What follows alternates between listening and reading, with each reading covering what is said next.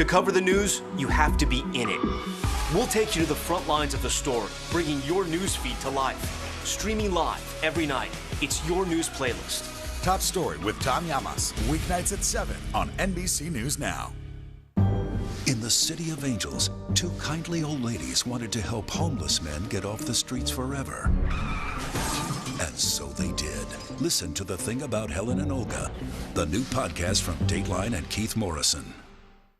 These days, it feels like the news never stops. So let's get into it. What's happening right now, what it all means for you for an hour every day. It can be hard to keep up, so let's get started together. Hallie Jackson Now, weekdays at 5 on NBC News Now.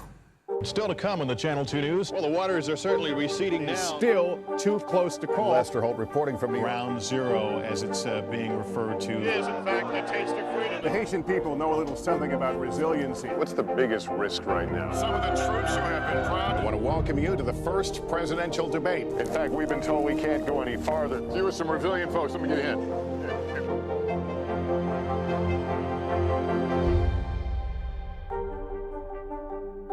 Sometimes the news can be difficult and overwhelming for kids to understand. Will coronavirus come back next year? So to help make sense of it all, we've created a newscast just for them. Man, you know a lot. We hope your family will watch Nightly News Kids Edition. The fire has grown leaps and bounds. What you see behind me is typical. How you doing? Pretty bad. Our world is facing some complex issues. Chuck Todd breaks them down. Every Thursday, a deep dive into a new subject. Meet the Press Reports. All episodes of Season 3 are now available on demand on Peacock. News is happening now. A look at what's making headlines around the world. Tonight, the major announcement of the COVID vaccine. This is a significant moment. Your news, whenever it happens, wherever you are, it's here now.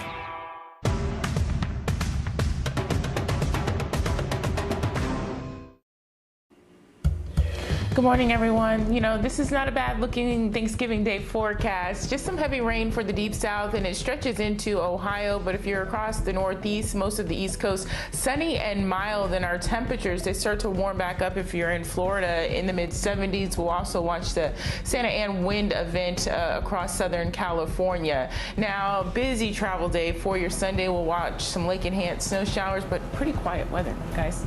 Thankful for that, Janessa, thanks. After a year like no other, the Macy's Thanksgiving Day Parade returns. The fire has grown leaps and bounds. What you see behind me is typical. How you doing? Pretty bad.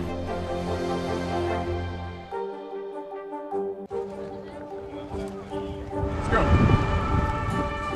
This is a critical choke point for this fire.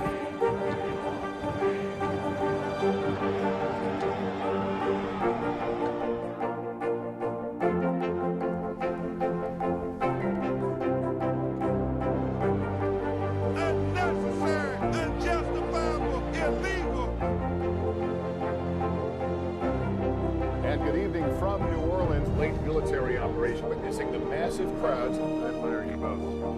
Nice to really spend some time with you. Appreciate it.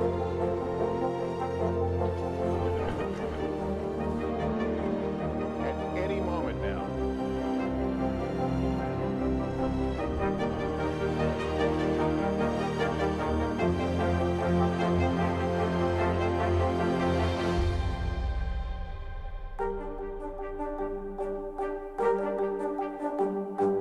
The fire has grown leaps and bounds. What you see behind me is typical. How you doing? Pretty bad. Our world is facing some complex issues. Chuck Todd breaks them down. Every Thursday, a deep dive into a new subject. Meet the Press Reports. All episodes of Season 3 are now available on demand on Peacock. Sometimes the news can be difficult and overwhelming for kids to understand. Will coronavirus come back next year? So to help make sense of it all, we've created a newscast just for them. Man, you know a lot. We hope your family will watch Nightly News Kids Edition.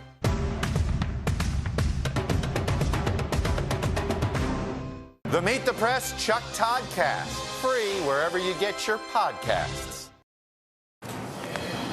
It was an awesome return to the commentary booth for 82-year-old Dick Vitale. represent here. This is really a big thrill for me. I want to thank all you people. Sent me so many great messages. ESPN. The beloved Dickie V said that he did not think he'd put the headset back on after being diagnosed with cancer last month, but the doctors gave him the okay to call college basketball in between his chemotherapy. Great to see him back out there. And Vitale was on hand to call a marquee matchup between the top two teams in men's basketball. It was a rematch of a down-to-the-wire Final Four game last season, but it was all Gonzaga in Las Vegas. Chet Holmgren led a stifling Zags defense, and Andrew Nebhard brought the firepower on offense with 24 points. Number one Gonzaga trounced number two UCLA 83-63. The Macy's Thanksgiving Day Parade celebrates 95 years tomorrow, and once again, the Today Show team is hosting. Our Mark Barger talked to Al Roker about what's in store this year. Happy Thanksgiving. Al Roker helped kick off a Macy's Thanksgiving Day Parade last year. It was a scaled-down affair because of the pandemic. This time around, the 95th edition should be much closer to normal. This year, it's going to be safe as well, but it's going to be more like the parade we love and we need. 10 marching bands from around the country and 28 floats, including 6 new ones, will once again travel the 2.5 miles through Manhattan. I think, you know, every element of the parade is spectacular unto itself. But when you take all of it and you put it together, there is nothing like it on the planet. Especially the balloons. 15 giant character balloons, many familiar, but 4 are new, including Baby Yoda.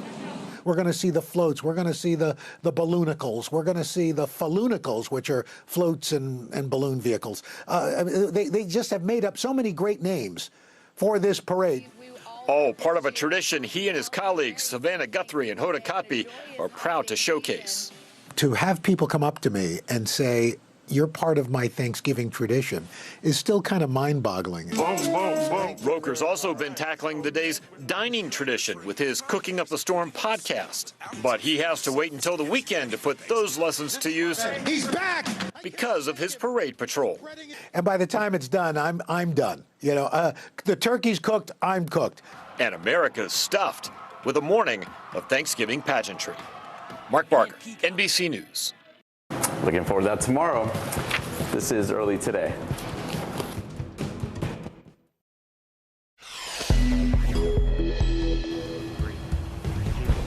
Breaking overnight, just moments ago, NASA launched its double asteroid redirection test mission aboard a SpaceX Falcon 9 rocket. The potential life-saving mission is underway. The fates of 3 men are on the line as the jury in the murder trial of Ahmaud Arbery will continue deliberations in just a few hours from now. The 6th victim has died. It's an 8-year-old child sustaining massive head injuries after being hit by a red SUV in Waukesha Sunday night at a Christmas parade. The suspect in court to face charges. And as millions hit the road for Thanksgiving, the push for boosters as COVID cases surge. A busy getaway travel Wednesday ahead. Early Today starts right now. Good morning, I'm Philip Mena. Thanks for being up early with us. I'm Francis Rivera. We begin with the community of Waukesha, Wisconsin, where residents are leaning on each other after the tragic events at the annual Christmas parade. An 8-year-old boy has become the 6th victim to die after an SUV plowed through the celebrations. Megan Fitzgerald is there with more. The man at the center of a horrific tragedy in Waukesha, Wisconsin, appearing before a judge for the first time. This is case number 21CF. 39-year-old Daryl Brooks charged with 5 counts of intentional homicide after allegedly plowing through a Christmas parade Sunday evening, killing 5 people, injuring 62 others. And the prosecutor saying more charges are pending after the confirmation of a 6th death, an 8-year-old boy. New images from a doorbell camera a short distance from the parade route appear to show Brooks asking a homeowner to call an Uber. Can you call it for me, please? I'm homeless. Not long after, police moving in moments before making an arrest. Court documents show Brooks has a decades-long criminal history, including arrests for sexual abuse, drugs, battery, and domestic violence. Just this month, he was arrested for allegedly running over his child's mother, but was released from jail just days ago after posting a $1,000 bond. It's clearly a breakdown in the criminal justice system. to release a man with his record on $1,000 bail. 5 dead, ranging from 52 to 81 years old. 3 of the victims, Virginia Sorensen, known as Ginny, Leanna Owen, and Tamara Durand, all members of the Milwaukee Dancing Grannies who marched in Sunday's parade. Wilhelm Hospel died while walking alongside them, carrying cups of ice. Dozens more injured Sunday, including 18 kids rushed to Children's Hospital. 10 remain in ICU, while the trauma of that day is setting in. People screaming everywhere, panic, we just took off running. Taylor Medrano was at the parade with her 1-year-old son and witnessed the horror. Could you feel the car zooming past? It was like a brush of wind. You had all those kids, it was like they weren't even there. We are all Waukesha. A devastated community finding comfort in grieving together. According to Life Point Church and a GoFundMe page created by a family member, the 8-year-old boy is Jackson Sparks. He underwent brain surgery on Sunday evening, but sadly died from his injuries on Tuesday. His 12-year-old brother was also injured. Francis? Megan, thank you. The Biden administration has announced a new COVID vaccination mandate. It'll require essential non-resident travelers crossing U.S. land borders like truck drivers and government and emergency response officials to be vaccinated by January 22nd. The announcement comes as Americans are rolling up their sleeves for a 3rd time for a booster ahead of Thanksgiving gatherings. Here's NBC's Miguel Almaguer. Relax, relax, relax. The race to vaccinate hitting new benchmarks just as travel begins to surge and new infections start to mount. For 3 weeks, average inoculations have topped more than 1 million a day for the first time since spring. And now it's booster shots making up the majority of jabs, with Thanksgiving and family gatherings 2 days away. Not only do boosters work, they work even better than the peak dose, the peak response after the 2nd dose. It comes just as new infections and hospitalizations climb nationwide, pushing some ERs back to the brink all over again. But despite the troubling trend, Dr. Tyson Bell says there are ways to protect your family for the holidays. For my family, everyone who's eligible, who's gathering, is going to be vaccinated. I'm having a smaller gathering than I would normally have, so about 5 or 6 adults. And everyone's taking a rapid test before they come. While PCR tests remain the most accurate, fairly inexpensive and easy to use at-home test kits can provide another layer of protection, with the White House spending $3 billion to quadruple supply from September to December. Major pharmacies tell NBC News demand has been high for weeks. The rapid tests are not the gold standard. They're not perfect, but I think they're a really good layer to add to the other measures that you're doing to try to keep people safe. For Dr. Bell and families nationwide, moving from virtual to personal, a way to safely gather just in time for the holidays. There's been a lot of questions about those boosters, and officials at Pfizer say you can consider the booster to take full immunity about a week after you get that shot. Philip, back to you. Thank you. A verdict could be rendered today in the murder trial of Ahmaud Arbery. The fate of the 3 men accused of killing him now lie in the hands of 12 jurors. Travis McMichael, his father Gregory McMichael, and their neighbor William Roddy Bryan could face life in prison. NBC's Sam Brock is in Georgia with the latest. Sam, good morning. Philip, good morning. A jury here in Brunswick is weighing nearly 30 charges filed against 3 men accused of killing Ahmaud Arbery, a small city here in Georgia, and a country right now watching closely to see what they decide. For the family and friends of Ahmaud Arbery, after months of agony, the jury in this case now deliberating. I do think that we will come back with a guilty verdict. We will get justice for Ahmaud. At points during the prosecution's rebuttal, graphic photographs of the crime scene causing Ahmaud Arbery's mom to cover her face. 3 men in this case face 9 charges, including aggravated assault and murder with malice aforethought, which can be formed in an instant. It has nothing to do with anger or hatred for a person. Instead, it deals exclusively with the concept of intent. Intent to kill, intent to cause serious bodily harm. The prosecutor telling the jury a self-defense claim cannot apply when you create the danger and confronts an unarmed victim. This isn't the Wild West. He moved toward Mr. Arbery with the gun. A message they hope sticks with the jury. What's potentially the power of these last 2 hours being the final thing the jury will hear before they start deliberating? She has a fresh jury. The jury has had all the evidence, and so it's great that right before they go into deliberation, they'll be hearing from the prosecution, making their case, and hopefully getting the conviction.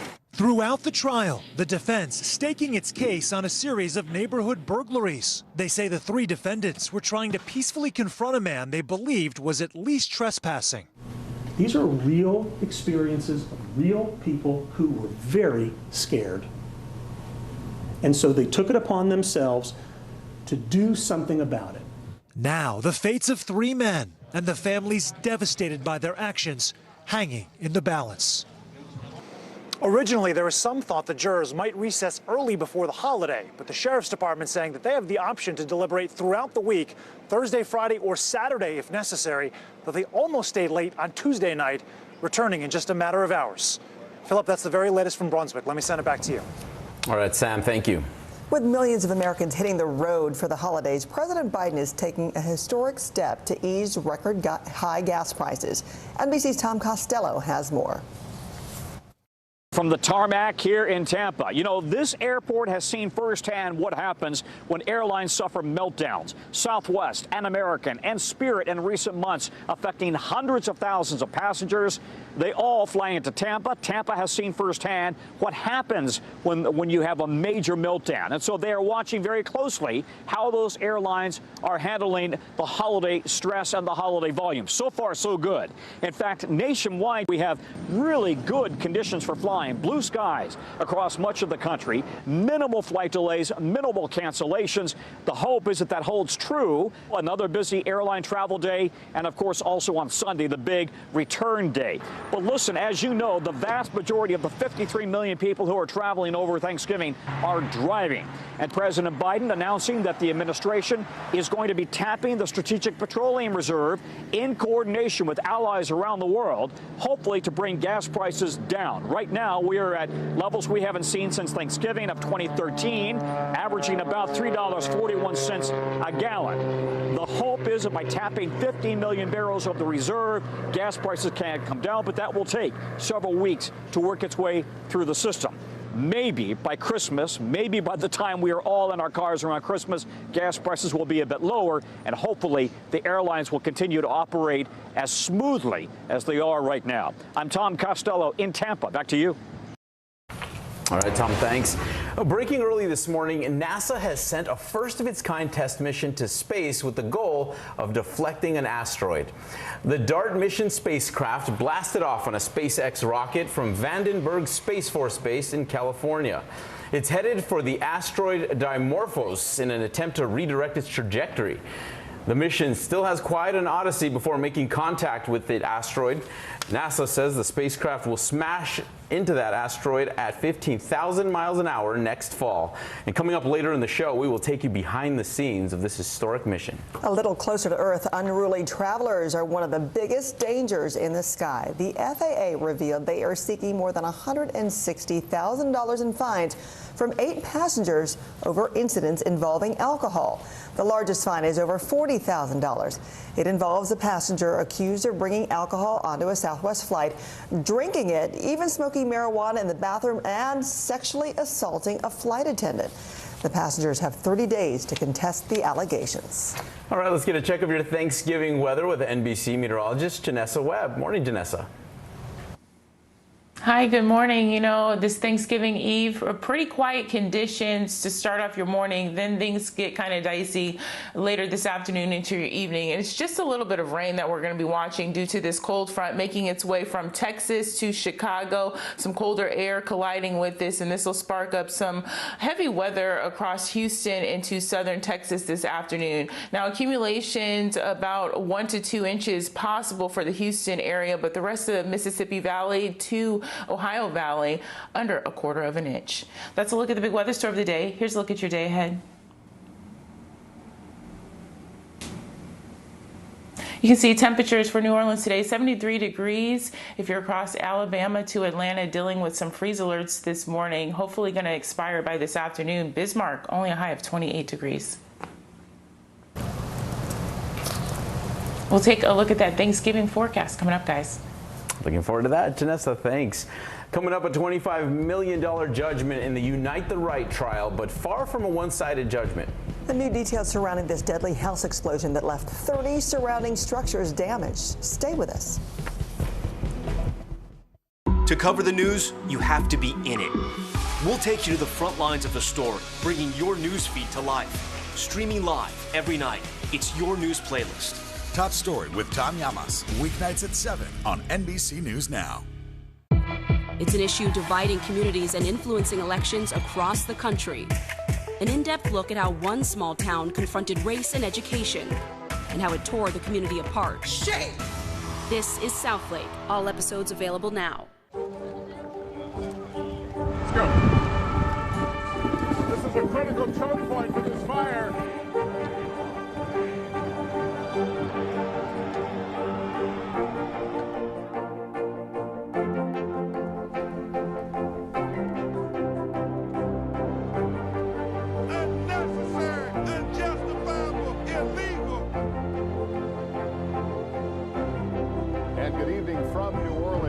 Military operation, witnessing the massive crowds. I admire you both. Nice to really spend some time with you. Appreciate it.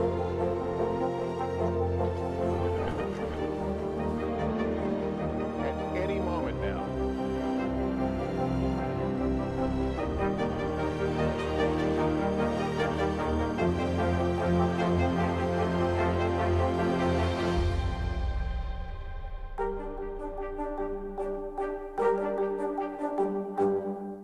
News is happening now. A look at what's making headlines around the world. Tonight, the major announcement of the COVID vaccine. This is a significant moment. Your news, whenever it happens, wherever you are, it's here now.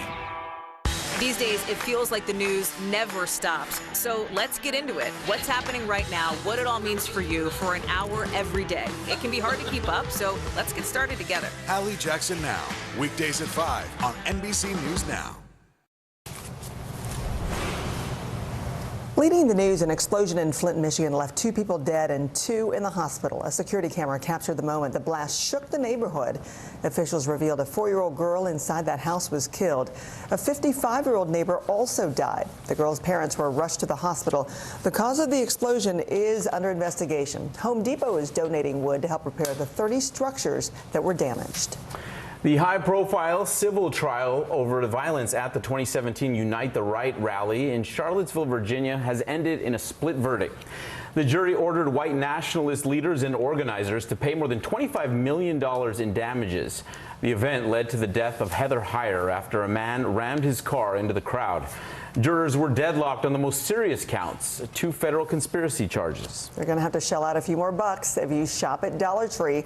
The popular discount store says it'll raise the baseline price for items from $1 to $1.25. Dollar Tree's president and CEO cited inflation for all of that and that price hike. The company also claimed it can carry more products with higher prices. Still to come, a real-life wrestling drama spills into the streets after a fan tackles a WWE star during a wild live broadcast. And man's best friend meets Man of Steel. Superman's dog assembles a group of pets in a league of their own for DC's latest movie. To cover the news, you have to be in it. We'll take you to the front lines of the story, bringing your news feed to life. Streaming live every night. It's your news playlist. Top Story with Tom Llamas, weeknights at 7 on NBC News Now. The Meet the Press Chuck Todd Cast, free wherever you get your podcasts. Our world is facing some complex issues. Chuck Todd breaks them down. Every Thursday, a deep dive into a new subject. Meet the Press Reports. All episodes of Season 3 are now available on demand on Peacock. Do you feel like the bad guy in this? Why should they believe you when they know that people are getting in? Has it been worth it to make this trip? Do you feel like you're giving a green light to politicians? How do you explain why your case has become so important?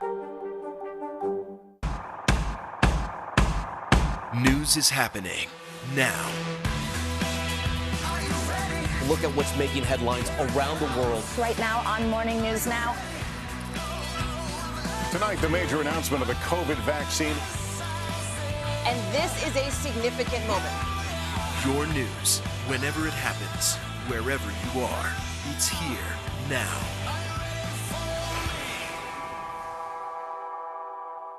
The Meet the Press Chuck Todd Cast, free wherever you get your podcasts. These days, it feels like the news never stops. So let's get into it. What's happening right now, what it all means for you for an hour every day. It can be hard to keep up, so let's get started together. Hallie Jackson Now, weekdays at 5 on NBC News Now. Let's go. This is a critical choke point for this fire.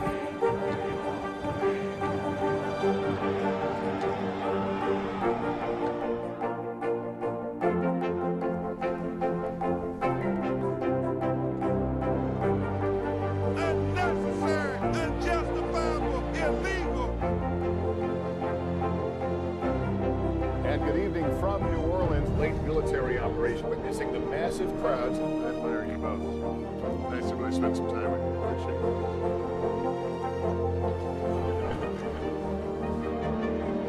At any moment now.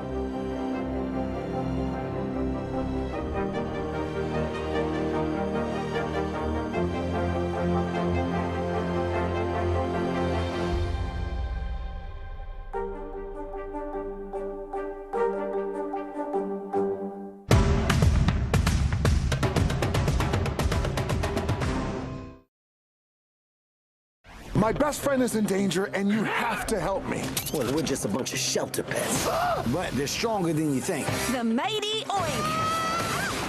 I didn't see anything. Show on wheels.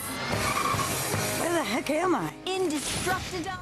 That's a look at Warner Brothers' League of Super Pets. The Justice League is getting backup from some superpowered pets. Dwayne "The Rock" Johnson voices Crypto, Superman's dog, who's on a mission to save his owner. It debuts in May of 2022. Now to a tense moment, blurring the lines between reality and entertainment Monday night when a fan jumped the barricade at a WWE event, charging at wrestling superstar Seth Rollins after his match. Here's NBC's Tom Yamas with the story. Because I am a revolutionary. I am a visionary. For WWE Universal Champion Seth Rollins, Monday Night Raw started out on script, live in the Barclays Center, taking on the Prince, Finn Balor, the two flying in and out of the ring. Seth Rollins looking absolutely possessed. But then shortly after Rollins won the match, the biggest surprise of the night, one Rollins never saw coming. Not going to have a match. I mean, look at the condition of the crowd. A spectator from out of nowhere breaching the barricades and spearing the wrestling superstar.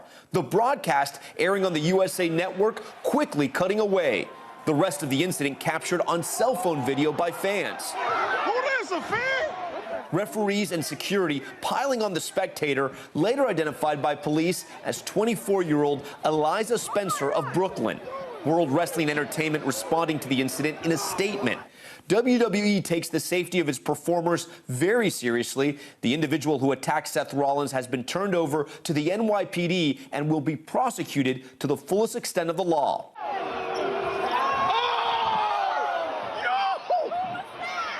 And before you dismiss this as some type of stunt, the fan who went too far is now under arrest. Police confirming Spencer has been charged with attempted assault and disrupting a live sporting event. Authorities not saying what motivated the disruption. The video, though, going viral, with more than 2 million views and counting. Before WWE officials bounce Spencer out of the arena, Rollins is seen in the video taunting a surprise attacker. The wrestler getting the last word in, but maybe, just maybe, we see a rematch. Hopefully this time the two are actually in the ring. Yeah, I don't think it would be evenly matched at all. Our thanks to Tom Yamas for that report. I mean, that guy didn't want that smoke. No, the fans are thinking, is this real? It's going to take a little while to realize it actually was a real deal, You wake not up a stunt. You wake up in a jail cell, you know. Coming up, Janessa has your Thanksgiving Day forecast. And it might be the ultimate cheat day. Can you guess just how many calories are packed into the average Thanksgiving dinner? It's an issue dividing communities and influencing elections across the country. An in-depth look at how one small town confronted race and education and how it tore the community apart. Shame! This is Southlake. All episodes available now. News is happening now. A look at what's making headlines around the world. Tonight, the major announcement of the COVID vaccine. This is a significant moment. Your news, whenever it happens, wherever you are, it's here now. News is happening now. Look at what's making headlines around the world. Right now on Morning News Now. Tonight, the major announcement of the COVID vaccine. And this is a significant moment. Your news, whenever it happens, wherever you are, it's here now.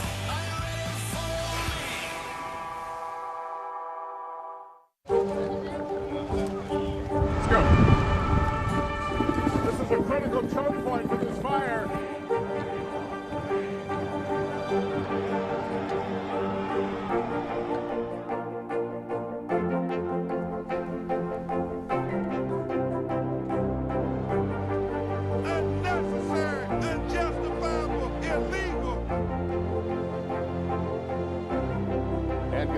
From New Orleans, late military operation witnessing the massive crowds. I admire you both. Nice to really spend some time with you. Appreciate it.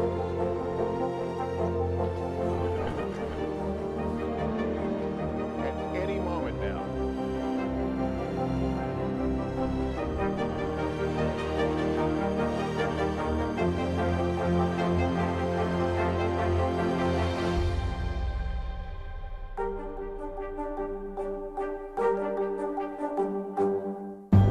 In the City of Angels, two kindly old ladies wanted to help homeless men get off the streets forever. And so they did. Listen to The Thing About Helen and Olga, the new podcast from Dateline and Keith Morrison. Do you feel like the bad guy in this? Why should they believe you when they know that people are getting in?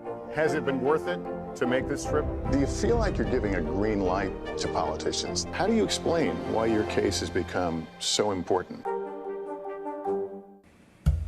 Good morning, everyone. For your Thanksgiving Day, we're going to watch this heavy rain across the deep south, stretching into Ohio, but northeast to the Carolinas, sunny and milder conditions. We'll also watch the Santa Ana wind event across Southern California.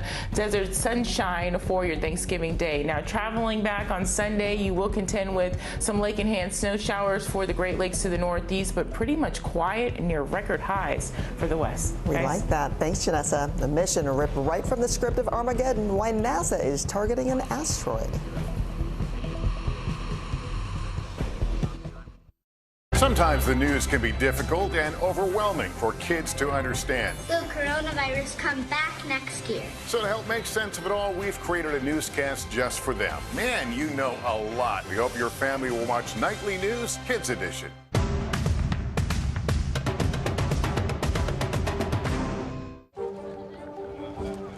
Let's go. This is a critical choke point for this fire.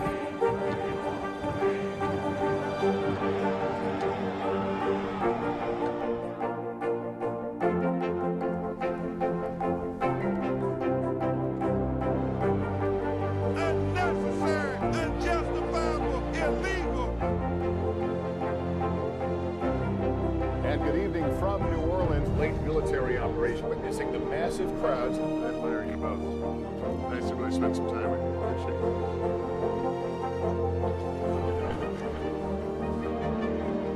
At any moment now.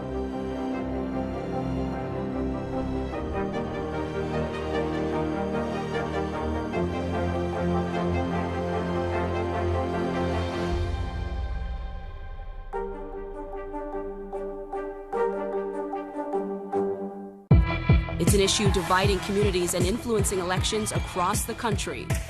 An in-depth look at how one small town confronted race and education, and how it tore the community apart. Shame! This is Southlake. All episodes available now.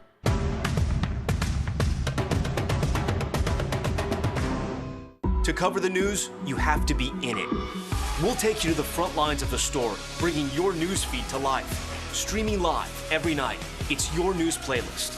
Top Story with Tom Llamas, weeknights at 7 on NBC News Now.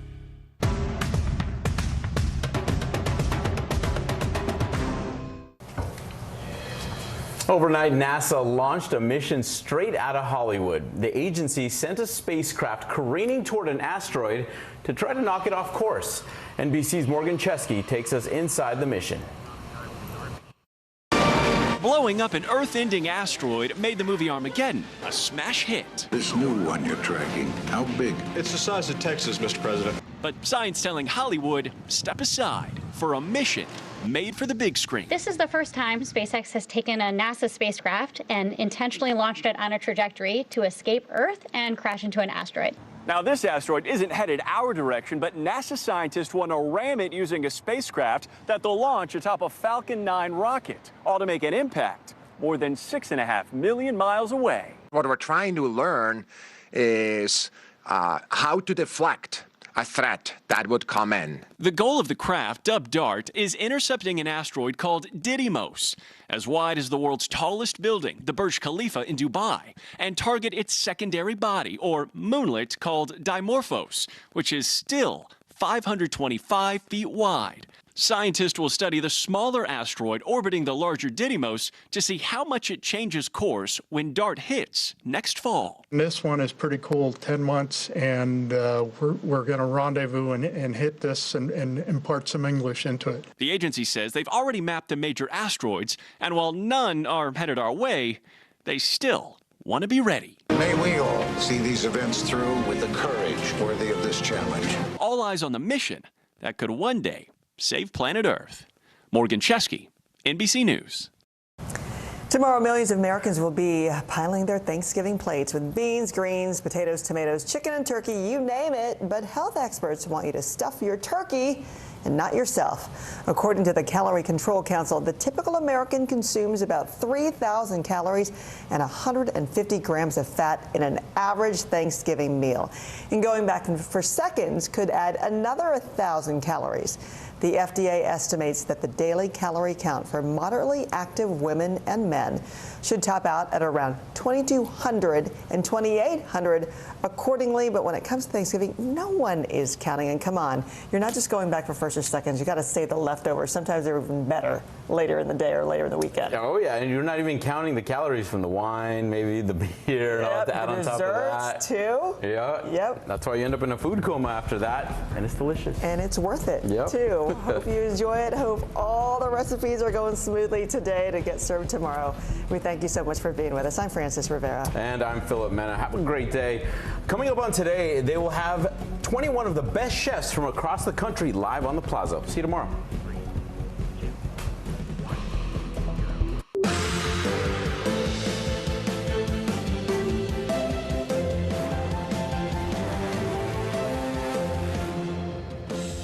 Good morning, I'm Joe Fryer. And I'm Savannah Sellers. Right now on Morning News Now, the waiting game. Another contentious day of jury deliberations in the Ahmaud Arbery murder trial begins shortly as day one comes to a close without a verdict. Our team is outside the courtroom with the latest developments as the nation awaits a final decision. Turkey trot on this Thanksgiving Eve. You better believe we've got your full travel outlook on deck, from the highways to the skyways and everything in between, as millions of Americans are expected to head out for the holiday weekend, smashing pandemic records. And, of course, our weather expert, Bill Cairns, is on standby for that highly anticipated forecast. We've got it all coming up. And this morning, giving back. Unfortunately, the supply chain crunch is weighing heavily on many Americans this holiday season. And when you add inflation to the mix, the load to bear for some becomes even greater. That's especially true for our nation's food banks, as the families they serve. We'll take you to Boston, where demand for goods is sky high, made worse by the pandemic, the challenges staff are facing, and how you can help. Plus, talking turkey, feeling anxious about heading home this weekend, dreading those prying questions from family members about life and love. We've got an expert on hand with some tips on how to get through the holidays with your mental health intact.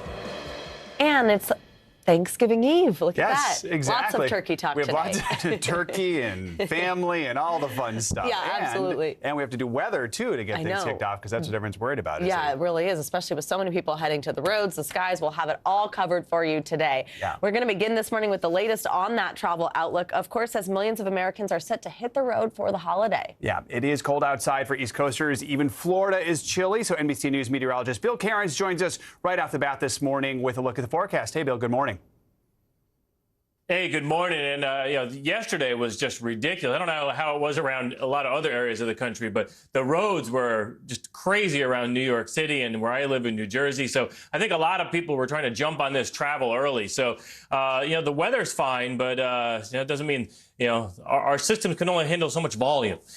Today, cold, obviously. It's cold all the way down into Georgia this morning. When you see that, like, Florida and the Panhandle is in the mid-30s, that's chilly. Panama City's at 37 degrees. So even by Florida midwinter standards, this is a cold air mass. But it'll be sunny this afternoon. And with the winds lighter than yesterday, I think we'll have even less airport delays today than yesterday. We will see some late-day rain developing in areas like Little Rock, towards Tulsa possibly. But again, that's not going to cause many airport issues or issues on the roads, and a tiny bit of snow in the Rockies. So heading to the airports early today. Airports I have colored in green. I do not expect any weather impacts at all. Areas in yellow, maybe very minor issues.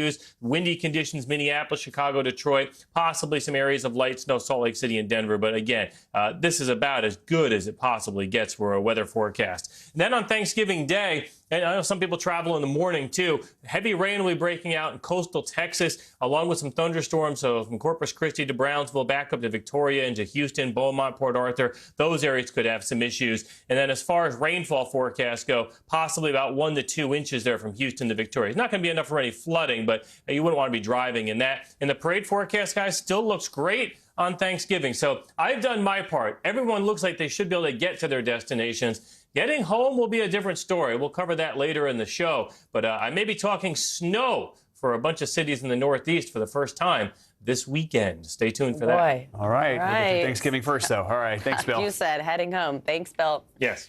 All right, now let's talk about that travel outlook as millions of Americans get ready to hit the road and the sky for the holiday. Yeah, more Americans are expected to fly this Thanksgiving than at any other point since the pandemic began, and on the roads, which is how most Americans are getting around this holiday. AAA forecasts the number of drivers will get close to pre-pandemic levels. That means you could hit some traffic on your way to that turkey dinner. WNBC reporter Tracy Strahan joins us now for more on the traffic outlook. She is at a service area on the New Jersey Turnpike. So, Tracy, good morning. How are the roads looking this morning where you are right now?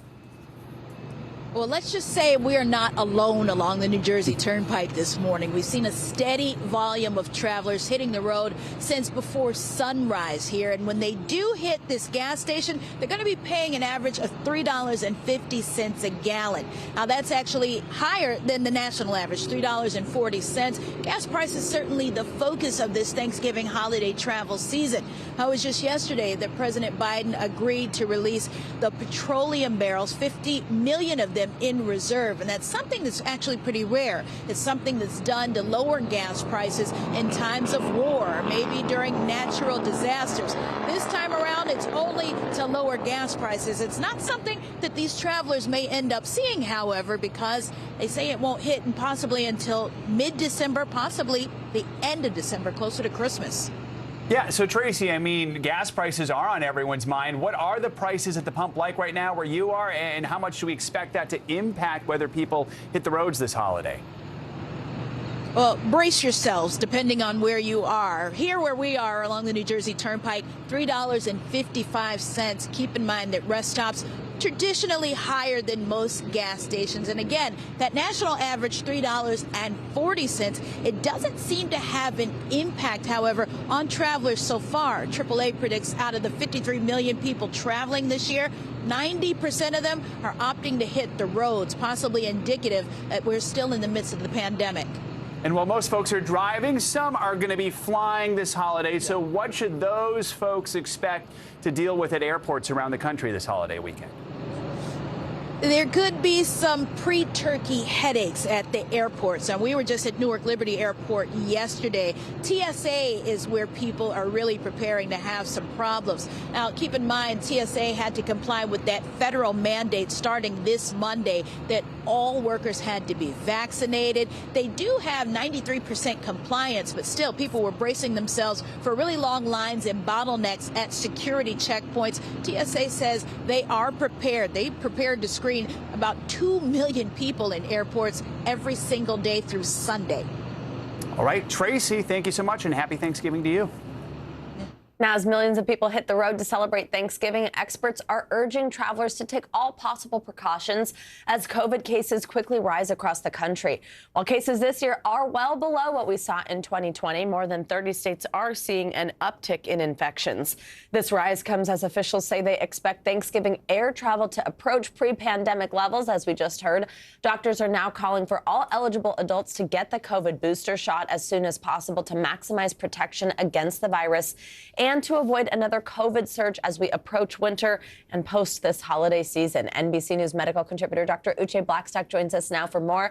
Dr. Blackstock is an emergency medicine physician and the CEO of Advancing Health Equity, and of course, someone you recognize on the show. Dr. Blackstock, good morning. So cases, as we just mentioned, across the country are on the rise in about 30 states as more people start to head out the door, cross those state lines, be indoors with their family. Now, we have even heard from people like Dr. Fauci kind of giving the green light for Thanksgiving celebrations, saying that's what they're going to be doing. But of course, some limitations. So just walk us through some things we should keep in mind, how we should decide who to invite to our parties, what type of precautions we should be taking. Well, thank you so much for having me on, Savannah. And I think it's possible this year to have a safer Thanksgiving than last year because we have more tools in our toolbox. You know, obviously people can be vaccinated. So you want to make sure that whoever you're socializing with is fully vaccinated. People who are fully vaccinated and eligible should have received boosters. The other tool we have are rapid tests, and rapid tests are pretty amazing for determining who is not only infected but infectious, who has the ability to pass on the virus to someone else. And that is a test that you can take right before you see loved ones to ensure that you don't infect them. And so again, it's really using a bunch of these tools together. You can also open up windows and doors, bring in air purifiers, make sure that you have improved ventilation in indoor settings to make Thanksgiving as safe as possible. And Dr. Blackstock, you mentioned that it should be with people who are vaccinated, and we've been talking about these difficult conversations that sometimes come up at family gatherings. I think this year is one of those new ones that we're dealing with. Are you vaccinated? Are you not? I mean, is your advice that people who are not vaccinated within a family should not be there for Thanksgiving dinner? Is it you should be masked? If so, how do you handle something like that safely? Right. And I think everyone is going to take like their own personal risk. You know, I think for me, I would not feel comfortable spending Thanksgiving with someone who was not vaccinated. If people really do want to spend time with their unvaccinated relatives, they can have them take a rapid test before they see them. They're about 98% accurate. So again, we do have the tools for a safer Thanksgiving, but if you're going to be spending time indoors, you want to spend it with people who are fully vaccinated. I think that testing reminder is a really good one, too. Still a tool that we have, still something that we can absolutely be using to help, especially with getting together. Doctor, I want to ask you specifically about kids. COVID cases are rising among children. According to the CDC, child COVID cases have gone up 32% in the last 2 weeks. Of course, we do know now that we do have this vaccine that children are eligible for of a certain age. What do you make of that rise, and what do parents need to know? Right. I mean, I think that rise is incredibly concerning, but it just shows that the Delta variant, the virus, will go to and infect people who are not vaccinated. And we still have a substantial number of children, especially 5 to 11-year-olds, who are not vaccinated. So I would encourage parents to continue to talk to their pediatricians, family medicine physicians, and healthcare professionals about any questions they have about getting their children vaccinated. We know these vaccines are safe and effective, and we can help decrease those numbers by getting more children in this age group vaccinated. Dr. Uche Blackstock, thank you so much. Info we need as we head into this holiday. Happy Thanksgiving. Thank you. Happy Thanksgiving. As we mentioned moments ago, just as millions of Americans prepare to hit the road for Thanksgiving, the Department of Energy is taking a rare step to address rising gas prices. President Biden announced yesterday the federal government is releasing oil from the nation's Strategic Petroleum Reserve. The impact is real, but the fact is we've faced even worse spikes before. just in the last decade. It will take time, but before long, you should see the price of gas drop where you fill up your tank. NBC News correspondent Josh Letterman joins us now from Nantucket, Massachusetts, where the president and first lady are spending Thanksgiving. So, Josh, this is a big move to try to solve a big problem. The average cost per gallon is up over $1 from last year. So just how long will it take for Americans to see these prices start to drop? And what else did the president say in those remarks about this yesterday? Yeah, big move and a pretty unusual move at that, Joe. It's not going to be immediate. It takes a while for oil supplies to work their ways through the system. And so most economists say we won't likely see any impact from this if it does actually have the desired effect of bringing down prices at the pump for another couple weeks into sometime in December, hopefully in time for folks to be heading out onto their Christmas holidays. We've actually already started to see oil prices start to decline a bit, but that has not yet translated into lower prices for the actual gasoline people are buying at the gas pump. And that's one of the reasons that President Biden has also asked the Federal Trade Commission to look into whether there could be some price gouging going on here, whether the oil companies are actually declining to pass some of those savings in terms of lower oil prices on to consumers in the form of lower gas prices. President Biden, as he was addressing those efforts to rein in costs yesterday, also spoke about his administration's broader efforts to tackle inflation, talking about how his Build Back Better agenda he believes will actually help reduce prices over the long term.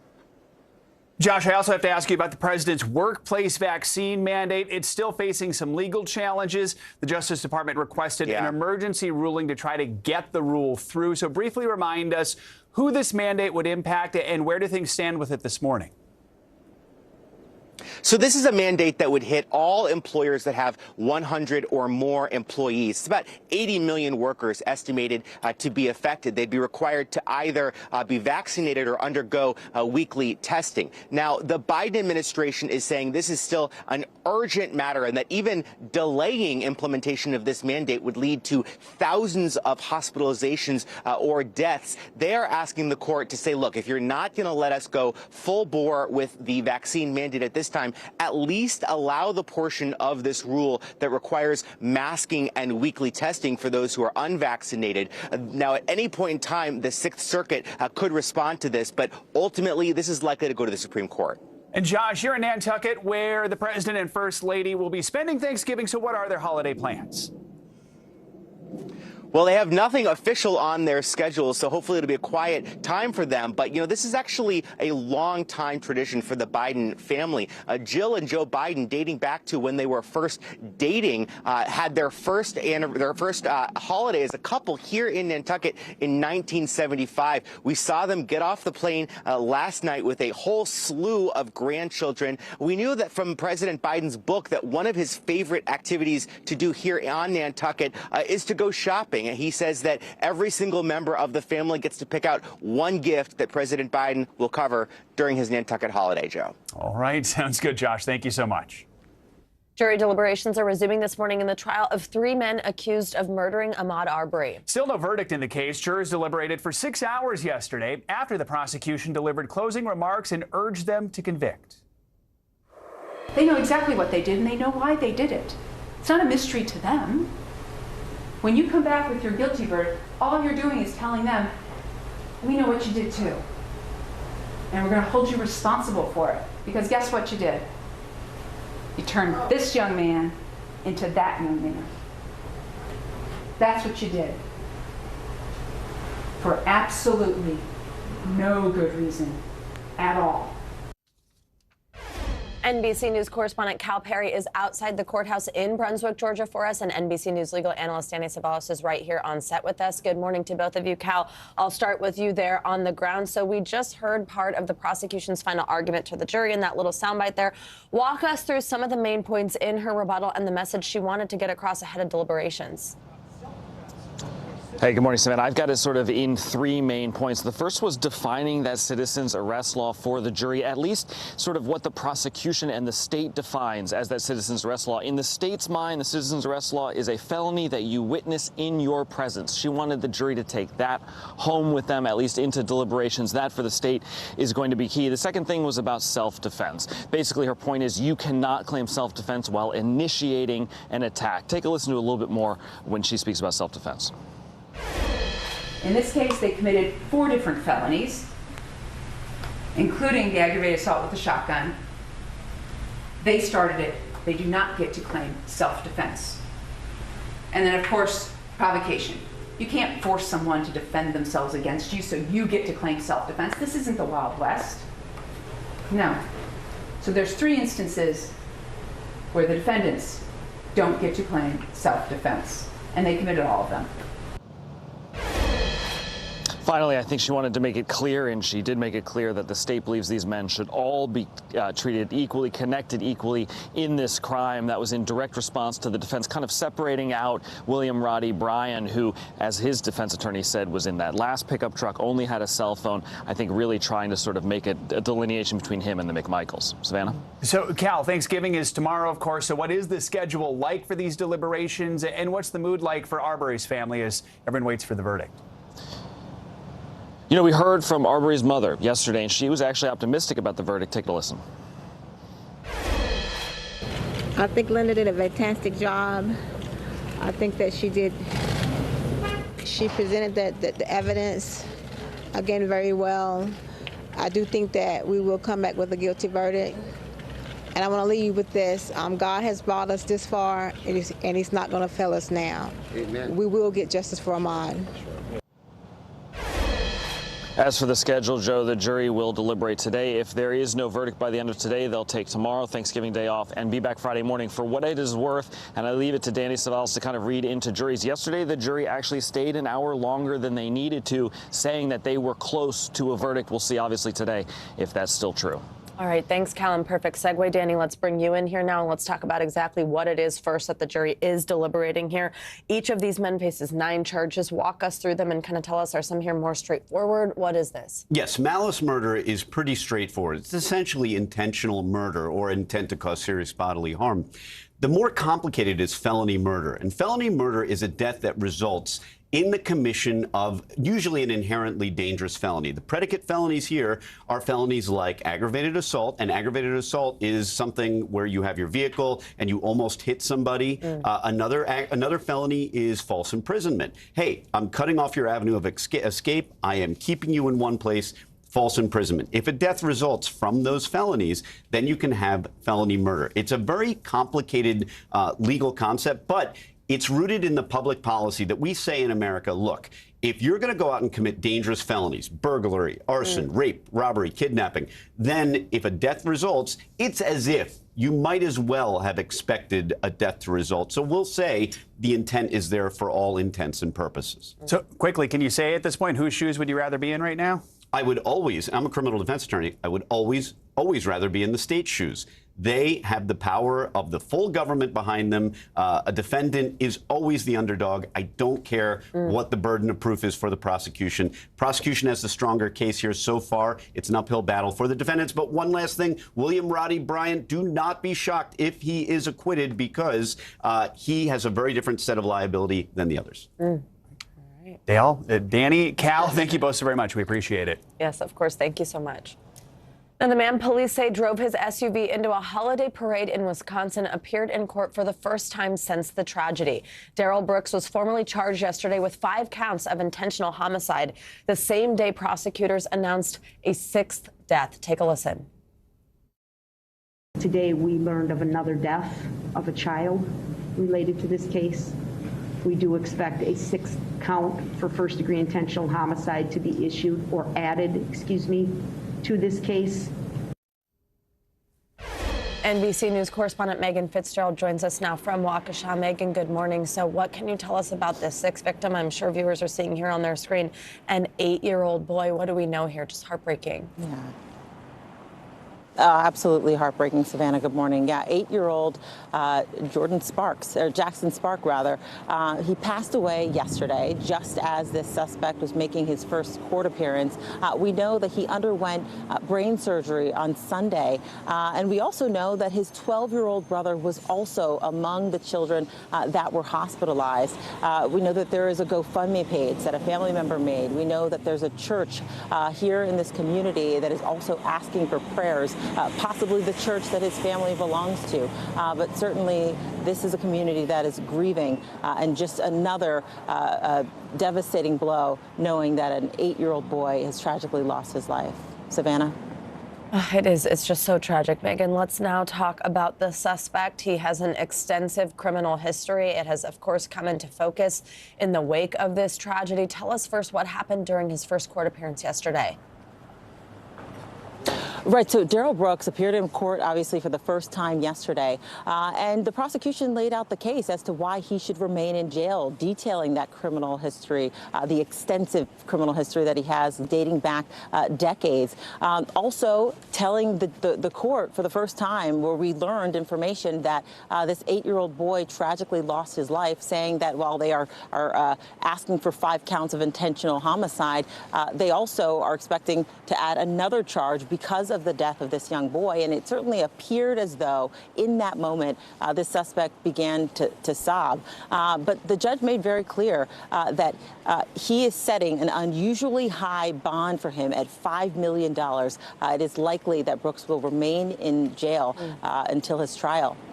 Savannah? And now investigators do believe that he drove into the crowd on purpose. Does that mean there's any word yet on a motive? You know, that's what this community wants to know. Why would this person allegedly do the actions that he is charged with? What we know is that he was fleeing another incident that was connected with a knife.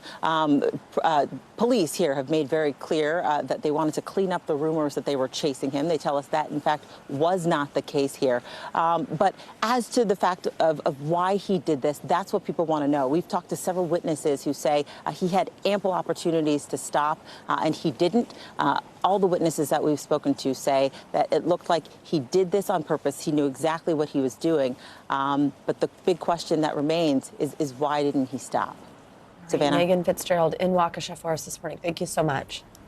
New details are emerging in the death of Brian Laundrie. The Florida Medical Examiner's Office that conducted the autopsy said Tuesday that Laundrie died by suicide from a self-inflicted gunshot wound to the head. The attorney for the Laundrie family said they were informed of the cause of death yesterday. The full autopsy report won't be released to the public until law enforcement wraps up its investigation. Laundrie's remains were found inside a Florida nature preserve last month. Police were searching for him following the death of his fiancée, Gabby Petito. Authorities had named Laundrie a person of interest in the case. Coming up, an unprecedented legal fight being waged against a social media giant. A mother and personal injury attorney now looking to take Facebook and a law surrounding sex trafficking cases all the way to the Supreme Court. That story is next. You're, of course, watching Morning News Now.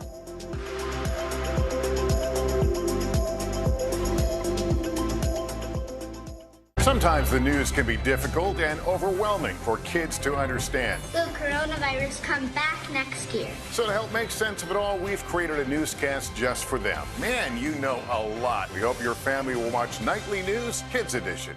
Still to come on the Channel 2 News. Well, the waters are certainly receding now. Still too close to call. Lester Holt reporting from New York. Ground zero, as it's being referred to. It is, in fact, the taste of freedom. The Haitian people know a little something about resiliency. What's the biggest risk right now? Some of the troops who have been proud. I want to welcome you to the first presidential debate. In fact, we've been told we can't go any farther. You are some resilient folks. Let me get in.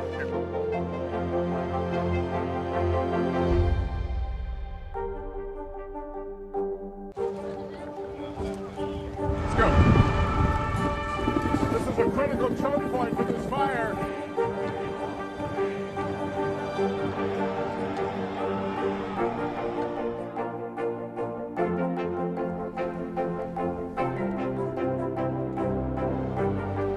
Unnecessary, unjustifiable, illegal. And good evening from New Orleans. Late military operation witnessing the massive crowds. I admire you both. Nice to really spend some time with you. Appreciate it.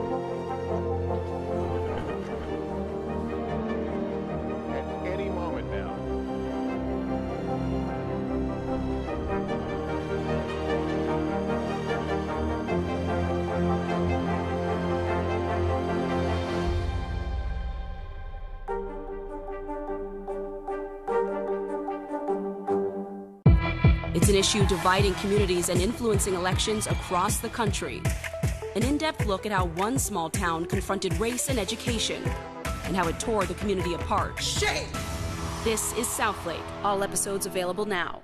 These days, it feels like the news never stops. So let's get into it. What's happening right now, what it all means for you for an hour every day. It can be hard to keep up, so let's get started together. Hallie Jackson Now, weekdays at 5 on NBC News Now.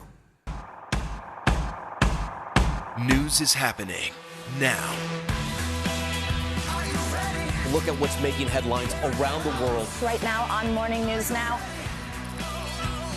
Tonight, the major announcement of the COVID vaccine. And this is a significant moment. Your news, whenever it happens, wherever you are, it's here now.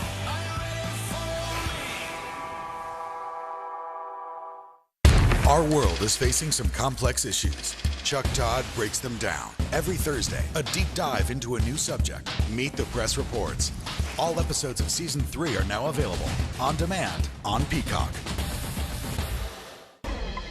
Welcome back. The jury in the Unite the Right trial in Charlottesville has reached a partial verdict awarding more than $26 million to 9 victims of that violent 2017 rally. But the judge says the jury remains deadlocked on 2 counts at the heart of the case. Did the defendants conspire to commit racially motivated violence? NBC News national security correspondent Ken Delaney has been following the case. He joins us now with more. Ken, good morning. So walk us through this partial verdict. What has the jury decided? Good morning, Joe. Well, on 4 of the 6 claims, the jury found the defendants liable and, as you said, awarded a pretty hefty sum of damages, $26 million in compensatory and punitive damages. But at the heart of the case, those first 2 counts of conspiracy under that 1871 Ku Klux Klan law, the jury deadlocked. And this really had all the hallmarks of a compromise verdict, because we had a note from the jury a few days ago that said, what happens if we deadlock on the first 3 counts, but we want to award on the last 3? Well, they ended up on the 3rd count of conspiracy under Virginia law. They did find the defendants liable in the end. So it's definitely a victory for these victims who are suing these white supremacist organizations. It very likely will bankrupt these people because they don't have $26 million. I should say that about half of that award went against James Fields, the man who drove the car into the crowd and killed a woman, Heather Heyer. He's serving life in prison, so he certainly doesn't have $12 million. But that was the whole point of this, Joe, was to bankrupt these organizations and to send a message that this kind of conduct cannot be tolerated. So, Ken, this is the first major trial in years to be tried under the so-called Ku Klux Klan Act. It's a federal law from the Reconstruction era. What does the law say? How's it being applied in this case? Yeah, so that is the setback here, is that law makes it sort of a civil tort violation to deprive people of their constitutional civil rights. It was designed to go after the Ku Klux Klan, as you said, an 1871 law, and on those counts the jury deadlocked. Now, the plaintiff's lawyers did say they will refile, and they have every right to do that. There's no double jeopardy in a civil case. They can try those counts again. They believe that they had a bad jury instruction from the judge, and the jury was confused. We'll see what happens there. But the reason that's important is that very law is being used to sue Donald Trump and some other people accused of fomenting the January 6th insurrection. So it will be interesting to see whether these plaintiffs can get a victory on those counts, Joe. Yeah, and Ken, while we have you, we want to ask you about the January 6th House Committee. It has now subpoenaed members of 3 far-right groups, including the Proud Boys and the Oath Keepers, for information about the attack on the Capitol. So unlike some of the other high-profile figures to be subpoenaed, executive privilege won't come into play this time. What kinds of things are lawmakers looking for here? Well, they're looking to answer the fundamental question that the Justice Department has not answered, which is, was there a conspiracy well before the event to attack the Capitol? Because right now there's no evidence either way, whether it was a spontaneous decision or whether it was planned. That's not in the criminal cases right now.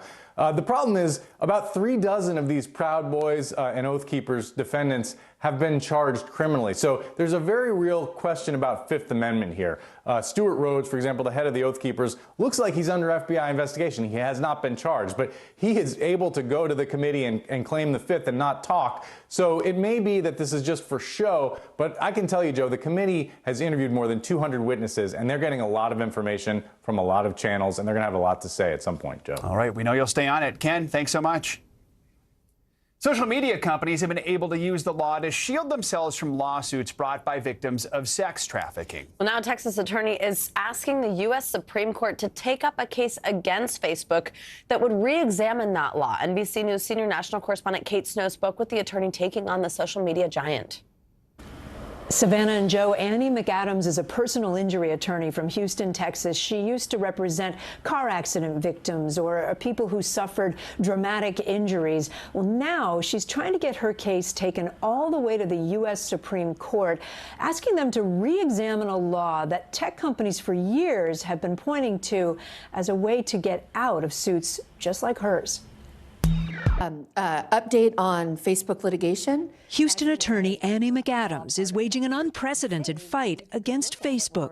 What do you think Facebook thought when you filed this suit initially? Probably underestimated me, which I welcome at any time.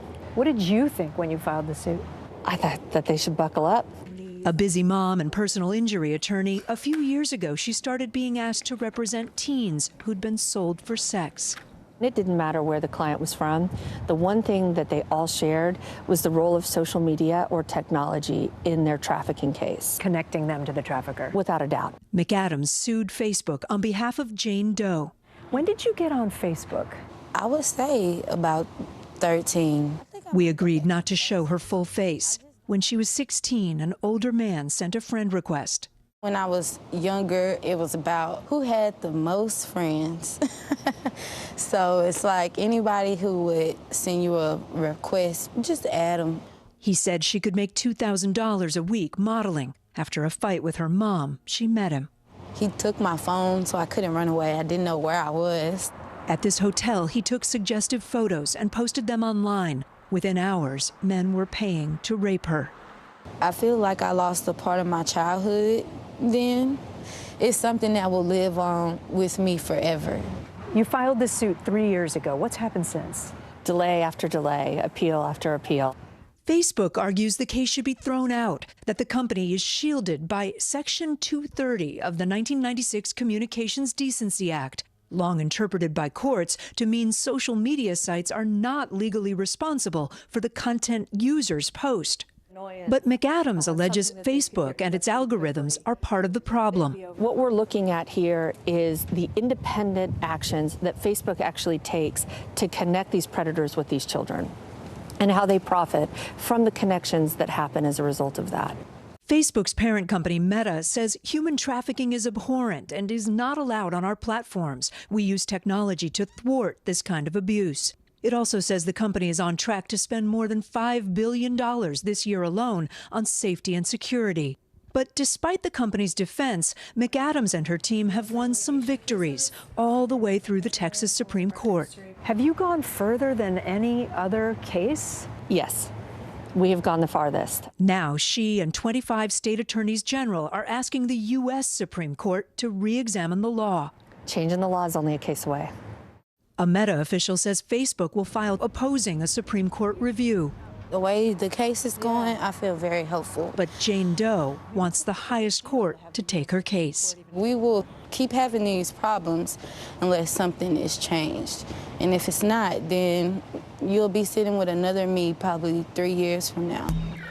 When I asked Annie McAdams how she feels about going up against Facebook and all their attorneys, she used a very Texas saying, guys. She said, the bigger the bull, the higher the score. And then she said, the fancier the lawyer, the taller the building, the harder they fall. She and Jane Doe both said to me they really think they have a shot at winning this. They really think they have a shot in the U.S. Supreme Court as well. On the other side, though, you've got Facebook about to really fight this, and the Supreme Court has not said yet whether they'll take this up. Joe and Savannah. All right, Kate Snow, thank you so much. Let's now take a look at what's making news around the world this morning. Matt Bodner is with us today from Moscow. Hey, Matt. Savannah, good morning. We'll start this one off today with a dire warning from the World Health Organization. They are saying that an additional 700,000 people could die from COVID-19 in Europe and parts of Asia by March. In Europe alone, the WHO has already counted 1.5 million dead from the virus. The warning comes amid shocking case surges across the continent, and in several countries at least, governments are starting to consider vaccine mandates. We move along now to Italy, where Rudy Gaudet, the only person convicted in the 2007 murder of a British student, Meredith Kercher, has been freed after serving most of his 16-year prison sentence. He was planned to be released in January, but the judge let him out early.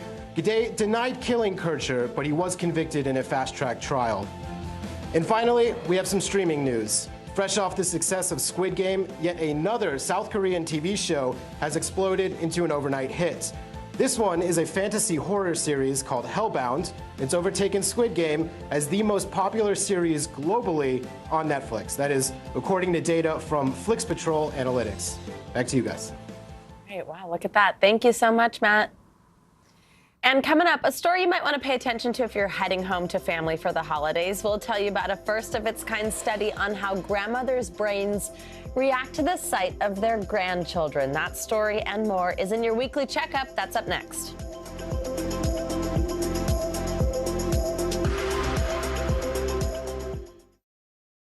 These days, it feels like the news never stops. So let's get into it. What's happening right now, what it all means for you for an hour every day. It can be hard to keep up, so let's get started together. Hallie Jackson Now, weekdays at 5 on NBC News Now. News is happening now. A look at what's making headlines around the world. Tonight, the major announcement of the COVID vaccine. This is a significant moment. Your news, whenever it happens, wherever you are. It's here now. The Meet the Press Chuck Todd Cast, free wherever you get your podcasts. News is happening now. Look at what's making headlines around the world. Right now on Morning News Now. Tonight, the major announcement of the COVID vaccine. And this is a significant moment. Your news, whenever it happens, wherever you are. It's here now.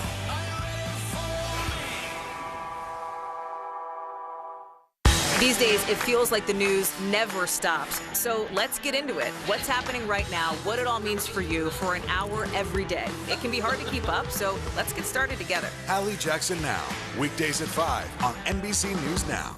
The fire has grown leaps and bounds. You see behind me is typical. How you doing? Pretty bad. The Meet the Press Chuck Todd Cast, free wherever you get your podcasts. To cover the news, you have to be in it. We'll take you to the front lines of the story, bringing your news feed to life. Streaming live every night. It's your news playlist. Top Story with Tom Llamas, weeknights at 7 on NBC News Now. The fire has grown leaps and bounds. You see behind me is typical. How you doing? Pretty bad.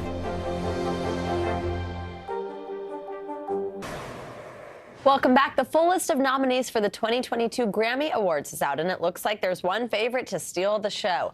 Jazz artist Jon Batiste leads all musicians with 11 nominations, mostly for his album We Are and his film score for the movie Soul. Justin Bieber, Doja Cat, and Her all came in second in terms of nominations with 8 each. Olivia Rodrigo scored 7 nominations, including 1, listen to this, in each of the big 4 categories. That includes Best Song, Album, Record, and Best New Artist. Now, despite having an amazing year, Taylor Swift only got 1 nomination. That was for her lockdown album, Evermore. So her fans, as you probably know by now, I am one, aren't so happy with that.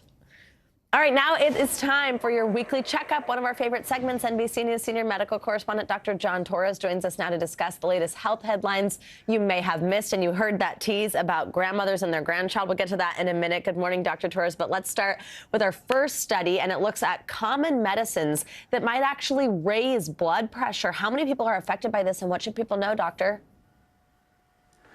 You know, this actually affects a lot of people, a lot more people than we think across the country. And here's the thing, people might not even know this is happening, particularly people who aren't getting treated for blood pressure. And what they have found out is certain medications that you take, and these are over-the-counter medications, can actually increase that. So 1 in 5 U.S. adults with high blood pressure could be taking these medications. And we're talking common meds that you might not think about raising blood pressure. Antidepressants, prescription NSAIDs, things like ketorolac, diclofenac, those kind of medications that a lot of people take, steroids, and even estrogen-containing medications. These can raise blood pressure to the point where it could actually become hard to control. And so it's important that you understand what you need to do here. And these are your doctor's orders.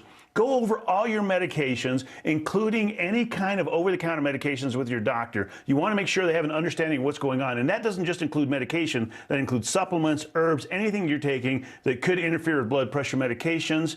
Consider replacing those meds with some safer alternatives.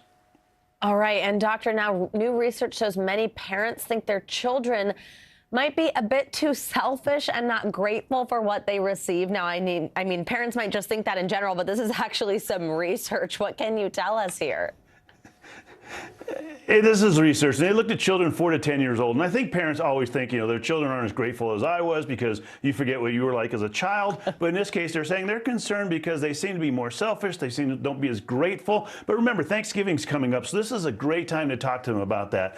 Again, as 4 and 5 parents say their children this age group, 4 to 10 years old, aren't as grateful as they should be, and over half of parents worry that they're spoiling their child. So what can you do? Well, here's your doctor's orders. First and foremost, remember, this is Thanksgiving coming up, so simply talk to them about Thanksgiving and different things they can do around this time frame. And then go old school with them. Have them start doing simple things like sending out thank you cards instead of just saying thank you or texting thank you, and then have them help out around the house. But when they do chores, make sure they're doing the chores and you're not doing it for them, and that'll help teach them that gratefulness, that gratitude, hopefully, but they're probably more grateful than you think they are anyway.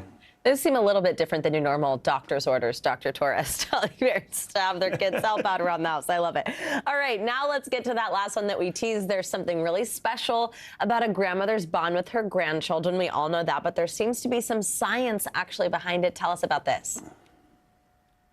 And this is great because a lot of grandparents will be meeting their grandkids for Thanksgiving and having a wonderful time. And what we found out with grandmothers in particular is grandmothers, when they're around their grandchildren, it actually lights up part of their brain that's associated with emotional empathy. So in other words, if their child's happy and smiling, they're happy and smiling. If their child's sad and crying, they're sad as well. And the connection favors this empathy with grandchildren. But when it comes to their own adult children, that connection favors thought over emotion. So in other words, they're wondering, what's my child thinking? What are they doing? How can I help them out? So doctor's orders, what can you do? Number one, just enjoy your grandchildren. Now is a great time to do that. And remember, Thanksgiving is a wonderful time for getting together. And then with your adult children, don't worry, they're going to be okay.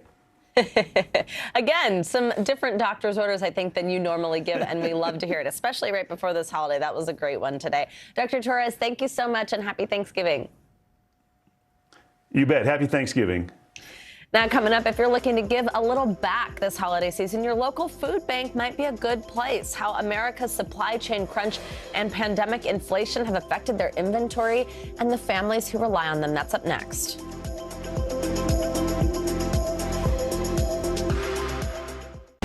Good morning, I'm Savannah Sellers. I'm Joe Fryer. Another giant leap for mankind. They want folks to shelter in place until this storm pushes through. Traveling to the United States is about to get a lot easier. Morning News Now, streaming weekdays at 7. Sometimes the news can be difficult and overwhelming for kids to understand. Will coronavirus come back next year? So to help make sense of it all, we've created a newscast just for them. Man, you know a lot. We hope your family will watch Nightly News Kids Edition. These days, it feels like the news never stops. So let's get into it. What's happening right now, what it all means for you for an hour every day. It can be hard to keep up, so let's get started together. Hallie Jackson Now, weekdays at 5 on NBC News Now. The fire has grown leaps and bounds. What you see behind me is typical. How you doing? Pretty bad. It's an issue dividing communities and influencing elections across the country. An in-depth look at how one small town confronted race and education and how it tore the community apart. Shame! This is Southlake. All episodes available now. News is happening now. Look at what's making headlines around the world. Right now on Morning News Now. Tonight, the major announcement of the COVID vaccine. And this is a significant moment. Your news, whenever it happens, wherever you are, it's here now.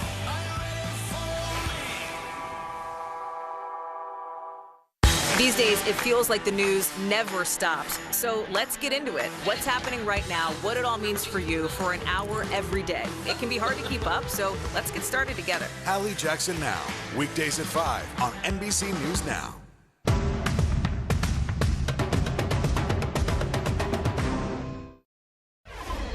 We've been telling you that this Thanksgiving is shaping up to be one of the most expensive in history. That's thanks to inflation and supply chain issues. And that's leading to more people seeking help from food banks since they can't afford groceries. NBC News correspondent Dasha Burns joins us now from the Greater Boston Food Bank. Dasha, good morning. So tell us a little bit about this. I know you spoke to leaders at that specific food bank, but what did they tell you about the issues they're facing ahead of Thanksgiving? How many people are showing up there? Tell us, what have you learned?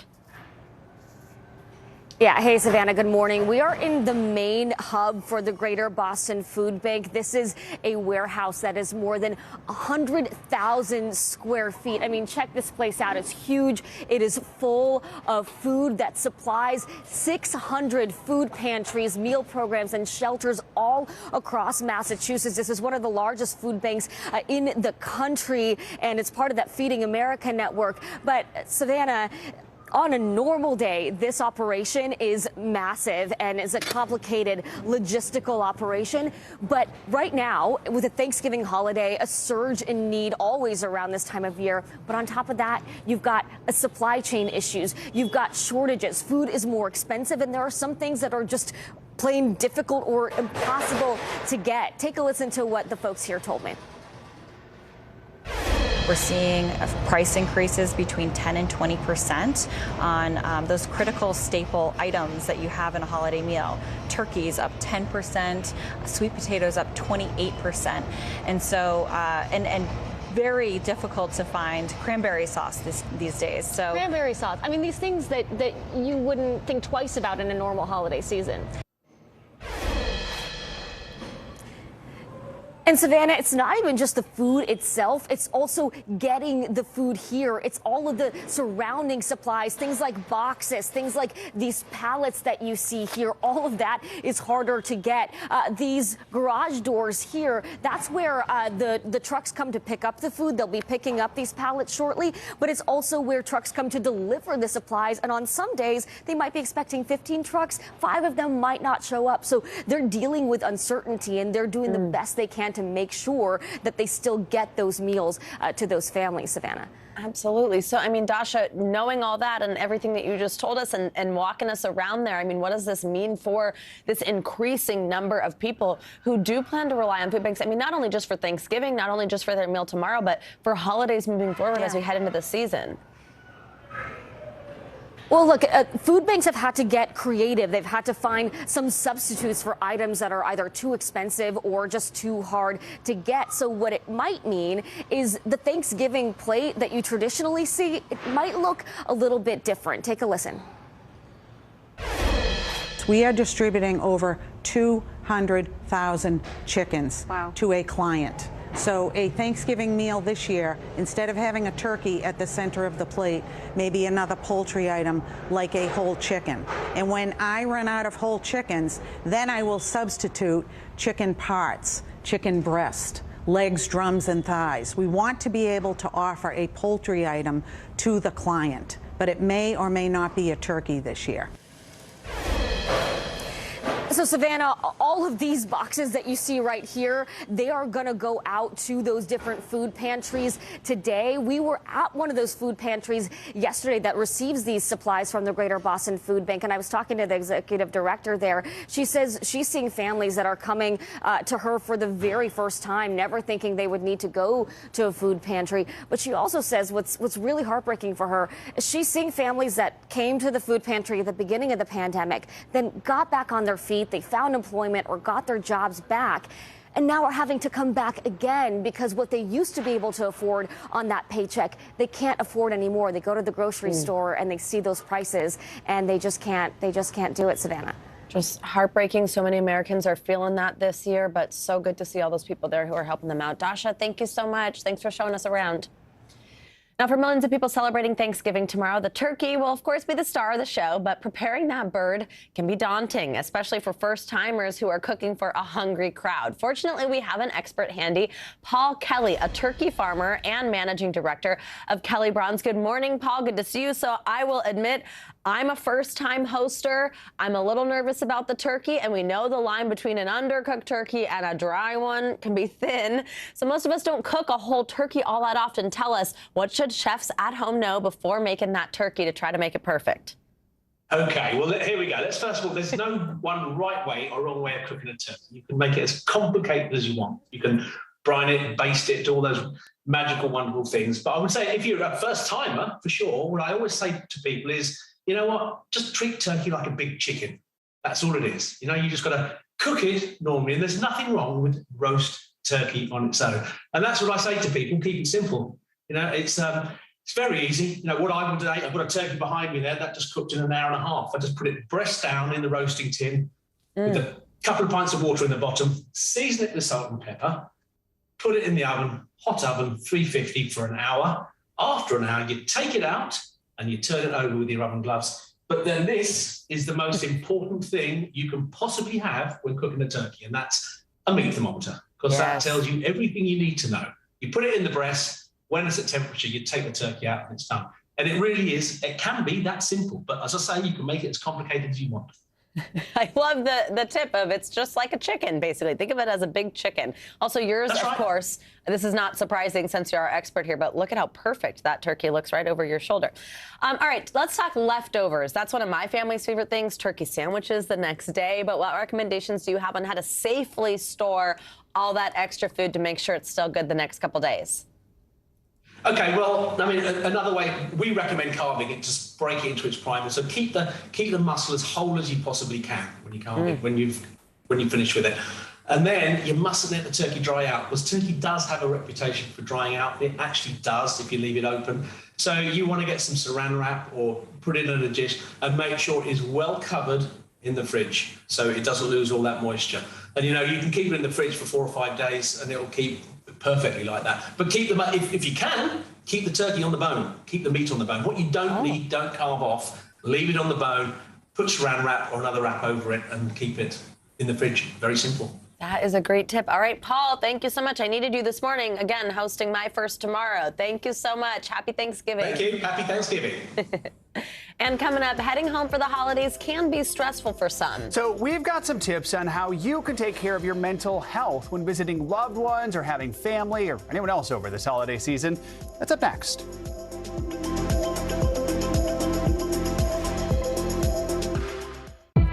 It's an issue dividing communities and influencing elections across the country.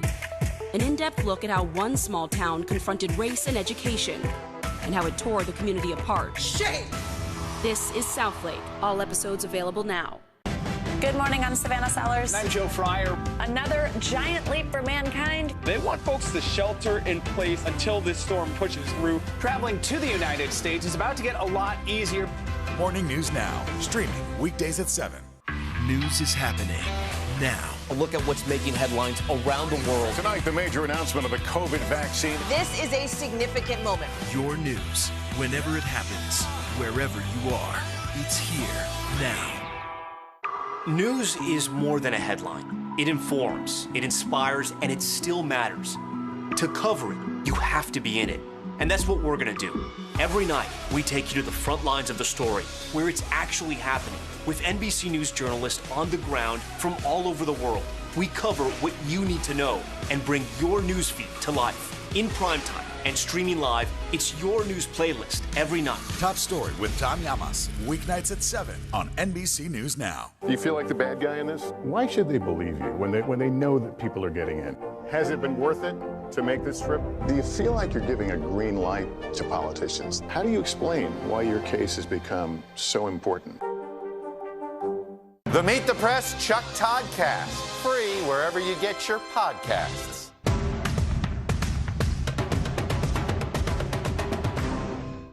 Our world is facing some complex issues. Chuck Todd breaks them down. Every Thursday, a deep dive into a new subject. Meet the Press Reports. All episodes of Season 3 are now available on demand on Peacock. The Meet the Press Chuck Toddcast, free wherever you get your podcasts.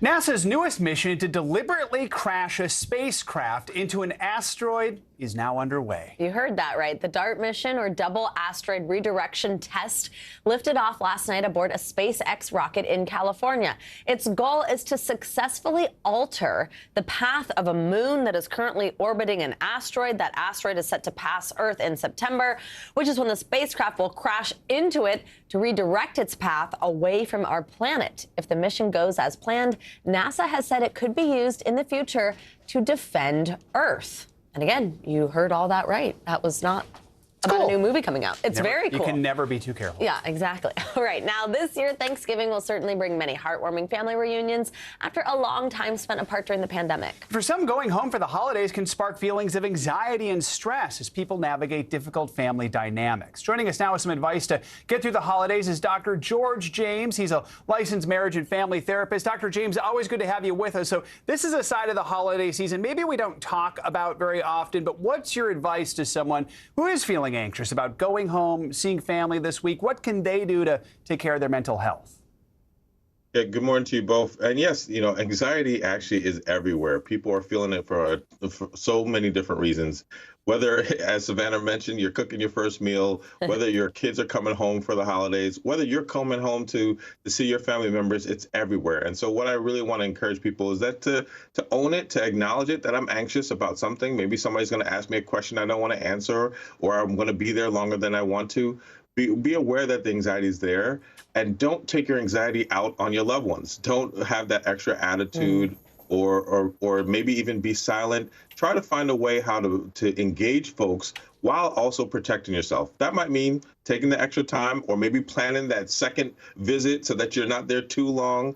Do the thing that you need to do so you can be there long enough, connect, but then also take care of yourself and do whatever else you need to do. Absolutely. Doctor, you mentioned being kind of quiet or having that attitude, which I think might be some people's response just kind of naturally when they get those questions they don't want to answer about their relationship status or how work is, or maybe a politics conversation. Do you have any tips for kind of setting healthy boundaries so that you don't sort of retreat and it can stay as happy and amicable and loving as possible?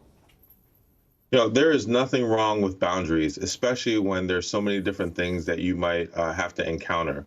The thing about it is that not to limit yourself to other people's expectations, and that having boundaries to protect yourself is perfectly fine.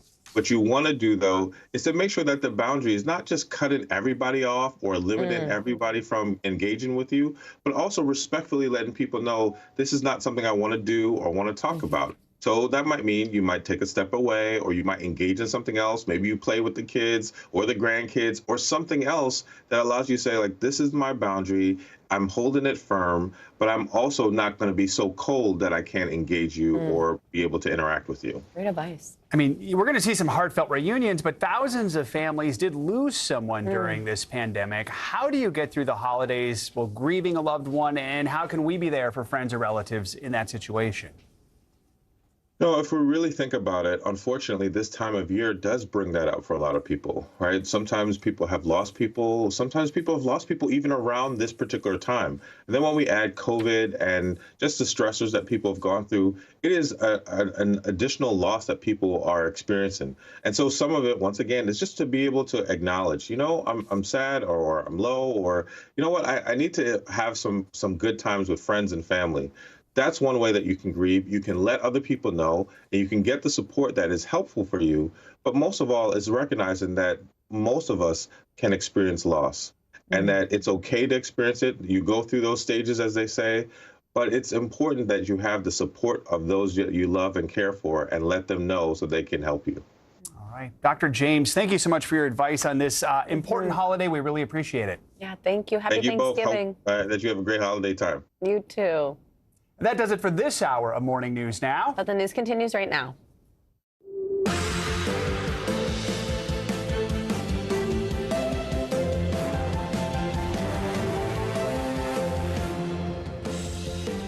Good Good morning, I'm Joe Fryer. And I'm Savannah Sellers. Right now on Morning News Now, race to vaccinate. Promising news in America's fight against COVID as we head into winter and this holiday weekend. Immunizations topping an average of 1 million per day for the past 3 weeks. Levels not seen since last spring. And majority of those jabs, booster shots, as Americans seek out that extra dose of protection. Well, the nation's top health experts say you can stay healthy this season. Holiday rush if you're one of the millions of Americans looking to head out of the house, finally, and visit those long-lost loved ones this weekend. You're in luck because we've got your travel outlook covered from the highways to the skyways. Our team's on the ground across the country with what you can expect when you hit the road. And, of course, our own meteorologist, Bill Cairns, as your holiday forecast. Also today, jury deliberations continue in the Ahmaud Arbery murder trial. Set to reconvene this morning. We'll take you inside the courtroom for a contentious final day of closing arguments. And shop small. We're only a few days out from the official start of the holiday shopping season, Black Friday, though some of you may have already gotten a head start on some hot deals. But if you're looking to step away from those big box retailers in favor of something a little more personal, well, we've got a few recommendations up our sleeves for Small Business Saturday that's coming up later in the hour. You're done with your holiday shopping, right? Haven't started. Yeah, and I'm already like, oh, I need to think of things I should buy during these sales. Yeah, just take notes. Procrastinator. Yeah, exactly. We'll get through it. Don't worry. All right, we're going to begin this morning, though, with that first holiday and the race to get more booster shots to Americans before the holidays. Millions of travelers have already started their trips to celebrate Thanksgiving with loved ones, something many were not even able to do this time last year. Yeah, that's right. But COVID cases are on the rise, causing experts to be cautious about a potential COVID surge across the country. NBC News national correspondent Miguel Almaguer has the latest. Savannah and Joe, good morning. With more than 53 million Americans expected to travel for the holiday, many are doing so from states that are hot spots. Cases are now up in more than half the country, and many are seeking an added dose of protection. This morning, as new COVID infections climb and holiday travel surges, the race to vaccinate ahead of Thanksgiving is reaching a new benchmark. For 3 weeks, average inoculations have topped more than 1 million a day for the first time since spring. And now the majority of jabs are boosters, as many seek more protection, with family gathering just a day away. To get vaccinated if you're not yet vaccinated. The most practical safeguard, say experts, is to ensure everyone gathering is vaccinated, tell those with symptoms to stay home, and keep groups fairly small. And now rapid take-home tests for about $20 are another option for protection. The rapid tests are not the gold standard. They're not perfect, but I think they're a really good layer to add to the other measures that you're doing to try to keep people safe. With the White House spending $3 billion to quadruple supply from September to December, major pharmacies say demand for take-home tests is peaking. Not as accurate as PCR swabs done at clinics, the do-it-yourself kits can prevent the virus's spread. For folks who are symptomatic or contagious, meaning they have high levels of virus in the nose and mouth, they're actually very good for detecting that. So it's very good for detecting if someone is a risk of spread to others. Because of easy access to take-home tests, Marilyn Martinez is finally bringing home more of her family for the holidays. This is just one more extra step to ensure that our family will be safe. Nothing's foolproof, but it's the best we can do. This morning, even as our nation faces troubling days ahead, there are reasons to be grateful. Now, authorities say while those booster shots do give immunity fairly quickly, it takes about a week for the full part of that immunity to really kick in. They're urging anyone who has not yet gotten a booster shot or, of course, that first vaccine to go out and get one. Savannah and Joe, back to you guys. All right, Miguel Almaguer, thanks so much. Let's bring in Dr. Megan Ranney for more on booster shots and travel. Dr. Ranney is an emergency physician and associate professor at Brown University. So, doctors, we know many people are already gearing up to travel in the next few days. What do you tell people who are just now getting the booster shot? We know these shots don't kick in right away, but if you get it now, how will it protect you? When will it kick in? So the booster shot today is really going to be more useful for the next group of holidays than for this one. Unfortunately, if you got it yesterday or today, it's not going to make a big difference. But the good news is if you've gotten your booster, that means you've already had your primary vaccine series. And what matters most is getting vaccinated in the first place. For anyone who's traveling now, regardless of whether they've gotten their booster or not, I'm of course still recommending that you mask up in public indoor locations where you're going to be with a mix of people who are vaccinated and unvaccinated. And then, as Dr. Bell was describing, at those family gatherings, it's so important to talk to them about how you're going to reduce the risk of folks there getting infected. You know, many of us are going to have family gatherings where some people are not yet vaccinated because many of us have kids who haven't finished their vaccines yet. So those rapid tests are a great part of the strategy. Keeping windows open or going outside can also be helpful for reducing risk of transmission of COVID during Thanksgiving dinner. We just stocked up on a bunch of those take-home tests, so it's good to have those. Now, former FDA Commissioner Scott Gottlieb told CNBC earlier this week breakthrough cases he thinks are happening more than people realize. Let's take a listen to what he had to say. I think at this point we need to accept that there's a lot of breakthrough infections happening for people who, particularly people who are out a significant portion of time from their original vaccination. And there are people out almost a year at this point, or coming up on a year, people who were vaccinated back in January, December and January. So there's probably more infection happening among the vaccinated population, more spread happening in that population, the unboosted portion of that population, than what we're picking up because we're just not systematically tracking this. There's going to be retrospective studies that identify this, but we're not doing a good job of tracking this in real time. So, Dr. Rani, what do you make of his comments? Is this, in your mind, another reason to get more people the booster as soon as possible? You know, I agree 100%. The CDC has been tracking primarily breakthroughs in hospitalized or ICU level patients. That's how we know that the original vaccine series is still tremendously effective at preventing those most severe outcomes. You know, the bigger question for us is, do these mild cases matter if they don't have you end up in the hospital or kind of debilitated for a couple of weeks? We don't fully know, and studies will show that. I think for now, getting boosted is a good thing to do to avoid those symptomatic cases, to avoid 10 days out of work, and keeping your family quarantined, which none of us want. No kidding. And Dr. Rani, Pfizer recently released new data saying their vaccine's 100% effective in preventing infections, 100% in 12 to 15-year-olds. So what do you use this information? What's your advice to parents who are wondering whether to get their kids vaccinated? So this is but more data supporting the fact that getting our teens and eventually our younger kids, those 5 to 11s who just became eligible for vaccines, this is more data supporting going and getting them the shot. It helps to protect them. Remember, COVID was one of the top 10 causes of death for kids in this age group last year. And it also helps to protect the larger community by stopping the spread of COVID.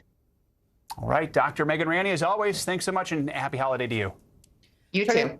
Turning now to the latest on the travel outlook for Thanksgiving, as the holiday rush is already underway in the skies and on the highways across the country. AAA expects the total amount of drivers to come close to pre-pandemic levels, but they will have to contend with some pain at the pump this time around. NBC News correspondent Morgan Chesky is live in Dallas, Texas with more. Hi, Morgan. Good morning.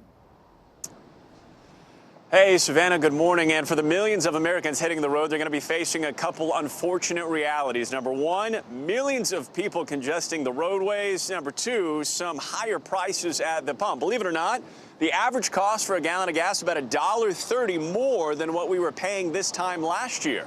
Now, President Biden tapping into our nation's fuel reserves to hopefully drive that cost down. Another Thanksgiving tradition is in full swing this morning. The traffic crush on the nation's roads and highways. More than 48 million Americans are expected to travel by car this week, according to AAA. That's up nearly 4 million since last year and approaching pre-pandemic levels in 2019. The holiday rush comes amid a surge in gas prices, now at their highest level in 7 years, with the national average cost of a gallon of gas at $3.40. The highest prices in the Northeast and West. All of it leaving drivers frustrated. It almost makes me feel like I've got to go to the bank and take out a loan to pay for my gas. They are really high, and what can we do? Hoping to relieve that pressure at the pump, President Biden announced the U.S. will tap into the nation's strategic petroleum reserve, releasing 50 million barrels of crude, part of a coordinated effort by the U.S. and 5 other countries. It will take time, but before long, you should see the price of gas drop where you fill up your tank. Experts warn it may take up to 2 weeks for prices to finally come down, but others doubt the government's move will have much of an impact. I don't think it's going to bring meaningful relief to Americans. It will bring some amount of relief, maybe to the tune of 5 to 15 cents a gallon nationally. And if you are hitting the roads, AAA says there is a bit of strategy here, as we all know. If you are driving today, they say the most congestion will happen from noon to 8 p.m. So if you can delay your start time till after that, it could be for the best. Tomorrow, they say try to hit the roads before 11 a.m. to avoid the most crowding on the highways. Send it back to you. All right, some good tips there, Morgan. Thank you so much. From our nation's highways to the airways, and Americans looking to the skies to visit friends and family this Thanksgiving. With Turkey Day now less than 24 hours away, airports across the country are preparing for what could be a hectic scene this long holiday weekend. NBC News correspondent Tom Costello has the latest. Yeah, hey, Savannah and Joe, good morning. So Tampa International has been busy all morning. You know, this is not the busiest airport in the country. They are humming this morning. This is the check-in side for United Airlines. Traffic's been coming in since the early morning hours. Take a peek through the door here at the traffic we've got inside the terminal. This is just the United side, the American side, the JetBlue, and of course, Southwest. They're very busy this morning. I checked the FAA's website as well as FlightAware. This is a great day to fly. Minimal flight delays around the country. In fact, nationwide, we've only got 46 total cancellations. That is nothing. In the meantime, the airlines are saying this coming Sunday will be the busiest. That's the Super Bowl. This right now, these are the playoffs. If you're on your way to an airport, this is what you can expect. Millions of people eager to reunite with friends and families. What a difference a year makes. This was the Thanksgiving travel rush of 2020 before the vaccine. And this is Thanksgiving 2021. It's a busy day. 3 kids, a lot of luggage, car seats, busy airport, but it's going. It'll be good to see family. I haven't traveled much, so this is good. So far, the TSA says it's screening 2 million passengers and more each day, a pandemic record. TSA Chief David Pekoski. Very close to 2019 pre-pandemic levels. The busiest day by far will be this coming Sunday, generally in the afternoon as people are returning home. With the crush of passengers, patience can be in short supply, tempers hot. This year has already brought a record number of onboard disturbances and assaults. So the airport's kind of an emotional place. Some people are running late, some people are delayed. You have people who are getting ready to leave loved ones for a while, and they kind of tend to act out when things don't go their way. Onboard disturbances and violence can mean steep fines, jail time, and getting banned for life by that airline. But the CEO of United tells Savannah he supports banning those misbehaving passengers from all airlines. A lot of flight attendants unions support the idea of the airlines sharing with each other their lists of red flag passengers or potentially disruptive passengers. Would you support that? We absolutely support that. We need the government to authorize us to share those passenger lists, but if they did, we would absolutely share it and would be supportive of that. Meanwhile, on this Thanksgiving Eve, from TSA and gate agents preparing for flight, in the thick of a stressful season, the TSA's message to those on aviation's front lines. We are so very thankful to have you around. And our thanks to Tom Costello for that report. Let's get a check now on your morning news now, weather. Which, of course, means it's time for Bill Cairns to join us with the latest forecast ahead of Thanksgiving. No matter which way you're getting where you're going, he's going to tell you how it is. Hey, Bill, good morning. Yeah, good morning. And Tom said it. I mean, today is just an incredible day to fly coast to coast.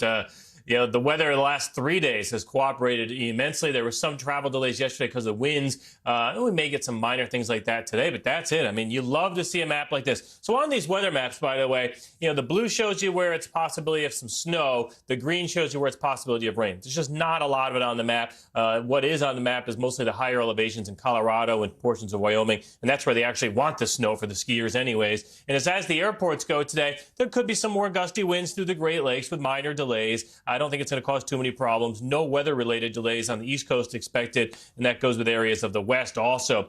And let's talk tomorrow. Let's go for a Thanksgiving Day, and how's your weather forecast? We'll go thanks or no thanks. Well, of course, let's give thanks first. We'll say thanks, Boston. 53, sunny and nice Thanksgiving. That's about as good as it gets. Atlanta, sunny and mild, 64. Thank you. And areas like San Francisco, Tucson, and Pueblo, also thanks. Kind of the no thanks category, not the best around Beaumont, Port Arthur, Houston.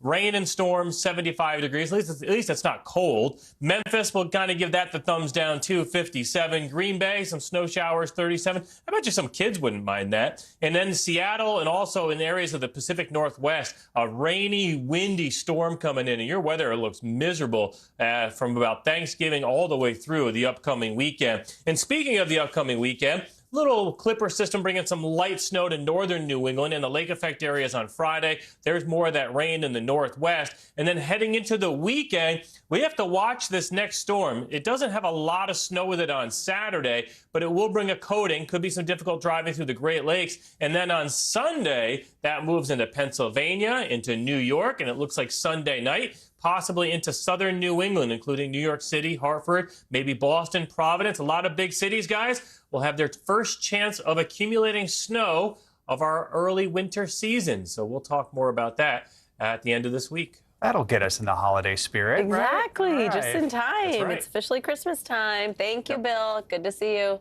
Okay. Now, this morning, the death toll is rising in that Wisconsin Christmas parade tragedy after a 6th victim, an 8-year-old boy, passed away. The heartbreaking loss revealed by prosecutors as the suspect appeared in court for the first time to hear the charges against him. NBC News correspondent Megan Fitzgerald joins us now from Waukesha, Wisconsin with the latest. Good morning, Megan. Savannah, good morning. Yeah, that 8-year-old boy had just underwent brain surgery on Sunday evening, sadly dying yesterday, just as the man prosecutors say is responsible for this tragedy appeared in court for the first time. And this morning, we're hearing from a young girl who was walking in that parade. She says she was just feet away from being killed. This morning, another family is grieving in Waukesha. 8-year-old Jackson Sparks died Monday from his injuries, the family calling it a tremendous loss. Their other young son, Tucker, was also in the ICU. Jackson, now the 6th victim of the horrific scene Sunday when a red SUV drove right into crowds attending an annual Christmas parade. The suspect, 39-year-old Daryl Brooks, appearing to sob during his first court appearance Tuesday when prosecutors announced the child's death. Brooks is now charged with 5 counts of intentional homicide, and a 6th is expected soon. His bail set at $5 million.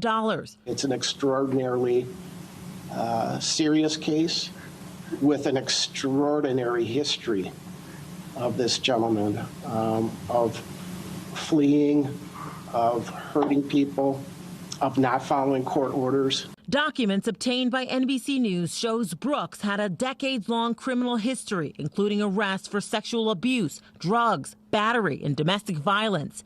This month, he was arrested for allegedly running over his child's mother, but was released after posting a $1,000 bond. 13-year-old Allie Wachter was marching that day, carrying the banner for the Milwaukee Dancing Grannies, a group hit by the SUV. I heard tires squeal, and that's when I seen the car heading basically straight for the banner that I was carrying.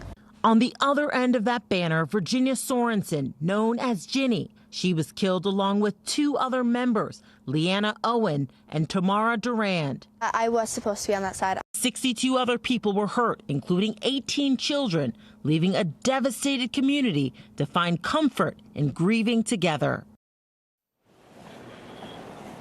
Right now, 13 children remain hospitalized. 6 are in critical condition. As for this suspect, he's expected to reappear in court in January for a preliminary hearing.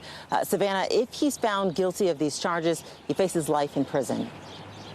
Megan Fitzgerald, thank you so much. This morning, a Georgia jury is beginning day 2 of deliberations in the trial of 3 men accused of murdering Ahmaud Arbery. The prosecution had the final word yesterday and attempted to punch holes in claims by the defense that the men were conducting a lawful citizen's arrest. NBC News correspondent Sam Brock is outside the courthouse in Brunswick. Sam, good morning. Joe, good morning. We know for a fact that there's been 6.5 hours of deliberation so far. There were signs last night, Joe, that the jury might be close to be making a decision. They requested more time when the judge asked if there was a verdict that was imminent. This now, as there's a waiting game today, the lead prosecutor, as you just mentioned, going after the defense's argument that this was about self-defense or a citizen's arrest. Move on, guys. A high-profile case that captured the nation's attention. and sparked months of protest. Say his name. But soon be coming to a close. We will get justice for Ahmaud. For weeks, defense attorneys for the 3 men connected to Ahmaud Arbery's death arguing they were protecting a community under siege from crime. Travis McMichael, his father Gregory, and their neighbor William Roddy Bryan are all facing murder and aggravated assault charges. When they saw Arbery running through their neighborhood, they chased him with 2 pickup trucks and a shotgun. These are real experiences of real people who were very scared. And so they took it upon themselves to do something about it. In her rebuttal, the lead prosecutor looking to puncture a hole in that argument. Driveway decision 1. How do we know he didn't witness any crime? But the whole thing started when I saw this guy running down the street. Georgia's citizens arrest law, which has since been revoked in the state, previously required seeing a felony in progress or having immediate knowledge. There he goes, right there. You see him? But this video played in court shows Arbery sprinting down the street. See the white truck right here? Then the McMichaels, one by one, going from their house to their truck and pursuing him, apparently to find out why. The prosecution also showing this exchange between Gregory McMichael and police after the shooting. The officer asking, "Did this guy break into a house today?" And McMichael responding, "That's just it. I don't know." Arbery had previously been observed on surveillance video walking through a home under construction, but was never seen taking anything. Kevin Goff is a defense attorney for Bryan. Well, we know the defendants didn't actually see a crime committed. That was established in court. Why would a citizen's arrest be applicable? You know I'm not going to get into that discussion while the jury's out. The lawyers have made their arguments. 3 lawyers made very capable presentations to the court about the citizen arrest. A national pain over the death of unarmed people of color, finding one more legal test with a decision possibly just hours away. And the attorneys, one of them at least, just entered the courthouse. Behind me, deliberations, Joe, begin at 8:30 Eastern this morning. So in a matter of minutes, the jury, nearly all white, is going through almost 30 charges in this case. We'll find out if we get a verdict sometime soon. Back to you. Sam Brock, thank you. And coming up, it's crunch time for America's mail carriers as the holiday season revs up. So should you be confident the Postal Service will get your package where it needs to go on time? The USPS says yes. That story next.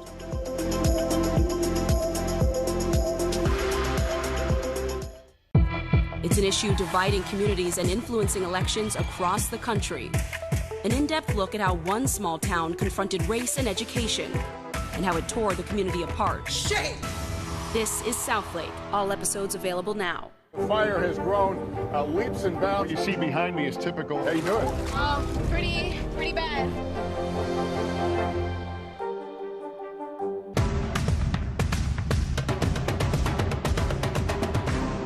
The Meet the Press Chuck Todd Cast, free wherever you get your podcasts. News is happening now. A look at what's making headlines around the world. Tonight, the major announcement of the COVID vaccine. This is a significant moment. Your news, whenever it happens, wherever you are, it's here now. Still to come on the Channel 2 News. Well, the waters are certainly receding now. Still too close to call. Lester Holt reporting from the Ground Zero, as it's being referred to. It is, in fact, a taste of freedom. The Haitian people know a little something about resiliency. What's the biggest risk right now? Some of the troops who have been proud. I want to welcome you to the first presidential debate. In fact, we've been told we can't go any farther. You with some resilient folks. Let me get a hint.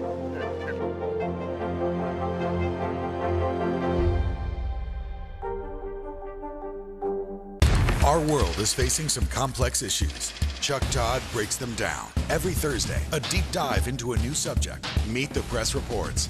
All episodes of Season 3 are now available on demand on Peacock. It's an issue dividing communities and influencing elections across the country. An in-depth look at how one small town confronted race and education, and how it tore the community apart. Shame! This is Southlake. All episodes available now. Let's go. This is a critical choke point for this fire.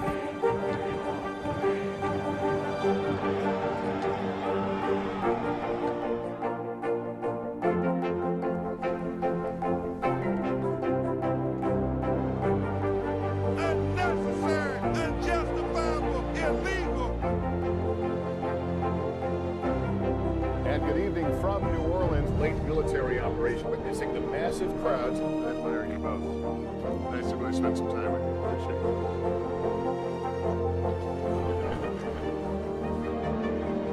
At any moment now.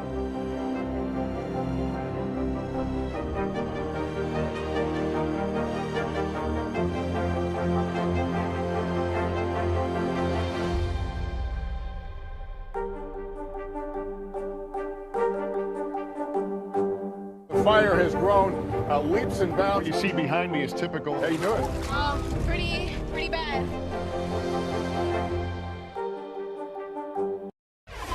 Welcome back. As part of our series Race to Deliver, we focus on the United States Postal Service this morning as it prepares for its busiest time of year. The agency is also facing criticism after announcing a slower delivery speed. NBC News investigative and consumer correspondent Vicki Wynn spoke exclusively with the agency's vice president. She joined us now with how the USPS is addressing all this. Vicki, good morning. Hi, good morning to you both. Yes, well, the USPS is under scrutiny after complaints about its service intensified, especially during the pandemic. It's faced budget cuts, staffing shortages, and changes that are likely to impact your wallet this holiday season.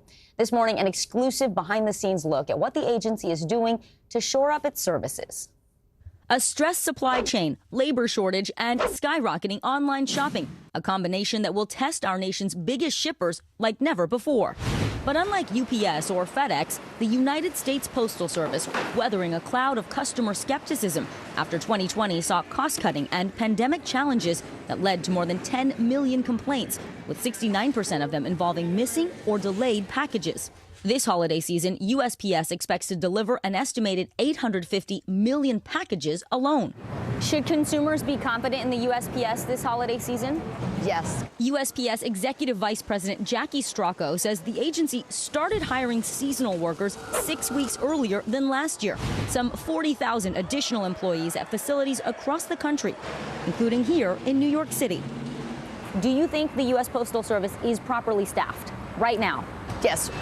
As of October, we had more people working for the Postal Service than we did the highest week during December of last year. The boost comes after USPS handled a record 13 billion packages and letters last holiday season.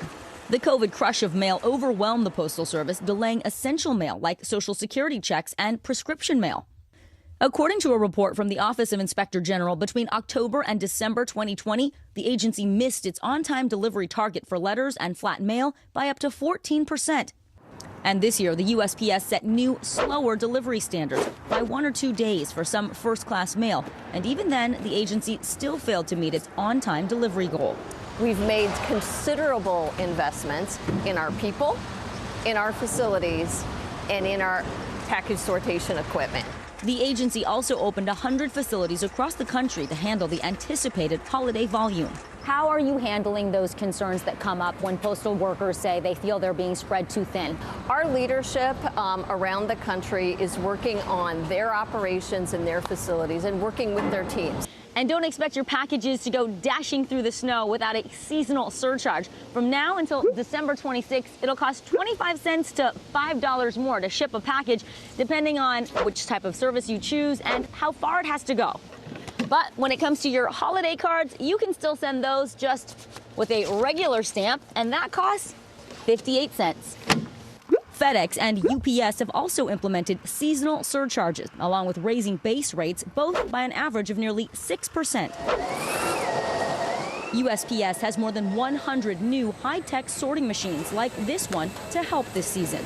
When you're in peak holiday season, are all of these boxes going to be full? Oh, absolutely. Many times a day. This automated machine can process at least 4,500 packages an hour. That's 50% more than before. We are going to deliver for the nation. We are ready. And you can do your part by remembering the basics. Use USPS.com to look up zip codes and write addresses clearly. Send packages early, and don't forget key shipping deadlines. And to get your packages delivered by Christmas, another deadline, USPS and FedEx have set Wednesday, December 15th for ground shipping. UPS says it actually depends on where you're going to send that. So just go to their website, enter the zip codes for where you want your packages to go, and they will give you the most accurate estimate. But yeah, this is the time, and the longer you wait, the more money you're going to pay. So try to get that stuff done early. Absolutely, yeah. I mean, and it's good to hear that they're saying, hey, you'll get it on time. Right. Yeah. Not that that'll stop any of us from procrastinating, but you know. Certainly not me, as I've made clear. Yeah. No, Vicki, that was a great piece, great stand-up in there with the mailbox and everything. Loved it. Oh yeah, when you can put your kids to work, whenever you put your kids to work, shooting things for you. Your kids are always shooting stuff. I love it. All right, Vicki, thank you so Happy much. Thanksgiving. Always good to see you. Happy Always good to see Thanksgiving. you. Yes, happy to have you with us on the eve of. All right, let's take a look at what's making news around the world this morning. Matt Bodner is back with us this hour. Hey, Matt.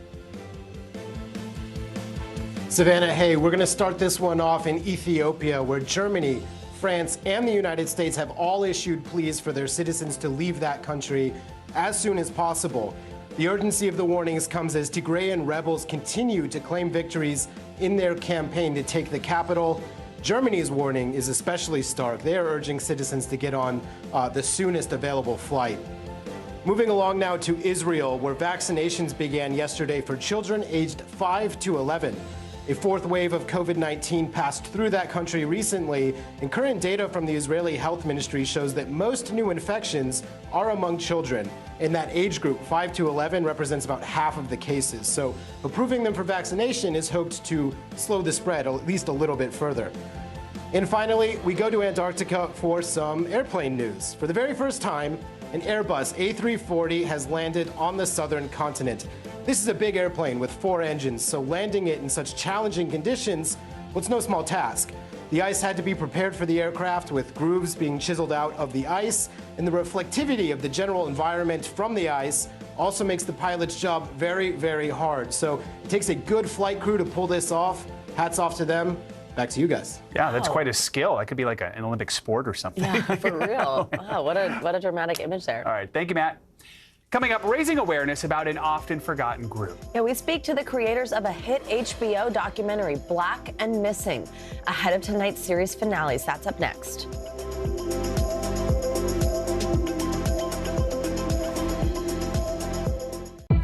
It's an issue dividing communities and influencing elections across the country. An in-depth look at how one small town confronted race and education and how it tore the community apart. Shame! This is Southlake. All episodes available now. Let's go. This is a critical choke point for this fire.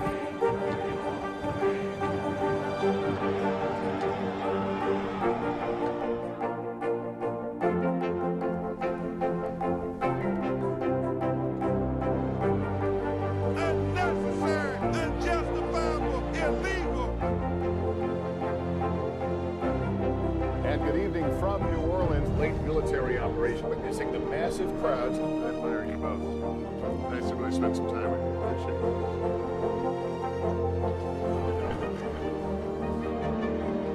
At any moment now.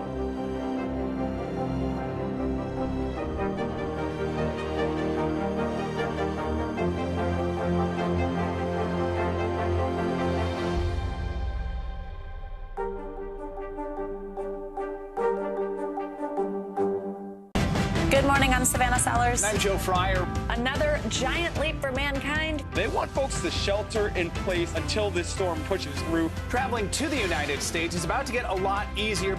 Morning News Now, streaming weekdays at 7. It's an issue dividing communities and influencing elections across the country. An in-depth look at how one small town confronted race and education and how it tore the community apart. Shame! This is Southlake. All episodes available now. These days, it feels like the news never stops. So let's get into it. What's happening right now, what it all means for you for an hour every day. It can be hard to keep up, so let's get started together. Hallie Jackson Now, weekdays at 5 on NBC News Now.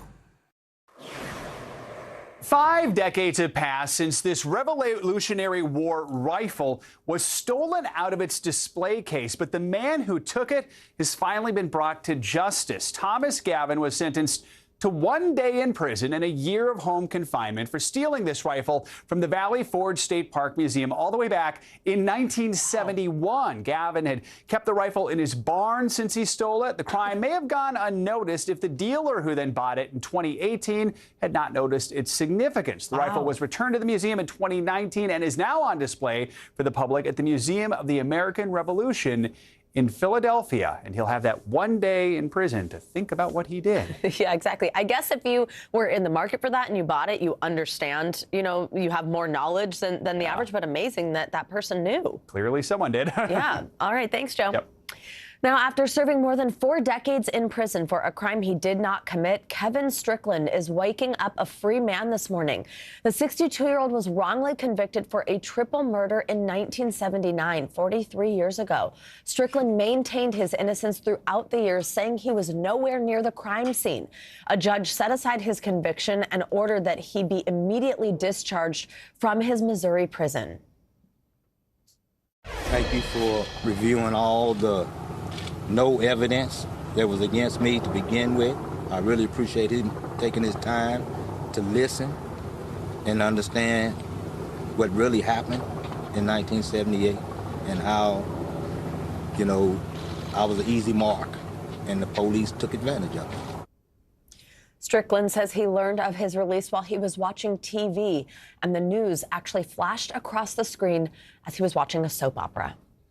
A new documentary series on HBO is raising awareness about missing African Americans whose cases often garner less media attention from the media or law enforcement. Take a look. There's so many missing people of color in the U.S. African Americans remain missing 4 times longer than white Americans. That number is alarming. We hear from families all the time. The police is turning us away. The media wouldn't respond. Looking for a missing daughter. And it drove me and my sister-in-law, Natalie, to want to do something about it to help these other families. Because if not us, who? It's our job to bring them home. The 4-part series is called Black and Missing, and you can watch the finale tonight on HBO and HBO Max. And we are lucky to be joined now by the executive producer, Soledad O'Brien, director Samantha Knowles, and one of the co-founders of the Black and Missing Foundation, Natalie Wilson. Good morning to all of you. Thank you so much for your time and being here to discuss this. And I'm so happy that this is getting this buzz around this series. I've heard so much about it, so congratulations on that. Natalie, I want to start with you. You're one of the co-founders, as we just mentioned, of the Black and Missing Foundation. So the series actually follows you. We saw a little bit of that as you work on these missing persons cases. Tell us about the work you do, how you got involved in this series, and what this exposure has meant for your foundation. Sure. Well, you know, to be contacted by Soledad O'Brien, a veteran in the news business, an African-American woman, and she understood that the struggles that we were having and the challenges that the families face in getting awareness for their missing loved one. And awareness is key in finding our missing. And it's just a testament to the work that we do, that it's being noticed. And people want to work alongside us to tell the stories of those missing. You know, it's really heartbreaking to know that 40% of the population of missing people are of color. And, you know, no one can name a missing Black or brown person that has gotten that national media coverage to be located. So it's a great testament to Soledad and the team for just recognizing this issue and wanting to use their platform, their voice, their influence. Soledad, we'll bring you in here. In addition to telling these stories, the docuseries also tries to explain why cases like these are often overlooked. And it's something that started to get a lot more attention after Gabby Petito disappeared. But what do you think the biggest problems are, and how do we begin to try and solve them? I think the Black and Missing Foundation makes it very clear. They see it as sort of 3 prongs. Number one, the media often just fails to cover the stories. I personally think that's about a bias, a sense that the stories of Black people are not as important. I've spent a lot of time in my career trying to elevate those stories. And also in the documentary, you hear a news division president talk about how, well, listen, there's no racial bias. Race is not a factor, when the data would show you clearly that it is. Also, we know law enforcement is slower to take those cases on, to embrace them. If you frame somebody as a runaway, suddenly the interest in searching for them as missing drops precipitously, and also no Amber Alert is put out for that person. And then, as they would point out as well, the community also needs to be more aggressive in pushing for change, because when you have all those 3 pieces, it actually forms a cycle, a circle, really, that forces more coverage, forces more attention by both the police and the media when you have a concerned public as well. So we knew it was a great story to tell because, unfortunately, I've been covering stories like this for a long time. And we knew Samantha Knowles and Gita Gandabi, our directors, were phenomenal, and other directors as well, to really tell these stories from a personal, emotional standpoint. Absolutely. Let's bring in Samantha, one of those directors right now. So something that we forget, too, I think, is that when the police and the media, to Soledad's point, aren't covering these cases the way they should be, that responsibility often falls to families to try to raise awareness, to try to figure this out. I mean, just in that trailer, we heard that you hear from family all the time who are turned away by police, the parents, the siblings, the people who are grieving the most, then have to deal with that. What did those families have to say about the challenge of advocating for their loved ones? I mean, yeah, thank you for asking about that. The families were really the heart of the series in a lot of ways. And, you know, it's incredible to watch them because they're going through the hardest thing in their entire life, a missing loved one. And yet they are, you know, making the search for their missing loved one a full-time job. And it was heartbreaking to see, you know, simultaneously kind of see that grief, but also that strength that they had. And I think that's why what Natalie and Derica do is so crucial and so important, because it's really a lifeline for these families. And, you know, we really wanted to document not only the grief and the pain, but also the incredible strength it takes to do what they do. Soledad, Black and Missing is 4 episodes. I'm guessing it could have been much longer. So many stories need to be told. What do you hope for viewers is the main takeaway from the series? Listen, I think awareness is really important. And I think sort of once a community understands that there is bias, that there are things that you can do to make a difference, and that you're just aware that people exist. Families should not be doing this alone. It is unfair. To 2 women who run the Black and Missing Foundation, to have the bulk of the work of finding missing Black people is kind of insane. More awareness, more funding, and really just a caring and compassion about human beings who've gone missing. Absolutely. Soledad, Natalie, and Samantha, thank you so much for your time. Thank you for covering such an important topic. And again, you can catch that finale tonight on HBO and HBO Max. Thank you all. Thanks. Thank you. And coming up, you might want to sit down for this one. You know that supply chain crunch you've been talking about? Now hitting the liquor aisle. Yeah, that's right. A bottleneck is sobering up some American distributors, causing, you guessed it, another shortage just in time for Thanksgiving and the holidays. We're going to tell you about it next.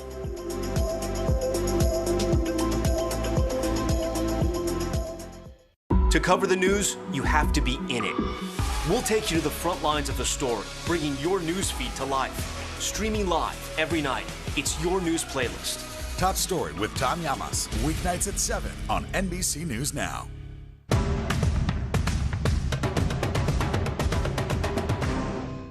These days, it feels like the news never stops. So let's get into it. What's happening right now, what it all means for you for an hour every day. It can be hard to keep up, so let's get started together. Hallie Jackson Now, weekdays at 5 on NBC News Now. The fire has grown leaps and bounds. You see behind me is typical. How you doing? Pretty bad. It's an issue dividing communities and influencing elections across the country. An in-depth look at how one small town confronted race and education and how it tore the community apart. Shame! This is Southlake. All episodes available now. Sometimes the news can be difficult and overwhelming for kids to understand. Will coronavirus come back next year? So to help make sense of it all, we've created a newscast just for them. Man, you know a lot. We hope your family will watch Nightly News Kids Edition. News is more than a headline. It informs, it inspires, and it still matters. To cover it, you have to be in it. And that's what we're gonna do. Every night, we take you to the front lines of the story, where it's actually happening, with NBC News journalists on the ground from all over the world. We cover what you need to know and bring your newsfeed to life. In primetime and streaming live, it's your news playlist every night. Top Story with Tom Llamas, weeknights at 7 on NBC News Now. It's an issue dividing communities and influencing elections across the country. An in-depth look at how one small town confronted race and education and how it tore the community apart. Shame! This is Southlake. All episodes available now. News is happening now. look at what's making headlines around the world. Right now on Morning News Now. Tonight, the major announcement of the COVID vaccine. And this is a significant moment. Your news, whenever it happens, wherever you are, it's here now.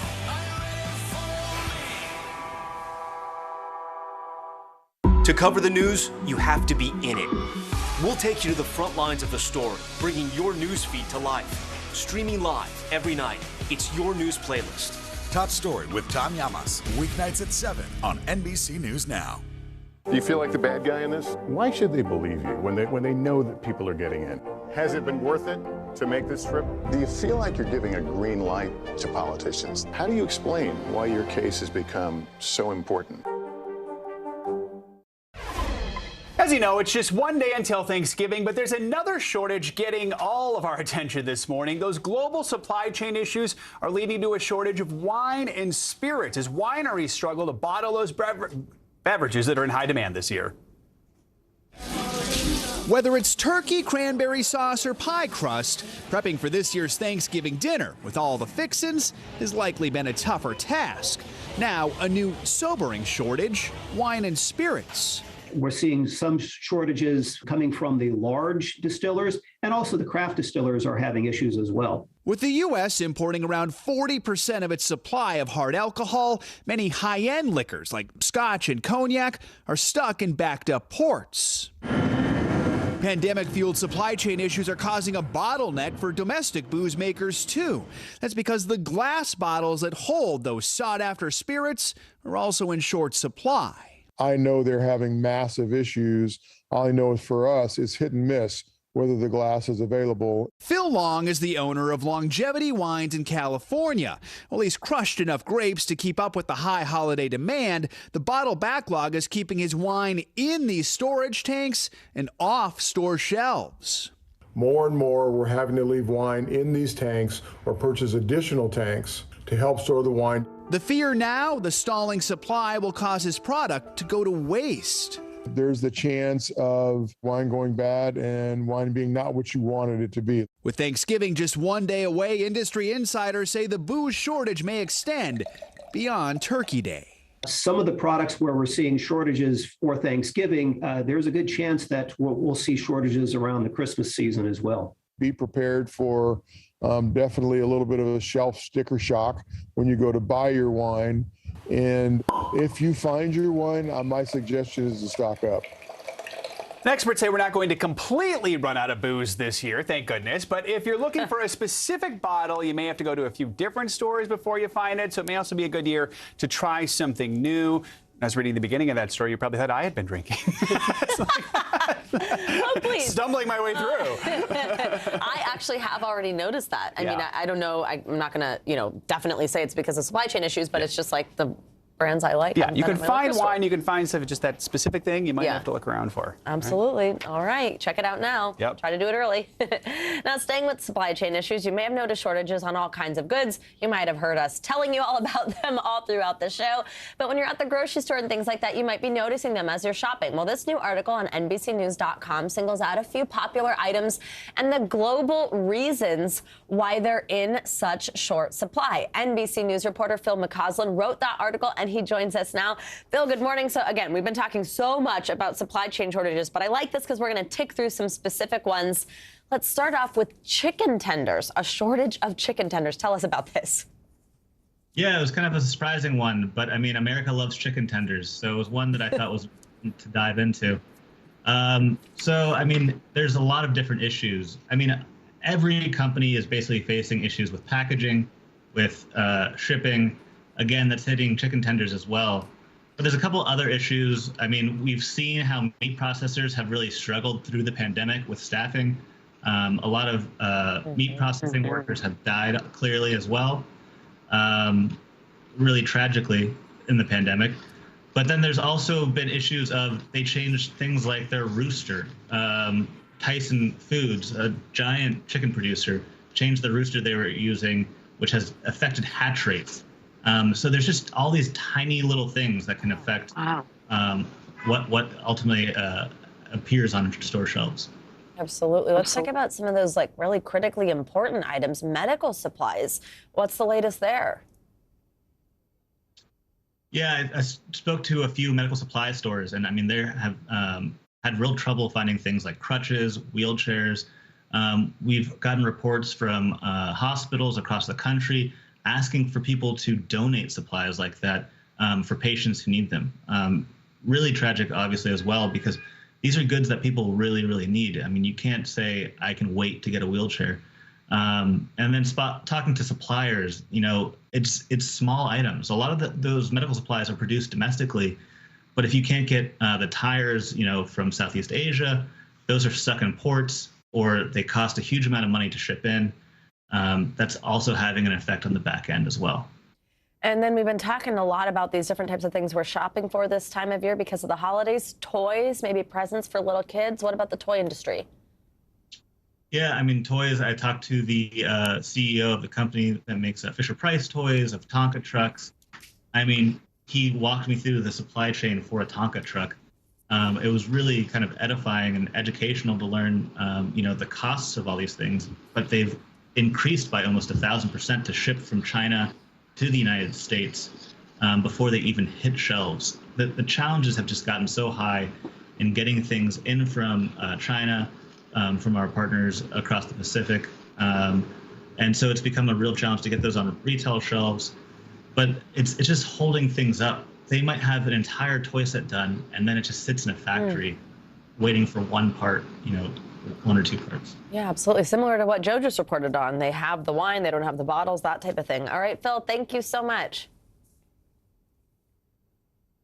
Time now for our CNBC Money Minute, the biggest financial headlines of the day and why they matter to you. Bertha Coombs is with us. Bertha, good morning. Hey, good morning, Joe and Savannah. So a federal jury has found that CVS, Walgreens, and Walmart helped fuel the opioid epidemic in 2 Ohio counties. It's the first trial that the pharmacy chain operators have faced over the drug crisis. The counties are seeking $1 billion each in damages. The companies say they will appeal that verdict. More than 3,000 lawsuits have been filed against drug makers, distributors, and pharmacies, while the largest drug makers and distributors of painkillers and opioids have settled. The pharmacies have decided to go ahead to trial. The damages are set to be announced in the spring. Meantime, T-Mobile is paying roughly $20 million to settle an FCC probe into a massive outage last year that led to more than 20,000 failed 911 emergency calls. The FCC found the outage was caused by equipment failure and was made worse when T-Mobile attempted to introduce a new router into its network. As part of the settlement, T-Mobile has also agreed to improve notices about 911 call outages. And Apple is delaying the release of a feature to let you store your ID in the Wallet app until early next year. Apple first announced the tool at its developers conference this spring. It will allow you to add your driver's license or state ID card to your Apple Wallet, just like a credit or debit card. The TSA says it's going to support that feature at some airport checkpoints. It will certainly make it a lot easier. I know that I always use my, phone app for tickets, airplane tickets, and it helps you just go right through. If you also have your ID on it, that would make it that much quicker. Yeah, Absolutely. And I like the New York COVID app that lets you put your ID and your vaccine card on it. It's convenient. Yeah, so. and I like the Apple Wallet for Subway or anything. I always use Apple Pay now. It's so simple. All right, Bertha, thanks so fans. much. All right. Yeah. Me too. Happy Thanksgiving, Bertha. Happy Thanksgiving. Happy Thanksgiving, guys. All right. Coming up, some shopping tips for you as we head into retail's Super Bowl weekend. But if you want to leave behind all those big box stores and shop local, support small businesses, we've got some recommendations. That's after the break.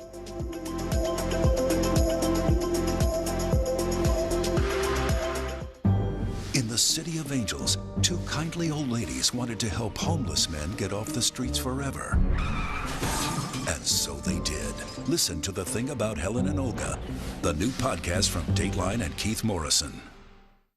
Our world is facing some complex issues. Chuck Todd breaks them down. Every Thursday, a deep dive into a new subject. Meet the Press Reports. All episodes of Season 3 are now available on demand on Peacock. Still to come on the Channel 2 News. Well, the waters are certainly receding now. Still too close to call. Lester Holt reporting from Ground Zero, as it's being referred to. It is, in fact, the taste of freedom. The Haitian people know a little something about resiliency. What's the biggest risk right now? Some of the troops who have been proud. I want to welcome you to the first presidential debate. In fact, we've been told we can't go any farther. You are some resilient folks. Let me get a hint.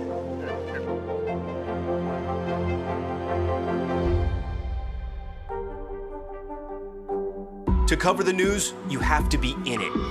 We'll take you to the front lines of the story, bringing your news feed to life. Streaming live every night. It's your news playlist. Top Story with Tom Llamas, weeknights at 7 on NBC News Now. The Meet the Press Chuck Todd Cast, free wherever you get your podcasts. In the City of Angels, two kindly old ladies wanted to help homeless men get off the streets forever. And so they did. Listen to The Thing About Helen and Olga, the new podcast from Dateline and Keith Morrison. Do you feel like the bad guy in this? Why should they believe you when they know that people are getting in? Has it been worth it to make this trip? Do you feel like you're giving a green light to politicians? How do you explain why your case has become so important?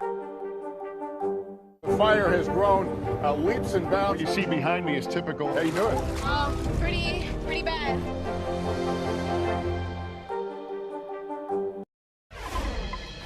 With Black Friday and Cyber Monday right around the corner, you might be looking over that holiday shopping list and planning a strategy on how to get everything on your list. If you already have a list, which is quite impressive. But instead of turning to the big box retailers for all your needs this year, we have some recommendations for ways to support small businesses when gift shopping for your loved ones. Joining us now is Eugenia Miranda Richmond, She Knows Editor-in-Chief. Good morning. Thank you so much for joining us. So, okay, I'm going to be real. I have totally not started. I don't have a list. Maybe some people are even near finishing. I know there are a lot of people who are much more on it than I am. But I love this idea of kind of reframing how we're shopping and focusing on these small businesses. Give us some recommendations on how to do that.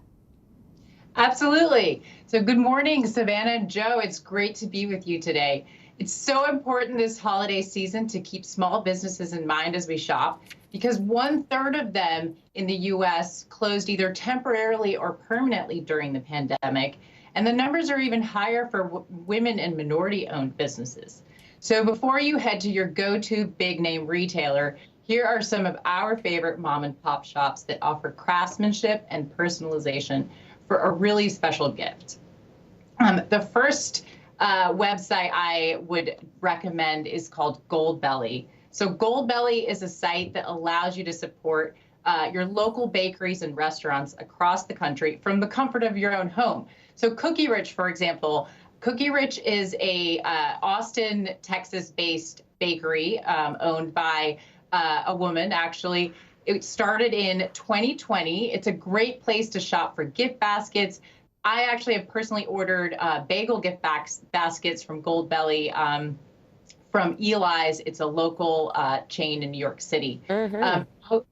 So I definitely recommend Goldbelly for hostess gifts, holiday brunch gifts, and prices start at $69. The next place, a great place to shop for children's gifts is Piccolina. Piccolina is a woman-owned business in New York City. They have only 5 full-time employees. They sell children's gifts, toys, decor. They have really cute picture frames, actually, artwork for children's bedrooms. And their products are aimed to inspire an interest in STEM and leadership in children, and especially girls. My daughter actually has a set of magnets from them that's really cute. Their prices start at $25. And if you're looking for something a little more personal, we recommend Hibiscus Linens.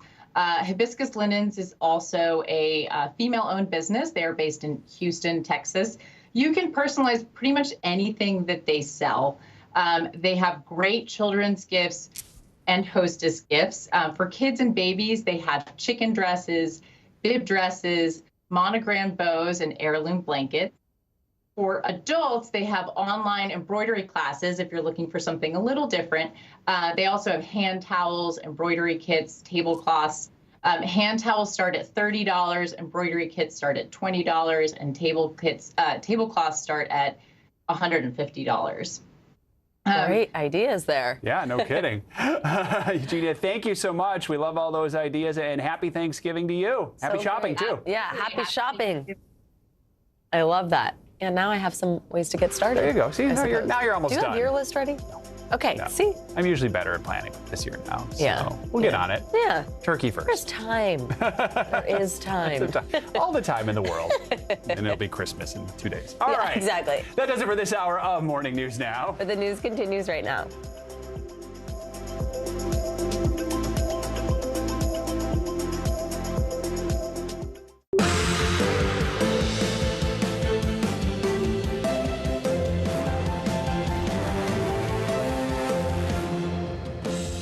Good morning, I'm Joe Fryer. And I'm Savannah Sellers. Right now on Morning News Now, the waiting game. Another contentious day of jury deliberations in the Ahmaud Arbery murder trial begins shortly as day one comes to a close without a verdict. Our team is outside the courtroom with the latest developments as the nation awaits a final decision.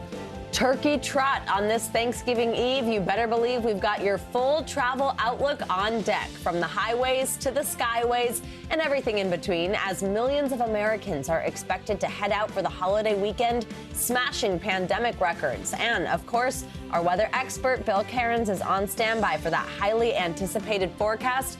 We've got it all coming up. And this morning, giving back. Unfortunately, the supply chain crunch is weighing heavily on many Americans this holiday season.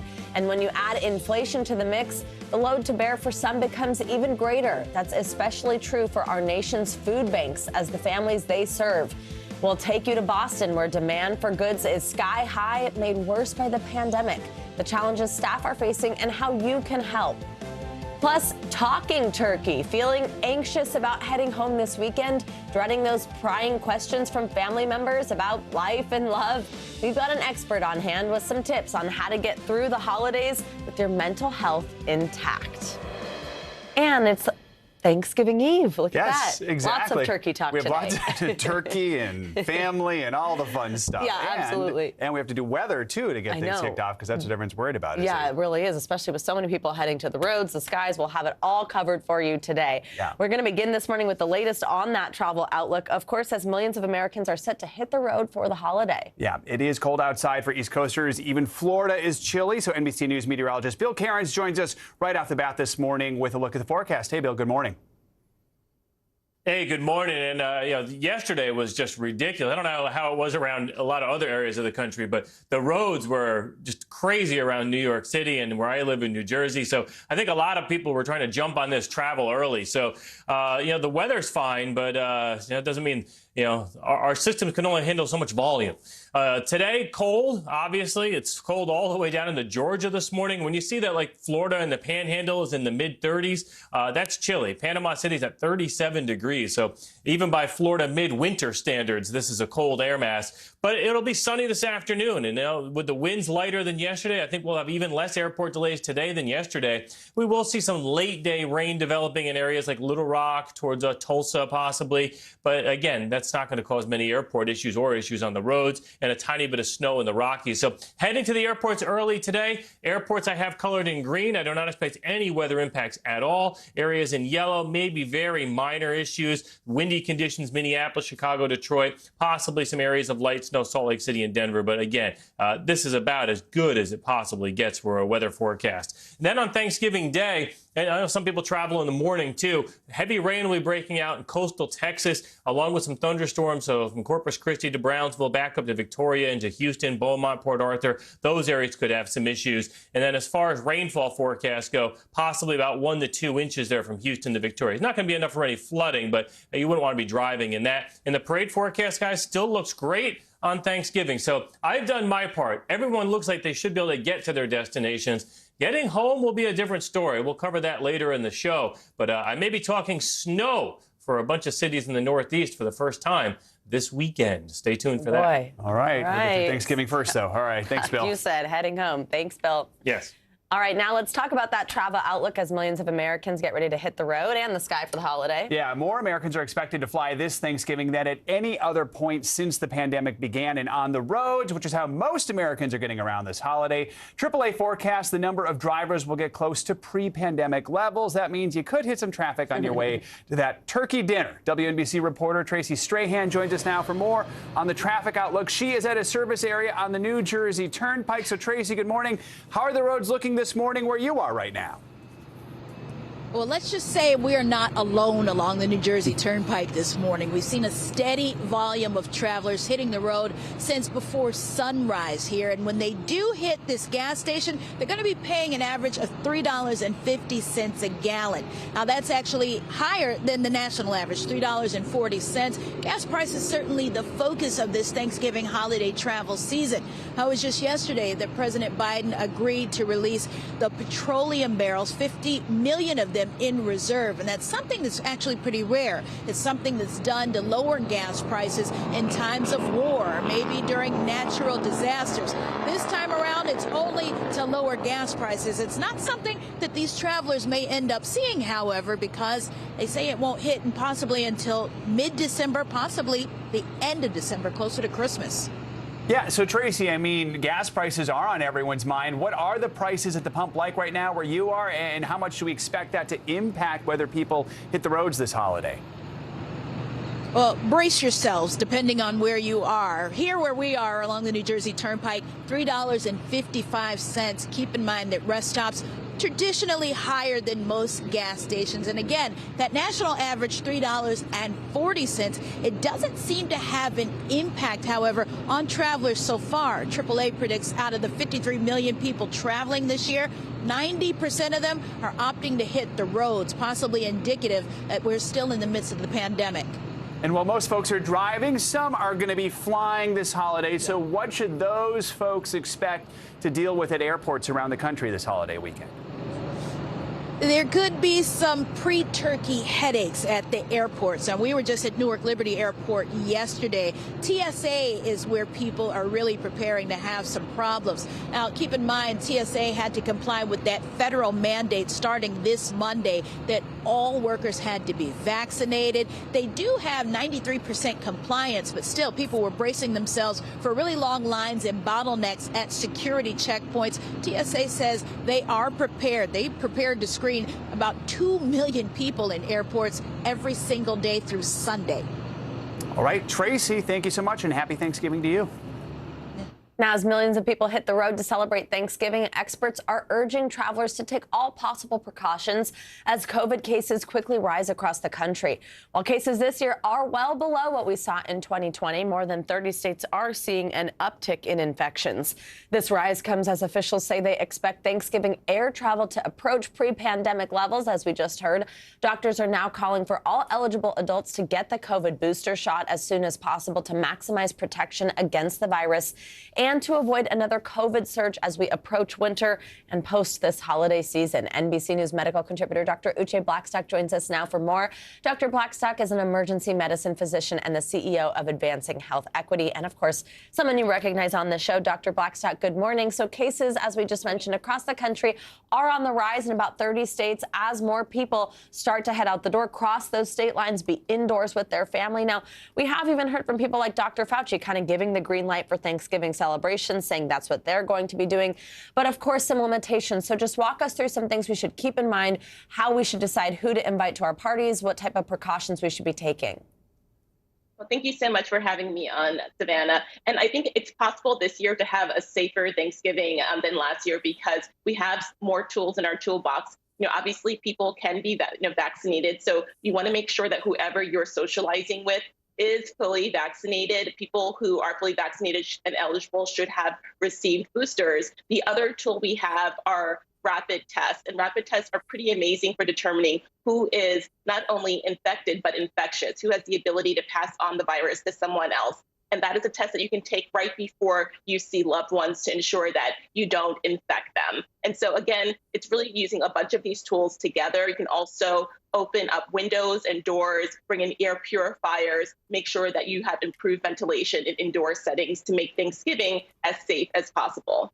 And Dr. Blackstock, you mentioned that it should be with people who are vaccinated, and we've been talking about these difficult conversations that sometimes come up at family gatherings. I think this year is one of those new ones that we're dealing with. Are you vaccinated? Are you not? I mean, is your advice that people who are not vaccinated within a family should not be there for Thanksgiving dinner? Is it you should be masked? If so, how do you handle something like that safely? Right. And I think everyone is going to take like their own personal risk. You know, I think for me, I would not feel comfortable spending Thanksgiving with someone who was not vaccinated. If people really do want to spend time with their unvaccinated relatives, they can have them take a rapid test before they see them. They're about 98% accurate. So again, we do have the tools for a safer Thanksgiving, but if you're going to be spending time indoors, you want to spend it with people who are fully vaccinated. I think that testing reminder is a really good one, too. Still a tool that we have, still something that we can absolutely be using to help, especially with getting together. Doctor, I want to ask you specifically about kids. COVID cases are rising among children. According to the CDC, child COVID cases have gone up 32% in the last 2 weeks. Of course, we do know now that we do have this vaccine that children are eligible for of a certain age.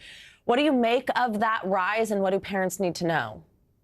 Right. I mean, I think that rise is incredibly concerning, but it just shows that the Delta variant, the virus, will go to and infect people who are not vaccinated. And we still have a substantial number of children, especially 5 to 11-year-olds, who are not vaccinated. So I would encourage parents to continue to talk to their pediatricians, family medicine physicians, and healthcare professionals about any questions they have about getting their children vaccinated. We know these vaccines are safe and effective, and we can help decrease those numbers by getting more children in this age group vaccinated. Dr. Uche Blackstock, thank you so much. Info we need as we head into this holiday. Happy Thanksgiving. Thank you. Happy Thanksgiving.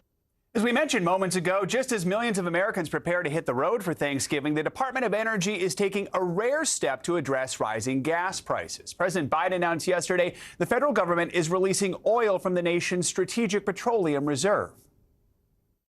The impact is real, but the fact is we faced even worse spikes before. Just in the last decade. It will take time, but before long, you should see the price of gas drop where you fill up your tank.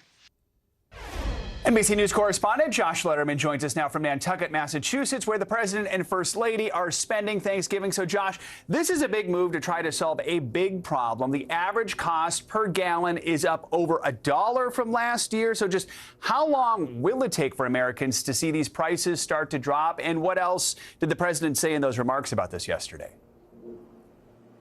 Yeah, big move and a pretty unusual move at that, Joe. It's not going to be immediate. It takes a while for oil supplies to work their ways through the system. And so most economists say we won't likely see any impact from this if it does actually have the desired effect of bringing down prices at the pump for another couple weeks into sometime in December, hopefully in time for folks to be heading out onto their Christmas holidays. We've actually already started to see oil prices start to decline a bit, but that has not yet translated into lower prices for the actual gasoline people are buying at the gas pump. And that's one of the reasons that President Biden has also asked the Federal Trade Commission to look into whether there could be some price gouging going on here, whether the oil companies are actually declining to pass some of those savings in terms of lower oil prices on to consumers in the form of lower gas prices.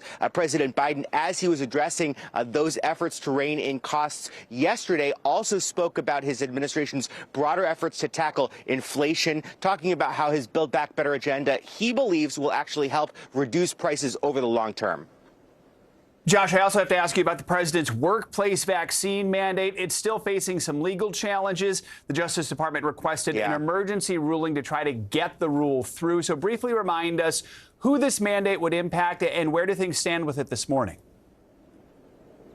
So this is a mandate that would hit all employers that have 100 or more employees. It's about 80 million workers estimated to be affected. They'd be required to either be vaccinated or undergo weekly testing. Now, the Biden administration is saying this is still an urgent matter and that even delaying implementation of this mandate would lead to thousands of hospitalizations or deaths. They are asking the court to say, look, if you're not going to let us go full bore with the vaccine mandate at this time, at least allow the portion of this rule that requires masking and weekly testing for those who are unvaccinated. Now, at any point in time, the Sixth Circuit could respond to this, but ultimately, this is likely to go to the Supreme Court. And Josh, you're in Nantucket, where the president and first lady will be spending Thanksgiving. So what are their holiday plans? Well, they have nothing official on their schedule, so hopefully it'll be a quiet time for them. But, this is actually a long-time tradition for the Biden family. Jill and Joe Biden, dating back to when they were first dating, had their first holiday as a couple here in Nantucket in 1975. We saw them get off the plane last night with a whole slew of grandchildren. We knew that from President Biden's book that one of his favorite activities to do here on Nantucket is to go shopping. And he says that every single member of the family gets to pick out one gift that President Biden will cover during his Nantucket holiday, Joe. All right. Sounds good, Josh. Thank you so much. Jury deliberations are resuming this morning in the trial of 3 men accused of murdering Ahmaud Arbery. Still no verdict in the case. Jurors deliberated for 6 hours yesterday after the prosecution delivered closing remarks and urged them to convict. They know exactly what they did, and they know why they did it. It's not a mystery to them. When you come back with your guilty verdict, all you're doing is telling them, we know what you did too. And we're going to hold you responsible for it. Because guess what you did? You turned this young man into that young man. That's what you did. For absolutely no good reason at all. NBC News correspondent Cal Perry is outside the courthouse in Brunswick, Georgia for us, and NBC News legal analyst Danny Ceballos is right here on set with us. Good morning to both of you. Cal, I'll start with you there on the ground. So we just heard part of the prosecution's final argument to the jury in that little soundbite there. Walk us through some of the main points in her rebuttal and the message she wanted to get across ahead of deliberations. Hey, good morning, Savannah. I've got it sort of in 3 main points. The first was defining that citizen's arrest law for the jury, at least sort of what the prosecution and the state defines as that citizen's arrest law. In the state's mind, the citizen's arrest law is a felony that you witness in your presence. She wanted the jury to take that home with them, at least into deliberations. That for the state is going to be key. The second thing was about self-defense. Basically, her point is you cannot claim self-defense while initiating an attack. Take a listen to a little bit more when she speaks about self-defense. In this case, they committed 4 different felonies, including the aggravated assault with a shotgun. They started it. They do not get to claim self-defense. And then, of course, provocation. You can't force someone to defend themselves against you, so you get to claim self-defense. This isn't the Wild West. No. So there's 3 instances where the defendants don't get to claim self-defense, and they committed all of them. Finally, I think she wanted to make it clear, and she did make it clear, that the state believes these men should all be treated equally, connected equally in this crime. That was in direct response to the defense kind of separating out William Roddy Bryan, who, as his defense attorney said, was in that last pickup truck, only had a cell phone. I think really trying to sort of make a delineation between him and the McMichaels. Savannah? So, Cal, Thanksgiving is tomorrow, of course. So what is the schedule like for these deliberations, and what's the mood like for Arbery's family as everyone waits for the verdict? You know, we heard from Arbery's mother yesterday, and she was actually optimistic about the verdict. Take a listen. I think Linda did a fantastic job. I think that she presented the evidence, again, very well. I do think that we will come back with a guilty verdict. And I want to leave you with this. God has brought us this far, and he's not going to fail us now. Amen. We will get justice for Ahmaud. As for the schedule, Joe, the jury will deliberate today. If there is no verdict by the end of today, they'll take tomorrow, Thanksgiving Day off, and be back Friday morning. For what it is worth, and I leave it to Danny Ceballos to kind of read into juries. Yesterday, the jury actually stayed an hour longer than they needed to, saying that they were close to a verdict. We'll see, obviously, today if that's still true. All right, thanks, Callum. Perfect segue. Danny, let's bring you in here now, and let's talk about exactly what it is first that the jury is deliberating here. Each of these men faces 9 charges. Walk us through them and kind of tell us, are some here more straightforward? What is this? Yes, malice murder is pretty straightforward. It's essentially intentional murder or intent to cause serious bodily harm. The more complicated is felony murder. And felony murder is a death that results in the commission of usually an inherently dangerous felony. The predicate felonies here are felonies like aggravated assault, and aggravated assault is something where you have your vehicle and you almost hit somebody. Another felony is false imprisonment. Hey, I'm cutting off your avenue of escape. I am keeping you in one place.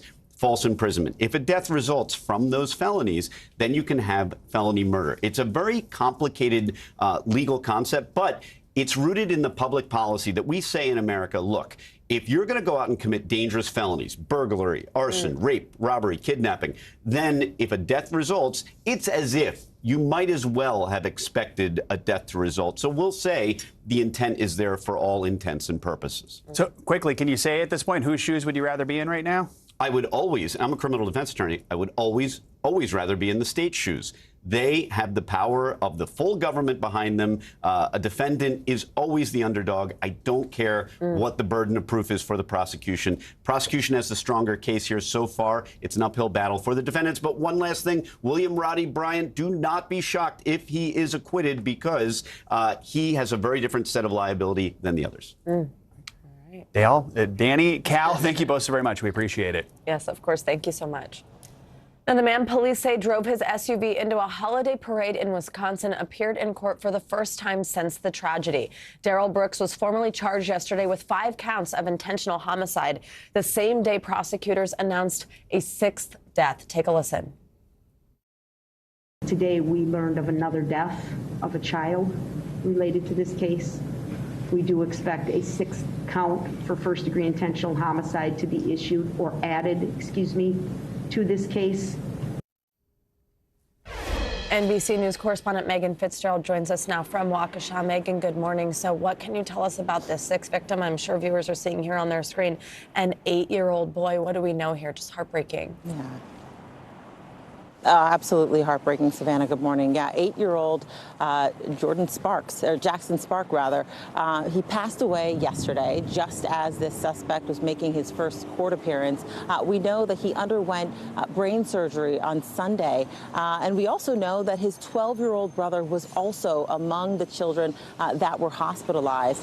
We know that there is a GoFundMe page that a family member made. We know that there's a church here in this community that is also asking for prayers. Possibly the church that his family belongs to. But certainly this is a community that is grieving, and just another devastating blow, knowing that an 8-year-old boy has tragically lost his life. Savannah? It is. It's just so tragic, Megan. Let's now talk about the suspect. He has an extensive criminal history. It has, of course, come into focus in the wake of this tragedy. Tell us first what happened during his first court appearance yesterday. Right, so Darrell Brooks appeared in court, obviously, for the first time yesterday, and the prosecution laid out the case as to why he should remain in jail, detailing that criminal history, the extensive criminal history that he has dating back decades. Also telling the court for the first time, where we learned information that this 8-year-old boy tragically lost his life, saying that while they are asking for 5 counts of intentional homicide, they also are expecting to add another charge because of the death of this young boy. And it certainly appeared as though in that moment this suspect began to sob. But the judge made very clear that he is setting an unusually high bond for him at $5 million. It is likely that Brooks will remain in jail until his trial. Savannah? And now investigators do believe that he drove into the crowd on purpose. Does that mean there's any word yet on a motive? You know, that's what this community wants to know. Why would this person allegedly do the actions that he is charged with? What we know is that he was fleeing another incident that was connected with a knife. Police here have made very clear that they wanted to clean up the rumors that they were chasing him. They tell us that, in fact, was not the case here. But as to the fact of why he did this, that's what people want to know. We've talked to several witnesses who say he had ample opportunities to stop, and he didn't. All the witnesses that we've spoken to say that it looked like he did this on purpose. He knew exactly what he was doing. But the big question that remains is why didn't he stop? Savannah? Megan Fitzgerald in Waukesha for us this morning. Thank you so much. New details are emerging in the death of Brian Laundrie. The Florida Medical Examiner's Office that conducted the autopsy said Tuesday that Laundrie died by suicide from a self-inflicted gunshot wound to the head. The attorney for the Laundrie family said they were informed of the cause of death yesterday. The full autopsy report won't be released to the public until law enforcement wraps up its investigation. Laundrie's remains were found inside a Florida nature preserve last month. Police were searching for him following the death of his fiancée, Gabby Petito. Authorities had named Laundrie a person of interest in the case. Coming up, an unprecedented legal fight being waged against a social media giant. A mother and personal injury attorney now looking to take Facebook and a law surrounding sex trafficking cases all the way to the Supreme Court. That story is next. You're, of course, watching Morning News Now.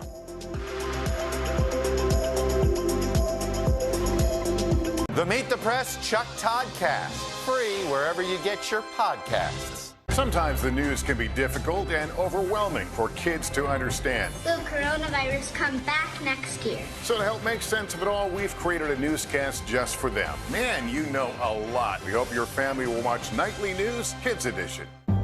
In the City of Angels, two kindly old ladies wanted to help homeless men get off the streets forever. And so they did. Listen to The Thing About Helen and Olga, the new podcast from Dateline and Keith Morrison. Our world is facing some complex issues. Chuck Todd breaks them down. Every Thursday, a deep dive into a new subject. Meet the Press Reports. All episodes of Season 3 are now available on demand on Peacock. Let's go. This is a critical choke point for this fire.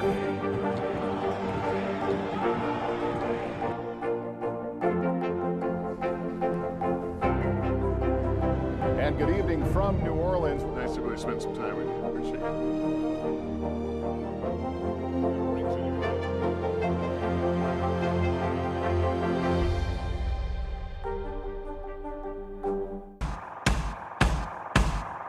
News is happening now.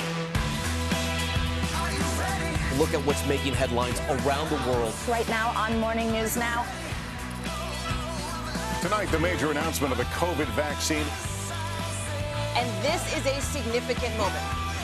Your news, whenever it happens, wherever you are, it's here now.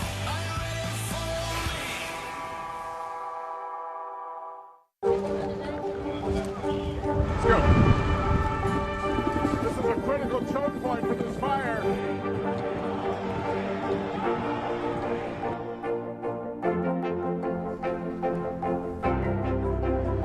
And good evening from New Orleans. Nice to really spend some time with you. Appreciate it.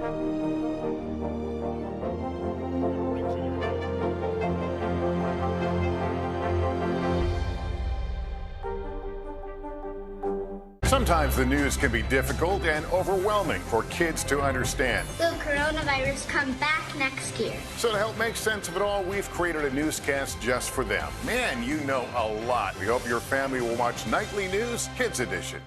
Our world is facing some complex issues. Chuck Todd breaks them down. Every Thursday, a deep dive into a new subject. Meet the Press Reports. All episodes of Season 3 are now available on demand on Peacock. The fire has grown leaps and bounds. What you see behind me is typical. How you doing? Oh, pretty bad. Welcome back. The jury in the Unite the Right trial in Charlottesville has reached a partial verdict, awarding more than $26 million to 9 victims of that violent 2017 rally. But the judge says the jury remains deadlocked on 2 counts at the heart of the case. Did the defendants conspire to commit racially motivated violence? NBC News national security correspondent Ken Dilanian has been following the case. He joins us now with more. Ken, good morning. So walk us through this partial verdict. What has the jury decided? Good morning, Joe. Well, on 4 of the 6 claims, the jury found the defendants liable and, as you said, awarded a pretty hefty sum of damages, $26 million in compensatory and punitive damages.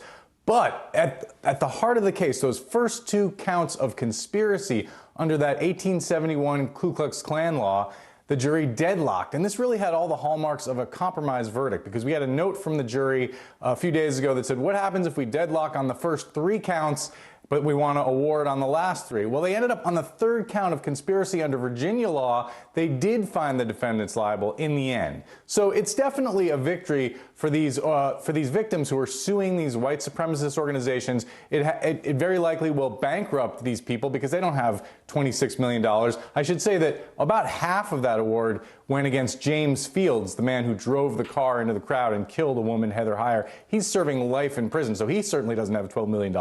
But that was the the whole point of this, Joe, was to bankrupt these organizations and to send a message that this kind of conduct cannot be tolerated. So, Ken, this is the first major trial in years to be tried under the so-called Ku Klux Klan Act. It's a federal law from the Reconstruction era. What does the law say? How's it being applied in this case? Yeah, so that is the setback here, is that law makes it sort of a civil tort violation to deprive people of their constitutional civil rights. It was designed to go after the Ku Klux Klan, as you said, an 1871 law, and on those counts, the jury deadlocked. Now, the plaintiff's lawyers did say they will refile, and they have every right to do that. There's no double jeopardy in a civil case. They can try those counts again. They believe that they had a bad jury instruction from the judge, and the jury was confused. We'll see what happens there. But the reason that's important is that very law is being used to sue Donald Trump and some other people accused of fomenting the January 6th insurrection. So it will be interesting to see whether these plaintiffs can get a victory on those counts, Joe. Yeah, and Ken, while we have you, we want to ask you about the January 6th House Committee. It has now subpoenaed members of 3 far-right groups, including the Proud Boys and the Oath Keepers, for information about the attack on the Capitol. So unlike some of the other high-profile figures to be subpoenaed, executive privilege won't come into play this time. What kinds of things are lawmakers looking for here? Well, they're looking to answer the fundamental question that the Justice Department has not answered, which is, was there a conspiracy well before the event to attack the Capitol? Because right now there's no evidence either way, whether it was a spontaneous decision or whether it was planned. That's not in the criminal cases right now. The problem is about 36 of these Proud Boys and Oath Keepers defendants have been charged criminally. So there's a very real question about Fifth Amendment here. Stuart Rhodes, for example, the head of the Oath Keepers, looks like he's under FBI investigation. He has not been charged, but he is able to go to the committee and claim the Fifth and not talk. So it may be that this is just for show, but I can tell you, Joe, the committee has interviewed more than 200 witnesses, and they're getting a lot of information from a lot of channels, and they're going to have a lot to say at some point, Joe. All right, we know you'll stay on it. Ken, thanks so much. Social media companies have been able to use the law to shield themselves from lawsuits brought by victims of sex trafficking. Well, now a Texas attorney is asking the U.S. Supreme Court to take up a case against Facebook that would re-examine that law. NBC News senior national correspondent Kate Snow spoke with the attorney taking on the social media giant. Savannah and Joe, Annie McAdams is a personal injury attorney from Houston, Texas. She used to represent car accident victims or people who suffered dramatic injuries. Well, now she's trying to get her case taken all the way to the U.S. Supreme Court, asking them to re-examine a law that tech companies for years have been pointing to as a way to get out of suits just like hers. Update on Facebook litigation. Houston attorney Annie McAdams is waging an unprecedented fight against Facebook. What do you think Facebook thought when you filed this suit initially? Probably underestimated me, which I welcome at any time. What did you think when you filed the suit? I thought that they should buckle up. A busy mom and personal injury attorney, a few years ago she started being asked to represent teens who'd been sold for sex. It didn't matter where the client was from. The one thing that they all shared was the role of social media or technology in their trafficking case. Connecting them to the trafficker. Without a doubt. McAdams sued Facebook on behalf of Jane Doe. When did you get on Facebook? I would say about 13. We agreed not to show her full face. When she was 16, an older man sent a friend request. When I was younger, it was about who had the most friends. So it's like anybody who would send you a request, just add them. He said she could make $2,000 a week modeling. After a fight with her mom, she met him. He took my phone, so I couldn't run away. I didn't know where I was. At this hotel, he took suggestive photos and posted them online. Within hours, men were paying to rape her. I feel like I lost a part of my childhood then. It's something that will live on with me forever. You filed this suit 3 years ago. What's happened since? Delay after delay, appeal after appeal. Facebook argues the case should be thrown out, that the company is shielded by Section 230 of the 1996 Communications Decency Act, long interpreted by courts to mean social media sites are not legally responsible for the content users post. But McAdams alleges Facebook and its algorithms are part of the problem. What we're looking at here is the independent actions that Facebook actually takes to connect these predators with these children and how they profit from the connections that happen as a result of that. Facebook's parent company Meta says human trafficking is abhorrent and is not allowed on our platforms. We use technology to thwart this kind of abuse. It also says the company is on track to spend more than $5 billion this year alone on safety and security. But despite the company's defense, McAdams and her team have won some victories all the way through the Texas Supreme Court. Have you gone further than any other case? Yes. We have gone the farthest. Now she and 25 state attorneys general are asking the U.S. Supreme Court to re-examine the law. Changing the law is only a case away.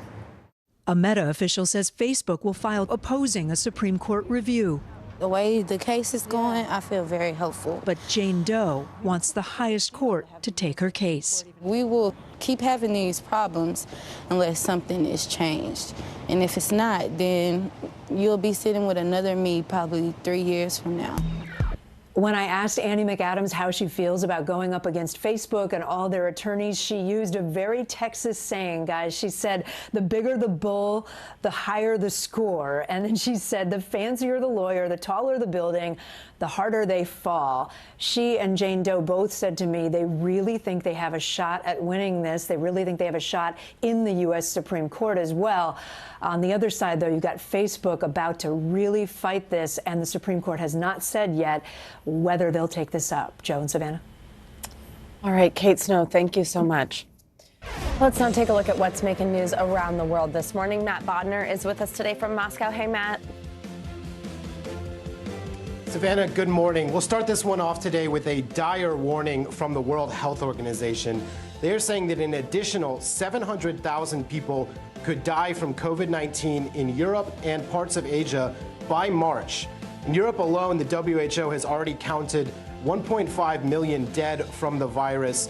The warning comes amid shocking case surges across the continent, and in several countries at least, governments are starting to consider vaccine mandates.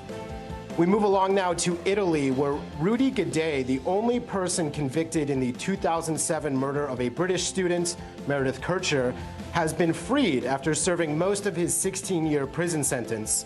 He was planned to be released in January, but the judge let him out early. Gaudet denied killing Kercher, but he was convicted in a fast-track trial. And finally, we have some streaming news. Fresh off the success of Squid Game, yet another South Korean TV show has exploded into an overnight hit. This one is a fantasy horror series called Hellbound. It's overtaken Squid Game as the most popular series globally on Netflix. That is, according to data from Flix Patrol Analytics. Back to you guys.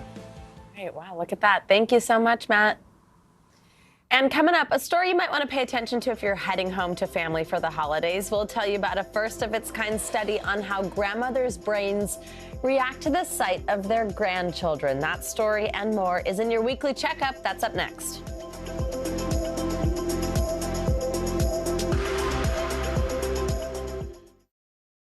Let's go. This is a critical choke point for this fire.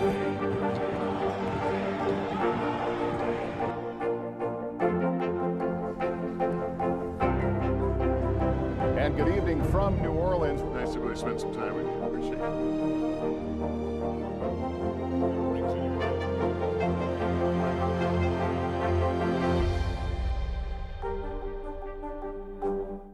Our world is facing some complex issues. Chuck Todd breaks them down. Every Thursday, a deep dive into a new subject. Meet the Press Reports.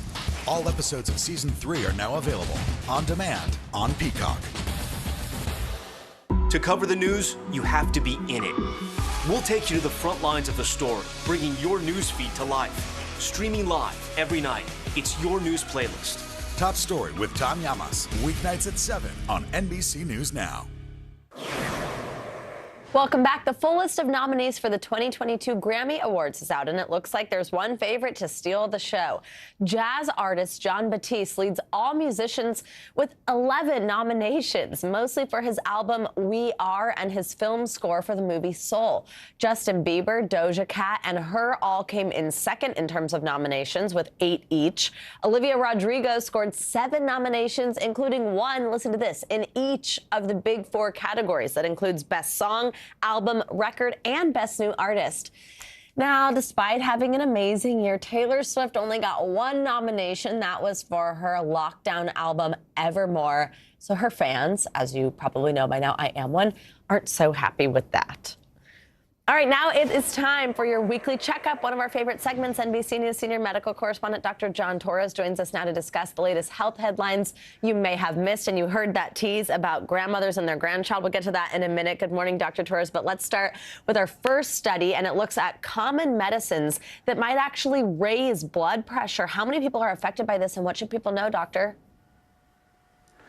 You know, this actually affects a lot of people, a lot more people than we think across the country. And here's the thing, people might not even know this is happening, particularly people who aren't getting treated for blood pressure. And what they have found out is certain medications that you take, and these are over-the-counter medications, can actually increase that. So 1 in 5 U.S. adults with high blood pressure could be taking these medications. And we're talking common meds that you might not think about raising blood pressure. Antidepressants, prescription NSAIDs, things like ketorolac, diclofenac, those kind of medications that a lot of people take, steroids, and even estrogen-containing medications. These can raise blood pressure to the point where it can actually become hard to control. And so it's important that you understand what you need to do here. And these are your doctor's orders. Go over all your medications, including any kind of over-the-counter medications with your doctor. You want to make sure they have an understanding of what's going on. And that doesn't just include medication. That includes supplements, herbs, anything you're taking that could interfere with blood pressure medications. Consider replacing those meds with some safer alternatives. All right, and doctor, now new research shows many parents think their children might be a bit too selfish and not grateful for what they receive. Now, I mean, parents might just think that in general, but this is actually some research. What can you tell us here? This is research, and they looked at children 4 to 10 years old, and I think parents always think, you know, their children aren't as grateful as I was because you forget what you were like as a child. But in this case, they're saying they're concerned because they seem to be more selfish. They seem to don't be as grateful. But remember, Thanksgiving's coming up, so this is a great time to talk to them about that. Again, as 4 in 5 parents say their children this age group, 4 to 10 years old, aren't as grateful as they should be, and over half of parents worry that they're spoiling their child. So what can you do? Well, here's your doctor's orders. First and foremost, remember, this is Thanksgiving coming up, so simply talk to them about Thanksgiving and different things they can do around this time frame. And then go old school with them. Have them start doing simple things like sending out thank you cards instead of just saying thank you or texting thank you, and then have them help out around the house. But when they do chores, make sure they're doing the chores and you're not doing it for them, and that'll help teach them that gratefulness, that gratitude, hopefully, but they're probably more grateful than you think they are anyway. Those seem a little bit different than your normal doctor's orders, Dr. Torres, telling parents to have their kids help out around the house. I love it. All right, now let's get to that last one that we teased. There's something really special about a grandmother's bond with her grandchildren. We all know that, but there seems to be some science actually behind it. Tell us about this. You know, and this is great because a lot of grandparents will be meeting their grandkids for Thanksgiving and having a wonderful time. And what we found out with grandmothers in particular is grandmothers, when they're around their grandchildren, it actually lights up part of their brain that's associated with emotional empathy. So in other words, if their child's happy and smiling, they're happy and smiling. If their child's sad and crying, they're sad as well. And the connection favors this empathy with grandchildren. But when it comes to their own adult children, that connection favors thought over emotion. So in other words, they're wondering, what's my child thinking? What are they doing? How can I help them out? So doctor's orders, what can you do? Number one, just enjoy your grandchildren. Now is a great time to do that. And remember, Thanksgiving is a wonderful time for getting together. And then with your adult children, don't worry, they're going to be okay. Again, some different doctor's orders, I think, than you normally give, and we love to hear it, especially right before this holiday. That was a great one today. Dr. Torres, thank you so much, and happy Thanksgiving. You bet. Happy Thanksgiving. Now, coming up, if you're looking to give a little back this holiday season, your local food bank might be a good place. How America's supply chain crunch and pandemic inflation have affected their inventory and the families who rely on them. That's up next. Do you feel like the bad guy in this? Why should they believe you when they know that people are getting in? Has it been worth it to make this trip? Do you feel like you're giving a green light to politicians? How do you explain why your case has become so important? News is happening now. A look at what's making headlines around the world. Tonight, the major announcement of the COVID vaccine. This is a significant moment. Your news, whenever it happens, wherever you are, it's here now.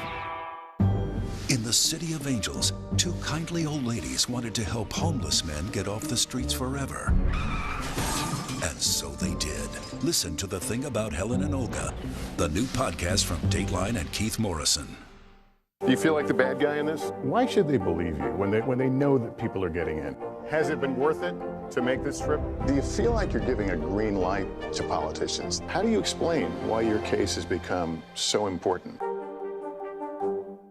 News is more than a headline. It informs, it inspires, and it still matters. To cover it, you have to be in it.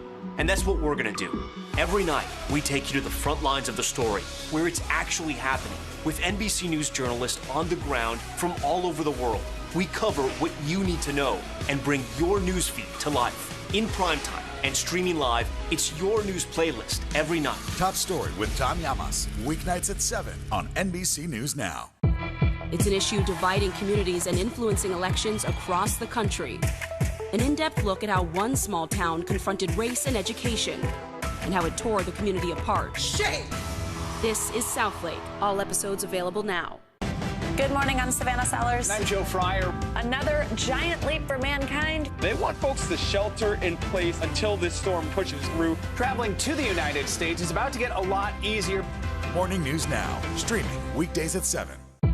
It's an issue dividing communities and influencing elections across the country. An in-depth look at how one small town confronted race and education and how it tore the community apart. Shame! This is Southlake. All episodes available now.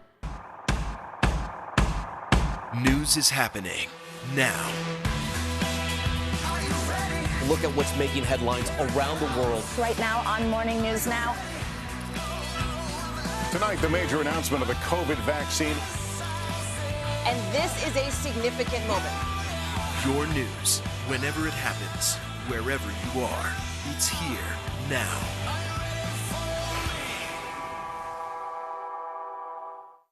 Our world is facing some complex issues. Chuck Todd breaks them down. Every Thursday, a deep dive into a new subject. Meet the Press Reports. All episodes of Season 3 are now available on demand on Peacock.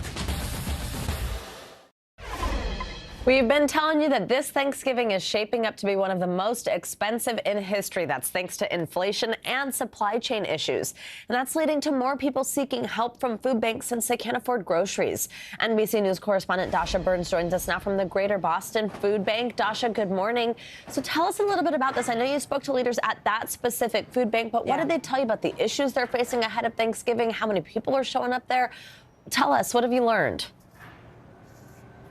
Yeah, hey, Savannah, good morning. We are in the main hub for the Greater Boston Food Bank. This is a warehouse that is more than 100,000 square feet. I mean, check this place out. It's huge. It is full of food that supplies 600 food pantries, meal programs, and shelters all across Massachusetts. This is one of the largest food banks in the country, and it's part of that Feeding America network. But, Savannah, on a normal day, this operation is massive and is a complicated logistical operation. But right now, with the Thanksgiving holiday, a surge in need always around this time of year. But on top of that, you've got supply chain issues. You've got shortages. Food is more expensive, and there are some things that are just plain difficult or impossible to get. Take a listen to what the folks here told me.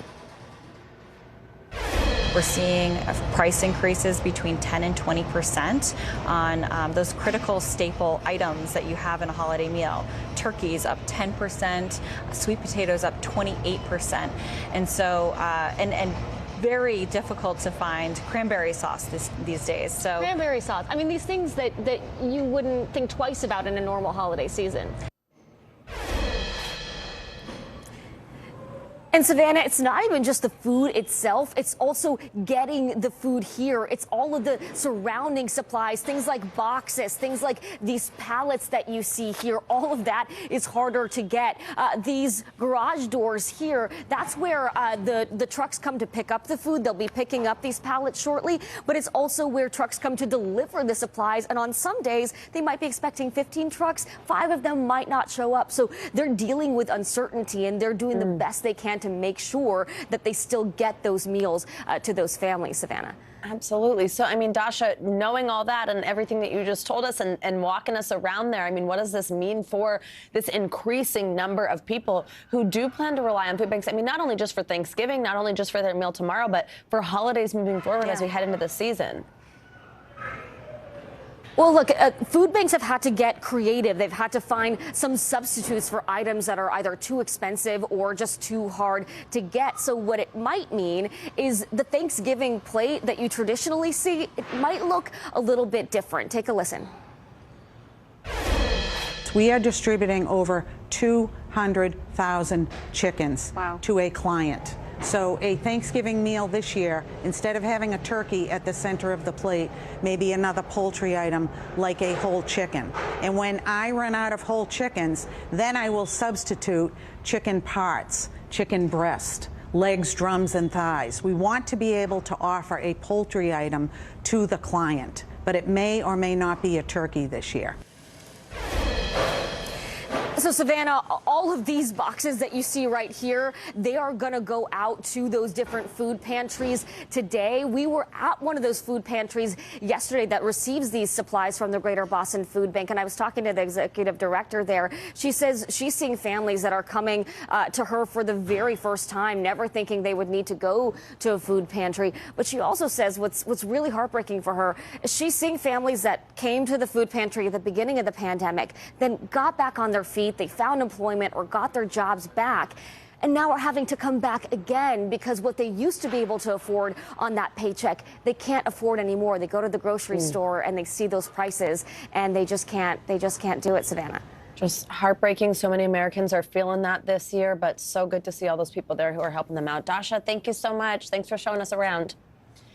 Now, for millions of people celebrating Thanksgiving tomorrow, the turkey will, of course, be the star of the show, but preparing that bird can be daunting, especially for first-timers who are cooking for a hungry crowd. Fortunately, we have an expert handy, Paul Kelly, a turkey farmer and managing director of Kelly Bronze. Good morning, Paul. Good to see you. So I will admit, I'm a first-time hoster. I'm a little nervous about the turkey, and we know the line between an undercooked turkey and a dry one can be thin. So most of us don't cook a whole turkey all that often. Tell us, what should chefs at home know before making that turkey to try to make it perfect? Okay, well, here we go. Let's first of all, there's no one right way or wrong way of cooking a turkey. You can make it as complicated as you want. You can brine it, baste it, do all those magical, wonderful things. But I would say if you're a first timer, for sure, what I always say to people is, you know what, just treat turkey like a big chicken. That's all it is. You know, you just got to cook it normally, and there's nothing wrong with roast turkey on its own. And that's what I say to people, keep it simple. You know, it's very easy. You know, what I would do, I've got a turkey behind me there that just cooked in an hour and a half. I just put it breast down in the roasting tin with a couple of pints of water in the bottom, season it with salt and pepper, put it in the oven, hot oven, 350 for an hour. After an hour, you take it out and you turn it over with your oven gloves. But then this is the most important thing you can possibly have when cooking a turkey, and that's a meat thermometer, because that tells you everything you need to know. You put it in the breast. When it's at temperature, you take the turkey out and it's done. And it really is, it can be that simple. But as I say, you can make it as complicated as you want. I love the tip of it's just like a chicken, basically. Think of it as a big chicken. Also, yours, of course, this is not surprising since you're our expert here, but look at how perfect that turkey looks right over your shoulder. All right, let's talk leftovers. That's one of my family's favorite things, turkey sandwiches the next day. But what recommendations do you have on how to safely store all that extra food to make sure it's still good the next couple days? Okay, well, I mean, another way, we recommend carving it, just break it into its primer. So keep the muscle as whole as you possibly can when you carve it, when you've finished with it. And then you mustn't let the turkey dry out, because turkey does have a reputation for drying out. It actually does if you leave it open. So you want to get some saran wrap or put it in a dish and make sure it is well covered in the fridge so it doesn't lose all that moisture. And you can keep it in the fridge for 4 or 5 days and it'll keep perfectly like that. But keep them, if you can, keep the turkey on the bone, keep the meat on the bone. What you don't need, don't carve off, leave it on the bone, put saran wrap or another wrap over it and keep it in the fridge. Very simple. That is a great tip. All right, Paul, thank you so much. I needed you this morning. Again, hosting My First Tomorrow. Thank you so much. Happy Thanksgiving. Thank you. Happy Thanksgiving. And coming up, heading home for the holidays can be stressful for some. So we've got some tips on how you can take care of your mental health when visiting loved ones or having family or anyone else over this holiday season. That's up next.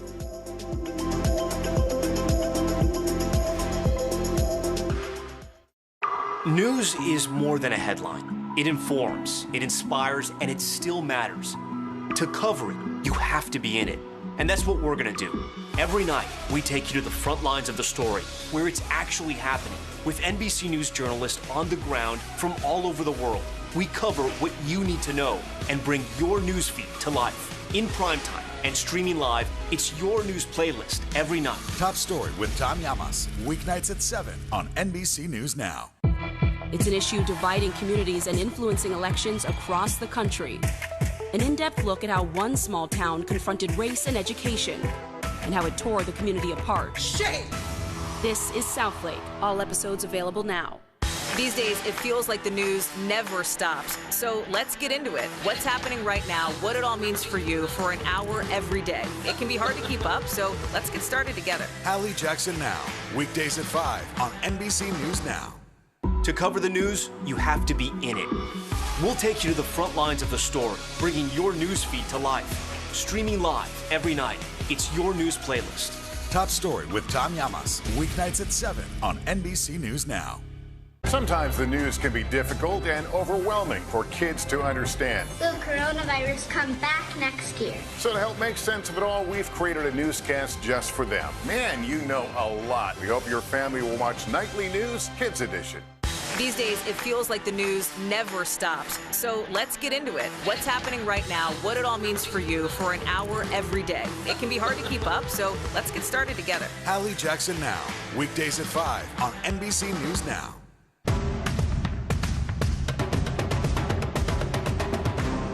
The fire has grown leaps and bounds. What you see behind me is typical. How you doing? Pretty bad.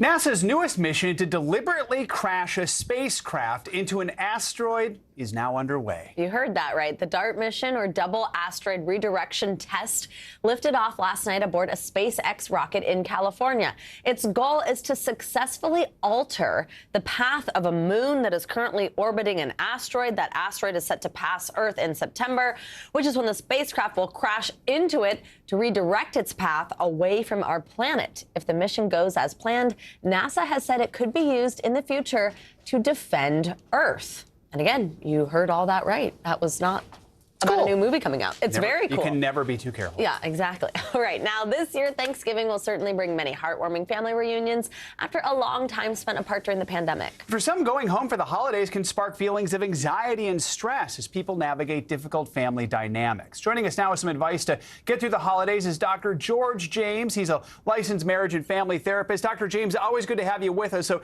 this is a side of the holiday season maybe we don't talk about very often, but what's your advice to someone who is feeling anxious about going home, seeing family this week? What can they do to take care of their mental health?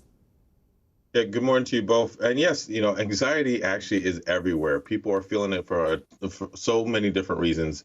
Whether, as Savannah mentioned, you're cooking your first meal, whether your kids are coming home for the holidays, whether you're coming home to see your family members, it's everywhere. And so what I really want to encourage people is that to own it, to acknowledge it, that I'm anxious about something. Maybe somebody's going to ask me a question I don't want to answer, or I'm going to be there longer than I want to. Be aware that the anxiety is there, and don't take your anxiety out on your loved ones. Don't have that extra attitude or maybe even be silent. Try to find a way how to engage folks while also protecting yourself. That might mean taking the extra time, or maybe planning that second visit so that you're not there too long. Do the thing that you need to do so you can be there long enough, connect, but then also take care of yourself and do whatever else you need to do. Absolutely. Doctor, you mentioned being kind of quiet or having that attitude, which I think might be some people's response just kind of naturally when they get those questions they don't want to answer about their relationship status or how work is, or maybe a politics conversation. Do you have any tips for kind of setting healthy boundaries so that you don't sort of retreat and it can stay as happy and amicable and loving as possible? There is nothing wrong with boundaries, especially when there's so many different things that you might have to encounter. The thing about it is that not to limit yourself to other people's expectations, and that having boundaries to protect yourself is perfectly fine. What you want to do, though, is to make sure that the boundary is not just cutting everybody off or limiting everybody from engaging with you, but also respectfully letting people know this is not something I want to do or want to talk about. So that might mean you might take a step away, or you might engage in something else. Maybe you play with the kids or the grandkids or something else that allows you to say, like, this is my boundary. I'm holding it firm, but I'm also not going to be so cold that I can't engage you or be able to interact with you. Great advice. I mean, we're going to see some heartfelt reunions, but thousands of families did lose someone during this pandemic. How do you get through the holidays while grieving a loved one, and how can we be there for friends or relatives in that situation? No, if we really think about it, unfortunately, this time of year does bring that up for a lot of people, right? Sometimes people have lost people. Sometimes people have lost people even around this particular time. And then when we add COVID and just the stressors that people have gone through, it is an additional loss that people are experiencing. And so some of it, once again, is just to be able to acknowledge, I'm sad, or I'm low, or you know what, I need to have some good times with friends and family. That's one way that you can grieve. You can let other people know, and you can get the support that is helpful for you.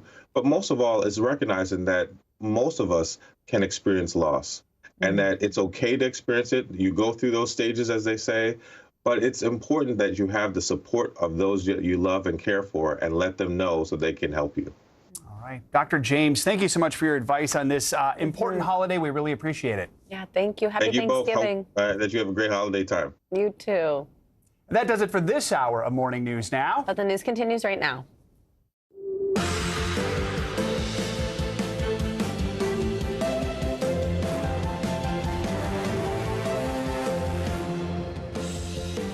Good morning, I'm Joe Fryer. And I'm Savannah Sellers. Right now on Morning News Now, race to vaccinate. Promising news in America's fight against COVID as we head into winter and this holiday weekend. Immunizations topping an average of 1 million per day for the past 3 weeks. Levels not seen since last spring. And majority of those jabs, booster shots, as Americans seek out that extra dose of protection.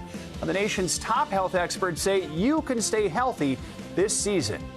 Holiday rush if you're one of the millions of Americans looking to head out of the house, finally, and visit those long-lost loved ones this weekend. You're in luck because we've got your travel outlook covered from the highways to the skyways. Our team's on the ground across the country with what you can expect when you hit the road. And, of course, our own meteorologist, Bill Cairns, as your holiday forecast. Also today, jury deliberations continue in the Ahmaud Arbery murder trial. Set to reconvene this morning. We'll take you inside the courtroom for a contentious final day of closing arguments. And shop small. We're only a few days out from the official start of the holiday shopping season, Black Friday, though some of you may have already gotten a head start on some hot deals. But if you're looking to step away from those big box retailers in favor of something a little more personal, well, we've got a few recommendations up our sleeves for Small Business Saturday that's coming up later in the hour. You're done with your holiday shopping, right? Haven't started. Yeah, and I'm already like, oh, I need to think of things I should buy during these sales. Yeah, just take notes. Procrastinator. Yeah, exactly. We'll get through it. Don't worry. All right, we're going to begin this morning, though, with that first holiday and the race to get more booster shots to Americans before the holidays. Millions of travelers have already started their trips to celebrate Thanksgiving with loved ones, something many were not even able to do this time last year. Yeah, that's right. But COVID cases are on the rise, causing experts to be cautious about a potential COVID surge across the country. NBC News national correspondent Miguel Almaguer has the latest. Savannah and Joe, good morning. With more than 53 million Americans expected to travel for the holiday, many are doing so from states that are hot spots. Cases are now up in more than half the country, and many are seeking an added dose of protection.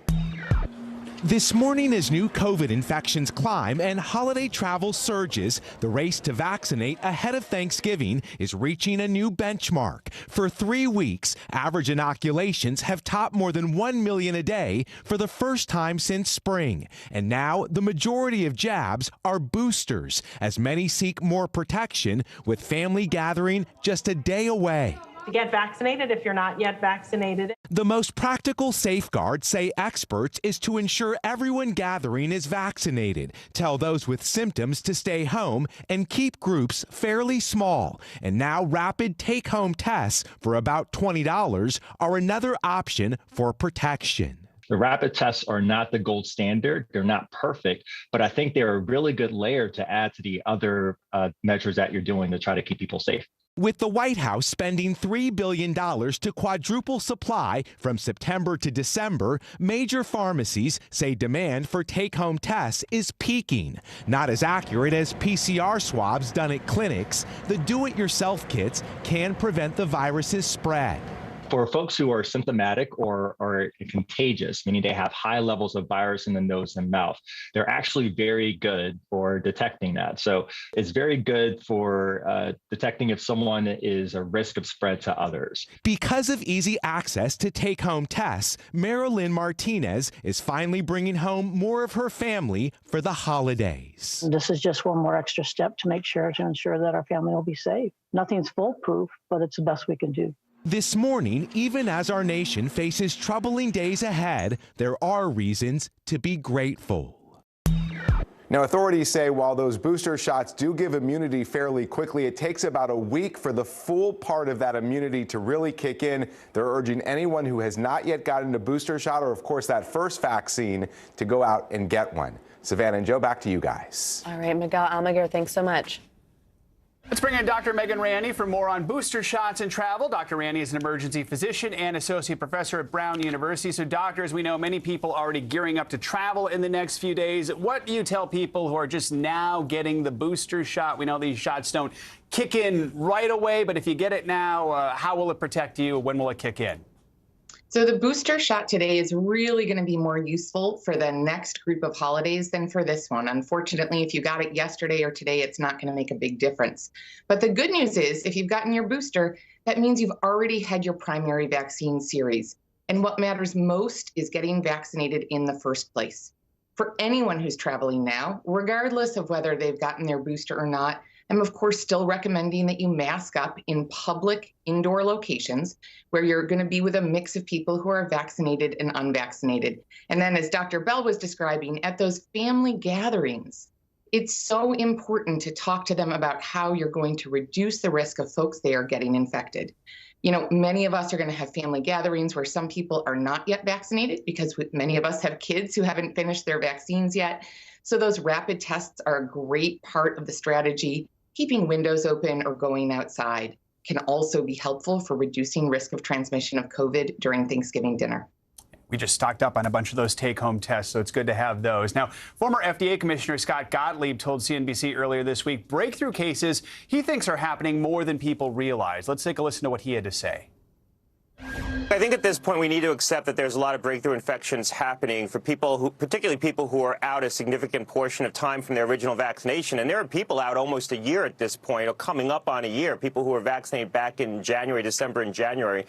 So there's probably more infection happening among the vaccinated population, more spread happening in that population, the unboosted portion of that population, than what we're picking up because we're just not systematically tracking this. There's going to be retrospective studies that identify this, but we're not doing a good job of tracking this in real time. So, Dr. Ranney, what do you make of his comments? Is this, in your mind, another reason to get more people the booster as soon as possible? You know, I agree 100%. The CDC has been tracking primarily breakthroughs in hospitalized or ICU level patients. That's how we know that the original vaccine series is still tremendously effective at preventing those most severe outcomes. You know, the bigger question for us is, do these mild cases matter if they don't have you end up in the hospital or kind of debilitated for a couple of weeks? We don't fully know, and studies will show that. I think for now, getting boosted is a good thing to do to avoid those symptomatic cases, to avoid 10 days out of work, and keeping your family quarantined, which none of us want. No kidding. And Dr. Rani, Pfizer recently released new data saying their vaccine's 100% effective in preventing infections, 100% in 12 to 15-year-olds. So what do you use this information? What's your advice to parents who are wondering whether to get their kids vaccinated? So this is but more data supporting the fact that getting our teens and eventually our younger kids, those 5 to 11s who just became eligible for vaccines, this is more data supporting going and getting them the shot. It helps to protect them. Remember, COVID was one of the top 10 causes of death for kids in this age group last year. And it also helps to protect the larger community by stopping the spread of COVID. All right, Dr. Megan Rani, as always, thanks so much and happy holiday to you. You too. Turning now to the latest on the travel outlook for Thanksgiving as the holiday rush is already underway in the skies and on the highways across the country. AAA expects the total amount of drivers to come close to pre-pandemic levels, but they will have to contend with some pain at the pump this time around. NBC News correspondent Morgan Chesky is live in Dallas, Texas with more. Hi, Morgan. Good morning. Hey, Savannah, good morning. And for the millions of Americans hitting the road, they're going to be facing a couple unfortunate realities. Number one, millions of people congesting the roadways. Number two, some higher prices at the pump. Believe it or not, the average cost for a gallon of gas is about $1.30 more than what we were paying this time last year. Now, President Biden tapping into our nation's fuel reserves to hopefully drive that cost down. Another Thanksgiving tradition is in full swing this morning. The traffic crush on the nation's roads and highways. More than 48 million Americans are expected to travel by car this week, according to AAA. That's up nearly 4 million since last year and approaching pre-pandemic levels in 2019. The holiday rush comes amid a surge in gas prices, now at their highest level in 7 years, with the national average cost of a gallon of gas at $3.40. The highest prices in the Northeast and West. All of it leaving drivers frustrated. It almost makes me feel like I've got to go to the bank and take out a loan to pay for my gas. They are really high, and what can we do? Hoping to relieve that pressure at the pump, President Biden announced the U.S. will tap into the nation's strategic petroleum reserve, releasing 50 million barrels of crude, part of a coordinated effort by the U.S. and 5 other countries. It will take time, but before long, you should see the price of gas drop where you fill up your tank. Experts warn it may take up to 2 weeks for prices to finally come down, but others doubt the government's move will have much of an impact. I don't think it's going to bring meaningful relief to Americans. It will bring some amount of relief, maybe to the tune of 5 to 15 cents a gallon nationally. And if you are hitting the roads, AAA says there is a bit of strategy here, as we all know. If you are driving today, they say the most congestion will happen from noon to 8 p.m. So if you can delay your start time till after that, it could be for the best. Tomorrow, they say try to hit the roads before 11 a.m. to avoid the most crowding on the highways. Send it back to you. All right, some good tips there, Morgan. Thank you so much. From our nation's highways to the airways, and Americans looking to the skies to visit friends and family this Thanksgiving. With Turkey Day now less than 24 hours away, airports across the country are preparing for what could be a hectic scene this long holiday weekend. NBC News correspondent Tom Costello has the latest. Yeah, hey, Savannah and Joe, good morning. So Tampa International has been busy all morning. You know, this is not the busiest airport in the country. They are humming this morning. This is the check-in side for United Airlines. Traffic's been coming in since the early morning hours. Take a peek through the door here at the traffic we've got inside the terminal. This is just the United side, the American side, the JetBlue, and of course, Southwest. They're very busy this morning. I checked the FAA's website as well as FlightAware. This is a great day to fly. Minimal flight delays around the country. In fact, nationwide, we've only got 46 total cancellations. That is nothing. In the meantime, the airlines are saying this coming Sunday will be the busiest. That's the Super Bowl. This right now, these are the playoffs. If you're on your way to an airport, this is what you can expect. Millions of people eager to reunite with friends and families. What a difference a year makes. This was the Thanksgiving travel rush of 2020 before the vaccine. And this is Thanksgiving 2021.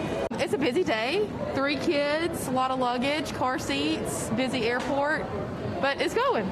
It'll be good to see family. I haven't traveled much, so this is good. So far, the TSA says it's screening 2 million passengers and more each day, a pandemic record. TSA Chief David Pekoski. very close to 2019 pre-pandemic levels. The busiest day by far will be this coming Sunday, generally in the afternoon as people are returning home. With the crush of passengers, patience can be in short supply, tempers hot. This year has already brought a record number of onboard disturbances and assaults. So the airport's kind of an emotional place. Some people are running late, some people are delayed. You have people who are getting ready to leave loved ones for a while, and they kind of tend to act out when things don't go their way. Onboard disturbances and violence can mean steep fines, jail time, and getting banned for life by that airline. But the CEO of United tells Savannah he supports banning those misbehaving passengers from all airlines. A lot of flight attendants unions support the idea of the airlines sharing with each other their lists of red flag passengers or potentially disruptive passengers. Would you support that? We absolutely support that. We need the government to authorize us to share those passenger lists, but if they did, we would absolutely share it and would be supportive of that. Meanwhile, on this Thanksgiving Eve, from TSA and gate agents preparing for flight, in the thick of a stressful season, the TSA's message to those on aviation's front lines. We are so very thankful to have you around. And our thanks to Tom Costello for that report. Let's get a check now on your morning news now, weather. Which, of course, means it's time for Bill Cairns to join us with the latest forecast ahead of Thanksgiving. No matter which way you're getting where you're going, he's going to tell you how it is. Hey, Bill, good morning. Yeah, good morning. And Tom said it. I mean, today is just an incredible day to fly coast to coast. The weather the last 3 days has cooperated immensely. There were some travel delays yesterday because of winds. We may get some minor things like that today, but that's it. I mean, you love to see a map like this. So on these weather maps, by the way, the blue shows you where it's possibility of some snow. The green shows you where it's possibility of rain. There's just not a lot of it on the map. What is on the map is mostly the higher elevations in Colorado and portions of Wyoming, and that's where they actually want the snow for the skiers anyways. And as the airports go today, there could be some more gusty winds through the Great Lakes with minor delays. I don't think it's going to cause too many problems. No weather-related delays on the East Coast expected, and that goes with areas of the West also. Now, let's talk tomorrow. Let's go for a Thanksgiving Day, and how's your weather forecast? We'll go thanks or no thanks. Well, of course, let's give thanks first. We'll say thanks, Boston. 53, sunny and nice Thanksgiving. That's about as good as it gets. Atlanta, sunny and mild, 64. Thank you. And areas like San Francisco, Tucson, and Pueblo, also thanks. Kind of the no thanks category, not the best around Beaumont, Port Arthur, Houston. Rain and storms, 75 degrees. At least it's not cold. Memphis, will kind of give that the thumbs down too, 57. Green Bay, some snow showers, 37. I bet you some kids wouldn't mind that. And then Seattle and also in areas of the Pacific Northwest, a rainy, windy storm coming in. And your weather looks miserable from about Thanksgiving all the way through the upcoming weekend. And speaking of the upcoming weekend, little clipper system bringing some light snow to northern New England and the lake effect areas on Friday. There's more of that rain in the northwest. And then heading into the weekend, we have to watch this next storm. It doesn't have a lot of snow with it on Saturday, but it will bring a coating. Could be some difficult driving through the Great Lakes. And then on Sunday, that moves into Pennsylvania, into New York, and it looks like Sunday night, possibly into southern New England, including New York City, Hartford, maybe Boston, Providence. A lot of big cities, guys, will have their first chance of accumulating snow of our early winter season. So we'll talk more about that at the end of this week. That'll get us in the holiday spirit, Exactly, right? just in time. Right. It's officially Christmas time. Thank you, Bill. Good to see you. Okay. Now, this morning, the death toll is rising in that Wisconsin Christmas parade tragedy after a 6th victim, an 8-year-old boy, passed away. The heartbreaking loss revealed by prosecutors as the suspect appeared in court for the first time to hear the charges against him. NBC News correspondent Megan Fitzgerald joins us now from Waukesha, Wisconsin with the latest. Good morning, Megan. Savannah, good morning. Yeah, that 8-year-old boy had just underwent brain surgery on Sunday evening, sadly dying yesterday, just as the man prosecutors say is responsible for this tragedy appeared in court for the first time. And this morning, we're hearing from a young girl who was walking in that parade. She says she was just feet away from being killed. This morning, another family is grieving in Waukesha. 8-year-old Jackson Sparks died Monday from his injuries. The family calling it a tremendous loss. Their other young son, Tucker, was also in the ICU. Jackson, now the sixth victim of the horrific scene Sunday when a red SUV drove right into crowds attending an annual Christmas parade. The suspect, 39-year-old Darrell Brooks, appearing to sob during his first court appearance Tuesday when prosecutors announced the child's death. Brooks is now charged with 5 counts of intentional homicide, and a 6th is expected soon. His bail set at $5 million.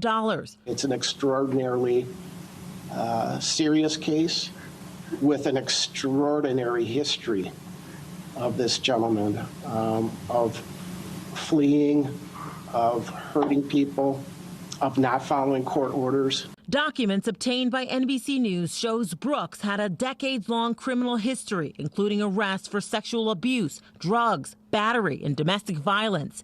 This month, he was arrested for allegedly running over his child's mother, but was released after posting a $1,000 bond. 13-year-old Allie Wachter was marching that day, carrying the banner for the Milwaukee Dancing Grannies, a group hit by the SUV. I heard tires squeal, and that's when I seen the car heading basically straight for the banner that I was carrying. On the other end of that banner, Virginia Sorensen, known as Ginny. She was killed along with 2 other members, Leanna Owen and Tamara Durand. I was supposed to be on that side. 62 other people were hurt, including 18 children, leaving a devastated community to find comfort in grieving together. Right now, 13 children remain hospitalized. 6 are in critical condition. As for this suspect, he's expected to reappear in court in January for a preliminary hearing. Savannah, if he's found guilty of these charges, he faces life in prison. Megan Fitzgerald, thank you so much. This morning, a Georgia jury is beginning day 2 of deliberations in the trial of 3 men accused of murdering Ahmaud Arbery. The prosecution had the final word yesterday and attempted to punch holes in claims by the defense that the men were conducting a lawful citizen's arrest. NBC News correspondent Sam Brock is outside the courthouse in Brunswick. Sam, good morning. Joe, good morning. We know for a fact that there's been 6.5 hours of deliberation so far. There were signs last night, Joe, that the jury might be close to be making a decision. They requested more time when the judge asked if there was a verdict that was imminent. This now, as there's a waiting game today, the lead prosecutor, as you just mentioned, going after the defense's argument that this was about self-defense or a citizen's arrest. Move on, guys. A high-profile case that captured the nation's attention and sparked months of protest. Say his name! But soon be coming to a close. We will get justice for Ahmaud. For weeks, defense attorneys for the 3 men connected to Ahmaud Arbery's death arguing they were protecting a community under siege from crime. Travis McMichael, his father Gregory, and their neighbor William Roddy Bryan are all facing murder and aggravated assault charges. When they saw Arbery running through their neighborhood, they chased him with 2 pickup trucks and a shotgun. These are real experiences of real people who were very scared. And so they took it upon themselves to do something about it. In her rebuttal, the lead prosecutor looking to puncture a hole in that argument. Driveway decision 1. How do we know he didn't witness any crime? But the whole thing started when I saw this guy running down the street. Georgia's citizen's arrest law, which has since been revoked in the state, previously required seeing a felony in progress or having immediate knowledge. There he goes, right there. You see him? But this video played in court shows Arbery sprinting down the street. See the white truck right here? Then the McMichaels, one by one, going from their house to their truck and pursuing him, apparently to find out why. The prosecution also showing this exchange between Gregory McMichael and police after the shooting. The officer asking, "Did this guy break into a house today?" And McMichael responding, "That's just it. I don't know." Arbery had previously been observed on surveillance video walking through a home under construction, but was never seen taking anything. Kevin Goff is a defense attorney for Bryan. Well, we know the defendants didn't actually see a crime committed. That was established in court. Why would a citizen's arrest be applicable? You know I'm not going to get into that discussion while the jury's out. The lawyers have made their arguments. 3 lawyers made very capable presentations to the court about the citizen arrest. A national pain over the death of unarmed people of color, finding one more legal test with a decision possibly just hours away. And the attorneys, one of them at least, just entered the courthouse. Behind me, deliberations, Joe, begin at 8:30 Eastern this morning. So in a matter of minutes, the jury, nearly all white, is going through almost 30 charges in this case. We'll find out if we get a verdict sometime soon. Back to you. Sam Brock, thank you. And coming up, it's crunch time for America's mail carriers as the holiday season revs up. So should you be confident the Postal Service will get your package where it needs to go on time? The USPS says yes. That story next.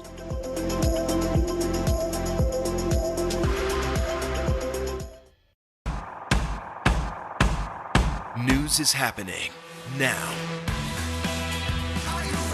Look at what's making headlines around the world. Right now on Morning News Now. Tonight, the major announcement of the COVID vaccine.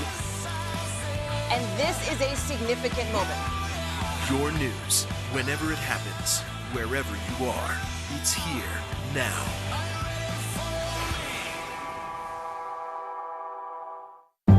In the City of Angels, two kindly old ladies wanted to help homeless men get off the streets forever.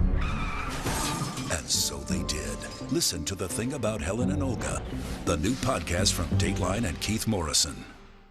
Still to come in the Channel 2 News. Well, the waters are certainly receding now. Still too close to call. Lester Holt reporting from the Ground Zero, as it's being referred to. It is, in fact, the taste of freedom. The Haitian people know a little something about resiliency. What's the biggest risk right now? Some of the troops who have been proud. I want to welcome you to the first presidential debate. In fact, we've been told we can't go any farther. You are some resilient folks. Let me get a hint.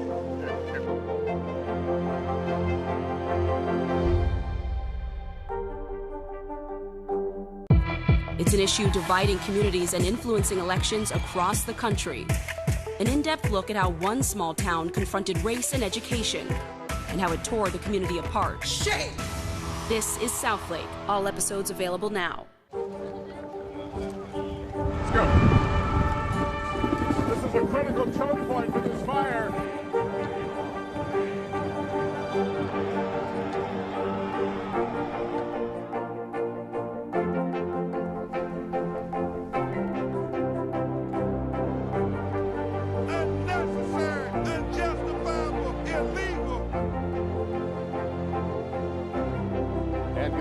From New Orleans, late military operation witnessing the massive crowds. I admire you both.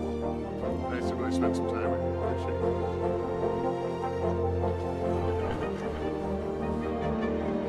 At any moment now.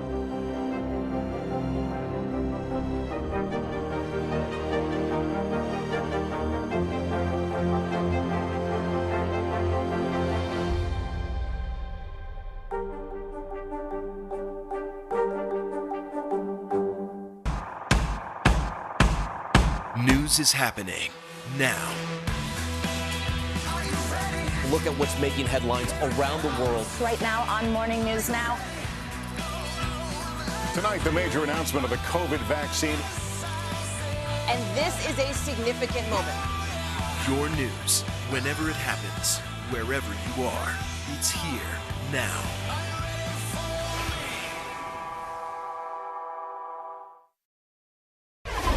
Welcome back. As part of our series Race to Deliver, we focus on the United States Postal Service this morning as it prepares for its busiest time of year. The agency is also facing criticism after announcing a slower delivery speed. NBC News investigative and consumer correspondent Vicki Nguyen spoke exclusively with the agency's vice president. She joined us now with how the USPS is addressing all this. Vicki, good morning. Hi, good morning to you both. Yes, well, the USPS is under scrutiny after complaints about its service intensified, especially during the pandemic. It's faced budget cuts, staffing shortages, and changes that are likely to impact your wallet this holiday season.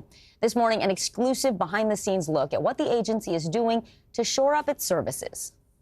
A stressed supply chain, labor shortage, and skyrocketing online shopping, a combination that will test our nation's biggest shippers like never before. But unlike UPS or FedEx, the United States Postal Service weathering a cloud of customer skepticism after 2020 saw cost-cutting and pandemic challenges that led to more than 10 million complaints, with 69% of them involving missing or delayed packages. This holiday season, USPS expects to deliver an estimated 850 million packages alone. Should consumers be confident in the USPS this holiday season? Yes. USPS Executive Vice President Jackie Stracco says the agency started hiring seasonal workers 6 weeks earlier than last year. Some 40,000 additional employees at facilities across the country, including here in New York City. Do you think the U.S. Postal Service is properly staffed right now? Yes. As of October, we had more people working for the Postal Service than we did the highest week during December of last year. The boost comes after USPS handled a record 13 billion packages and letters last holiday season. The COVID crush of mail overwhelmed the Postal Service, delaying essential mail like Social Security checks and prescription mail. According to a report from the Office of Inspector General, between October and December 2020, the agency missed its on-time delivery target for letters and flat mail by up to 14%. And this year, the USPS set new, slower delivery standards by 1 or 2 days for some first-class mail. And even then, the agency still failed to meet its on-time delivery goal. We've made considerable investments in our people, in our facilities, and in our package sortation equipment. The agency also opened 100 facilities across the country to handle the anticipated holiday volume. How are you handling those concerns that come up when postal workers say they feel they're being spread too thin? Our leadership around the country is working on their operations and their facilities and working with their teams. And don't expect your packages to go dashing through the snow without a seasonal surcharge. From now until December 26th, it'll cost 25 cents to $5 more to ship a package, depending on which type of service you choose and how far it has to go.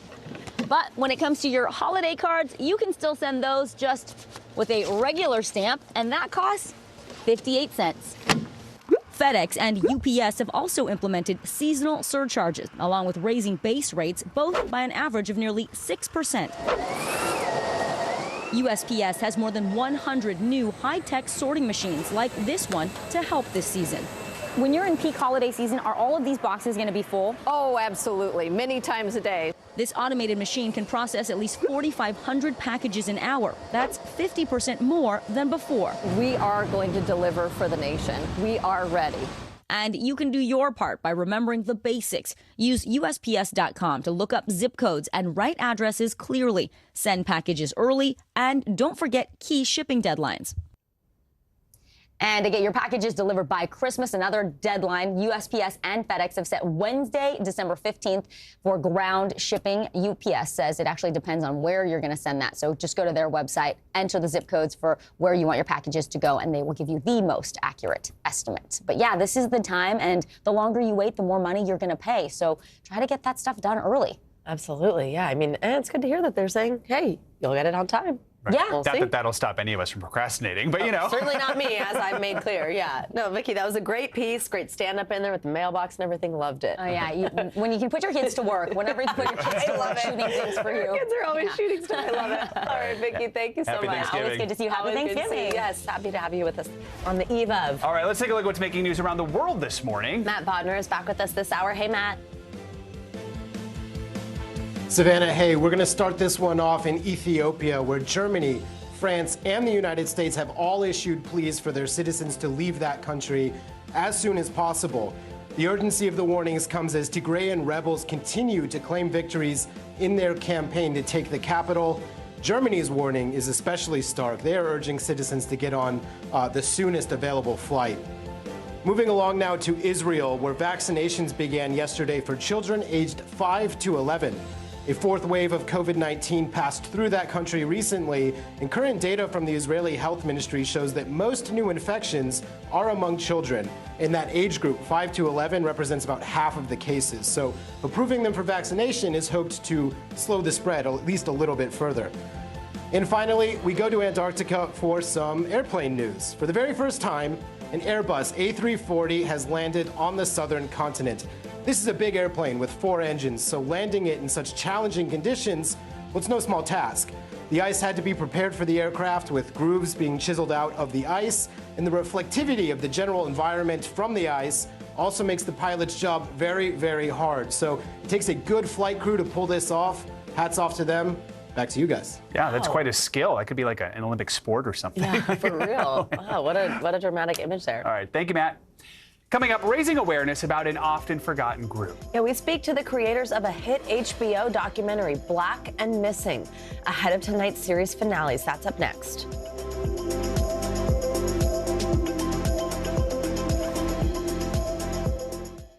These days, it feels like the news never stops. So let's get into it. What's happening right now, what it all means for you for an hour every day. It can be hard to keep up, so let's get started together. Hallie Jackson Now, weekdays at 5 on NBC News Now. Good morning, I'm Savannah Sellers. I'm Joe Fryer. Another giant leap for mankind. They want folks to shelter in place until this storm pushes through. Traveling to the United States is about to get a lot easier. Morning News Now, streaming weekdays at 7. The fire has grown leaps and bounds. You see behind me is typical. How you doing? Pretty bad. News is happening now. A look at what's making headlines around the world. Tonight, the major announcement of the COVID vaccine. This is a significant moment. Your news, whenever it happens, wherever you are, it's here now. Do you feel like the bad guy in this? Why should they believe you when they know that people are getting in?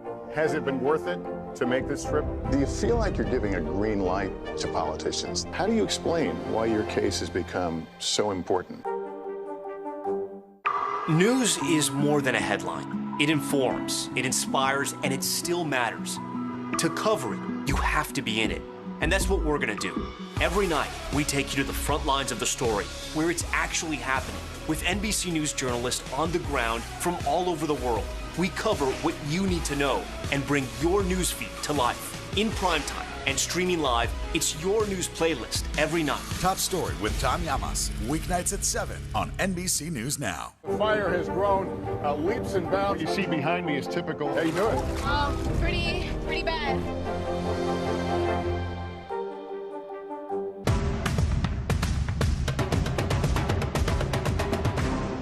The Meet the Press Chuck Todd Cast, free wherever you get your podcasts.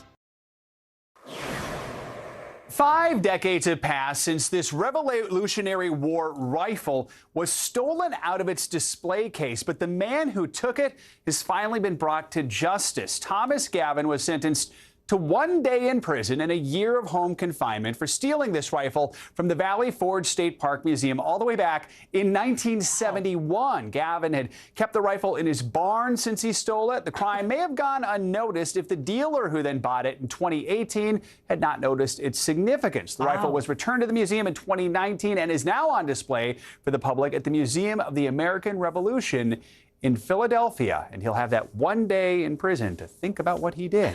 Yeah, exactly. I guess if you were in the market for that and you bought it, you understand, you have more knowledge than the average, but amazing that that person knew. Clearly someone did. Yeah. All right. Thanks, Joe. Yep. Now, after serving more than 4 decades in prison for a crime he did not commit, Kevin Strickland is waking up a free man this morning. The 62-year-old was wrongly convicted for a triple murder in 1979, 43 years ago. Strickland maintained his innocence throughout the years, saying he was nowhere near the crime scene. A judge set aside his conviction and ordered that he be immediately discharged from his Missouri prison. Thank you for reviewing all the no evidence that was against me to begin with. I really appreciate him taking his time to listen and understand what really happened in 1978 and how, I was an easy mark and the police took advantage of it. Strickland says he learned of his release while he was watching TV, and the news actually flashed across the screen as he was watching a soap opera. A new documentary series on HBO is raising awareness about missing African Americans whose cases often garner less media attention from the media or law enforcement. Take a look. There's so many missing people of color in the U.S. African Americans remain missing 4 times longer than white Americans. That number is alarming. We hear from families all the time. The police is turning us away. The media wouldn't respond. Looking for a missing daughter. And it drove me and my sister-in-law, Natalie, to want to do something about it to help these other families. Because if not us, who? It's our job to bring them home. The 4-part series is called Black and Missing, and you can watch the finale tonight on HBO and HBO Max. And we are lucky to be joined now by the executive producer, Soledad O'Brien, director Samantha Knowles, and one of the co-founders of the Black and Missing Foundation, Natalie Wilson. Good morning to all of you. Thank you so much for your time and being here to discuss this. And I'm so happy that this is getting this buzz around this series. I've heard so much about it, so congratulations on that. Natalie, I want to start with you. You're one of the co-founders, as we just mentioned, of the Black and Missing Foundation. So the series actually follows you. We saw a little bit of that as you work on these missing persons cases. Tell us about the work you do, how you got involved in this series, and what this exposure has meant for your foundation. Sure. Well, you know, to be contacted by Soledad O'Brien, a veteran in the news business, an African-American woman, and she understood that the struggles that we were having and the challenges that the families face in getting awareness for their missing loved one. And awareness is key in finding our missing. And it's just a testament to the work that we do, that it's being noticed. And people want to work alongside us to tell the stories of those missing. You know, it's really heartbreaking to know that 40% of the population of missing people are of color. And, you know, no one can name a missing Black or brown person that has gotten that national media coverage to be located. So it's a great testament to Soledad and the team for just recognizing this issue and wanting to use their platform, their voice, their influence. Soledad, we'll bring you in here. In addition to telling these stories, the docuseries also tries to explain why cases like these are often overlooked. And it's something that started to get a lot more attention after Gabby Petito disappeared. But what do you think the biggest problems are, and how do we begin to try and solve them?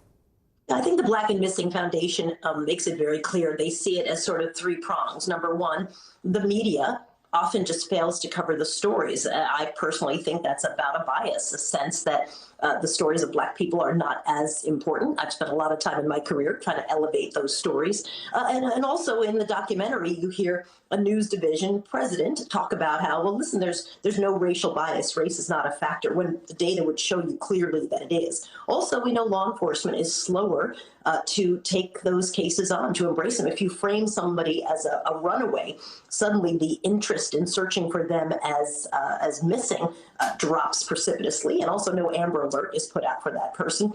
And then, as they would point out as well, the community also needs to be more aggressive in pushing for change, because when you have all those three pieces, it actually forms a cycle, a circle, really, that forces more coverage, forces more attention by both the police and the media when you have a concerned public as well.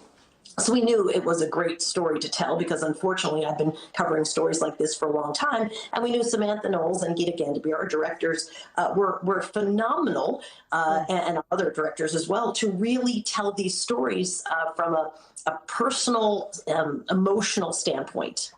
Absolutely. Let's bring in Samantha, one of those directors right now. So something that we forget, too, I think, is that when the police and the media, to Soledad's point, aren't covering these cases the way they should be, that responsibility often falls to families to try to raise awareness, to try to figure this out. I mean, just in that trailer, we heard that you hear from family all the time who are turned away by police, the parents, the siblings, the people who are grieving the most, then have to deal with that. What did those families have to say about the challenge of advocating for their loved ones? I mean, yeah, thank you for asking about that. The families were really the heart of the series in a lot of ways. And, you know, it's incredible to watch them, because they're going through the hardest thing in their entire life, a missing loved one. And yet they are, you know, making the search for their missing loved one a full-time job. And it was heartbreaking to see, you know, simultaneously kind of see that grief, but also that strength that they had. And I think that's why what Natalie and Derica do is so crucial and so important, because it's really a lifeline for these families. And, you know, we really wanted to document not only the grief and the pain, but also the incredible strength it takes to do what they do. Soledad, Black and Missing is 4 episodes. I'm guessing it could have been much longer. So many stories need to be told. What do you hope for viewers is the main takeaway from the series? Listen, I think awareness is really important. And I think sort of once a community understands that there is bias, that there are things that you can do to make a difference, and that you're just aware that people exist. Families should not be doing this alone. It is unfair. To two women who run the Black and Missing Foundation, to have the bulk of the work of finding missing Black people is kind of insane. More awareness, more funding, and really just a caring and compassion about human beings who've gone missing. Absolutely. Soledad, Natalie, and Samantha, thank you so much for your time. Thank you for covering such an important topic. And again, you can catch that finale tonight on HBO and HBO Max. Thank you all. Thanks. Thank you. And coming up, you might want to sit down for this one. You know, that supply chain crunch you've been talking about, now hitting the liquor aisle. Yeah, that's right. A bottleneck is sobering up some American distributors, causing, you guessed it, another shortage just in time for Thanksgiving and the holidays. We're going to tell you about it next.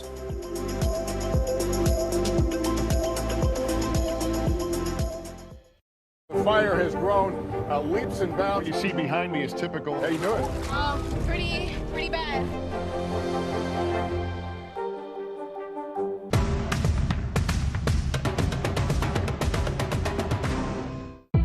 It's an issue dividing communities and influencing elections across the country. An in-depth look at how one small town confronted race and education and how it tore the community apart. Shame! This is Southlake. All episodes available now. Sometimes the news can be difficult and overwhelming for kids to understand. Will coronavirus come back next year? So to help make sense of it all, we've created a newscast just for them. Man, you know a lot. We hope your family will watch Nightly News Kids Edition. News is more than a headline. It informs, it inspires, and it still matters. To cover it, you have to be in it. And that's what we're gonna do. Every night, we take you to the front lines of the story, where it's actually happening, with NBC News journalists on the ground from all over the world. We cover what you need to know and bring your newsfeed to life. In primetime and streaming live, it's your news playlist every night. Top Story with Tom Llamas, weeknights at 7 on NBC News Now. Still to come on the Channel 2 News. Well, the waters are certainly receding now. Still too close to call. Lester Holt reporting from the Ground Zero, as it's being referred to. It is, in fact, a taste of freedom. The Haitian people know a little something about resiliency. What's the biggest risk right now? Some of the troops who have been proud. I want to welcome you to the first presidential debate. In fact, we've been told we can't go any farther. You with some resilient folks, let me get in.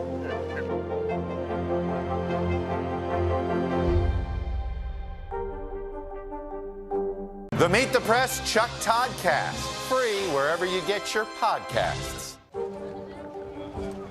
Let's go. This is a critical choke point for this fire.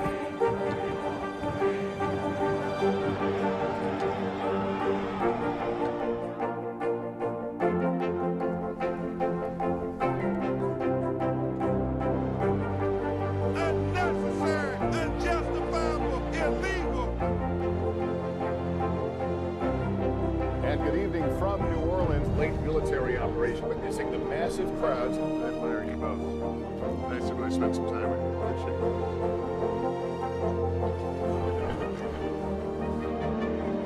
At any moment now.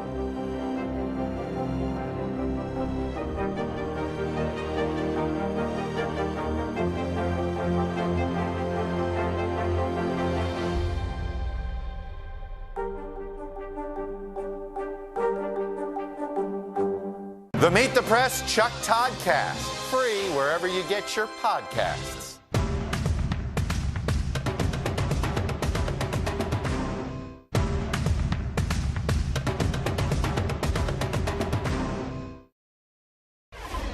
As you know, it's just one day until Thanksgiving, but there's another shortage getting all of our attention this morning. Those global supply chain issues are leading to a shortage of wine and spirits as wineries struggle to bottle those beverages that are in high demand this year. Whether it's turkey, cranberry sauce, or pie crust, prepping for this year's Thanksgiving dinner with all the fixins has likely been a tougher task.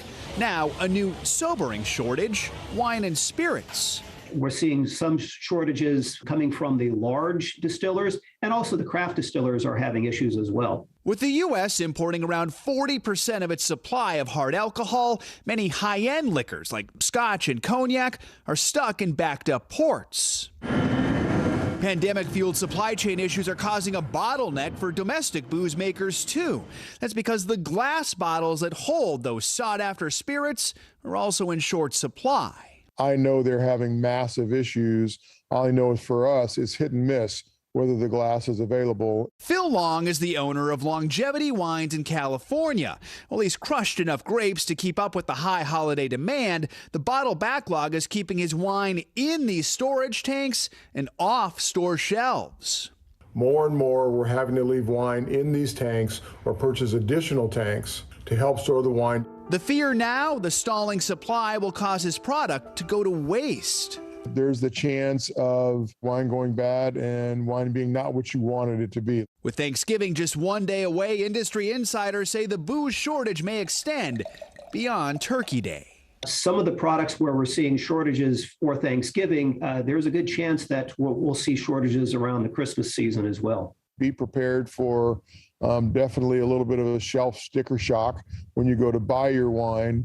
And if you find your wine, my suggestion is to stock up. Experts say we're not going to completely run out of booze this year, thank goodness. But if you're looking for a specific bottle, you may have to go to a few different stores before you find it. So it may also be a good year to try something new. I was reading the beginning of that story. You probably thought I had been drinking. Oh, please. Stumbling my way through. I actually have already noticed that. I mean, I don't know. I'm not going to, definitely say it's because of supply chain issues, but it's just like the brands I like. Yeah, you can find wine, you can find stuff, just that specific thing you might have to look around for. Absolutely. All right, check it out now. Yep. Try to do it early. Now, staying with supply chain issues, you may have noticed shortages on all kinds of goods. You might have heard us telling you all about them all throughout the show. But when you're at the grocery store and things like that, you might be noticing them as you're shopping. Well, this new article on NBCnews.com singles out a few popular items and the global reasons why they're in such short supply. NBC News reporter Phil McCausland wrote that article, and he joins us now. Phil, good morning. So again, we've been talking so much about supply chain shortages, but I like this because we're going to tick through some specific ones. Let's start off with chicken tenders, a shortage of chicken tenders. Tell us about this. Yeah, it was kind of a surprising one, but I mean, America loves chicken tenders, so it was one that I thought was to dive into. So, I mean, there's a lot of different issues. I mean, every company is basically facing issues with packaging, with shipping. Again, that's hitting chicken tenders as well. But there's a couple other issues. I mean, we've seen how meat processors have really struggled through the pandemic with staffing. A lot of meat processing workers have died clearly as well, really tragically in the pandemic. But then there's also been issues of they changed things like their rooster. Tyson Foods, a giant chicken producer, changed the rooster they were using, which has affected hatch rates. So there's just all these tiny little things that can affect what ultimately appears on store shelves. Absolutely. Let's talk about some of those like really critically important items, medical supplies. What's the latest there? Yeah, I spoke to a few medical supply stores, and I mean, they have had real trouble finding things like crutches, wheelchairs. We've gotten reports from hospitals across the country asking for people to donate supplies like that for patients who need them. Really tragic, obviously, as well, because these are goods that people really, really need. I mean, you can't say, I can wait to get a wheelchair. And then talking to suppliers, it's small items. A lot of those medical supplies are produced domestically, but if you can't get the tires, from Southeast Asia, those are stuck in ports, or they cost a huge amount of money to ship in. That's also having an effect on the back end as well. And then we've been talking a lot about these different types of things we're shopping for this time of year because of the holidays, toys, maybe presents for little kids. What about the toy industry? Yeah, I mean, toys, I talked to the CEO of the company that makes Fisher-Price toys, of Tonka trucks. I mean, he walked me through the supply chain for a Tonka truck. It was really kind of edifying and educational to learn, the costs of all these things, but they've increased by almost 1,000% to ship from China to the United States before they even hit shelves. The challenges have just gotten so high in getting things in from China, from our partners across the Pacific. And so it's become a real challenge to get those on retail shelves, but it's just holding things up. They might have an entire toy set done, and then it just sits in a factory waiting for one part, one or two parts. Yeah, absolutely. Similar to what Joe just reported on. They have the wine, they don't have the bottles, that type of thing. All right, Phil, thank you so much. Time now for our CNBC Money Minute, the biggest financial headlines of the day and why they matter to you. Bertha Coombs is with us. Bertha, good morning. Hey, good morning, Joe and Savannah. So a federal jury has found that CVS, Walgreens, and Walmart helped fuel the opioid epidemic in 2 Ohio counties. It's the first trial that the pharmacy chain operators have faced over the drug crisis. The counties are seeking $1 billion each in damages. The companies say they will appeal that verdict. More than 3,000 lawsuits have been filed against drug makers, distributors, and pharmacies, while the largest drug makers and distributors of painkillers and opioids have settled. The pharmacies have decided to go ahead to trial. The damages are set to be announced in the spring. Meantime, T-Mobile is paying roughly $20 million to settle an SEC probe into a massive outage last year that led to more than 20,000 failed 911 emergency calls. The SEC found the outage was caused by equipment failure and was made worse when T-Mobile attempted to introduce a new router into its network. As part of the settlement, T-Mobile has also agreed to improve notices about 911 call outages. And Apple is delaying the release of a feature to let you store your ID in the Wallet app until early next year. Apple first announced the tool at its developers conference this spring. It will allow you to add your driver's license or state ID card to your Apple Wallet, just like a credit or debit card. The TSA says it's going to support that feature at some airport checkpoints. It will certainly make it a lot easier. I know that I always use my, phone app for tickets, airplane tickets, and it helps you just go right through. If you also have your ID on it, that would make it that much quicker. Yeah, Absolutely. And I like the New York COVID app that lets you put your ID and your vaccine card on it. It's convenient. Yeah, so. and I like the Apple Wallet for Subway or anything. I always use Apple Pay now. It's so simple. All right, Bertha, thanks so fans. much. All right. Yeah. Me too. Happy Thanksgiving, Bertha. Happy Thanksgiving. Happy Thanksgiving, guys. All right. Coming up, some shopping tips for you as we head into retail's Super Bowl weekend. But if you want to leave behind all those big box stores and shop local, support small businesses, we've got some recommendations. That's after the break.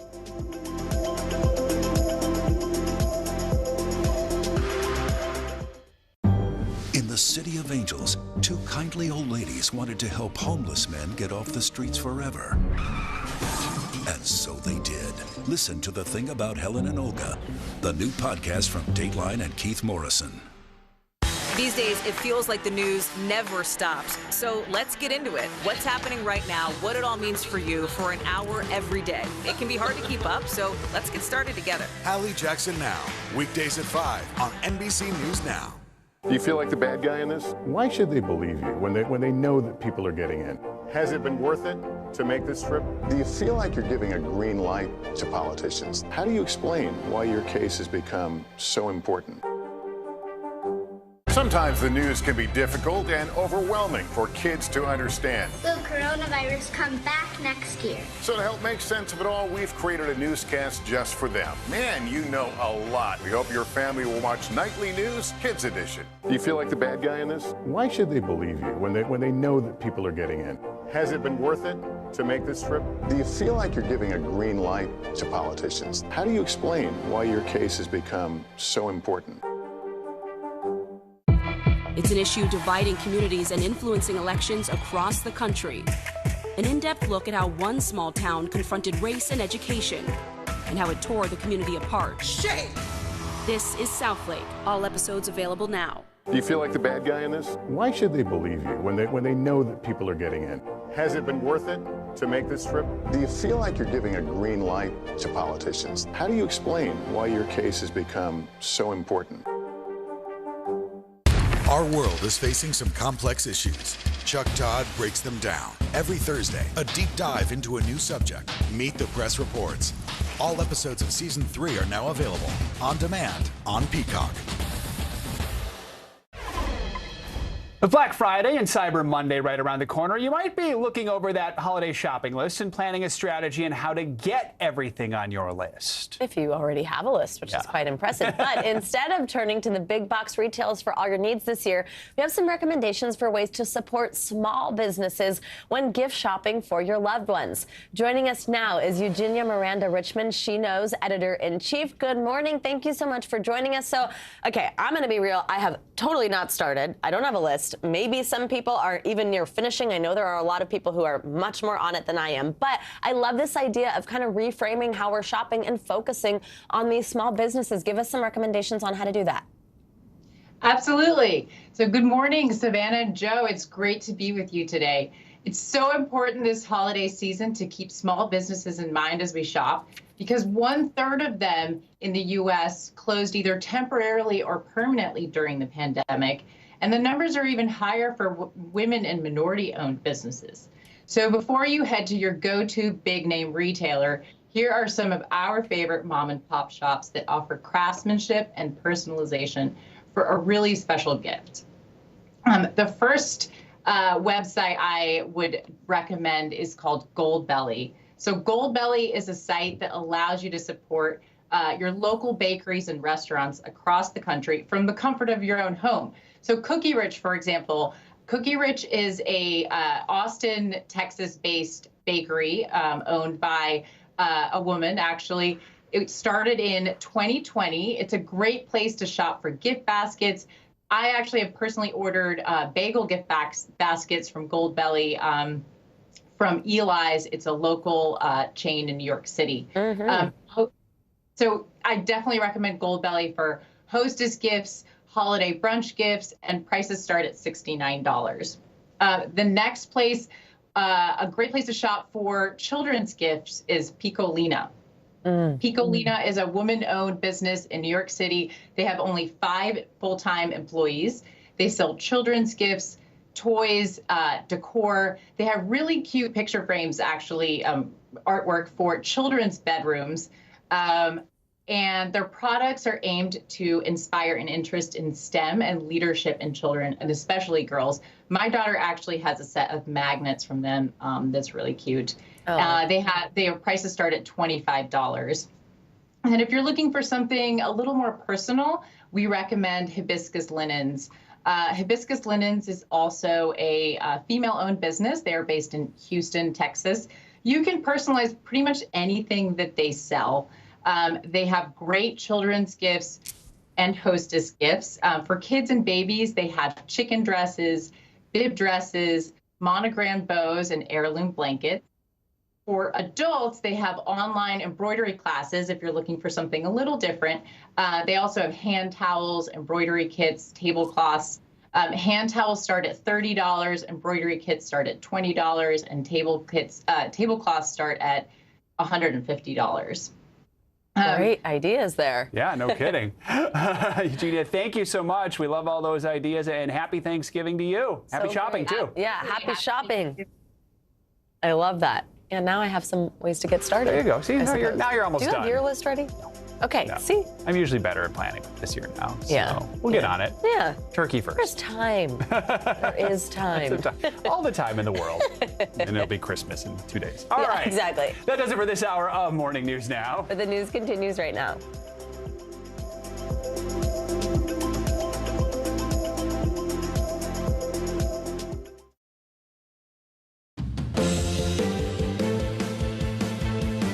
Breaking right now, verdict watch. Deliberations underway in the trial of the 3 men accused of killing Ahmaud Arbery. What jurors just asked the judge that's expected to play a critical role in that decision. Mounting toll. A child is now dead following that holiday parade tragedy in Wisconsin. The tense moments when that news was revealed to the public and the charges the man at the center of this all is now facing. Plus, race to deliver. The Postal Service working around the clock to get you your holiday gifts to their destinations on time. We'll take you behind the scenes of what that agency is doing to really get things done just in time for Christmas. And who let the dogs out? Prep's underway for the National Dog Show. We'll show you some of the canine competitors getting ready for a Thanksgiving Day tradition.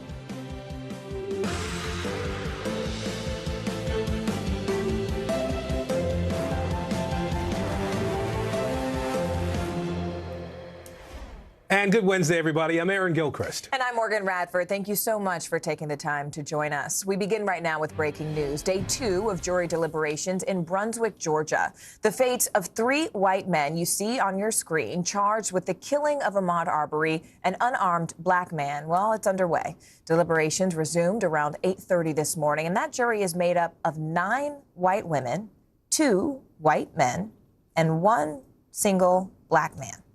Concerns about that makeup were raised earlier in the trial. Leading us off on Verdict Watch this hour, NBC News correspondent Cal Perry and NBC News legal analyst Danny Cevallos.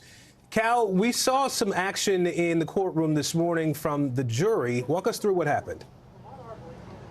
Yeah, this was the first time we've heard from the jury since they started deliberations yesterday. If you add up all the time they've been deliberating, we're looking at about hour 8, hour 9 of deliberations. They didn't have any questions. They did, however, want to see what is now this infamous video that Roddy Bryan shot. He is the 3rd defendant. He was in that 2nd pickup truck.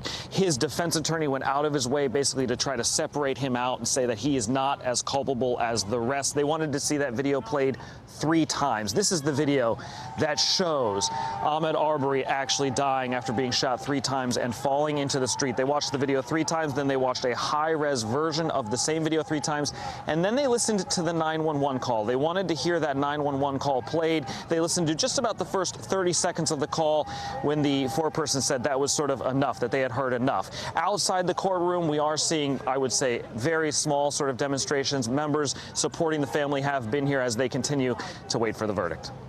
All right, Cal, I'll ask you to stand by for a second here. Danny, we'll bring you in. The jury asked to see this 2 pieces of video, or the same piece of video in 2 different ways, and the 911 call. They deliberated for a full day yesterday. What's your read on all this activity from the jury wanting to see this video again? This is pure astrology because lawyers are never, ever in the jury room. So we may never know until the jury comes out if they decide to talk to us. But my guess is that because the jury's been out for a day, they've had time to look at the instructions. So why now ask to see the video? Could it be because they were deliberating over whether citizen's arrest protected these defendants, and having disposed of that, they are now considering the underlying charges, the underlying interaction? All it may mean is that as to one or more of the defendants, they've concluded that citizen's arrest doesn't apply. They may, for example, conclude it does apply to Bryan, the defendant who really did not have a firearm and followed with a cell phone. All right, Cal, what's happening outside the courthouse today as we watch for this verdict? We see the family come into the courtroom each morning. This morning, they were flanked by not only supporters, but by clergy as well. The Reverend Al Sharpton, president of the National Action Network, was with them. He actually spoke about what he's been hearing inside the courtroom. Take a listen. They sat and heard some of the most racist statements made in a court of law that I've heard in the decades I've been out here. Amen. I've sat in many courtrooms.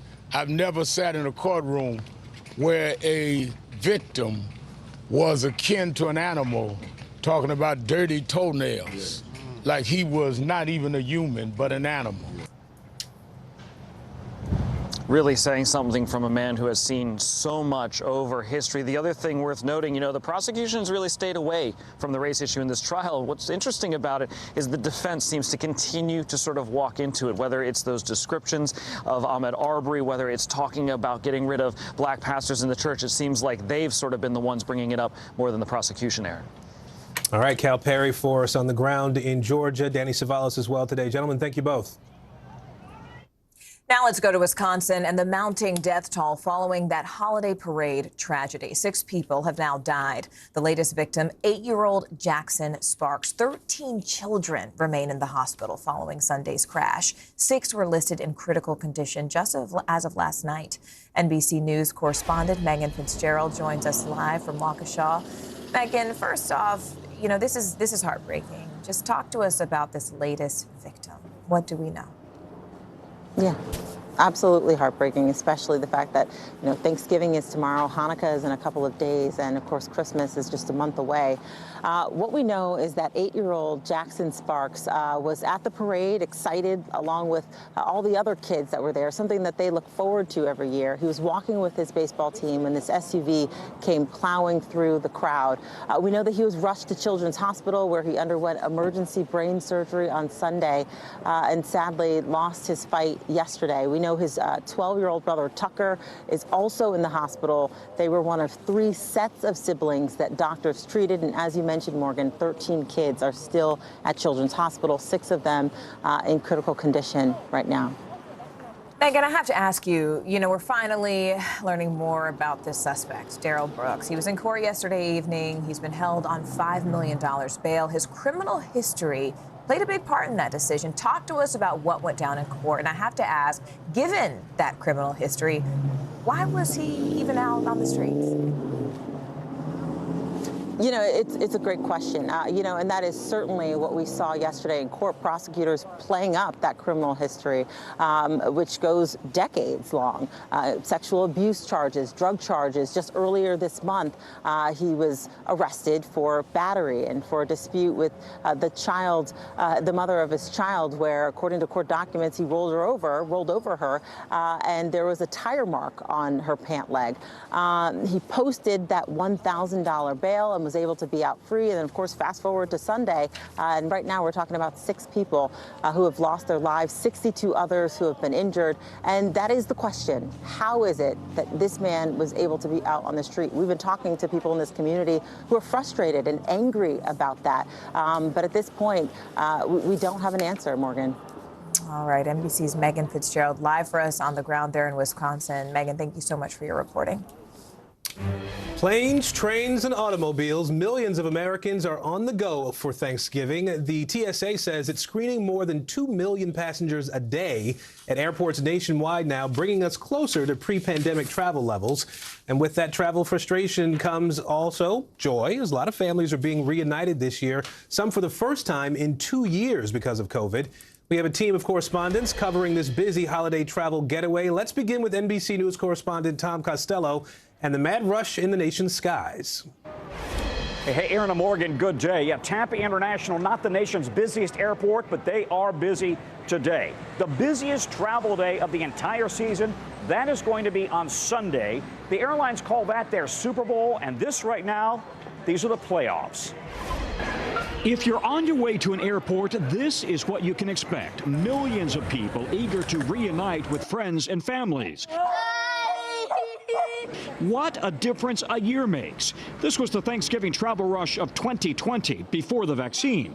And this is Thanksgiving 2021. It's a busy day. 3 kids, a lot of luggage, car seats, busy airport, but it's going.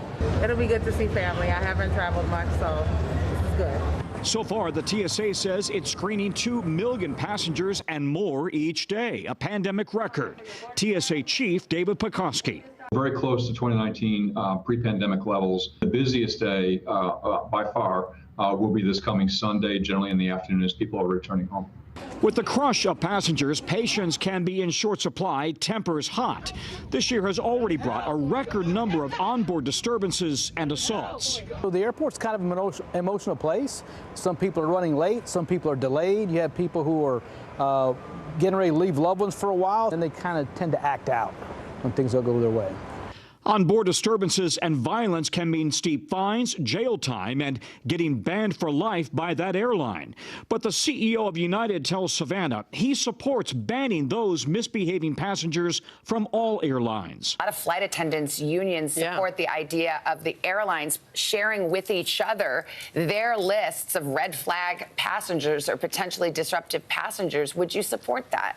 We absolutely support that. We need the government to authorize us to share those passenger lists, but if they did, we would absolutely share it and would be supportive of that. Meanwhile, on this Thanksgiving Eve, from TSA and gate agents preparing for flight, in the thick of a stressful season, the TSA's message to those on aviation's front lines.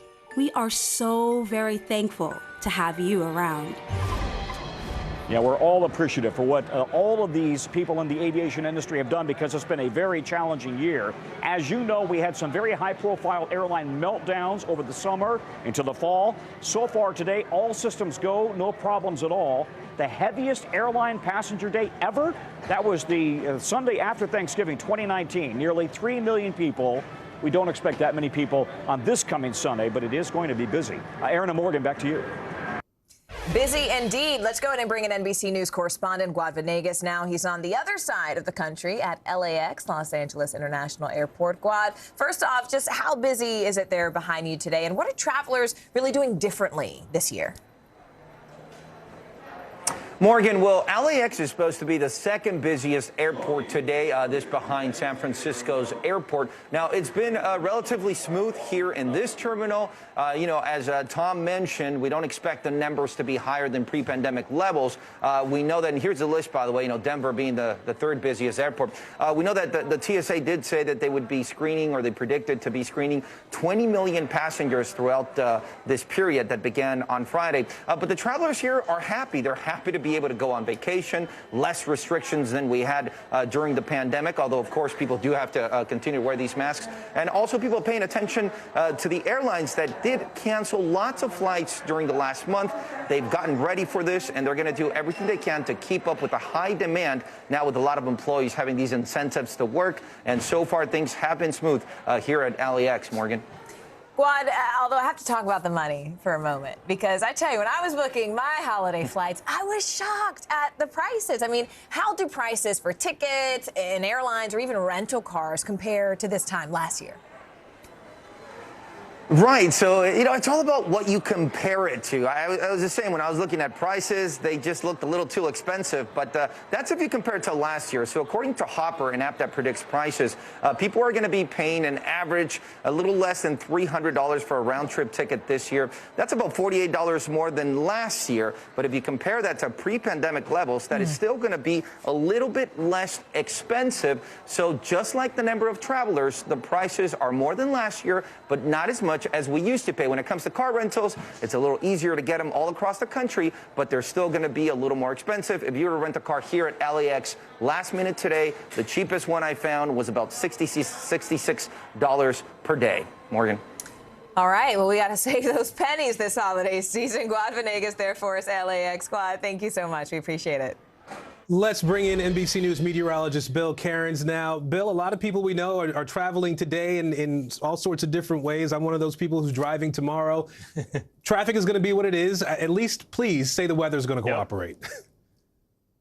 Yeah, I can't help you with volume problems at all. And obviously, that's going to be the main cause of delays because the weather is cooperating, at least today. Now, Tom Costello telling me that Sunday is the busiest day at the airlines throws a whole monkey wrench in the whole, the day before Thanksgiving is the busiest travel day. So I think it is for the roads. But on Sunday, he was saying the airlines. So we have to get to that forecast, too. So we woke up this morning on the East Coast. It was very cold. Even by Florida standards, it's still pretty chilly, only in the 50s still in the middle of the day. So it's cold. Now, as far as the travel goes, the weather, isn't really affected by the cold. As long as planes don't have to de-ice, you're fine. And I just took a look at some of the current airport delays, and there's not a lot out there. I mean, everything is running really smooth right now. So sunny and chilly is kind of the rule today. There's not a lot of wet weather. So let's get into the airports and maybe some minor delays this afternoon, some wind gusts in the Great Lakes. And, I'm really searching here because there's not a lot of problems with weather. Then on Thanksgiving Day, this changes a little bit now. Heavy rain moves into the northwest, especially in the evening. Keep that in mind in and out of Seattle. Houston, down along the Texas coast, rain for you. Then eventually that rain will move up into Tennessee and Kentucky Thanksgiving Day afternoon.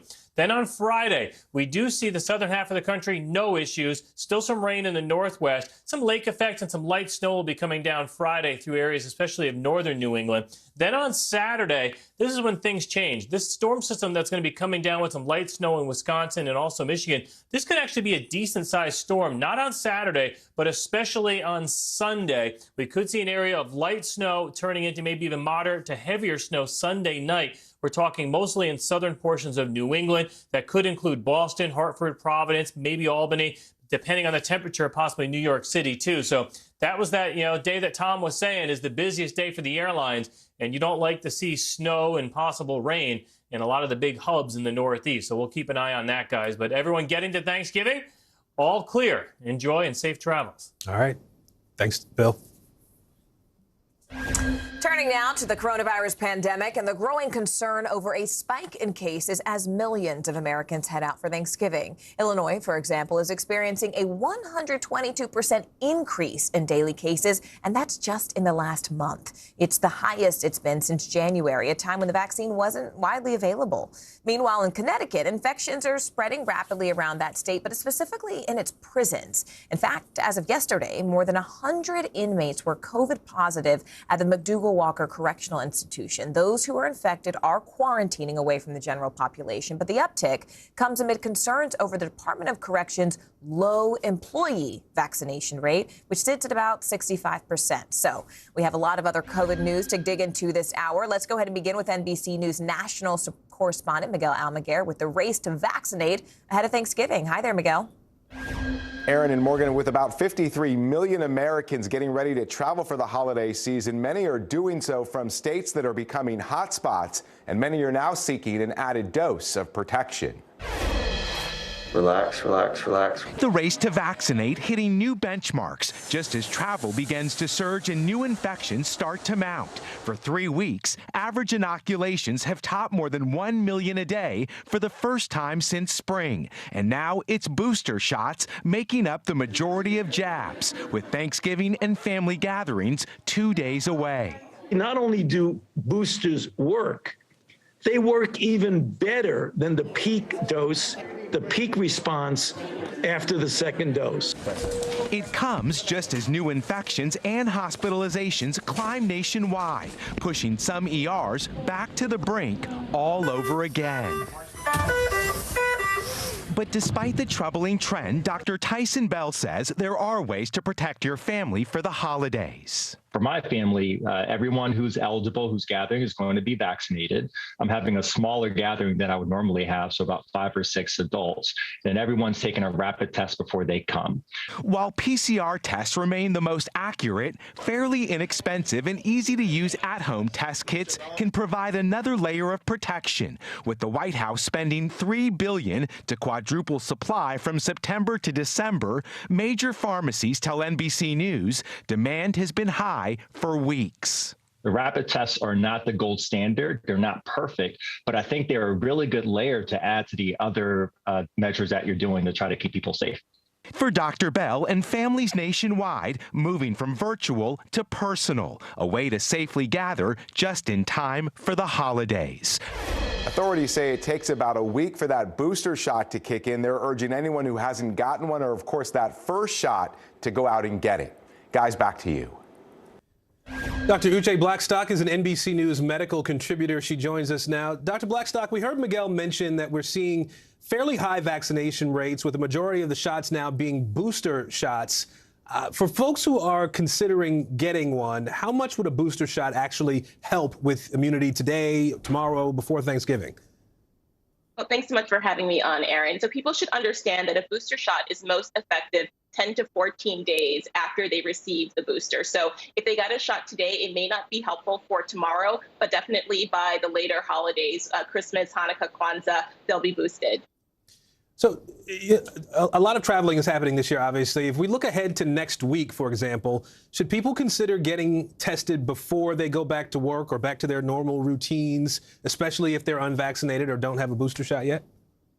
Yeah, absolutely. We recommend that people get tested 3 to 5 days after possible exposure. So after Thanksgiving dinner or after their last contact with their family, they should definitely go for either a rapid test or a PCR test 3 to 5 days after. And that's something that should pretty much become habit for them. All right. Some good advice there. Dr. Blackstock, we appreciate your time today. Thank you. Thank you.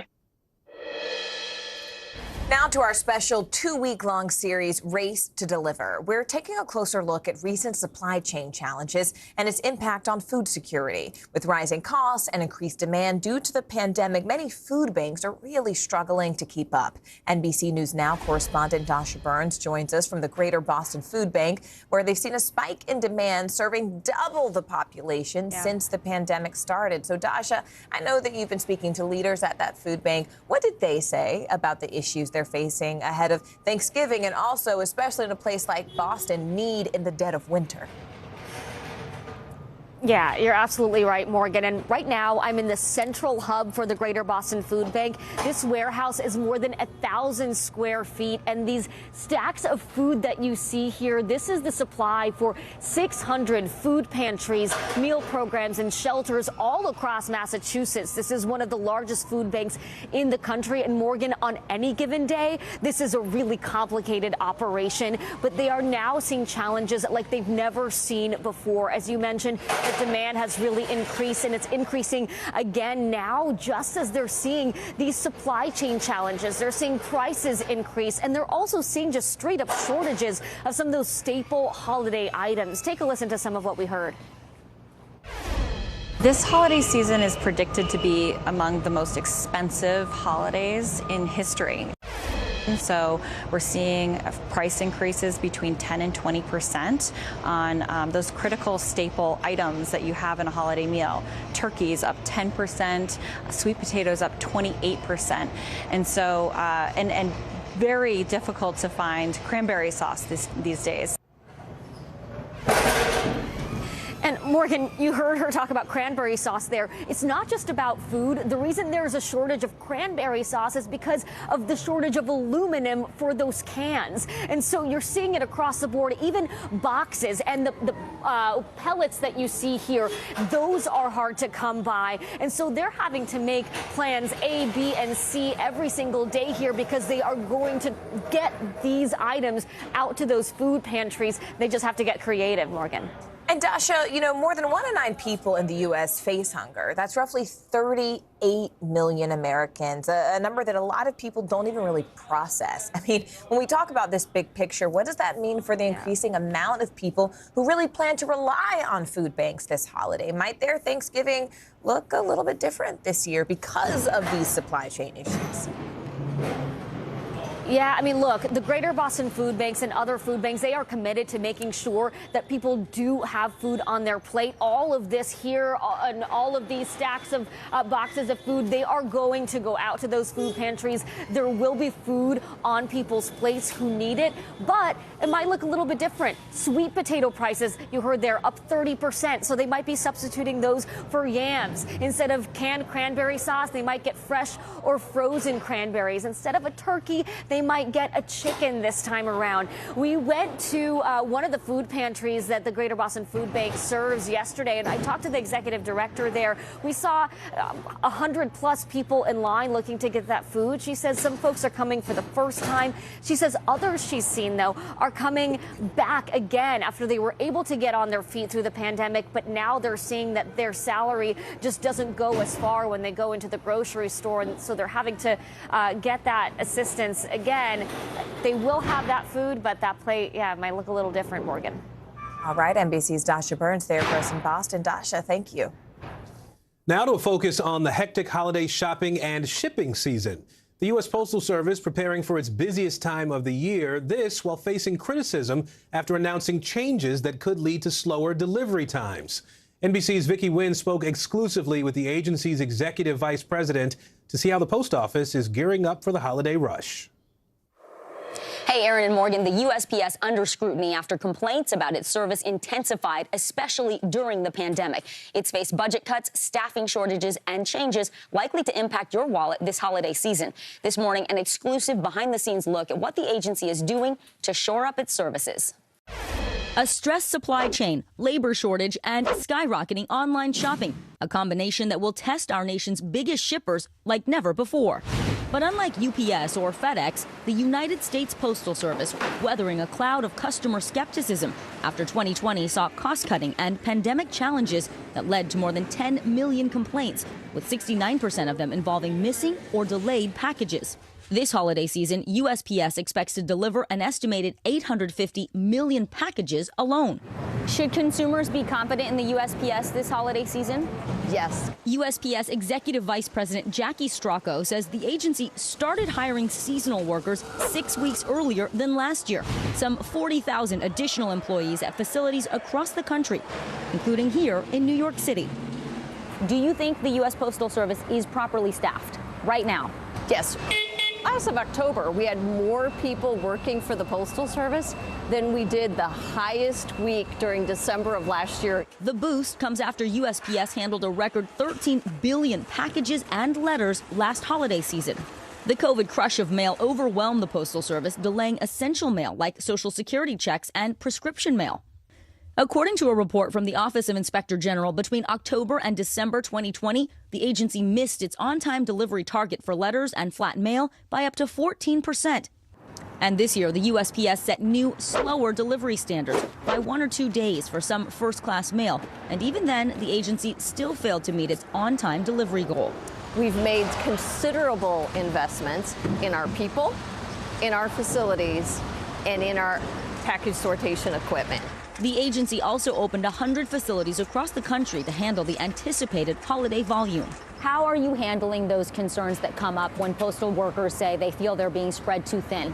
Our leadership around the country is working on their operations and their facilities and working with their teams. And don't expect your packages to go dashing through the snow without a seasonal surcharge. From now until December 26th, it'll cost 25 cents to $5 more to ship a package, depending on which type of service you choose and how far it has to go. But when it comes to your holiday cards, you can still send those just with a regular stamp, and that costs 58 cents.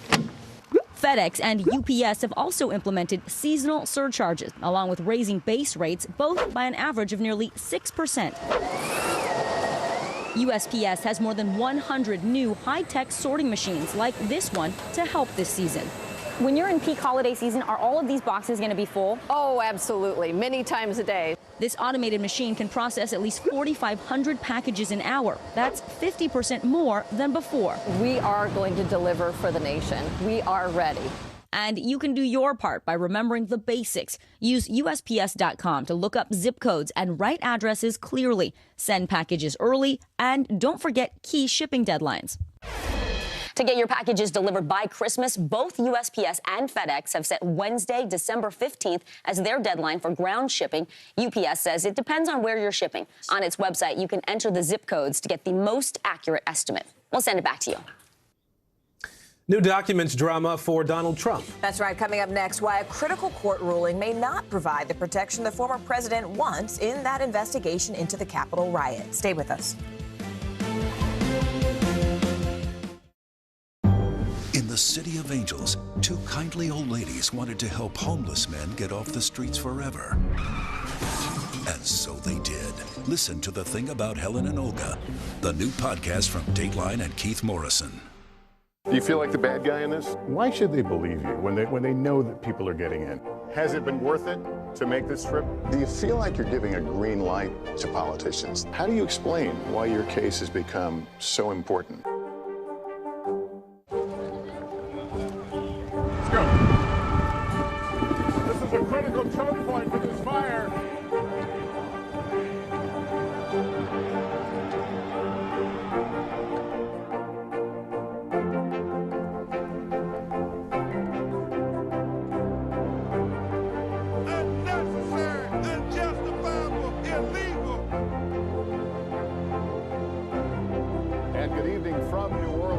Military operation, witnessing the massive crowds. I admire you both. Nice to really spend some time with you. Appreciate it.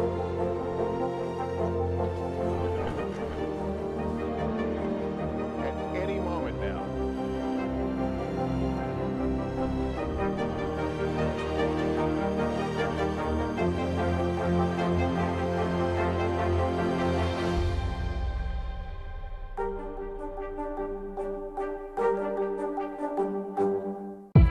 It's an issue dividing communities and influencing elections across the country. An in-depth look at how one small town confronted race and education and how it tore the community apart. Shame! This is Southlake. All episodes available now. The fire has grown leaps and bounds. What you see behind me is typical. How you doing? Pretty bad.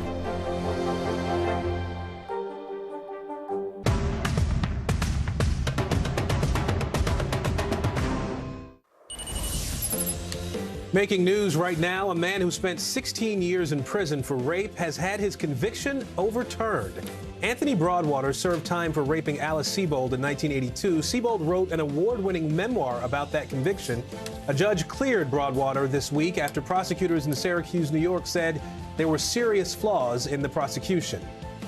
Former President Donald Trump says he met with Kyle Rittenhouse. Late last night, Don Jr. tweeted a photo of Trump and Rittenhouse together at Trump's estate in Florida.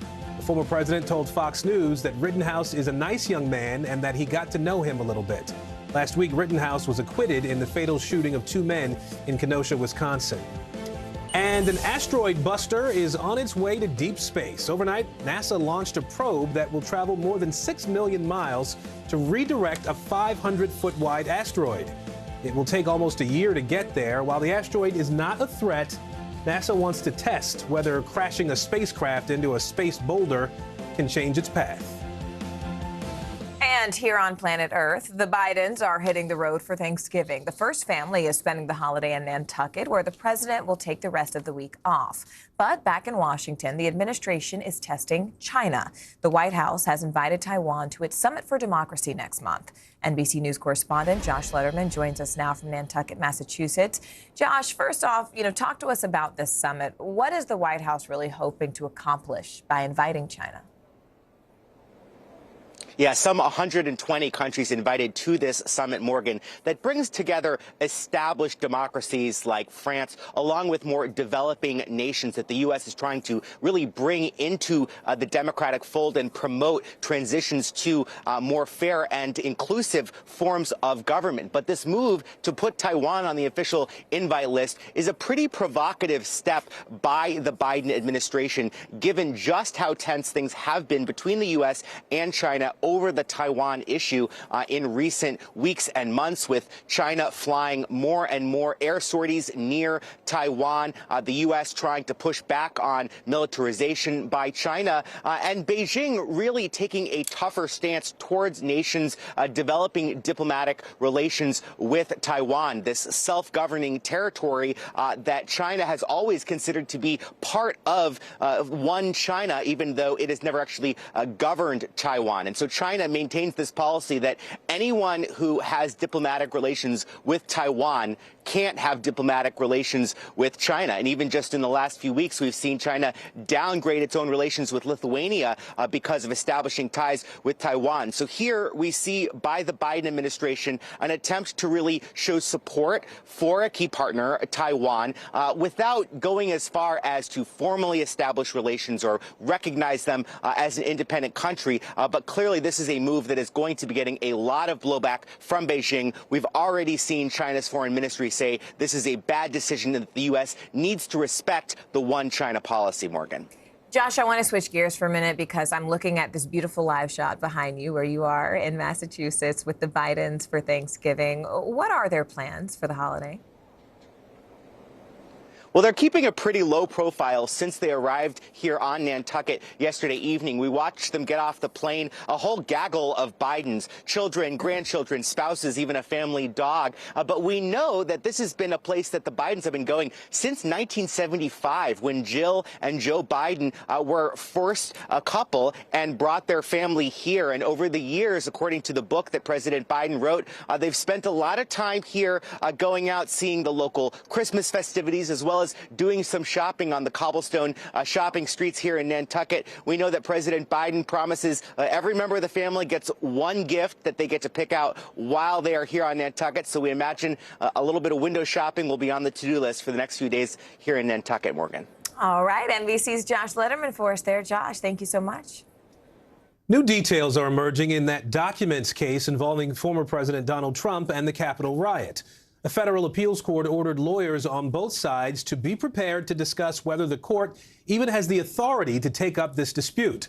The House committee investigating the Capitol riot wants the National Archives to turn over Trump's memos, emails, and records of conversations. Trump is claiming executive privilege and seeking to block access to those documents. Let's bring in NBC News Capitol Hill correspondent and Capitol Hill correspondent Ali Vitale and Justice correspondent Pete Williams. Ali, I'll start with you. We will get to those Trump documents in just a second here. I want to start with the January 6th committee and the new subpoenas that we just learned about. Walk us through that. Yeah, Aaron, this is meant to get at the extremist elements, far-right groups like the Proud Boys and the Oath Keepers. They were some of the people subpoenaed yesterday for their alleged involvement in planning and executing this day of insurrection at the Capitol on January 6th. What it does is it starts to present a few different themes here. We're getting a sense from the January 6th committee of the ways that they're trying to look at and all of the different angles that they're attacking this from, of getting a picture of how January 6th happened. This round of subpoenas obviously targets far-right groups. It begins to overlap with some of the prosecutions ongoing still at the Department of Justice, including some of these same leaders of far-right groups that were subpoenaed just yesterday who are already involved in their own court proceedings with the DOJ. And then separately, it's also showing to us that the committee is really looking at this from a whole variety of different angles. They're, of course, going after people in the Trump orbit, people who were working in the White House in the campaign, but then also, of course, people who were involved in actually planning the rallies at the Ellipse and at the Capitol that eventually turned violent. So, Pete, a couple of things here, and we'll start with the subpoenas. What liability do the Proud Boys and the Oath Keepers face here, and what happens if they don't comply with the subpoenas? Same thing that happened to Steve Bannon. They could potentially be charged. The Congress could cite them for contempt, and then the Justice Department would have to decide whether to prosecute them. Remember that Steve Bannon did assert some executive privilege on the behalf of the president. I can't imagine the president will assert executive privilege for the Oath Keepers and the Proud Boys, though. So they'd be in a much more vulnerable position if they chose to stiff the committee on the subpoenas. And Pete, let's talk about this court order involving the Trump documents that we saw from the appeals court there in D.C. yesterday. What exactly does this mean for the former president's case here? Well, it's not probably a good sign for him. This is the question of whether the court even has the authority, or as they say in the law, the jurisdiction to hear this case. And what the court said is it wants the lawyers to be prepared to address that issue when it has oral argument on this case next Tuesday. There's lawyers for the president, for the House January 6th committee, and for the National Archives. This is all governed by the Presidential Records Act, which says decisions by the archivist about which documents to turn over to Congress when Congress asks for them can't be reviewed in court, except that the former president, who doesn't want the documents turned over, can assert that his privileges were violated. And that's the issue here. The archivist the appeals court is saying, you know, we want to make sure we have jurisdiction to hear this case. But it cited a 2001 case that it ultimately tossed out involving the plans for the World War II memorial on the National Mall. And Congress had said nobody could sue over those, and the Court of Appeals here threw it out. So it could be simply the court saying it wants to be sure that it goes through all the potential issues, that it dots the I's and crosses the T's, and is completely thorough in raising this jurisdiction question. But it's probably not a good sign for the president that it's wondering whether it even has the authority to hear the case. All right, we'll find out what conclusion they come to after that hearing next week with all the lawyers and the judge there. Pete Williams, Ali Vitale for us in Washington today. Thank you both. Thanks. It's a mysterious illness impacting American spies worldwide. We're talking about Havana syndrome, and now the FBI is coming forward and finally acknowledging its very existence. NBC News national security correspondent Ken Delaney joins us now. First off, Ken, I think I want to just take a step back for our entire audience and first explain what Havana syndrome is, what it is, who it's affecting, and what specifically the FBI is now saying about its existence. Sure, Morgan. So Havana syndrome is a mysterious set of symptoms that has afflicted CIA officers and diplomats abroad. It got its name because it appeared to have started in the embassy in Cuba in 2016, although now we're learning that some cases may go back before that. The context here is that we've previously reported at NBC News that there have been FBI cases, but the FBI has never acknowledged that FBI agents are suffering from some of these symptoms. Recently, I obtained an email exchange between the FBI and a former agent who's been suffering from almost daily migraines and dizziness since an experience he had at a country near Russia. And he was trying to get some treatment and some testing. And the FBI basically told him in an email, there are no medical programs for current and former employees to get treatment for Havana syndrome. So they basically slammed the door on this former agent who just wanted to be tested. And when I asked the FBI about this, the Bureau told me in a statement that the email I obtained did not reflect their current policy. The statement said, quote, while the FBI does not have the authority to provide direct medical treatment, we now have a process to guide current and former employees to the interagency medical treatment and evaluation options that are available to them. And so that basically was the first public acknowledgement by the FBI that the Bureau may have its own Havana syndrome cases within its ranks, Morgan. And Ken, talk to us, though, about timing here, because the truth is the FBI has been investigating the source of Havana syndrome for several years. So why did it take so long for the Bureau to really make sure that its own employees had access to this medical care? It's a great question. I can tell you that a lot of agencies have been slow to respond to their own employees who have reported symptoms. Sources tell us the CIA and the State Department have only recently gotten their acts together on this issue. So it's not surprising to me that the FBI bureaucracy didn't have a good plan to deal with its own people. This is a really mysterious and vexing situation, and some officials believe it's been exaggerated. The FBI's vaunted profiling unit issued a report a few years ago asserting that the symptoms were psychogenic, meaning essentially that it was all in the heads of the victims. Morgan, I have spoken to some of these victims, and I can assure people that these symptoms are very real, whatever is causing them. All right, NBC's Ken Delaney in there for us live from Washington. Ken, thank you so much. Facebook under fire again, this time over a deepening scandal. That's right. Still ahead, the woman taking on the most powerful social platform in the world to stop sex traffickers and what Facebook now has to say about it. Stay with us. Let's go. This is a critical choke point for this fire.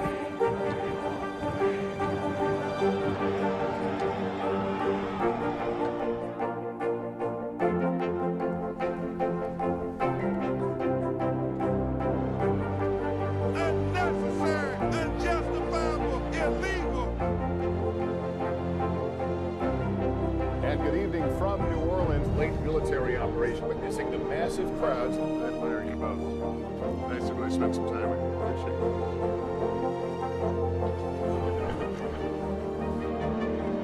At any moment now.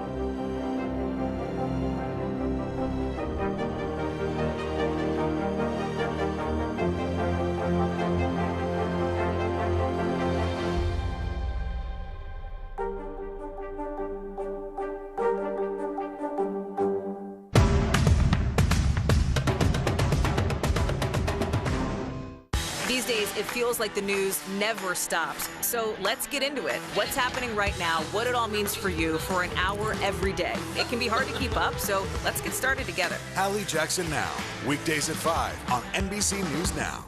Do you feel like the bad guy in this? Why should they believe you when they know that people are getting in? Has it been worth it to make this trip? Do you feel like you're giving a green light to politicians? How do you explain why your case has become so important? Sometimes the news can be difficult and overwhelming for kids to understand. Will coronavirus come back next year? So to help make sense of it all, we've created a newscast just for them. Man, you know a lot. We hope your family will watch Nightly News Kids Edition. Do you feel like the bad guy in this? Why should they believe you when they know that people are getting in? Has it been worth it to make this trip? Do you feel like you're giving a green light to politicians? How do you explain why your case has become so important? Good morning, I'm Savannah Sellers. I'm Joe Fryer. Another giant leap for mankind. They want folks to shelter in place until this storm pushes through. Traveling to the United States is about to get a lot easier. Morning News Now, streaming weekdays at 7. In the City of Angels, two kindly old ladies wanted to help homeless men get off the streets forever. And so they did. Listen to The Thing About Helen and Olga, the new podcast from Dateline and Keith Morrison. News is more than a headline. It informs, it inspires, and it still matters. To cover it, you have to be in it. And that's what we're gonna do. Every night, we take you to the front lines of the story, where it's actually happening, with NBC News journalists on the ground from all over the world. We cover what you need to know and bring your newsfeed to life in prime time and streaming live, it's your news playlist every night. Top Story with Tom Llamas, weeknights at 7 on NBC News Now. Do you feel like the bad guy in this? Why should they believe you when they know that people are getting in? Has it been worth it to make this trip? Do you feel like you're giving a green light to politicians? How do you explain why your case has become so important? The Meet the Press Chuck Todd Cast, free wherever you get your podcasts.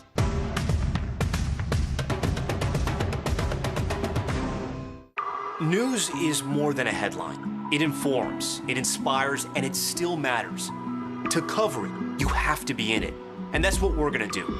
Every night, we take you to the front lines of the story, where it's actually happening, with NBC News journalists on the ground from all over the world.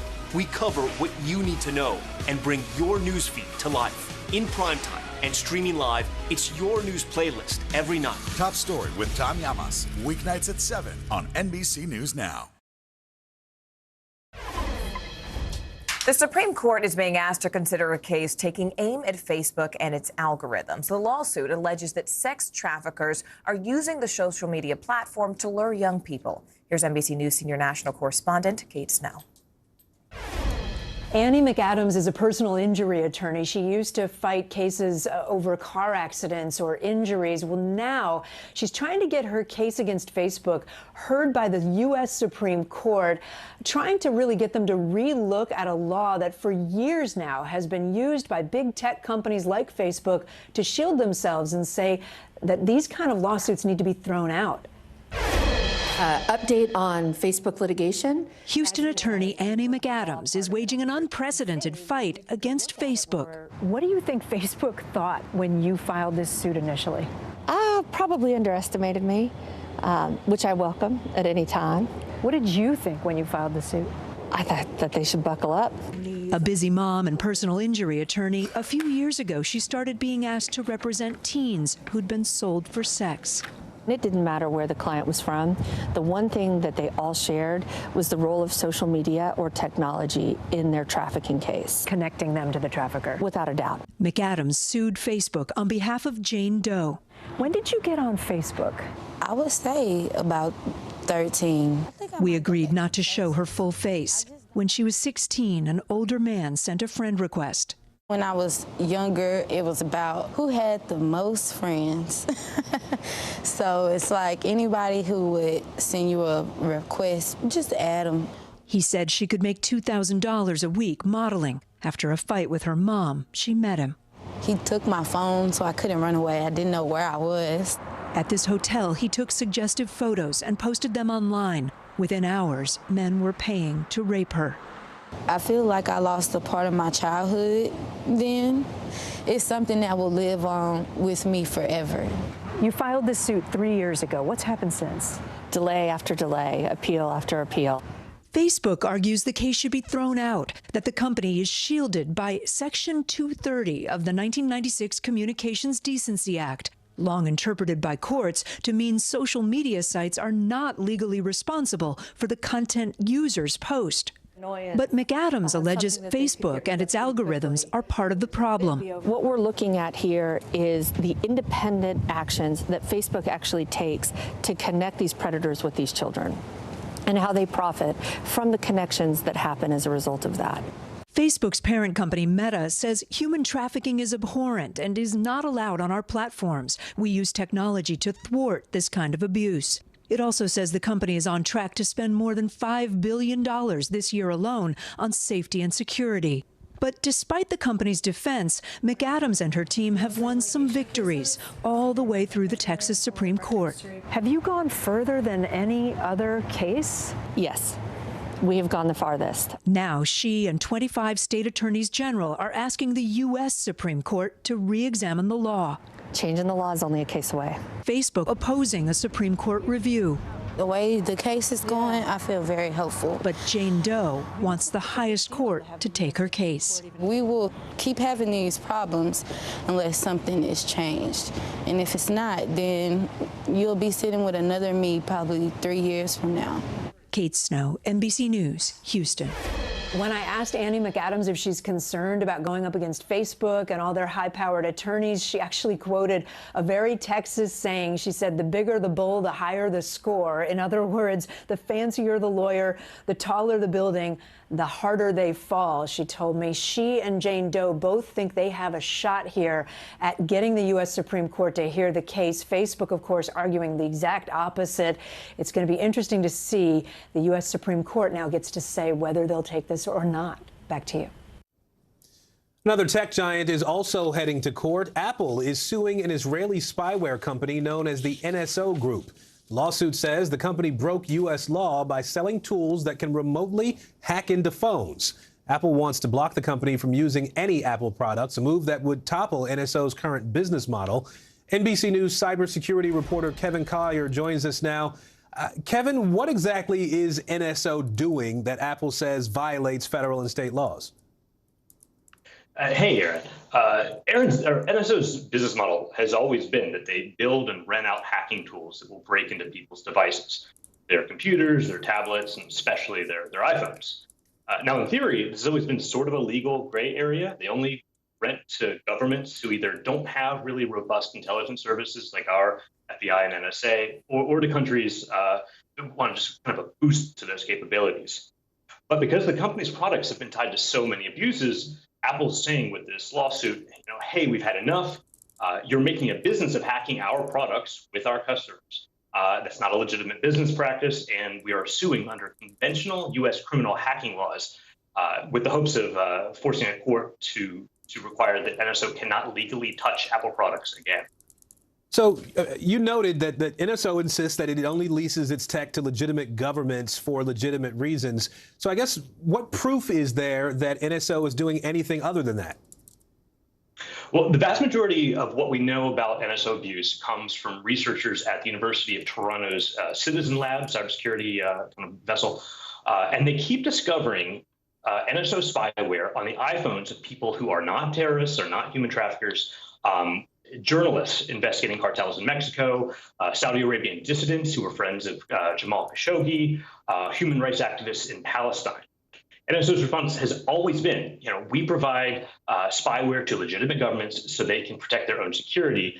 But Apple here is finally taking legal steps to say, no, that's not legitimate. Enough is enough. You need to stop. All right, we'll see how it all turns out. Kevin Collier for us today. Kevin, thank you. Thanks, Aaron. Thanksgiving is going to the dogs, quite literally. In a fun way, right? After the break, a look at a few of the pooches battling to be the nation's top dog.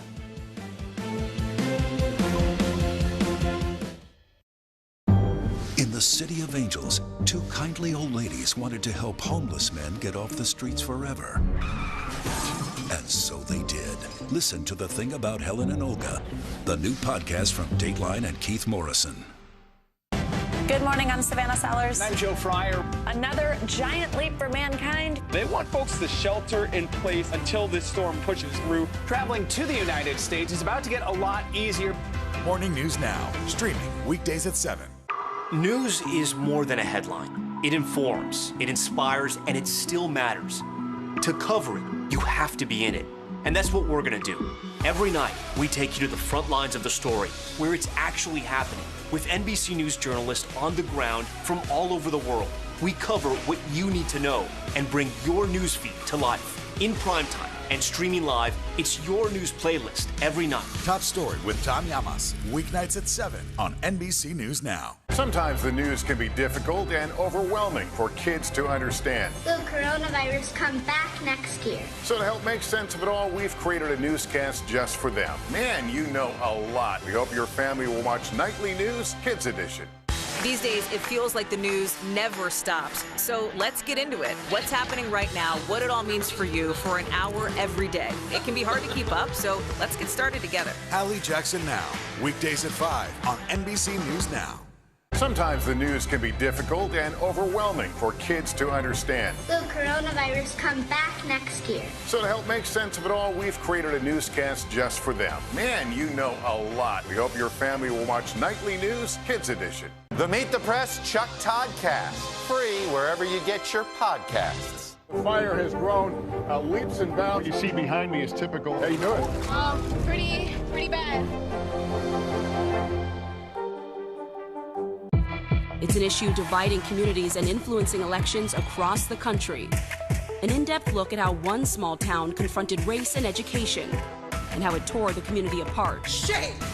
This is Southlake. All episodes available now. Our world is facing some complex issues. Chuck Todd breaks them down. Every Thursday, a deep dive into a new subject. Meet the Press Reports. All episodes of Season 3 are now available on demand on Peacock. Let's go. This is a critical choke point for this fire.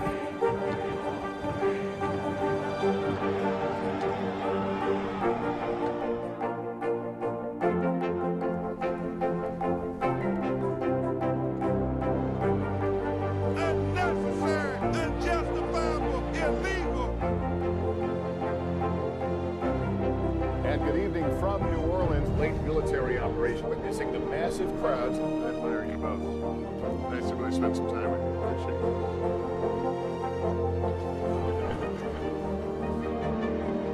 At any moment now.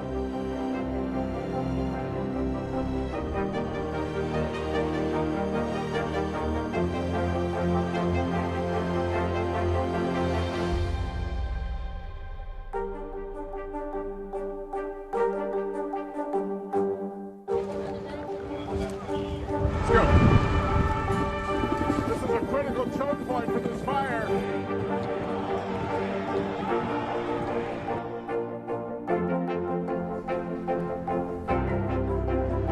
And good evening from New Orleans. Nice to really spend some time with you. Appreciate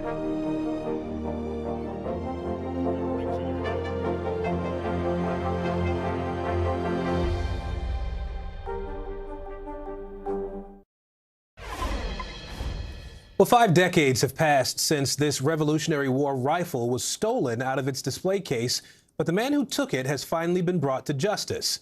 Thomas Gavin was sentenced to 1 day in prison and a year of home confinement for stealing this rifle from the Valley Forge State Park Museum.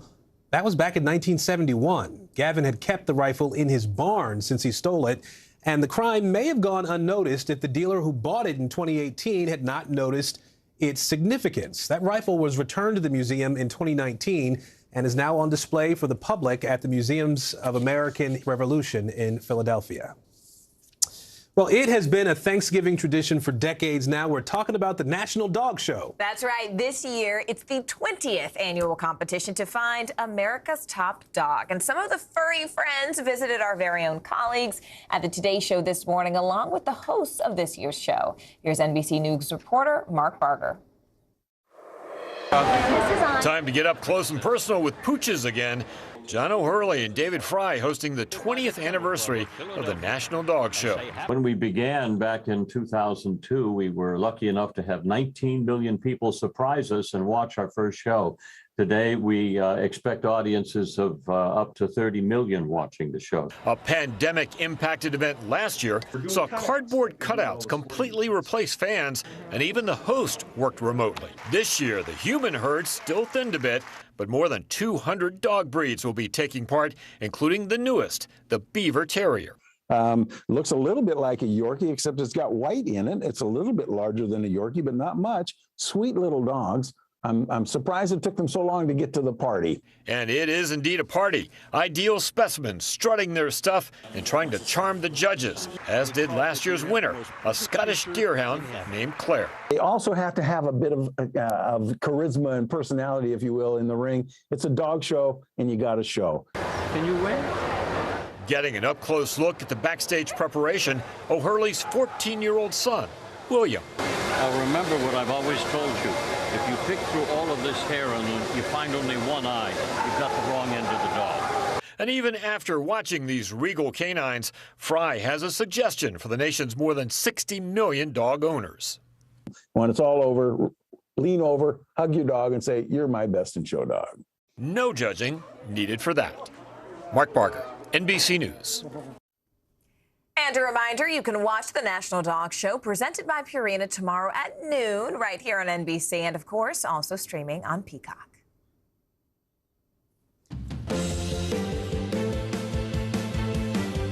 Breaking right now, awaiting a verdict. The jury now deciding the fate of 3 men accused in the killing of Ahmaud Arbery. What they asked the judge today that could be critical to their decision. Turkey trot. Millions of Americans on the move today ahead of Thanksgiving. What you can expect on the roads and also in the skies. How the forecast could impact your travel plans. Family feast. Many families gathering in person for the first time in 2 years because of the pandemic. What you need to know about enjoying time with loved ones and staying safe at the same time. And miracles really do happen. A little girl diagnosed with an extremely rare disorder face to face with the hero donor who saved her life. We're going to introduce you to the 7-year-old who says it was the best day she's ever had.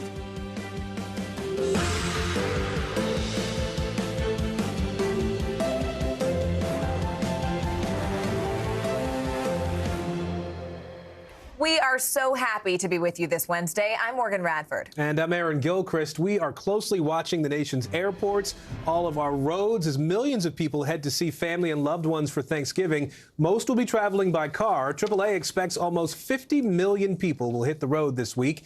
And that is also affecting oil and gas supplies, as you might imagine. Prices at the pump at their highest in nearly a decade, making the already stressful travel season even more frustrating.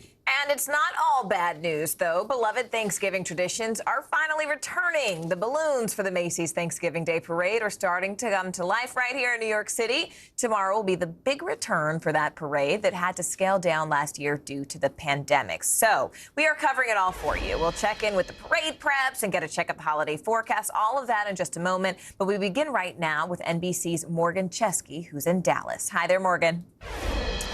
Hey, Morgan, Aaron, if you are one of the millions of Americans hitting the road this year, well, expect some serious company. We know that the roads are going to be congested and people are also going to be facing higher prices at the pump. Believe it or not, the average cost for a gallon of gas is about $1.30 more than we were paying this time last year. And not only that, but President Biden is now tapping into our nation's fuel reserves to try to drive that price down. Another Thanksgiving tradition is in full swing this morning. The traffic crush on the nation's roads and highways. More than 48 million Americans are expected to travel by car this week, according to AAA. That's up nearly 4 million since last year and approaching pre-pandemic levels in 2019. The holiday rush comes amid a surge in gas prices, now at their highest level in 7 years, with the national average cost of a gallon of gas at $3.40. The highest prices in the Northeast and West, all of it leaving drivers frustrated. It almost makes me feel like I've got to go to the bank and take out a loan to pay for my gas. They are really high, and what can we do? Hoping to relieve that pressure at the pump, President Biden announced the U.S. will tap into the nation's strategic petroleum reserve, releasing 50 million barrels of crude, part of a coordinated effort by the U.S. and 5 other countries. It will take time, but before long, you should see the price of gas drop where you fill up your tank. Experts warn it may take up to 2 weeks for prices to finally come down, but others doubt the government's move will have much of an impact. I don't think it's going to bring meaningful relief to Americans. It will bring some amount of relief, maybe to the tune of 5 to 15 cents a gallon nationally. And if you are hitting the roads today or tomorrow, AAA says, remember, there is a bit of strategy to this. They say the most congestion happening today between noon and 8 p.m. So if you can delay your start time, that could be beneficial. Tomorrow, they say, try to hit the road before 11 a.m. to avoid the worst congestion on Thanksgiving Day. We'll send it back to you. So let's go right to Gus Rosendale from our NBC station in New York City, where everybody is gearing up for the Macy's Thanksgiving Day Parade tomorrow. People are already trying to get a look at what's to come. Gus, set the scene for us. Well, Aaron, the parade, as you say, is tomorrow, but people already getting into the swing of things here, lining up to get into the balloon inflation this year. They have to line up because they're checking for the COVID vaccine. We're at 72nd and Columbus here on the Upper West Side, and we'll show you this line that formed. It seems just almost out of nowhere, but this long line popped up about 20 minutes ago. The balloon inflation going from noon until 6 o'clock tonight. Here are the rules. If you're coming to see it, you do have to show proof of vaccine. If you're over 12, if you're younger than that, kids have to come with a fully vaccinated adults. Of course, everyone getting ready for the 95th Macy's Thanksgiving Day Parade will be happening next year.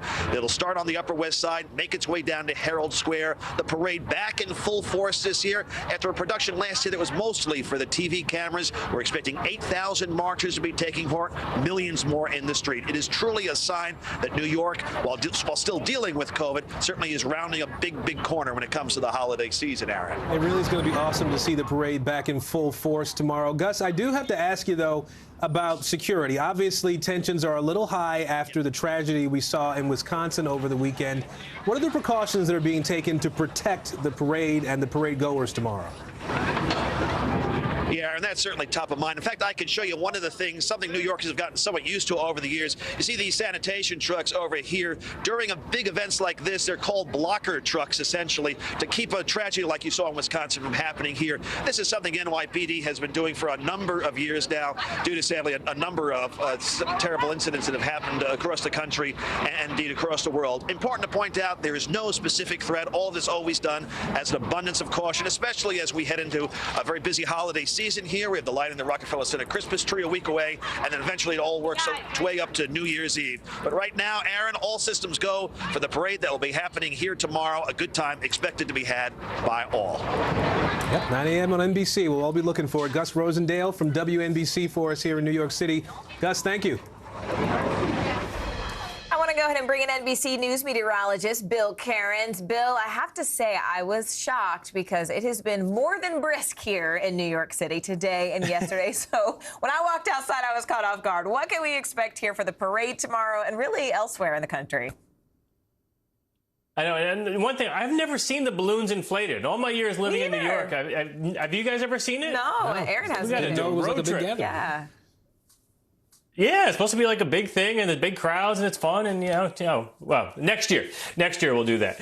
All right, so let's get to this forecast. It has been brisk in the east. That's warming up. I mean, it's amazing how little in the way of cloud cover we even have in the eastern half of the country. The middle of the country has plenty of clouds, you can see, but there's not a lot of rain or snow coming out of them, so that's just fine. And many areas of the west are pretty much all clear, so we love to see a map like this on this busy travel day. As far as rain goes, the worst of it is going to be in between Victoria and Houston. It doesn't look like a good day to be playing outside in the afternoon and throwing the football around in the backyard or out with the bikes. It looks like it's going to be pretty soggy, on and off periods of heavy rain, about 1 to 2 inches possible. So that's probably the only really bad stuff over the next 2 days. There's the east, the sunny and the chilly. The other thing we have to watch, and this isn't just going to be for Thanksgiving Day, this is going to continue probably for a good portion of the next week, is going to be what's going to happen in Seattle. So today we're fine in Seattle. Airport's not many issues, but that next big storm will come into the northwest.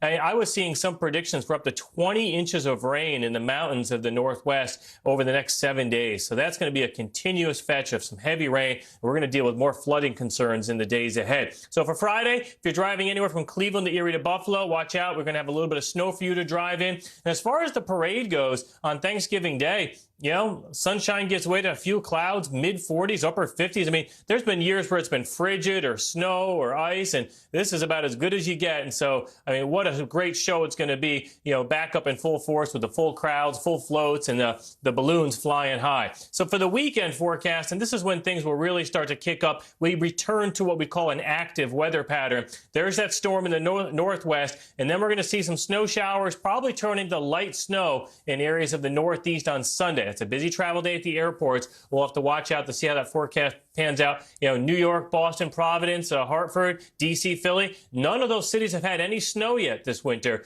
That could change Sunday night into Monday. I have a feeling, based on how things are feeling up here in the Northeast, that might in fact change. Bill Cairns for us. We appreciate it, Bill. Thank you. We are on verdict watch in Brunswick, Georgia. The jury back to work for a second day in the trial of 3 men charged in the killing of Ahmaud Arbery. They are deciding the fates of Travis McMichael, his father Gregory, and their neighbor William Bryan. It's been pretty active at the courthouse so far today. Joining our coverage this hour, NBC News correspondent Sam Brock in Brunswick and NBC News legal analyst Cynthia Alksny. Sam, let's start with you on this. What's been happening there in the courthouse today? You know, Aaron, it's interesting. We thought we might have seen some movement last night because the jury had requested additional time after the judge asked if a verdict was imminent. But lo and behold, here we are again today. The deliberations continue. They're now in their 10th hour of deliberations. Some significant developments this morning, though, Aaron, the first of which came at about 9:40 or so this morning when the jury requested to see versions of the video, Roddy Bryan's video, that shows the pursuit and ultimately the death of Ahmaud Arbery. They watched it 3 times, a high-res version and a low-res version. Also, as this is going on, you have 3 jurors sitting in the jury box watching it and 9 in the gallery. Why was it split up like that? Are the 3 that were in the jury box the ones that needed to verify some portion of that sequence or testimony? Not clear, but that happened. They also requested, Aaron, to hear the 911 tape, and that tape, when it was made by Gregory McMichael, as this is all going on, you hear the 911 dispatcher come on and say, "What's your emergency?" And his response, "I'm at Satilla Shores, and there's a black man running," as he's about to say down the street. The dispatcher overrides what he's saying. That's all they listened to, really, the first 20 or 30 seconds of that clip. So that's what we know the jury has been looking into today. And Aaron, another point here, there's almost 30 charges, 9 per defendant, 3 different defendants. They have a lot of material they have to go through. We're just waiting for any kind of update right now as it appears the jury is now going to lunch. All right, Sam, stand by for me. Cynthia, I want to ask you about some of what Sam just said. I mean, what's your take on what the jury wanted another look at and to hear again, and even the point about them being physically separated in the courtroom to rewatch that video? Yeah, the physical separation I find very confusing and pretty unusual. The thing that worries me most about what he said was the judge said last night, "Is your verdict imminent?" And they said they just needed a little more time and they wanted to keep working. And now here they are without a verdict. I mean, that concerns me that there's somebody, that there's some separation in the group and that somebody isn't agreeing with everybody else. That worries me. And then when you compound that they're sitting in different places, that worries me. But I have to tell you, I'm a bit of a worrywart. The good news is, I mean, there's lots, obviously, tea leaves to read. That would be the bad tea leaves. The good tea leaves would be, well, since all they wanted to see the encounter again, and they wanted to hear one of the defendants saying, there's just a black man running, then you can make the argument, well, in the good tea leaf front, that means they've already decided that it wasn't a righteous arrest, and now we're just talking about what the charges are.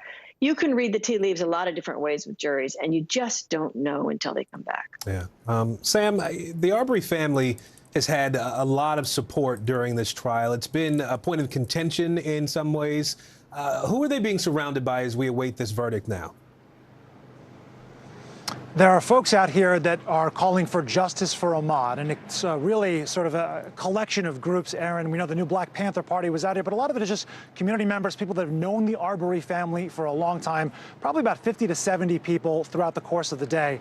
Right now, race has played such a key factor in all this, not just the jury composition, 11 white jury members, 1 African-American, in a case where 3 white defendants are facing murder charges for the death of a 25-year-old African-American, but also the comments, Aaron, that have been made not just during testimony, but really closing arguments. And some of the ideas, the characterizations that were brought to the fore there.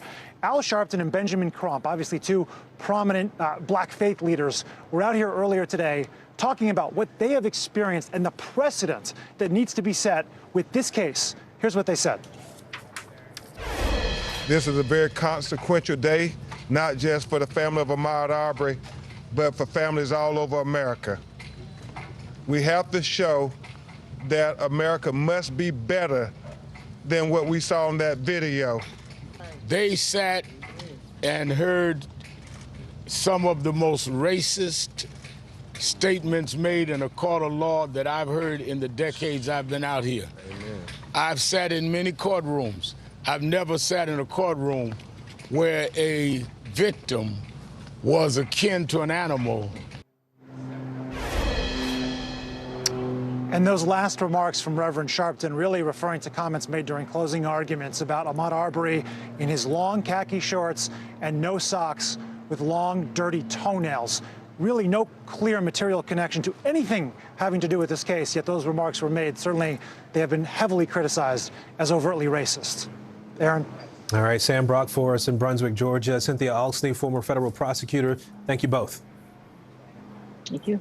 Turning now to the grieving community of Waukesha, Wisconsin. A sixth person, a child, has now died following Sunday's holiday parade tragedy. NBC News correspondent Megan Fitzgerald joins us now live from Waukesha. Megan, first off, if you can, tell us a little bit about the victim and also now what we're learning about the suspect. Well, what we know right now, Morgan, is that this was an 8-year-old boy, Jackson Sparks, who was attending this parade. He was marching with his baseball team. And, you know, in speaking with the community here, these kids were excited for this. This is an anticipated annual event that didn't happen last year. And so they were all excited about it happening this year. When all of a sudden that SUV comes plowing through the crowd, we know that Jackson was rushed to Children's Hospital at that point, along with 17 other kids. And he underwent emergency brain surgery and tragically lost his fight yesterday. We also know that his 12-year-old brother, Tucker, is also currently still in the hospital. They were one of 3 sets of siblings that doctors have been caring for. At this point, we know at least 13 kids are still in the hospital, 6 in critical condition, Morgan. You know, Megan, I can't even imagine for any parent to have to deal with what they're dealing with, but also for a parent dealing with 2 children who are now fighting for their lives. Yeah. I have to ask you about this suspect. I mean, by this point, we've seen the mugshot, we've heard about this long rap sheet involving sexual abuse and just really dark crimes. In court yesterday, we saw him, and he's being held on $5 million cash bail. What is next for him? And really, what is next in terms of this investigation overall?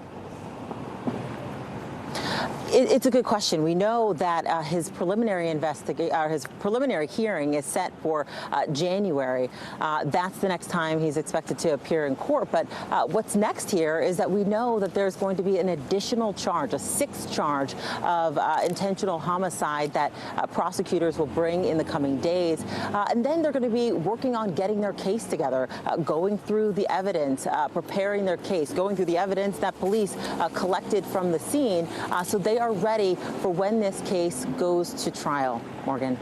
You know, Megan, I have to say, when we just look at this incident in context of what's happening around the country, especially heading into the holiday season, this is a country that's hurting, right? Especially certain pockets of this country.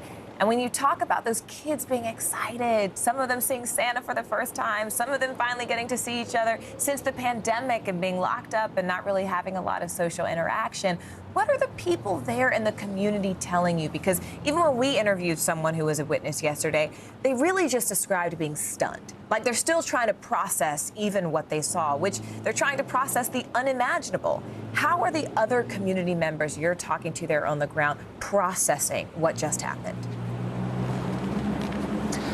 Morgan, they're absolutely devastated. You know, we've talked to a woman who says that she just feels helpless and she doesn't know anybody connected to this tragedy, but still she feels as though she's hurting because they're hurting. In fact, I'm not sure if we have this sound, but I want to see if we do because I would really like for you to listen to it. Because this is my hometown, because my kids have marched in this parade from little on, because people in my town are they're hurting. Oh, and this is a woman who doesn't even know anyone who died. And you see just how broken up and how hurt she is. And as you said, Morgan, you can only imagine the pain that family members and parents are feeling at this time. It's so important to hear from members directly in that community. So I want to not only thank you, but also thank our director, Steve, there in the control room for pulling up that sound so quickly. NBC News' Megan Fitzgerald there in Waukesha, Wisconsin. Thank you so much. We want to turn now to the coronavirus pandemic as millions of Americans are en route to their Thanksgiving celebrations. A lot of families gathering in person for the first time since the pandemic started. TSA says its numbers are close to pre-pandemic levels. We saw 2.2 million passengers, which is a new record post-pandemic. And the busiest day will likely be, it always is, on Thanksgiving. Travel is going to be on Sunday and generally Sunday afternoon. Now, the holiday comes as COVID cases are up in half the country. The states you see here in orange seeing an increase of at least 25% over the last 2 weeks. Dr. John Torres and CNBC's Meg Terrell join us now with everything you need to know to stay COVID safe this Thanksgiving. I want to start with NBC News senior medical correspondent John Torres. Dr. John, a lot of people are going to be walking into their Thanksgiving Day gatherings unsure about the vaccination status of some of the people around them. What can we do to keep safe? And you're right. And you want to be safe this Thanksgiving. You want to also have a great time. And you can do both in combination. But that means asking some questions you might have been uncomfortable asking a few years ago or didn't even think about asking. And number one, it's okay to ask, are you vaccinated? And find out what the issues are of people in that group that are being in your house or whatever house you're going to. Are they mixed? Is everybody completely vaccinated? Because if they're completely vaccinated, then you can let your guard down a little bit. You can do more of the things like we normally do for Thanksgiving. If it's more of a mixed company, then you have to worry a little bit more about things spreading around and the safety of people there, Aaron. You know, it can be a tough conversation talking about vaccines these days. It used to be you couldn't talk about religion or politics, and now vaccines seems to be a difficult topic. Any advice on how to approach that subject if folks think they may need to do that? And, as doctors, this is something we do all the time. We approach these subjects that can be difficult to talk about. And usually what I tell people is, I don't care one way or the other. I just want to know where you are right now as far as are you vaccinated or not, so we can have a good idea of who's here and what we need to do. We might need to change things a little bit, and that's okay. I want you here, but at the same time, we just need to know. So don't be offended by me asking you. I'm going to ask everybody. I'll let people know what my vaccination status is. That way we all know, and we can all be safe, Aaron. All right, Dr. John Torres, we appreciate your time today. Have a good Thanksgiving. You too. Happy Thanksgiving. I'd like to go in and bring in CNBC senior health and science reporter Meg Terrell. Meg, thanks for being with us. We just heard Dr. John suggest that some people get rapid tested before getting the vaccine. How difficult is it to get your hands on an at-home test or even an in-person rapid test at this point? Do you have any advice for those who are currently struggling to find one? Well, the good news is they are more available than they were just a few months ago. We've seen the supply of these start to ramp up, and they'll get even better as we get closer to the end of the year holidays. You can look online. You can often look on CVS or Walgreens or Walmart to see if they're in stock in stores. You can call stores. And also, some libraries in different states around the country are actually giving these out for free in partnership with local public health departments. So that's another way to potentially get these. And Meg, for weeks now, average vaccinations have surpassed 1 million a day, and most of them are booster shots. And the Financial Times released some really interesting data on the effectiveness of these extra doses. What can you tell us about that? Yeah, what's really cool is if you look at this data visualization from the FT, you can see that in October, cases were rising among all age groups. But then in November, as the older age groups, people over 60, really started to get boosted in large numbers, the cases start to decline in those age groups. And they saw the same thing for hospitalization. So it's just a really great way of seeing the impact that a booster dose can have on the trajectory of the pandemic. All right. NBC's Meg Terrell for us there. Meg, thank you as always, and happy Thanksgiving. Thank you. You too. Just out today, the latest read on the job market. The new data shows weekly unemployment benefit claims dropped to the lowest level in more than 50 years. But does it show the complete picture? That's why we have CNBC senior markets correspondent Dom Chu here to break it all down for us. Dom, first off, just tell us about the new jobs data and what does it really mean?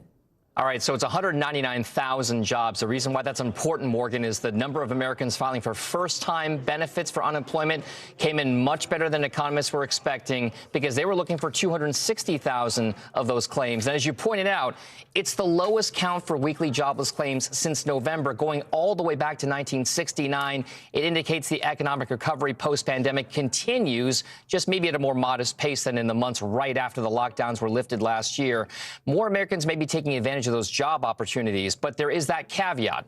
On an unadjusted basis, jobless claims actually rose by around 7.5% to just shy of 259,000. So a lot of the drop in the headline number we just mentioned could be due to seasonal adjustments that are made to account for and smooth out data on things that are predictable in terms of seasonal patterns. In other words, if you know that during the time leading up to the Thanksgiving holiday that there are typically rises in claims for just that time, you make the adjustment lower to make the comparisons more apples to apples, Morgan. That's the reason why the seasonal number unadjusted is different than the other one. And Don, we know the markets, have been pretty rocky this week with retail earnings, pretty disappointing investors in terms of what they expected, and big tech slightly rebounding today. So what's going on Wall Street? Why kind of all this fluctuation in 1 week? The volatility is a lot because of the tech, like you said, but also retail. Very big focus today. It's a very critical time for retailers because they sell so much more stuff during this time of year. Holiday shopping is a big driver of profits. What we're seeing right now is a lot of America's biggest retailers post generally better financial results, but a lot of these companies are tempering expectations for this holiday shopping season because while there is demand from consumers out there, guys, those continuing supply chain concerns are making it so that some retailers just will not be able to get their hands on enough stuff, enough goods to sell to meet all that demand, and that could mean fewer profits in this current and all-important quarter. You also mentioned, Morgan, the tech stock sell-off. A lot of that has to do with rising interest rates, which puts a damper on how much investors really want to pay for stocks in today's market, Morgan. All right, CNBC's Dominic Chu. Dom, as always, thank you so much. You got it. Well, leading up to the holidays, you might notice a shortage of your favorite wine and spirits. Wineries across the country struggling to bottle those beverages that are in such high demand this time of year. NBC News Now anchor Joe Fryer has more.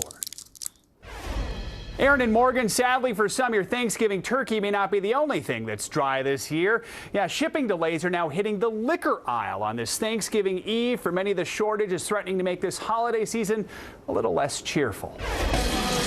Whether it's turkey, cranberry sauce, or pie crust, prepping for this year's Thanksgiving dinner with all the fixins has likely been a tougher task.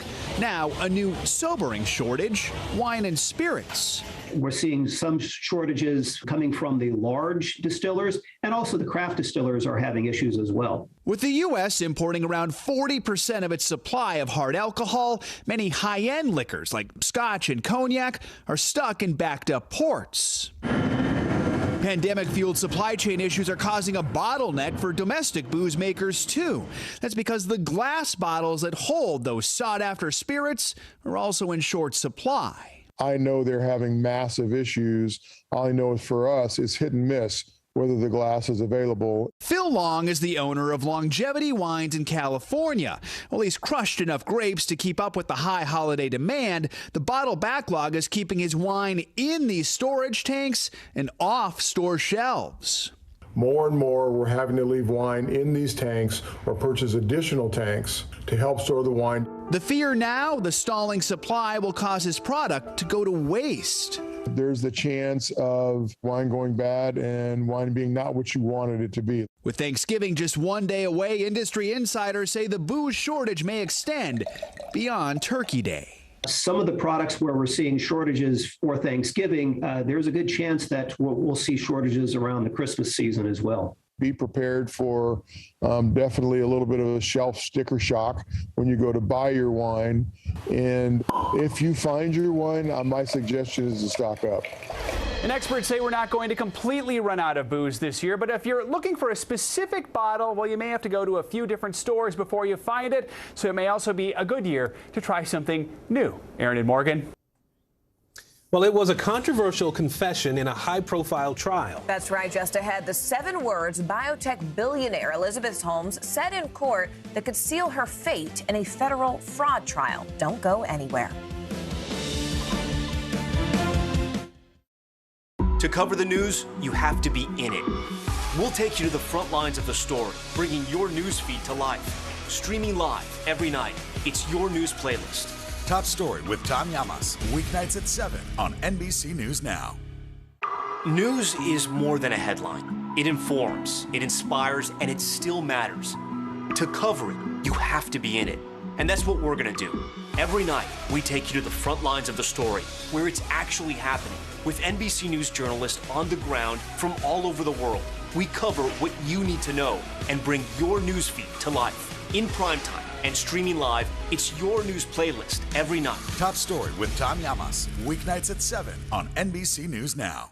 Our world is facing some complex issues. Chuck Todd breaks them down. Every Thursday, a deep dive into a new subject. Meet the Press Reports. All episodes of Season 3 are now available on demand on Peacock.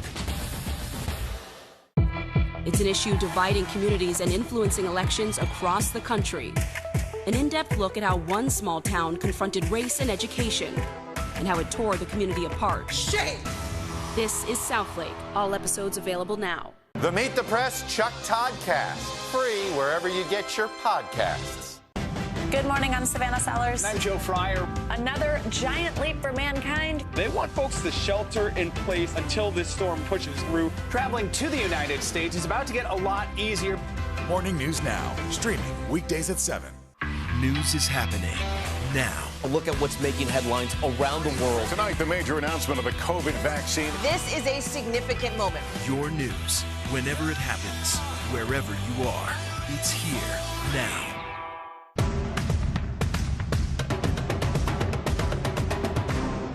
The Meet the Press Chuck Todd Cast, free wherever you get your podcasts. Breaking news right now. A 15-year-old boy is charged with attempted first-degree murder in connection with a shooting that injured 6 high school students in Colorado. The teen allegedly drove one of 2 vehicles involved in the November 15th drive-by shooting. 6 students who range in age from 14 to 18 were wounded. Police say 2 of them have a long recovery ahead. Investigators reveal new details about a string of organized retail robberies in California. Police there looking into the possibility that thieves use social media to actually facilitate 2 quick-hitting thefts. Police say about 80 people converged on a Nordstrom on Saturday, making off with merchandise within a minute. A jewelry store 30 miles away from there was targeted Sunday by 9 people using hammers. And if you need another sign that the holidays are finally here, well, there's a big, bright one for you on Manhattan's 5th Avenue. Department store Saks Fifth Avenue lit up their holiday windows last night. Onlookers returned this year to watch those lights. Former First Lady Michelle Obama was there to represent the Obama Foundation's Girls Opportunity Alliance, and those lights will luckily be up until the new year. You know, I got stuck in that crowd once. Yeah, right, it's looking tough. at the lights It's here. tough. It's I tough. thought it was it for me. I literally could not move. There's a lot. But it was beautiful. We love to It see was. people enjoying this beautiful Gran Manzana, the Big Apple. Yeah. The Biden administration stirring the pot with China, it seems. The White House invited Taiwan to its Summit for Democracy next month. That move is not expected to sit well with China, which sees the island as its own territory. And today, the administration announced it will nominate its new pick for budget director. This comes after lawmakers from both parties rejected the first nominee. All this as the president and first lady spend Thanksgiving weekend in Nantucket. The president will take the weekend off with no public events scheduled before returning to the White House on Sunday. I want to bring in NBC News correspondent Josh Letterman, who's traveling with the president for us. Josh, let's start with Taiwan. What's behind this move to include them in this summit? Well, Aaron, it was only about a week ago that President Biden held that very closely watched summit with President Xi Jinping of China, that virtual summit that was really designed to try to lower tensions between the U.S. and China, make sure that they didn't veer off into some type of unintentional conflict. And now, just about a week and a half later, we see this fairly provocative move by the U.S. to put Taiwan on the official guest list, invite list, of about 120 countries invited to one of 2 summits of the democracies that will be taking place. This shows how the U.S. is trying to make sure that it continues to reach out to Taiwan to signal to the rest of the world that it supports, in a way, Taiwan remaining in the way it has had a level of independence and sovereignty, despite not wanting to really upset the bucket in terms of the carefully choreographed policy the U.S. has had, the one China policy of officially recognizing recognizing Beijing as being in charge and not official Taiwanese independence. And so you see the Biden administration here really trying to walk a very careful line as they try to encourage democratic representation in government, particularly in parts of the world like Asia, particularly in Taiwan, without actually doing anything that could really increase tensions with China. But we're already seeing that the Chinese are very upset about this move. Their foreign ministry has responded saying this is the wrong decision, and they are urging the U.S. not to do anything else that is going to further inflame tensions as the U.S. and China have really been at odds over so many issues, not only the human rights and democracy issues, but of course trade, military ties, and everything else. And Josh, very quickly before you go, tell us about the administration's new budget director pick. Yeah, Shalanda Young is now going to be the administration's pick to run the budget office after the former nominee, Neera Tanden, fell victim to mean tweets that she had sent that led a lot of Senate Republicans in particular not to want to support her. So Young has been in an acting role since that happened. She will now be nominated to be the actual director of the very important budget office that will be overseeing implementation, of course, of all of this spending that Congress has passed. If confirmed, she would be the first woman of color to lead this office, and the administration also nominating Nani Koloreddy to be the deputy director of this office. She is an Asian American, which means if both of them confirmed, the White House Budget Office for the first time would have a #1 and #2 leaders who are both women of color, Aaron. All right, Josh Letterman for us on Nantucket today. Josh, thank you. Now to Capitol Hill, where the January 6th Select Committee has sent out new subpoenas targeting far-right groups as well as their leaders. The committee says they might have information about violence at that insurrection. NBC News Capitol Hill correspondent Ali Vitale joins us now. Ali, let's keep this short and sweet. I mean, who is the committee going after right now? Exactly the people that you just mentioned, the far-right and extremist groups that were involved allegedly with January 6th. Many of those same people who are involved in other court proceedings that the Department of Justice is also pursuing at the same time. So a moment of overlap right now between the January 6th committee as well as the Department of Justice as they issue these subpoenas for leaders of the Proud Boys and the Oath Keepers organizations. Ali, I want to switch gears for a minute and just ask you about the Build Back Better bill. I mean, originally, the Congressional Joint Committee on Taxation said it would cut taxes for the rich, but now it says it's going to do exactly the opposite. So what exactly is going on? Yeah, a pretty significant reversal, too, because now what we're seeing, and this has always been the undercurrent here, is Democrats have long said that in order to pay for this bill, it was the wealthy who needed to pay more. There were a lot of different payment structures at play here, but ultimately they settled on one that would allow both Kyrsten Sinema not to see rate hikes on corporations and individuals, but instead allow them still to target billionaires and the wealthy, as well as enforcing corporations actually paying more in taxes, because in some cases those corporations are actually paying zero. What the Joint Tax Committee initially found was that that wasn't necessarily the case. That's a messaging problem for Democrats as they try to push forward on this Build Back Better agenda. But instead, the Joint Tax Committee now reversing course, saying that their initial estimates were wrong and that in fact it is the wealthy who are going to pay more here. So it matters in terms of actually the dollars and cents, but also when Democrats try to take this on the road and message it, whether it's the White House or Democrats in the Senate and the House, that's going to be really important, too, because Republicans had already started to use this against them, saying, hey, the people who they said were going to pay for it aren't actually the ones paying for it. At least now, Democrats have another arrow in their quiver to say, no, we are putting this onus on the wealthy to pay, and this is how we're going to do it. All right, NBC's Ali Vitale there to break it all down for us. Ali, we so appreciate you. Thank you. Happy Thanksgiving, my friend. You too. Now to a partial verdict in Charlottesville, Virginia. A jury there awarding more than $25 million in damages to plaintiffs in a civil suit over far-right violence during the Unite the Right rally in 2017. The jury could not agree, though, on the most serious claims of conspiracy to commit violence. NBC News national security correspondent Ken Dilanian has been following this trial for us. Ken, first off, can you explain the precedent that's set by the verdict we saw there in Charlottesville? Hey, Aaron. Well, it really reaffirms a long-standing precedent in this country, which has used the civil courts to go after racists and white supremacists and the Ku Klux Klan. One of the laws cited in this lawsuit goes back to 1871 and was used to go after the Klan when they violated people's civil rights but couldn't be prosecuted criminally in the South. And so that's exactly what happened here.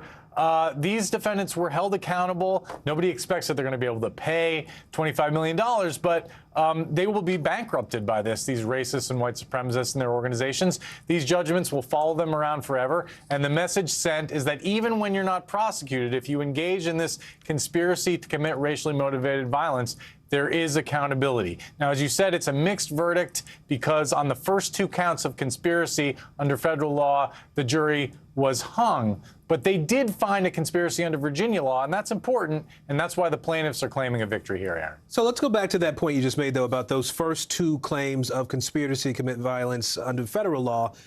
Do the plaintiffs sort of let it go, or do they plan to keep pursuing that case?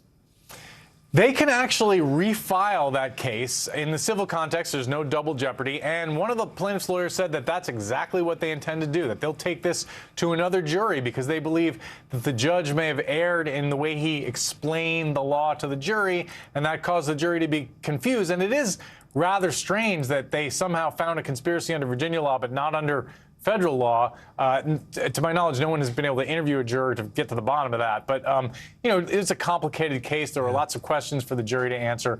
Bottom line, though, they did award a lot of damages to these plaintiff victims against these white supremacist defendants. All right, Ken Delaney in for us in our Washington Bureau today. Ken, thank you. You bet.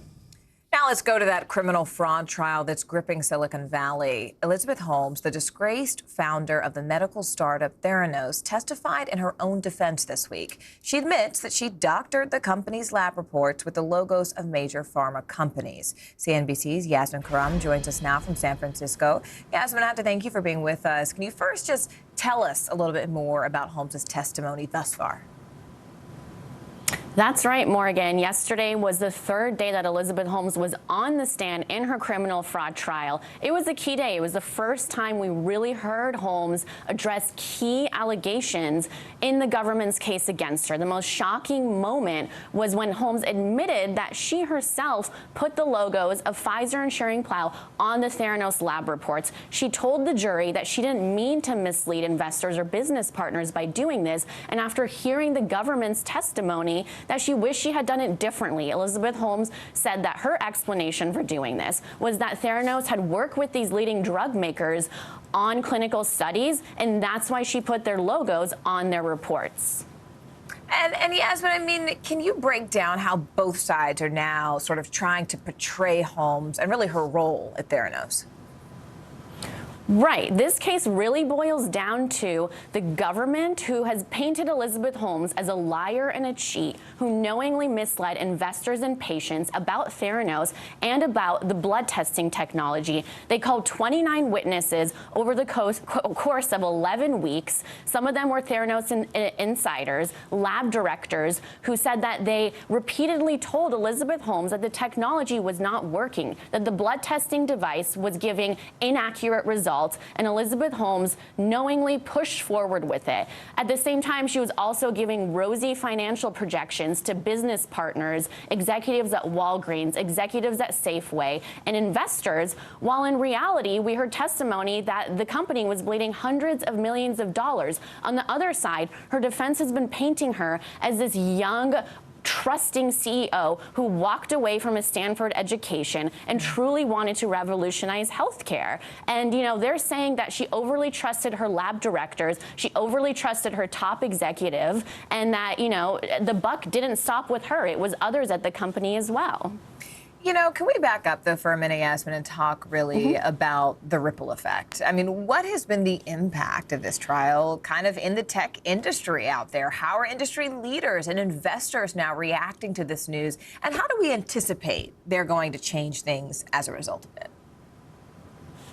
This case is really shedding a light on the fake it till you make it culture in Silicon Valley. It is definitely, whatever the outcome is going to be, it will rattle the industry out here, and whether Elizabeth Holmes crossed the line. You know, a lot of people say that, you know, startups here do overly promise and sometimes under-deliver, but is that line crossed when you're doing it, when it involves people's lives and patients and healthcare? Another key thing that has really shed a light on is the due diligence that investors do before pouring money into startups. Elizabeth Holmes, you know, raised over $900 million from sophisticated investors, including Rupert Murdoch and the family of Betsy DeVos. These people, some of them took the stand and really said that they didn't do the proper investigation before pouring money into this company. It's really shed a light on this due diligence process as well. Wow, that's fascinating. Yasmin Karam, thank you so much for joining us. We really appreciate this. And I think for a lot of us who have been following this case but didn't have the context, this is really, really helpful. So thanks for making time. Thank you. It's a massive call to arms in the Ethiopian civil war. Up next, the unprecedented move by the prime minister in what he calls a battle to save the nation from rebel forces.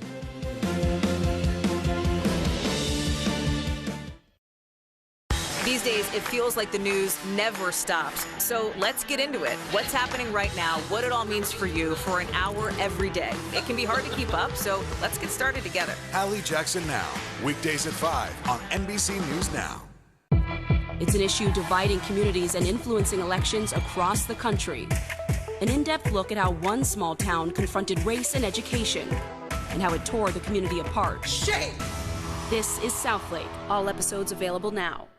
News is happening now. A look at what's making headlines around the world. Tonight, the major announcement of the COVID vaccine. This is a significant moment. Your news, whenever it happens, wherever you are, it's here now. To cover the news, you have to be in it. We'll take you to the front lines of the story, bringing your news feed to life. Streaming live every night. It's your news playlist. Top Story with Tom Llamas, weeknights at 7 on NBC News Now. It's an issue dividing communities and influencing elections across the country. An in-depth look at how one small town confronted race and education and how it tore the community apart. Shame! This is Southlake. All episodes available now. The Meet the Press Chuck Todd Cast, free wherever you get your podcasts. Our world is facing some complex issues. Chuck Todd breaks them down. Every Thursday, a deep dive into a new subject. Meet the Press Reports. All episodes of Season 3 are now available on demand on Peacock. The Meet the Press Chuck Todd Cast, free wherever you get your podcasts. It's an issue dividing communities and influencing elections across the country. An in-depth look at how one small town confronted race and education and how it tore the community apart. Shame! This is Southlake. All episodes available now. The Meet the Press Chuck Todd Cast, free wherever you get your podcasts. The civil war in Ethiopia is rapidly escalating. The Tigrayan People's Liberation Front is advancing toward the Ethiopian capital. And now foreign governments are pulling their citizens out of that country, and the prime minister is headed to the front lines to lead his military. Here's Sky News Africa correspondent John Sparks. As the war draws closer to the Ethiopian capital, the defense of Addis Ababa is waged in unconventional ways. At youth and community centers across the city. Religious leaders tell residents they're ready to go and fight, while aging veterans seem confident of victory over the leaders of the region of Tigray. And there are sounds of defiance in a city where many feel isolated. Here, a former general delivers a threat with a reference to a colonial foe.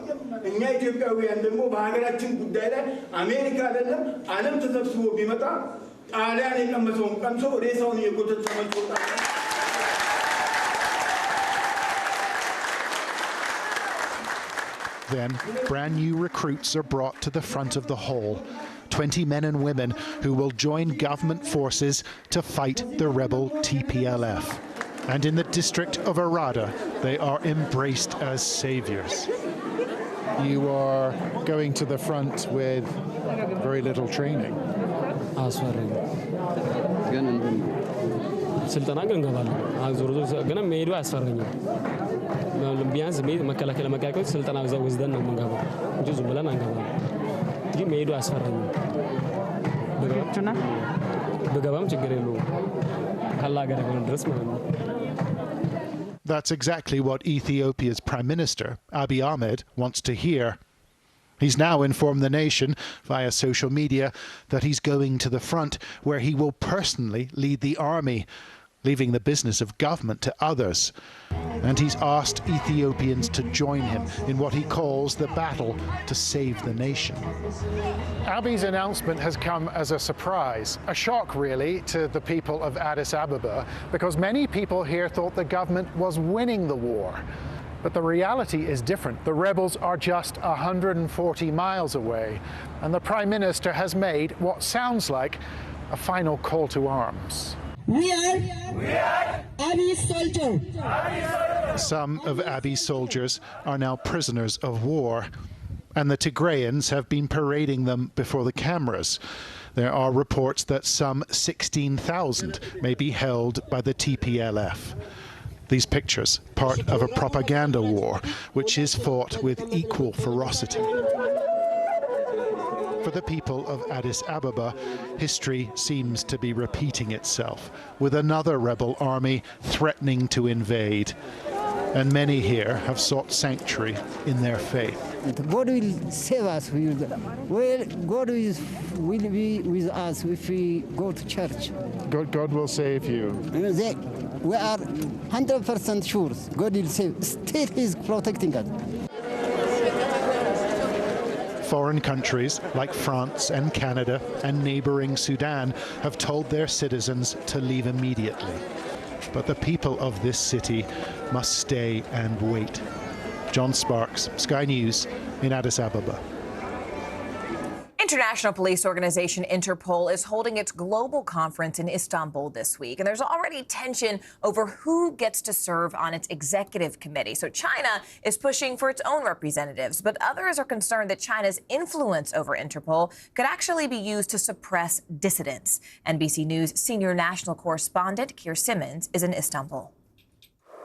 Hey Aaron, hey Morgan. Interpol's General Assembly set to vote in just 24 hours on its new committee and president, and it's proving truly controversial. The potential favorite to be president, General Ahmed Nasser al-Risi from the UAE, he has faced legal action in the past over allegations of torture. And then on the 13-person committee, one of the candidates, Hu Bin-chen, now he's from China's Ministry of Public Security, and he has been accused, along with others on that unit, of trying to get political dissidents back to China, even using Interpol's red notices to try to force political dissidents back to China. Just one example, there is a Uyghur activist in Morocco who was arrested and jailed because a red notice was issued at the behest of China. That red notice was then cancelled because it was deemed to be political. That activist is still in the prison. So opponents saying, including many lawmakers from around the world, that electing someone from China to the governing committee, the executive committee, will just increase China's influence over an organization that is the second biggest international organization in the world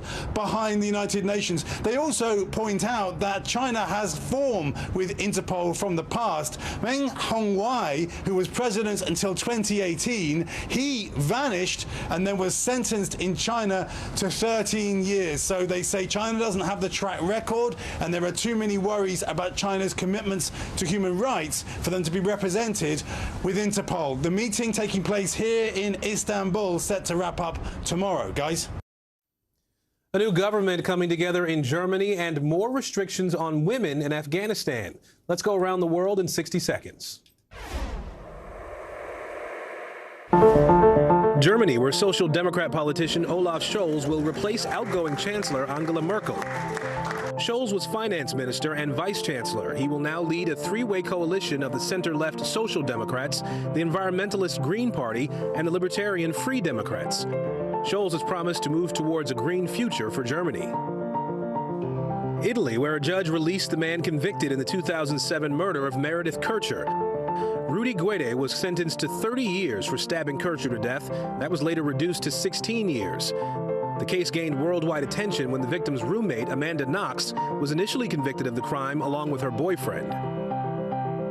And Afghanistan, where the Taliban has now banned women from appearing in television dramas. The Ministry of Vice and Virtue released new restrictions aimed at preventing media that breaches Islamic or Afghan values. Women will be allowed to appear on news programs. And that's the world now. All right, so we all know it's pretty hard for a college kid to turn down free. I could have turned down Noakes in Boston. I mean, that was our pizza place. I could not turn it down. I've never been. Oh, gotta have to check it out. Yeah, it'll change your life. But I couldn't turn it down is the point. I don't turn it down now. Yeah. After the break, how one teen grabbing a free slice at a student center ended up saving the life of a little girl she never knew.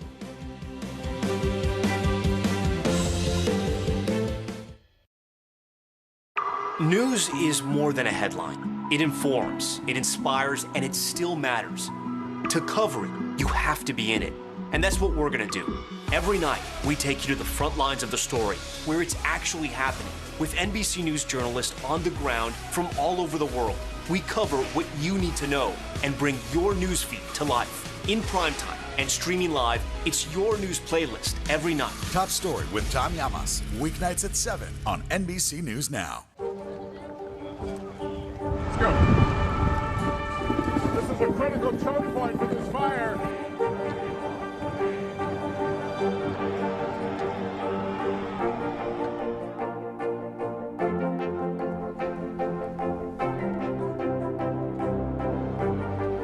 Unnecessary, unjustifiable, illegal. And good evening from New Orleans. Late military operation witnessing the massive crowds. I admire you both. Nice to really spend some time with you. Appreciate it.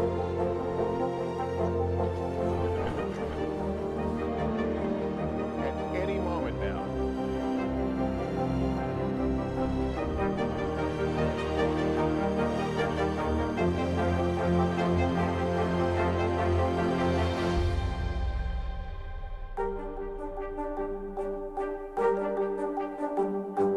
Sometimes the news can be difficult and overwhelming for kids to understand. Will coronavirus come back next year? So to help make sense of it all, we've created a newscast just for them. Man, you know a lot. We hope your family will watch Nightly News Kids Edition. To cover the news, you have to be in it. We'll take you to the front lines of the story, bringing your newsfeed to life. Streaming live every night. It's your news playlist. Top Story with Tom Llamas, weeknights at 7 on NBC News Now. Finally this hour, a heartwarming story ahead of this Thanksgiving. One little girl up against a really big health challenge, finally getting the chance to meet the donor who helped her beat the odds. Here's NBC News correspondent Kristen Dahlgren. Hey, Aaron and Morgan, this is a special story for our annual series, Thanks and Giving, about St. Jude Children's Research Hospital. I met a mom who told me St. Jude saved her daughter's life, diagnosing an extremely rare disorder and performing a unique bone marrow transplant. Of course, they needed just the right donor, which turned out to be a generous college student they had never thanked in person. So we decided to change that. When you meet 7-year-old May, it's hard not to smile. She's sparkly. Everything is happy. Everything is the best day ever. May was adopted from a Chinese orphanage when she was 3. Do you remember first meeting your mom and dad? You walked in. Yeah. What did I give you? Stuffy and lolly. I gave you a lollipop and a stuffy, and you walked right into my arms, right? Megan Carlson already had 4 children, but knew her family had more love to give this little girl who had hip dysplasia. They did tell us that one of her legs was shorter than the other one. We wanted her in our family very much. Aww. They brought May home and scheduled corrective surgery. Then her blood work showed a more serious problem. Fanconi anemia, a rare genetic disease that affects bone marrow and can be fatal. May had chemotherapy at St. Jude, but would also need a bone marrow transplant. They were like, we're getting to a critical level. Finding a match, especially one that shared May's ethnicity, wouldn't be easy. You're just talking a couple % of the registry, and we were told that we probably had a better chance of winning the lottery than we did finding a donor for her. It's terrifying. I mean, we were so bonded to her, and we loved her so much. And then came the answer to their prayers, who came for the pizza. My friends ran into me and said, hey, they're giving out free pizza in the student center. So of course I go, and it turns out that it's actually a bone marrow drive. Grace Fung was a freshman at Duke. Along with her pizza, she did a cheek swab. A couple years later, Be The Match called me, and they said, hey, we have a potential match. Would you be willing to donate? In 2019, Grace donated marrow, a procedure she says wasn't hard. The surgery was on a Thursday, and then the next Friday morning, I made it to my physics discussion on my own. For her, a short recovery. For May, it was everything. We love her donor. We thank God for her every single day because she is the reason why May's here. Doctors at St. Jude in Memphis gave May the life-saving cells and were there every step of the way. Pack your bags, get out the door. It's time for you to leave the floor. May did so well throughout the process, and she tolerated all the treatment with minimal complications. What is your favorite thing about St. Jude? My doctors. St. Jude, plain and simple, saved my daughter's life. They took a chance to do a transplant that they hadn't done before. They researched it, they prepped the doctors and nurses, and they continue to give us hope for her future. Today, May is healthy, always happy. What types of things do you like to do around here? In my backyard, I kind of like play on trampoline. And about to get a surprise. There's somebody I'd like you to meet. Oh my goodness, May! That's great. Do you know who that is? Yay! For the first time in person, they meet the woman who saved May's life. I feel like part of my heart is with me now. I'm just so grateful that I can tell her in person. She can see in my actions and my words just how truly grateful we are for her. Grace is now studying to be a doctor, something May thinks she may want to do too. They have this special bond. I'd love to watch Grace go through school and start her career, and I'd love for her to watch May do all these big things that May has planned in her life. Megan and May really wanted to give Grace a big hug, but due to COVID, they practiced some social distancing, but you could still feel the love between them. And they even had a little pizza party to celebrate their very special day. Their lives forever linked thanks to St. Jude. Aaron and Morgan, back to you. We so appreciate you being with us this hour. I'm Morgan Radford. And I'm Aaron Gilchrist. The news continues right now.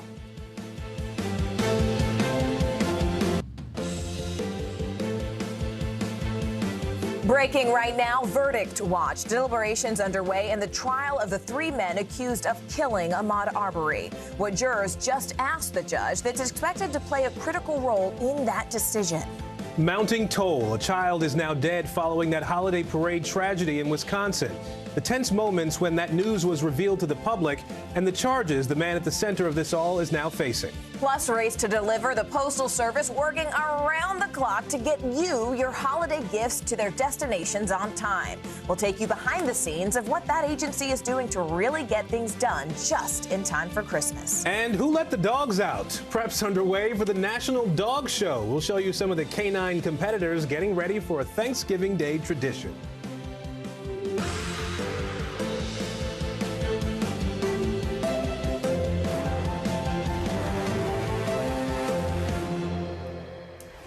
And good Wednesday, everybody. I'm Aaron Gilchrist. And I'm Morgan Radford. Thank you so much for taking the time to join us. We begin right now with breaking news. Day 2 of jury deliberations in Brunswick, Georgia. The fates of 3 white men you see on your screen charged with the killing of Ahmaud Arbery, an unarmed black man. Well, it's underway. Deliberations resumed around 8:30 this morning, and that jury is made up of 9 white women, 2 white men, and 1 single black man.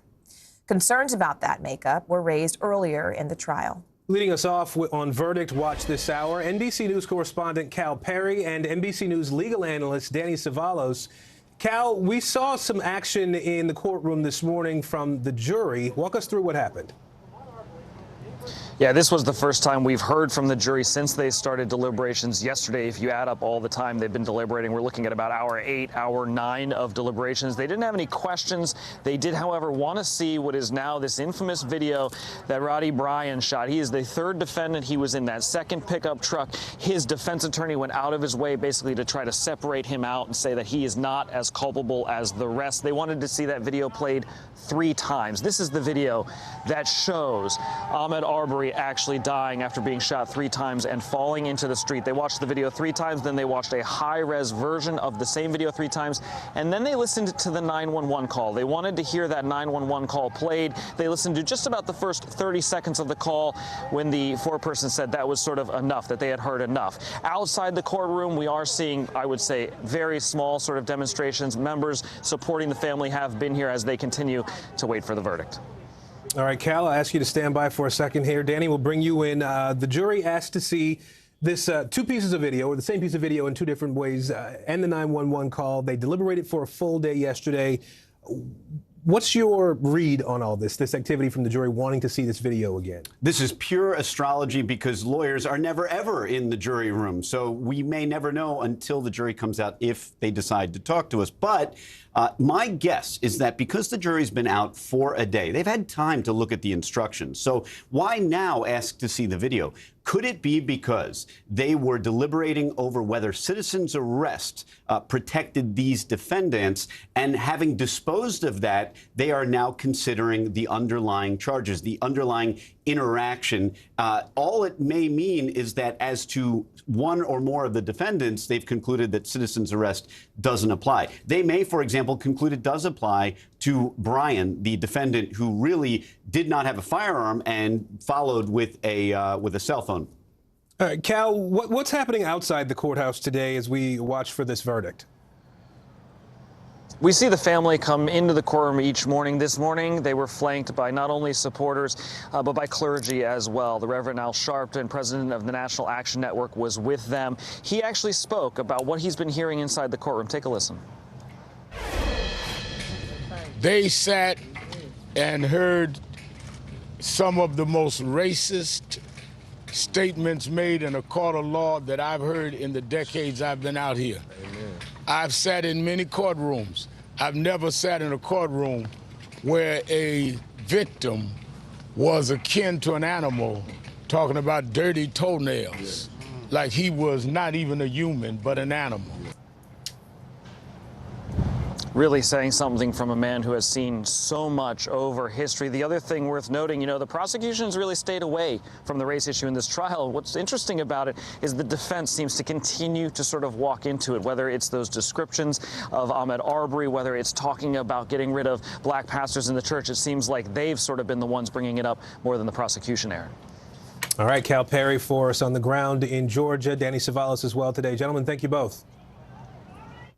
Now let's go to Wisconsin and the mounting death toll following that holiday parade tragedy. 6 people have now died. The latest victim, 8-year-old Jackson Sparks. 13 children remain in the hospital following Sunday's crash. 6 were listed in critical condition just as of last night. NBC News correspondent Megan Fitzgerald joins us live from Waukesha. Megan, first off, this is heartbreaking. Just talk to us about this latest victim. What do we know? Yeah, absolutely heartbreaking, especially the fact that, Thanksgiving is tomorrow, Hanukkah is in a couple of days, and of course Christmas is just a month away. What we know is that 8-year-old Jackson Sparks was at the parade, excited, along with all the other kids that were there, something that they look forward to every year. He was walking with his baseball team when this SUV came plowing through the crowd.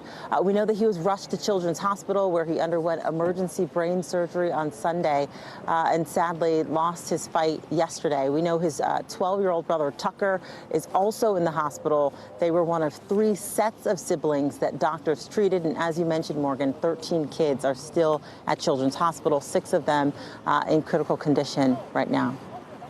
Megan, I have to ask you, we're finally learning more about this suspect, Darrell Brooks. He was in court yesterday evening. He's been held on $5 million bail. His criminal history played a big part in that decision. Talk to us about what went down in court. And I have to ask, given that criminal history, why was he even out on the streets?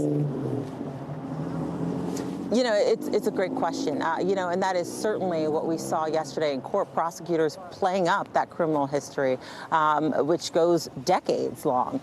Sexual abuse charges, drug charges. Just earlier this month, he was arrested for battery and for a dispute with the mother of his child, where, according to court documents, he rolled over her, and there was a tire mark on her pant leg. He posted that $1,000 bail and was able to be out free. And then, of course, fast forward to Sunday, and right now we're talking about 6 people who have lost their lives, 62 others who have been injured. And that is the question. How is it that this man was able to be out on the street? We've been talking to people in this community who are frustrated and angry about that. But at this point, we don't have an answer, Morgan. All right, NBC's Megan Fitzgerald live for us on the ground there in Wisconsin. Megan, thank you so much for your reporting. Planes, trains, and automobiles. Millions of Americans are on the go for Thanksgiving. The TSA says it's screening more than 2 million passengers a day at airports nationwide now, bringing us closer to pre-pandemic travel levels. And with that travel frustration comes also joy, as a lot of families are being reunited this year, some for the first time in 2 years because of COVID. We have a team of correspondents covering this busy holiday travel getaway. Let's begin with NBC News correspondent Tom Costello and the mad rush in the nation's skies. Hey, Aaron and Morgan, good day. Yeah, Tampa International, not the nation's busiest airport, but they are busy today. The busiest travel day of the entire season, that is going to be on Sunday. The airlines call that their Super Bowl, and this right now, these are the playoffs. If you're on your way to an airport, this is what you can expect. Millions of people eager to reunite with friends and families. What a difference a year makes. This was the Thanksgiving travel rush of 2020 before the vaccine. And this is Thanksgiving 2021. It's a busy day. 3 kids, a lot of luggage, car seats, busy airport, but it's going. It'll be good to see family. I haven't traveled much, so this is good. So far, the TSA says it's screening 2 million passengers and more each day, a pandemic record. TSA Chief David Pekoski. Very close to 2019 pre-pandemic levels. The busiest day by far will be this coming Sunday, generally in the afternoon as people are returning home. With the crush of passengers, patience can be in short supply, tempers hot. This year has already brought a record number of onboard disturbances and assaults. So the airport's kind of an emotional place. Some people are running late, some people are delayed. You have people who are getting ready to leave loved ones for a while, and they kind of tend to act out when things don't go their way. Onboard disturbances and violence can mean steep fines, jail time, and getting banned for life by that airline.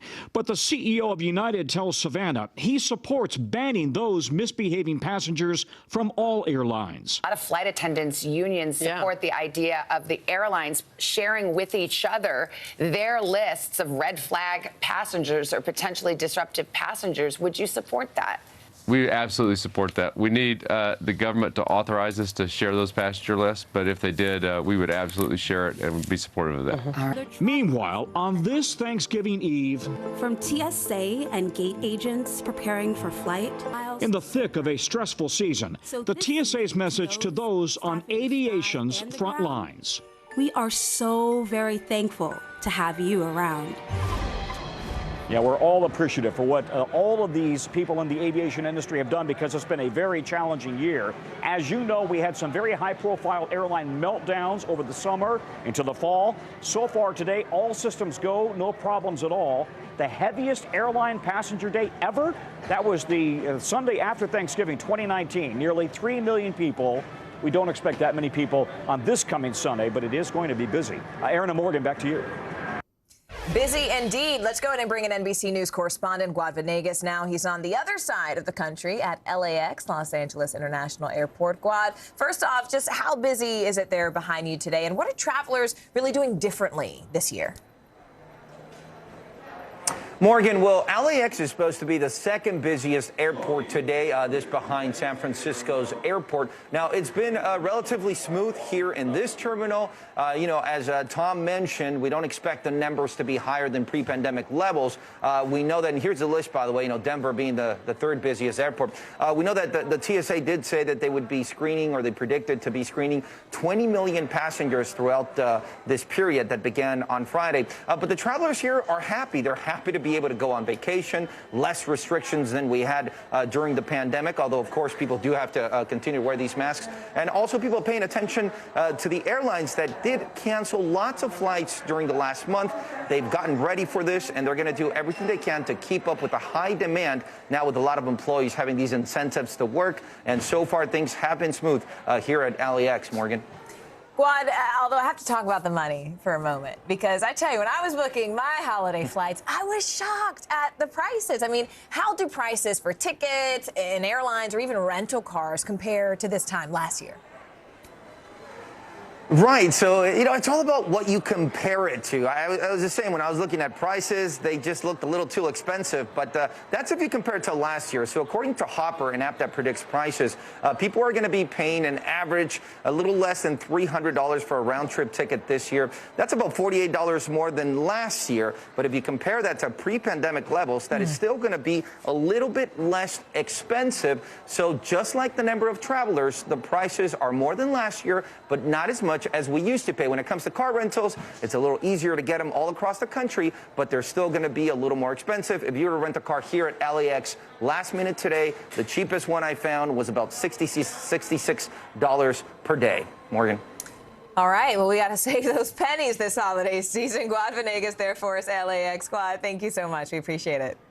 Let's bring in NBC News meteorologist Bill Cairns now. Bill, a lot of people we know are traveling today in all sorts of different ways. I'm one of those people who's driving tomorrow.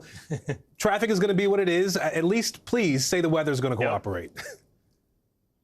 Yeah, I can't help you with volume problems at all. And obviously that's going to be the main cause of delays because the weather is cooperating, at least today. Now, Tom Costello telling me that Sunday is the busiest day at the airlines, throws a whole monkey wrench in the whole, the day before Thanksgiving is the busiest travel day. So I think it is for the roads. But on Sunday, he was saying the airlines. So we have to get to that forecast too. So we woke up this morning on the East Coast. It was very cold. Even by Florida standards, it's still pretty chilly, only in the 50s still in the middle of the day. So it's cold. Now, as far as the travel goes, the weather, isn't really affected by the cold. As long as planes don't have to de-ice, you're fine. And I just took a look at some of the current airport delays, and there's not a lot out there. I mean, everything is running really smooth right now. So sunny and chilly is kind of the rule today. There's not a lot of wet weather. So let's get into the airports and maybe some minor delays this afternoon, some wind gusts in the Great Lakes. And, I'm really searching here because there's not a lot of problems with weather. Then on Thanksgiving Day, this changes a little bit now. Heavy rain moves into the northwest, especially in the evening. Keep that in mind in and out of Seattle. Houston, down along the Texas coast, rain for you. Then eventually that rain will move up into Tennessee and Kentucky Thanksgiving Day afternoon.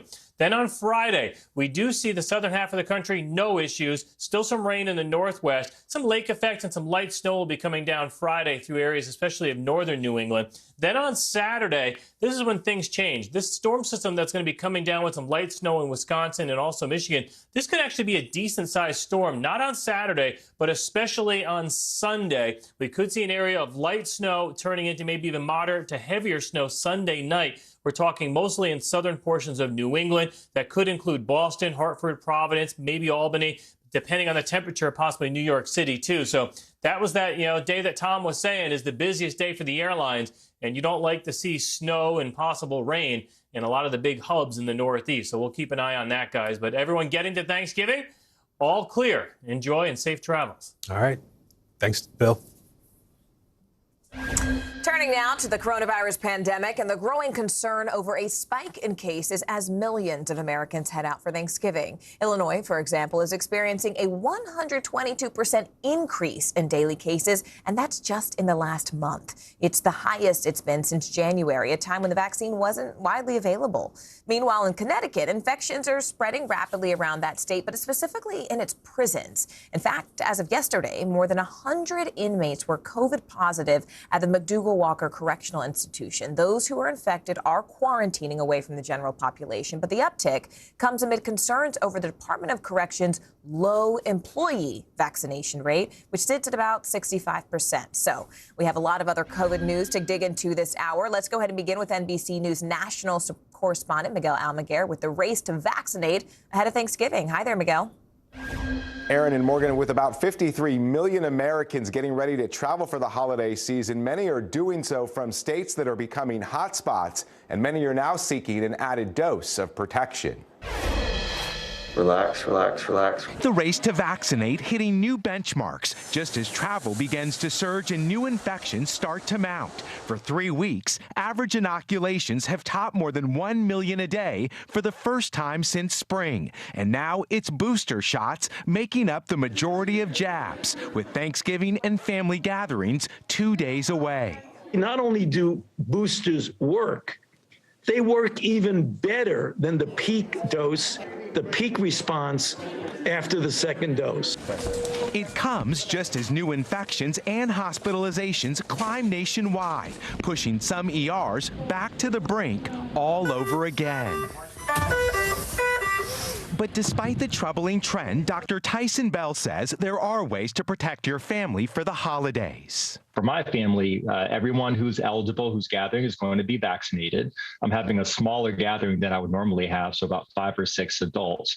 And everyone's taking a rapid test before they come.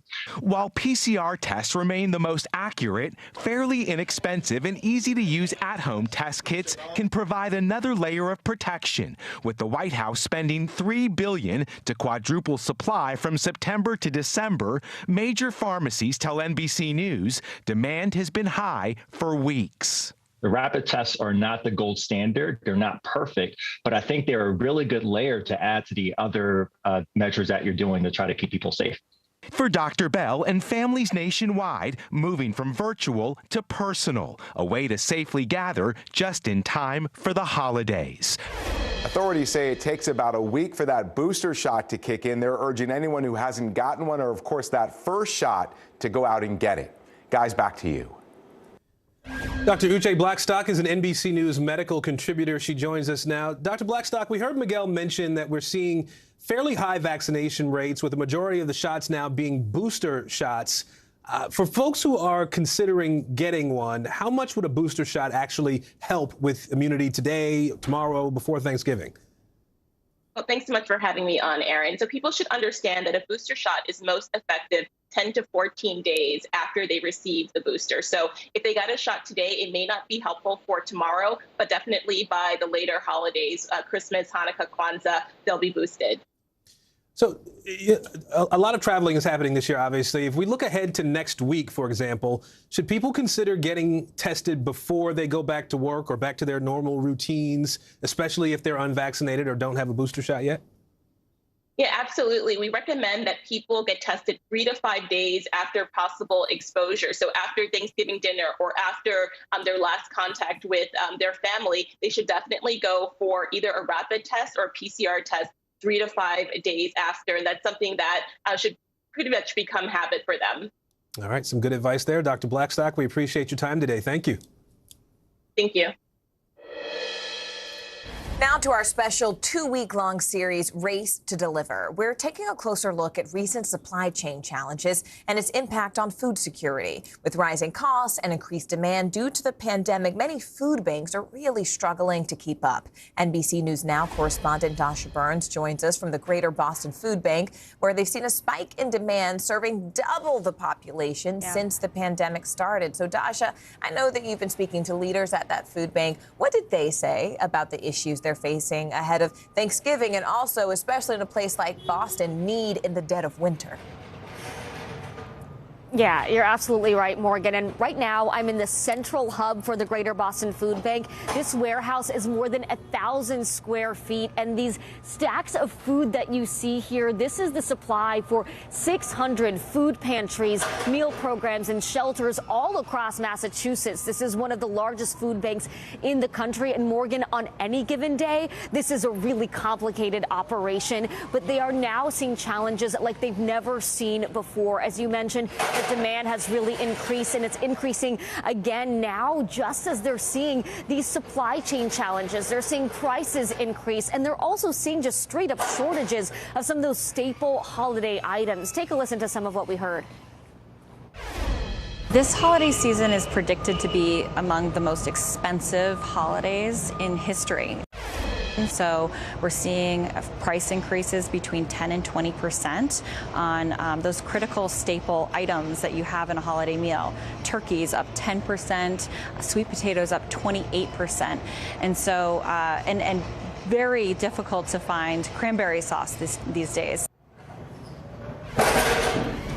And Morgan, you heard her talk about cranberry sauce there. It's not just about food. The reason there's a shortage of cranberry sauce is because of the shortage of aluminum for those cans. And so you're seeing it across the board, even boxes and the pellets that you see here, those are hard to come by. And so they're having to make plans A, B, and C every single day here because they are going to get these items out to those food pantries. They just have to get creative, Morgan. And Dasha, you know, more than 1 in 9 people in the U.S. face hunger. That's roughly 38 million Americans, a number that a lot of people don't even really process. I mean, when we talk about this big picture, what does that mean for the increasing amount of people who really plan to rely on food banks this holiday? Might their Thanksgiving look a little bit different this year because of these supply chain issues? Yeah, I mean, look, the Greater Boston Food Banks and other food banks, they are committed to making sure that people do have food on their plate. All of this here and all of these stacks of boxes of food, they are going to go out to those food pantries. There will be food on people's plates who need it, but it might look a little bit different. Sweet potato prices, you heard there, up 30%. So they might be substituting those for yams. Instead of canned cranberry sauce, they might get fresh or frozen cranberries. Instead of a turkey, they might get a chicken this time around. We went to one of the food pantries that the Greater Boston Food Bank serves yesterday, and I talked to the executive director there. We saw 100+ people in line looking to get that food. She says some folks are coming for the first time.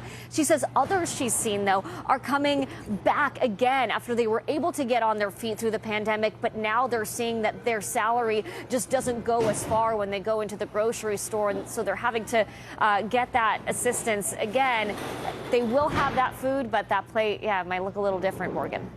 All right, NBC's Dasha Burns there for us in Boston. Dasha, thank you. Now to a focus on the hectic holiday shopping and shipping season. The U.S. Postal Service preparing for its busiest time of the year, this while facing criticism after announcing changes that could lead to slower delivery times. NBC's Vicky Nguyen spoke exclusively with the agency's executive vice president to see how the post office is gearing up for the holiday rush. Hey, Aaron and Morgan, the USPS under scrutiny after complaints about its service intensified, especially during the pandemic. It's faced budget cuts, staffing shortages, and changes likely to impact your wallet this holiday season. This morning, an exclusive behind-the-scenes look at what the agency is doing to shore up its services. A stressed supply chain, labor shortage, and skyrocketing online shopping, a combination that will test our nation's biggest shippers like never before. But unlike UPS or FedEx, the United States Postal Service weathering a cloud of customer skepticism after 2020 saw cost-cutting and pandemic challenges that led to more than 10 million complaints, with 69% of them involving missing or delayed packages. This holiday season, USPS expects to deliver an estimated 850 million packages alone. Should consumers be confident in the USPS this holiday season? Yes. USPS Executive Vice President Jackie Stracco says the agency started hiring seasonal workers 6 weeks earlier than last year. Some 40,000 additional employees at facilities across the country, including here in New York City. Do you think the U.S. Postal Service is properly staffed right now? Yes. As of October, we had more people working for the Postal Service than we did the highest week during December of last year. The boost comes after USPS handled a record 13 billion packages and letters last holiday season. The COVID crush of mail overwhelmed the Postal Service, delaying essential mail like Social Security checks and prescription mail. According to a report from the Office of Inspector General, between October and December 2020, the agency missed its on-time delivery target for letters and flat mail by up to 14%. And this year, the USPS set new, slower delivery standards by 1 or 2 days for some first-class mail. And even then, the agency still failed to meet its on-time delivery goal. We've made considerable investments in our people, in our facilities, and in our package sortation equipment. The agency also opened 100 facilities across the country to handle the anticipated holiday volume. How are you handling those concerns that come up when postal workers say they feel they're being spread too thin? Our leadership around the country is working on their operations and their facilities and working with their teams. And don't expect your packages to go dashing through the snow without a seasonal surcharge. From now until December 26th, it'll cost 25 cents to $5 more to ship a package, depending on which type of service you choose and how far it has to go. But when it comes to your holiday cards, you can still send those just with a regular stamp, and that costs 58 cents. FedEx and UPS have also implemented seasonal surcharges, along with raising base rates, both by an average of nearly 6%. USPS has more than 100 new high-tech sorting machines like this one to help this season. When you're in peak holiday season, are all of these boxes going to be full? Oh, absolutely. Many times a day. This automated machine can process at least 4,500 packages an hour. That's 50% more than before. We are going to deliver for the nation. We are ready. And you can do your part by remembering the basics. Use USPS.com to look up zip codes and write addresses clearly. Send packages early, and don't forget key shipping deadlines. To get your packages delivered by Christmas, both USPS and FedEx have set Wednesday, December 15th as their deadline for ground shipping. UPS says it depends on where you're shipping. On its website, you can enter the zip codes to get the most accurate estimate. We'll send it back to you. New documents drama for Donald Trump. That's right. Coming up next, why a critical court ruling may not provide the protection the former president wants in that investigation into the Capitol riot. Stay with us.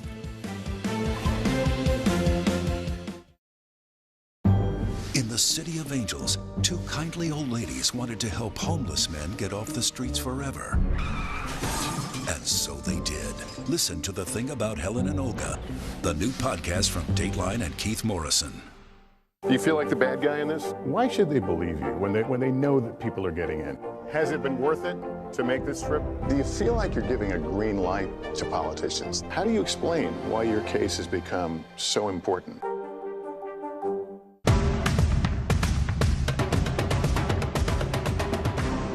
The Meet the Press Chuck Toddcast, free wherever you get your podcasts. Do you feel like the bad guy in this? Why should they believe you when they know that people are getting in? Has it been worth it to make this trip? Do you feel like you're giving a green light to politicians? How do you explain why your case has become so important? News is happening now. Look at what's making headlines around the world. Right now on Morning News Now. Tonight, the major announcement of the COVID vaccine. And this is a significant moment. Your news, whenever it happens, wherever you are, it's here now.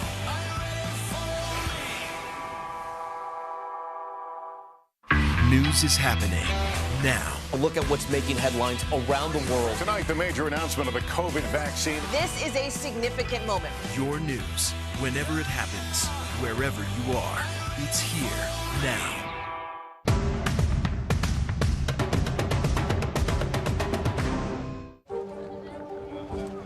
Let's go. This is a critical choke point for this fire.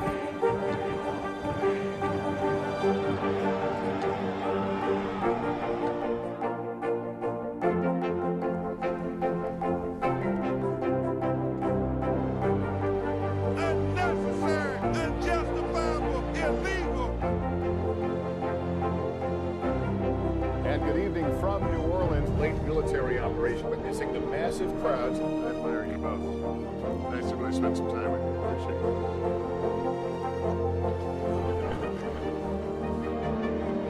At any moment now.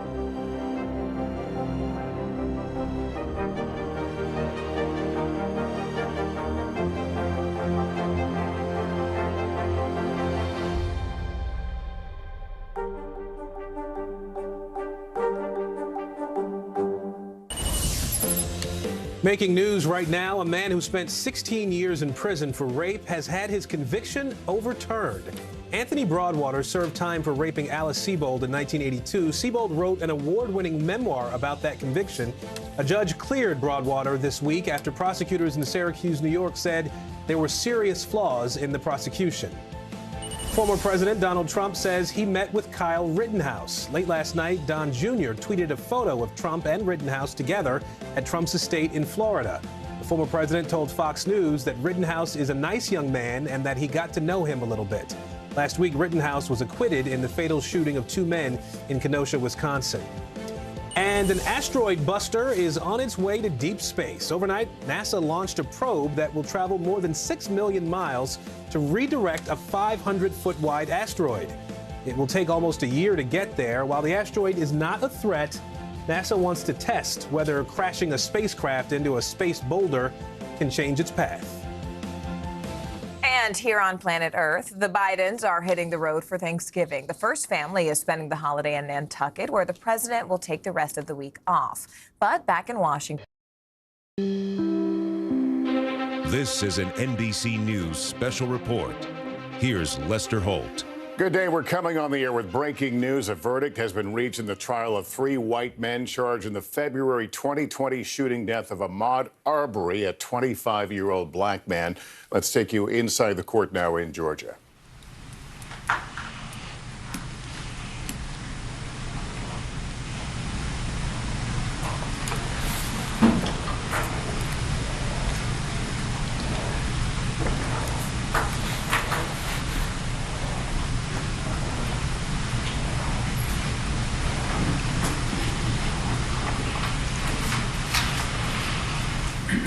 All right, they may be waiting for the jury to be brought in the room, but we have been told there is a verdict in this case. 3 defendants, Travis McMichael, his father Gregory McMichael, William Bryan is the other man, all facing charges in this case, accused of murdering Ahmaud Arbery. Let's go to Sam Brock right now, who is in Brunswick, Georgia, following the trial for us. Bring us up to speed, Sam. Lester, certainly some tense moments right now. There are 27 charges total. They range from aggravated assault to felony murder, malice murder, which doesn't have to be premeditated, Lester. It can happen in an instant. It is about intent. And right now, what we are really curious about are some of the arguments that were presented over these last several weeks, especially as they relate to a citizen's arrest law, which, Lester, dates all the way back to the Civil War era, and some interpretations over what that language might mean about actually witnessing a crime versus probable cause and the totality of information and circumstances available to, in this case, the McMichaels as they pursued Ahmaud Arbery, a 25-year-old who was not armed with a weapon. As the prosecutor pointed out, no wallet, no ID. Let me send it back to you as we see these proceedings continue. Yeah, Sam, we see the defendant standing right now, and the jury is being led in the room. Of course, we do not see the jury, but the court standing as they are brought in, and the verdict to be rendered in just a few moments here as we continue to watch. 3 men, only one accused of actually shooting. That was Travis McMichael. The other 2, his father, Gregory McMichael, essentially accused of rallying his son to pursue Arbery. William Bryan, a neighbor who videotaped the altercation, was in another vehicle and accused of helping to essentially corner Mr. Arbery, leading to his death. All right, let's take you back inside the court. All right, ladies and gentlemen, welcome back. Madam Foreperson, I understand you have reached a verdict as to each defendant. We have. If you could please hand your verdict forms to the sheriff.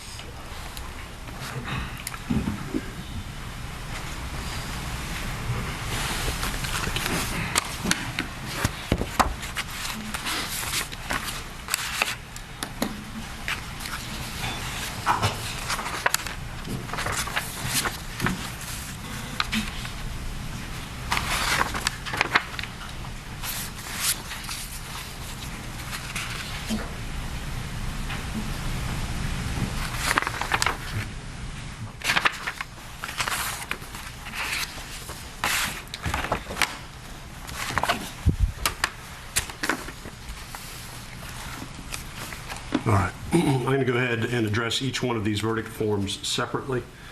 first verdict form I have is the State of Georgia versus Travis McMichael. Mr. McMichael, please stand. Verdict is as follows. In the Superior Court of Glenn County, State of Georgia, the State of Georgia versus Travis McMichael, case number CR 000433. Jury verdict form. Count 1, malice murder. We, the jury, find the defendant, Travis McMichael, guilty. I'm going to ask that whoever just made an outburst be removed from the court, please.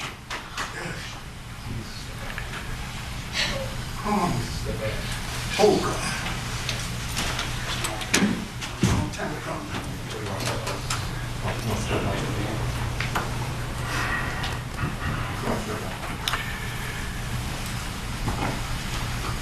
Jesus, step out.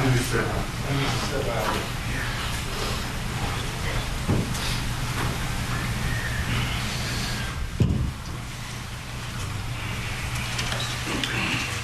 As this court has indicated, I ask that there be no outbursts in the court, and I expect as much from the gallery. Please respect the court's desire for this as we move forward. If you feel like you need to make a comment or otherwise demonstrate with respect to the verdict, I do ask that you step out of the courtroom now. Count 2, felony murder. We, the jury, find the defendant, Travis McMichael, guilty. Count 3, felony murder. We, the jury, find the defendant, Travis McMichael, guilty. Count 4, felony murder. We, the jury, find the defendant, Travis McMichael, guilty. Count 5, felony murder. We, the jury, find the defendant, Travis McMichael, guilty. Count 6, aggravated assault. We, the jury, find the defendant, Travis McMichael, guilty. Count 7, aggravated assault. We, the jury, find the defendant, Travis McMichael, guilty. Count 8, false imprisonment. We, the jury, find the defendant, Travis McMichael, guilty. Count 9, criminal attempt to commit a felony. We, the jury, find the defendant, Travis McMichael, guilty.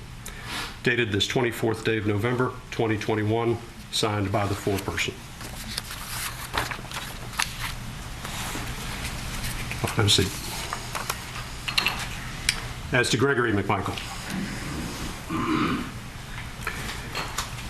In the Superior Court of Glenn County, the State of Georgia versus Greg McMichael, case number CR 20000433. Jury verdict form. Count 1, malice murder. We, the jury, find the defendant, Greg McMichael, not guilty. Count 2, felony murder. We, the jury, find the defendant, Greg McMichael, guilty. Count 3, felony murder. We, the jury, find the defendant, Greg McMichael, guilty. Count 4, felony murder. We, the jury, find the defendant, Greg McMichael, guilty. Count 5, felony murder. We, the jury, find the defendant, Greg McMichael, guilty. Count 6, aggravated assault. We, the jury, find the defendant, Greg McMichael, guilty. Count 7, aggravated assault. We, the jury, find the defendant, Greg McMichael, guilty. Count 8, false imprisonment. We, the jury, find the defendant, Greg McMichael, guilty. Count 9, criminal attempt to commit a felony. We, the jury, find the defendant, Greg McMichael, guilty. This 24th day of November, 2021, signed by the foreperson. As to William R. Bryan. In the Superior Court of Glenn County, State of Georgia versus William R. Bryan, case number CR 20000433. Jury verdict form. Count 1, malice murder. We, the jury, find the defendant, William R. Bryan, not guilty. Count 2, felony murder. We, the jury, find the defendant, William R. Bryan, not guilty. Count 3, felony murder. We, the jury, find the defendant, William R. Bryan, guilty. Count 4, felony murder. We, the jury, find the defendant, William R. Bryan, guilty. Count 5, felony murder.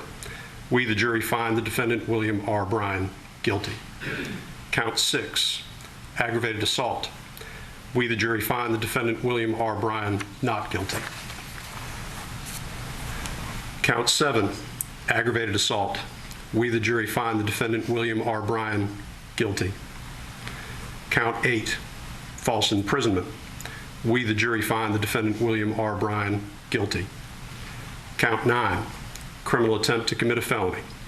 We, the jury, find the defendant William R. Bryan guilty. Signed this 24th day of November by the foreperson. Go ahead, MC. Court having read the verdicts and accepted the verdicts, anything from the state? No, Your Honor, nothing from the state. Anything from the defense? We ask the jury be polled, Your Honor. All defendants ask the jury be polled? All right, ladies and gentlemen, I'm going to ask each of you individually a set of 2 questions with respect to the verdicts that I have just read. If you could please respond when you hear your juror number. Juror number 1, you have heard the verdicts read. Were these your verdicts then, and are these your verdicts now? Yes, sir. Juror number 2, you have heard the verdicts read. Were these your verdicts then, and are these your verdicts now? Yes, sir. I think I can't. Okay, 2. Juror number 3, you have heard the verdicts read. Were these your verdicts then, and are these your verdicts now? Yes. Juror number 4, you have heard the verdicts read. Were these your verdicts then, and are these your verdicts now? Yes, sir. Juror number 5, you have heard the verdicts read. Were these your verdicts then, and are these your verdicts now? Yes, Your Honor. Juror number 7, you have heard the verdicts read. Were these your verdicts then, and are these your verdicts now? Yes, Your Honor. Juror number 8, you have heard the verdicts read. Were these your verdicts then, and are these your verdicts now? Yes, Your Honor. Juror number 9, you have heard the verdicts read. Were these your verdicts then, and are these your verdicts now? Yes, Your Honor. Juror number 10, you have heard the verdicts read. Were these your verdicts then, and are these your verdicts now? Yes, Your Honor. Juror number 11, you have heard the verdicts read. Were these your verdicts then, and are these your verdicts now? Yes, Your Honor. Juror number 12, you have heard the verdicts read. Were these your verdicts then, and are these your verdicts now? Yes, Your Honor. And juror 16, you have heard the verdicts read. Were these your verdicts then, and are these your verdicts now? Yes, sir. The jury has been polled. Anything further from the defense? No, Your Honor. From Greg McMichael? No, Your Honor. From Mr. Bryan? No, Your Honor. All right. Ladies and gentlemen, what that means with the court having accepted your verdict is that your role in this case is now at an end. What we're going to do today is I'm going to have all of you, the panel and the 3 alternates, go ahead and retire into the jury room. I'm going to address a couple matters logistically with you in the jury room once we get done here. But before we do that, and before I excuse you, I do want to thank you publicly for your service here in Glynn County. It has been a long trial, and I appreciate the fact that you have been attentive. You've listened to the evidence, and that is what we ask in this court. It's a very simple ask in a very complex way, so it's appreciated. When we all got together, I say we all got together, when we got together at different times, I said that I was going to thank you a number of times and how I was going to tell you I do truly appreciate your time here. Hopefully you understand why I said that when we started. I do also hope that you got a little bit of an insight into what goes on in a trial and maybe understand a little bit more of how important it is for members of our community to come down and be part of this process and serve as jurors in this community. So again, thank you for that service. And I'll come address you all in just a moment. You're excused. All right, for the jury.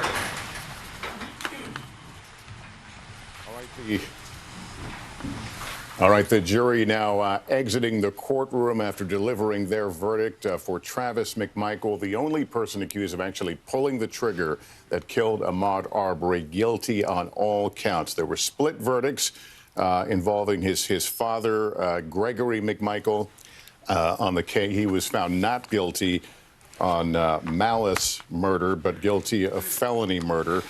Split verdict also on William Bryan. He's the man that took the video who was in another vehicle. There was a split verdict on him, but a otherwise resounding verdict by this jury that only met a fairly short time, somewhere around 10 or 11 hours. I'll go to Sam Brock right now. And Sam, tell us how long they've been deliberating and tell us what the scene has been outside as word of this verdict filtered. That should give everybody an opportunity. 11 hours, Lester, is about right, and it's interesting because the word was coming from the court on about a 5 or 7 second delay. So they would make the announcement in the courtroom, then there would be reaction behind me. Of course, just an eruption of applause after that first guilty verdict for Travis McMichael, which, as you mentioned, Lester, is the person who fired the shotgun, the 3 shots that killed Ahmaud Arbery. Now, they were chanting Ahmaud Arbery's name first, then "We want justice, we want justice." There were boos following the not guilty verdict for malice murder, which, as you mentioned there, Lester, malice aforethought is the most serious crime here. The idea that it doesn't take a bunch of time for an idea or hatred to bubble up, that it can be in that moment, just the intent to kill or to cause serious bodily harm. They found Travis McMichael guilty, Gregory McMichael, his father, who was in the truck at the time, not guilty, but guilty on the remainder of the charges. But as you look at sort of the complexity of all this, Lester, many guilty convictions, a couple of not guilty. The crowd here, by and large, seems pleased with what happened here. Self-defense was really the largest argument, along with the citizen's arrest law in Georgia, which has since been revoked, that was used in court. With respect to self-defense, you had a situation where 3 white men were chasing Ahmaud Arbery through a neighborhood, and he was not armed. He didn't have anything on his person except for pants, which the prosecutor described as baggy enough to make it clear that he didn't have a weapon. They chased him anyway because they suspected that he had committed some form of crime, either trespassing, burglary, theft, or all of that. But in the end, that was never proven. What was proven in this case was the question of whether or not there was a right for them to pursue him under this age-old 1860s law in Georgia, as we mentioned, that has since been revoked, that allows someone, this is, by the way, Lester, at a time when police are on horseback, it takes them hours or days to arrive on scene. When citizens were empowered to take a more proactive law enforcement stance, did they have the right in this case? Did they witness a crime?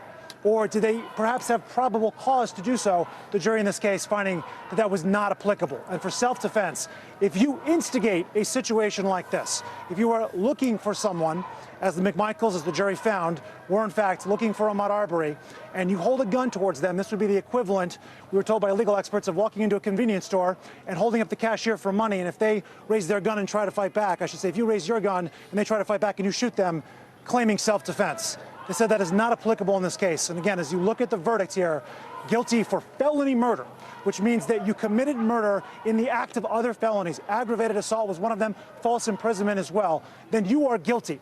And another point here I would just underscore from the prosecutor is that all parties involved in a murder, if they committed some portion of this, so they were involved in some of it, they were involved in all of it, and it looks like the jury agreed as well. The analogy that she gave there was for a Super Bowl team. Everybody gets a ring, whether you're the quarterback, whether you're on the bench.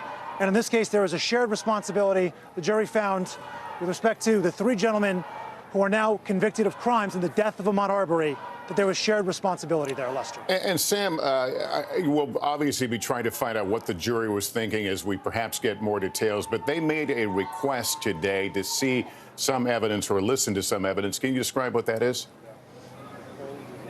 Yes, that request came in about 9:40 this morning. They wanted to look at pieces of video, high-res and low-res video of Roddy Bryan, who was the neighbor who also used his pickup truck in this pursuit, to see what was on there. 3 jurors, we're told, Lester, were sitting actually in the jury box, and then another 9 were seated in the gallery. Why they were split up like that, perhaps those were the 3 that were confused about some of that sequencing and wanted to get a closer look. It's not clear why that was the structure. But the other part of this, and this is important, was that the 911 tape was played. And that 911 tape, you hear the dispatcher say, it's 911, what is your emergency? And the response from Gregory McMichael is, I'm at Satilla Shores right now, and there is a black man running. And he starts to say down the street, and then the dispatch overrides that. A black man running down the street was the stated emergency when the question was posed. There was also video, Lester, shown in court that showed Ahmaud Arbery from the neighbor's camera vantage point running down the street, and shortly thereafter, maybe 5 or 10 seconds, you see one McMichael get in the truck, then the other, and they chase after him. But it's pretty clear, and it was certainly argued in court, they couldn't see what he had done. They just saw that he was moving down the street. All of this, in total, part of the arguments presented by the prosecution for why these 3 defendants should be found guilty. And Sam, I'm going to get some legal expertise here in a moment from one of our guests, but I do want to ask you, what do we know about the potential penalty now? Obviously, for Travis McMichael, guilty on all counts, very long life in prison. What about the others? What do we know? Life imprisonment. I mean, an aggravated assault charge alone, which they have all been convicted of, can be years, decades. I mean, there's several aggravated assault charges here that they were convicted of. So all 3 of these defendants are looking at potentially sentencing of decades behind bars, Lester. All right, Sam, thanks very much. Also joining us is Georgetown School of Law professor and NBC News legal analyst Paul Butler. Paul, thank you for being with us. First of all, walk us through malice murder versus felony murder, because the jury obviously saw it differently depending on the defendant here. Yes, so malice murder in Georgia requires the intent to kill. Mr. Gregory McMichael and Mr. Bryan were not the trigger men. Travis McMichael was the trigger man, and he was found guilty of malice murder. The other 2 were convicted of felony murder, which means that they had the intent to commit another felony, including kidnapping or false arrest of Mr. Arbery. In the eyes of the law, Lester, all 3 men are murderers. Felony murder is murder, just like malice murder.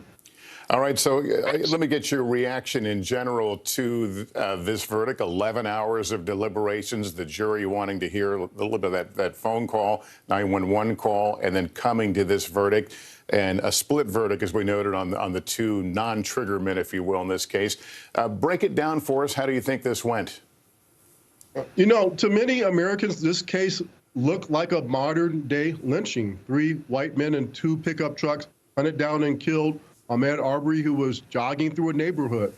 The unanimous verdict from a virtually all-white jury is the result of a compelling and persuasive case made by the prosecutor.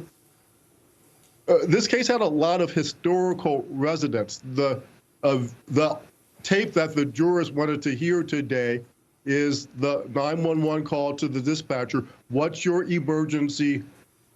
The answer was, there's a black man running down the street.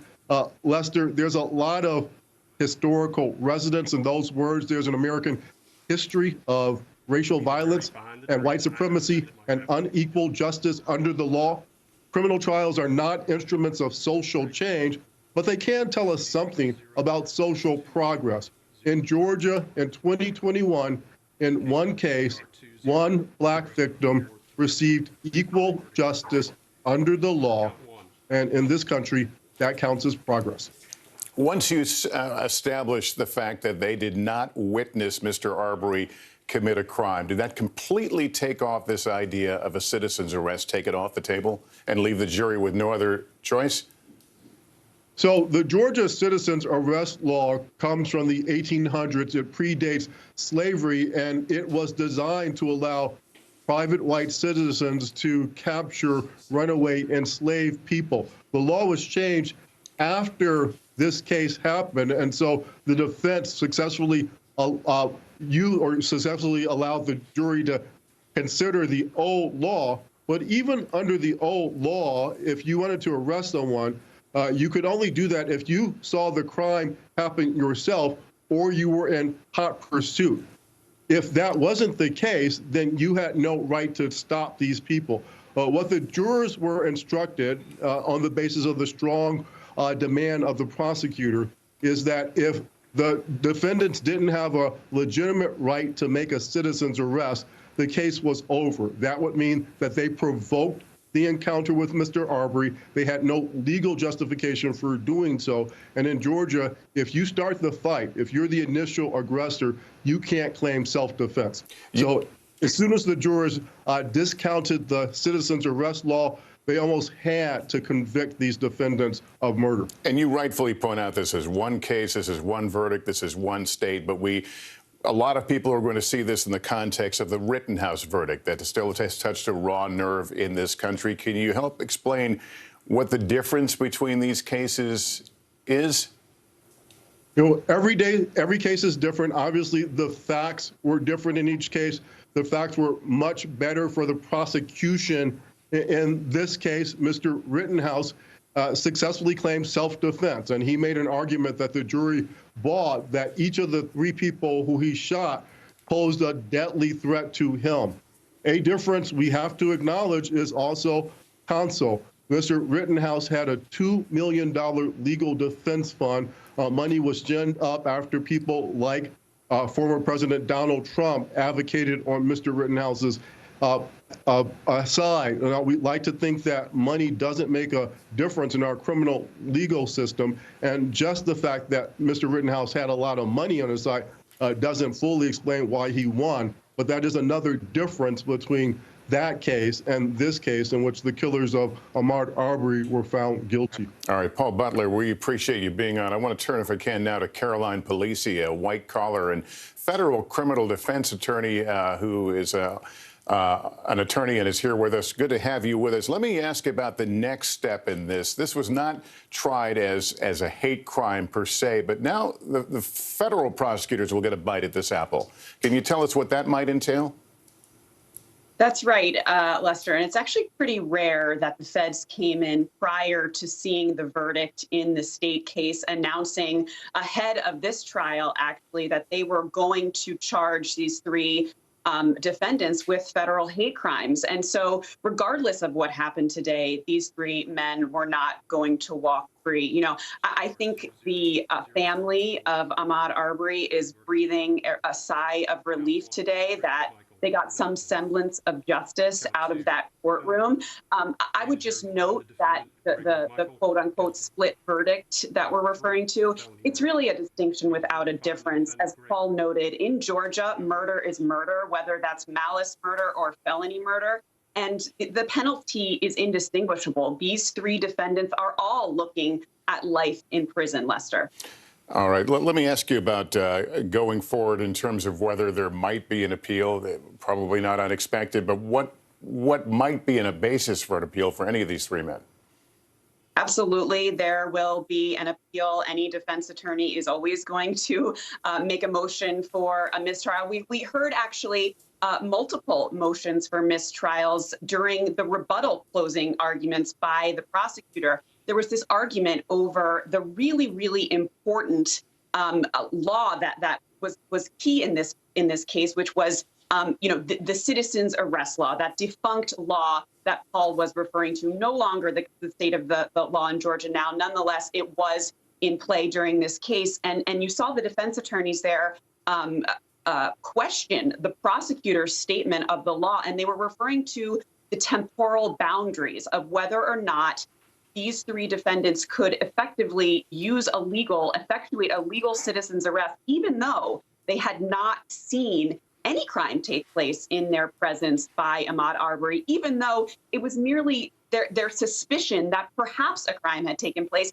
And even so, Lester, it wasn't even a felony, remember. The only thing that they could say with certainty was that Mr. Arbery perhaps was on this construction site of a home.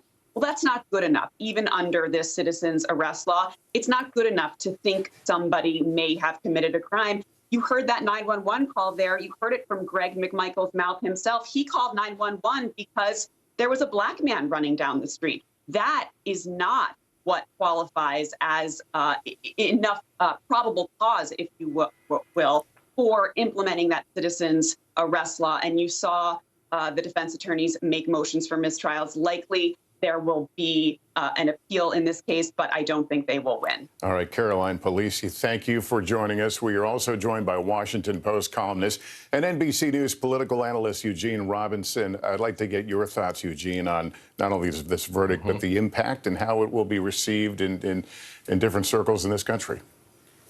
Well, Lester, I have to say that what I'm feeling is an enormous sense of relief that what I always saw as clear justice in this case has in fact been done. You will recall that after the killing, the local authorities initially decided not to prosecute at all. They didn't charge these defendants with anything, when in fact what we saw on that videotape taken by Roddy Bryan, now one of the 3 convicted of murder, was a modern-day lynching. That's what it was, pure and simple. And I don't know any other way to describe it. I certainly don't know any more succinct or more accurate way to describe what we saw. A black man running down the street, get him and kill him.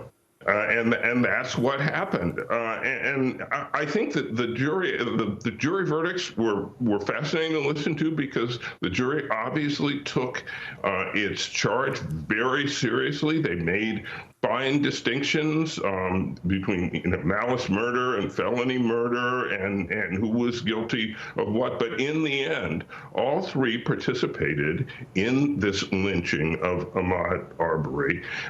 And while it is true that criminal trials don't make social policy, but they do tell us something about the country, and they tell us, and they told us something about Georgia in the year 2021 today.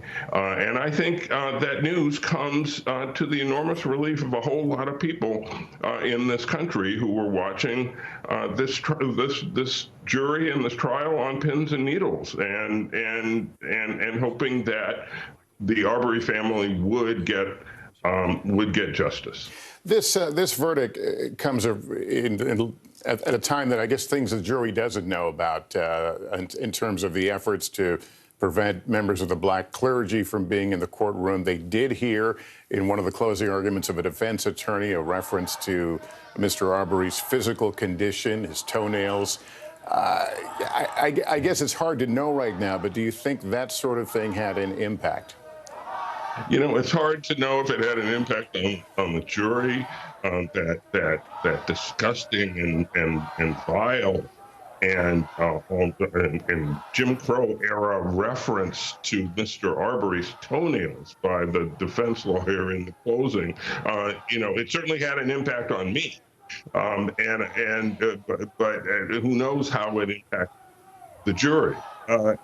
From the verdicts and the nuance in the verdicts, I just think this jury took its job very, very seriously, and tried to do as a judge instructed and as the law instructed, and they saw murder. And finally, let me ask you about that 911 call, a black man running. Is it your guess that that would frame how the federal case would work?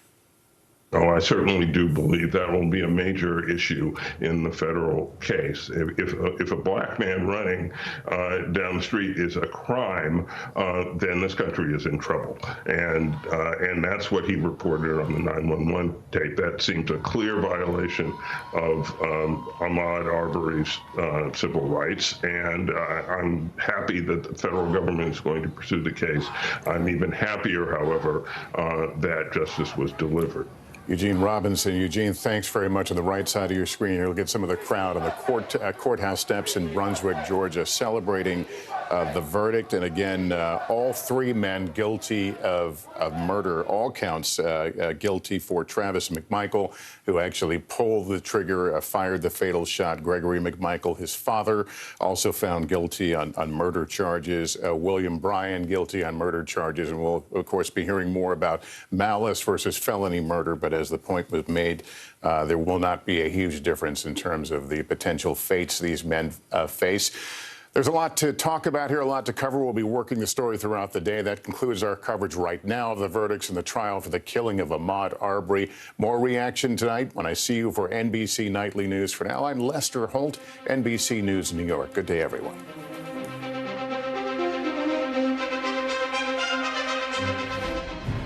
Hi, everybody. Aaron Gilchrist alongside Morgan Radford here. We're continuing to follow the breaking news at this hour. A verdict reached in the trial of 3 men accused of killing Ahmaud Arbery in Georgia. Convicted. All 3 defendants have been found guilty of murder.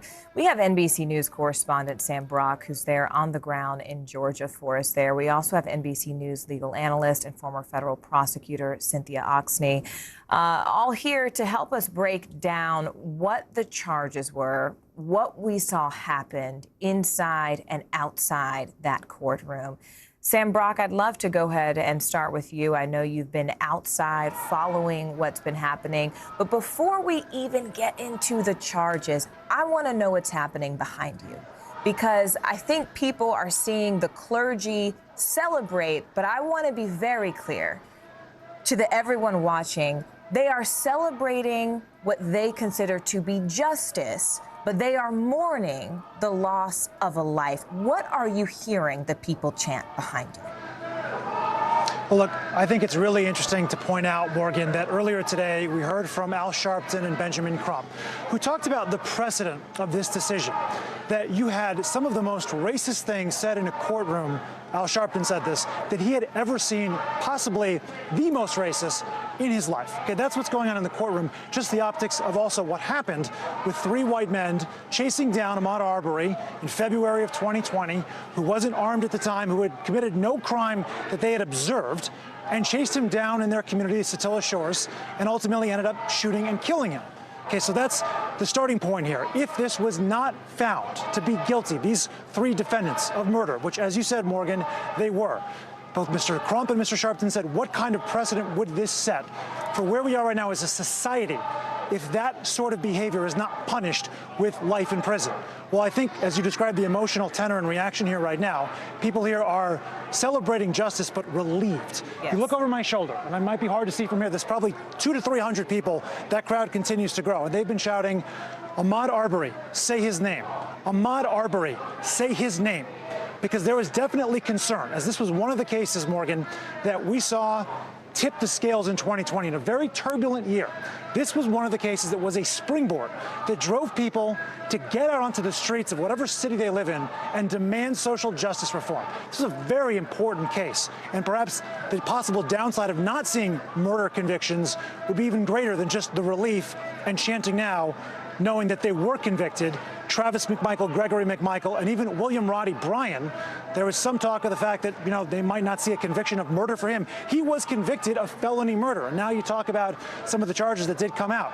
Felony murder means that you committed murder in the commission of other crimes. Aggravated assault was one of them, false imprisonment, and of course, murder. Malice intent, or I should say malice murder and malice aforethought, is the idea that there was intent to take a life, intent to cause great bodily harm, even if there wasn't a lot of premeditation or a pre-existing relationship or hatred or anything of the sort. What was going on in that individual's mind as it was happening? Travis McMichael was the only one of the 3 that was convicted of malice murder, but all of them were convicted of murder. And what you're watching right now is this city's collective breathing, sigh of relief. Perhaps many people throughout this country who were concerned that justice would not be served in this case, because as you look, Morgan, at the defense argument, what they put forward as why this would have been justified, as we see guilty on all charges, one of them is self-defense. And the prosecutor argued very eloquently, how can it be self-defense if you pursued someone and instigated an incident like this and they weren't even armed?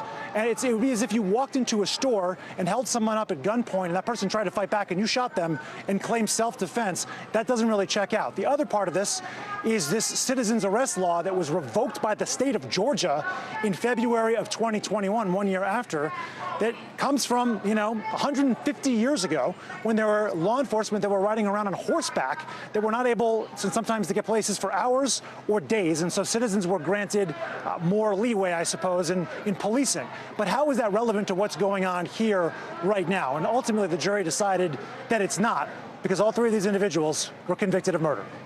You know, I love what you said about the prosecution's kind of argument, because effectively, more succinctly, what the prosecution was saying was, look, you can't create a situation and then be scared of the situation that you created. But Sam, I want to ask you, I really appreciate your distinction between what was malice murder and what was felony murder. When it comes to that distinction, what now are we looking at in terms of the different sentencing options on the table? Because I just want to refresh our viewers' memory for a minute. Travis McMichael was the one who was found guilty on all charges. That is the 35-year-old who pulled the trigger. Then we have Gregory McMichael, his father, who was 65 years old. He was found only not guilty when it came to the question of malice murder. And then third and finally, we have William Bryan. He was the one who took the video. He was found not guilty when it came to malice murder. He was found not guilty when it came to one of the counts of felony murder. And he was found not guilty when it came to one of the account of aggravated assault. So when you're looking at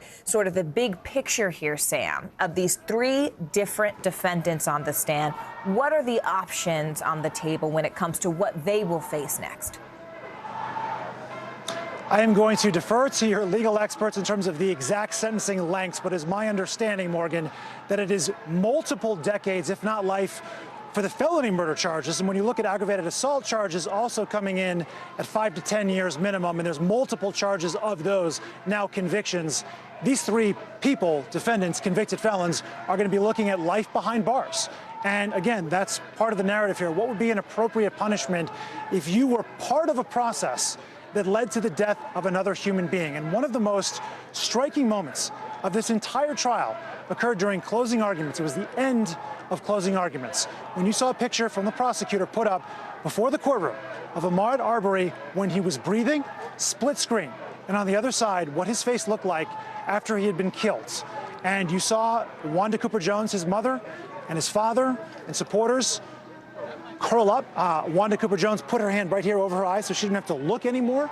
Just the depth of pain that's been created from those decisions. All three of these men now will almost certainly be spending many, many years, if not the rest of their lives, in a prison. Yeah, pain and relief. Sam, I want you to stay with us as we continue this special report, but I also want to thank you for being there, because you are our eyes and our ears on the ground for so many people across this country, really across the world, who are watching this trial, especially given the context of the other elements and pockets of pain we are seeing around the country with similar trials. So thank you for being there, and please stay with us.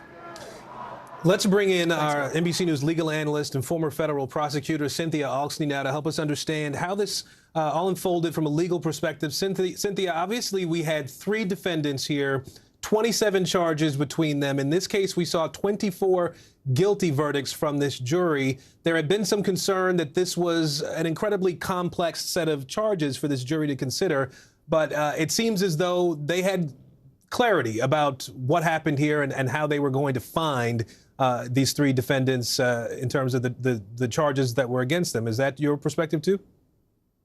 Yes, and let me just explain the way the charges worked. Each of these defendants was charged with 5 different types of murder.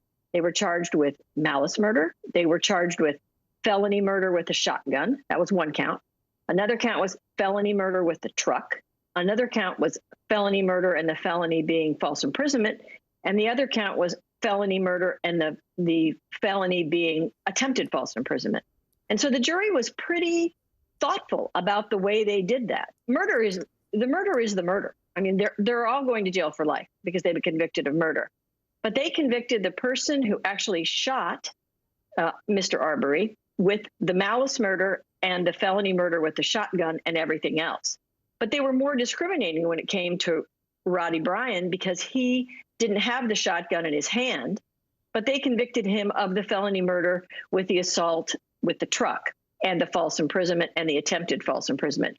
So it really shows a jury that was going through each of the different options carefully and allocating guilt where they saw fit. And ultimately, they are all murderers. They're convicted of murder. They're going away to jail for life. And the Department of Justice is going to come in and also charge them with federal civil rights violations so that we have a backup in case there's any problem on appeal. I want to ask you, Cynthia, this is Morgan speaking. I want to ask you about the big picture here. And I'm going to, while we talk, ask our director, Steve, to keep this live shot of what's happening there outside in Brunswick, Georgia, up. My big question for you, Cynthia, is what's the difference? And I want to give you some context for my question. I remember shortly after my parents live in Georgia, and I remember after Arbery was killed and the video came out, I remember my mother getting on a plane from Georgia, coming to see me in New York, and she said, "It's unimaginable to think that someone could try to take the life of my son while he's going for a run," right? And that's something that so many parents of children of color, had to face. And so when they saw that this had happened, the video had come out, that the jury had been called, that there was one single black juror, and then they saw the Rittenhouse trial.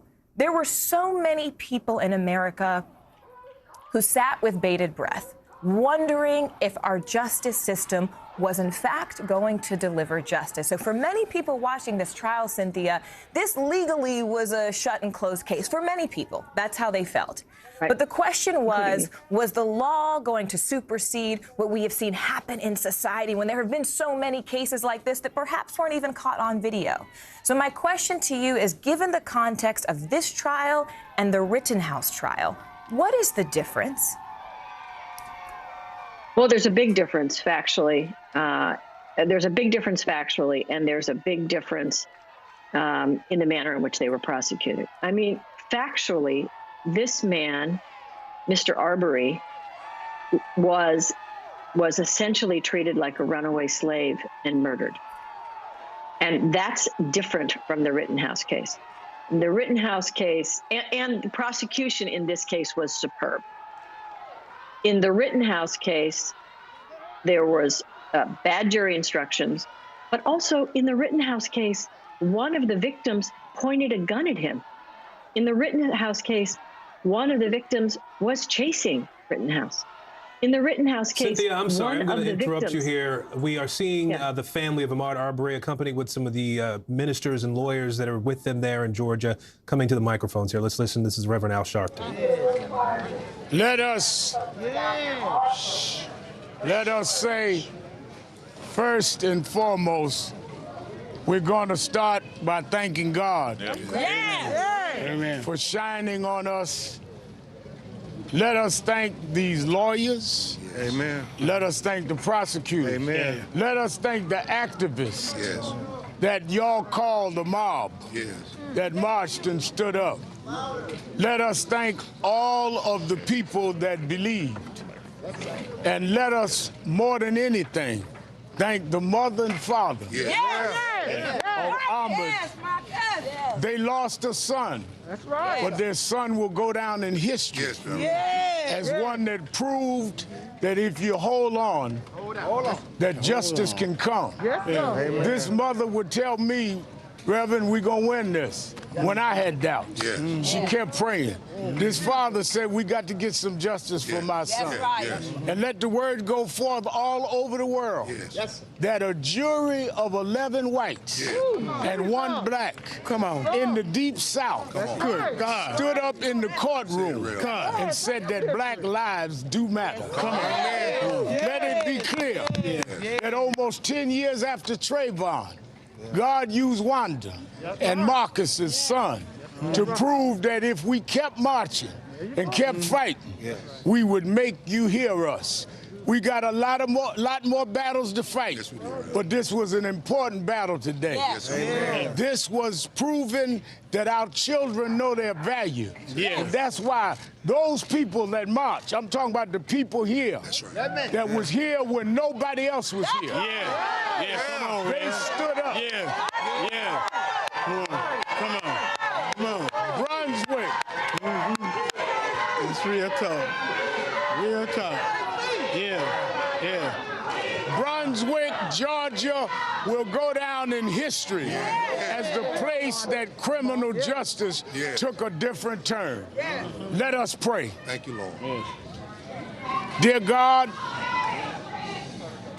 God, we come thanking you for your mercy, thanking you for giving us a prosecutor's team that when it looked to us like they'd stack the jury, that you still found a way to open up the minds of people to listen to the evidence and weigh it based on facts, not based on skin color. Come on. That you gave strength to this mother, and you gave strength to this father, to not give up on you, even when many of us doubted, even when many of us said it's not going to happen. You came in the state of Georgia, a state known for segregation, a state known for Jim Crow, and you turned it around. You took a young, unarmed boy that they thought was worthless, and you put his name in history today. Years from now, decades from now, they'll be talking about a boy named Ahmaud Arbery that taught this country what justice looks like. As we go forth, let us go forth in the victory you've given us. Thank everyone in Brunswick that marched, that stood out in front of this courthouse, that was called the lynch mob, but they kept on marching. And let us know that all whites are not racist. Come on. And all blacks are not worthless. Come on. That we're all your children. And we will give you the grace and give you the glory. The glory be yours, not ours. Let us not be proud. And let us not be vengeful. But let us be thankful that you brought us closer together today. These blessings we ask in your name and your sake. Thank you, Lord. Thank you, Lord. Thank you, Lord. Thank you, Lord. We never had a Thanksgiving day like today.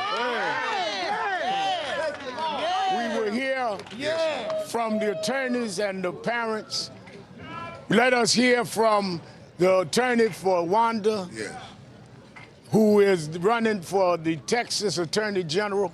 He asked me not to say it, but I'm going to say it because we need attorney generals like this. Amen. Lee Merritt, followed by the Attorney General of Black America, who flew in and out even as he handled other cases. These lawyers kept going to the wall and stood up. Amen. We walked out of court buildings with tears in our eyes. We cried inside, but they were tears of joy. Because people like Thurgood Marshall and others broke down barriers to produce a Ben Crump and a Lee Merritt. Amen. Amen. Amen. All right. Amen. You all don't want to hear from me right now. You want to hear from the family of Ahmaud Arbery, as we all do. We want to wrap our arms around them. The only reason that I'm speaking is to provide an introduction for a praying mother. You all have known her now for the last 18 months. 18 months ago, when she learned about the murder of her son, they told her that she would just have to deal with it alone.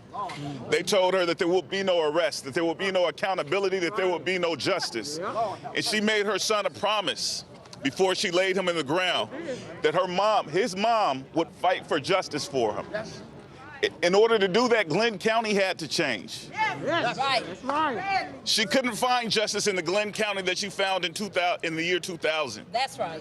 On February 23rd, there was a prosecutor standing in her way, Jackie Johnson. Wanda Cooper prayed her out of the way, out of office, and she's facing criminal charges herself. That's right. That's right. When she came to when she was looking for justice in Glenn County, she was faced with a corrupt legal system, one that never fully investigated her son's murder, as we learned during the course of this trial. Wanda performed her own investigation. Wanda hired her own attorneys, and she woke up a nation. Amen. Can you all join me in just giving a round of applause for this fighting, faithful, praying mother? Amen. Amen. I'm going to let Wanda come forward. Come on, Wanda. Yes, Mama. I just want to say thank you, guys. Thank you. Thank each and every one of you who fought this fight with us. It's been a long fight. It's been a hard fight, but God is good. Yes, He is. Early in, to tell you the truth, I never saw this day back in 2020. I never thought this day would come. But God is good.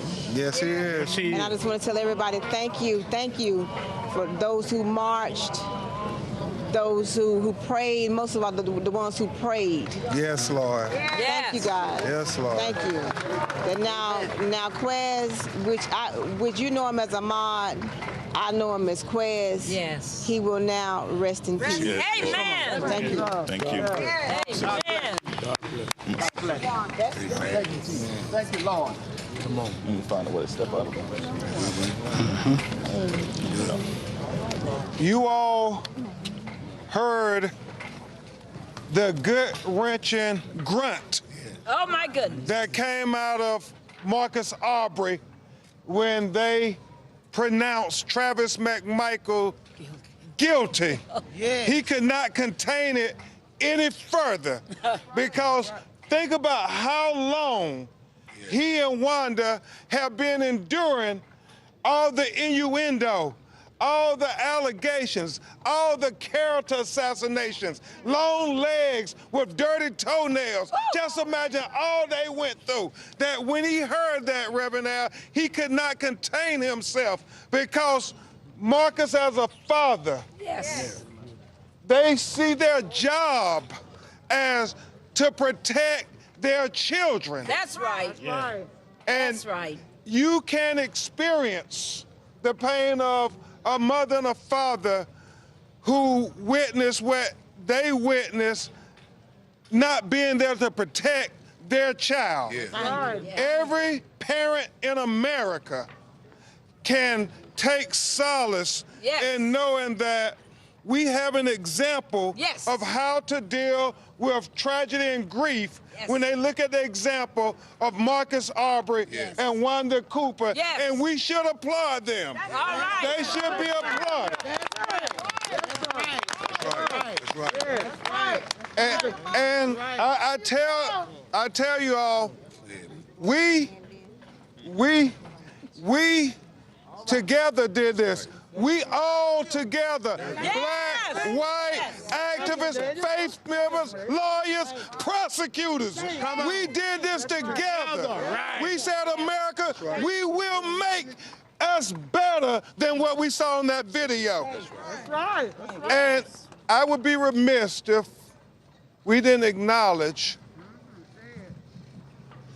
even though we are clapping and we're cheering and we applaud, Wanda and Marcus still are devastated because they're missing Ahmaud. Yes. That's right. That's right. Devastated. That's right. And so even though this is not a celebration, it is a reflection to acknowledge that the spirit of Ahmaud defeated the lynch mob.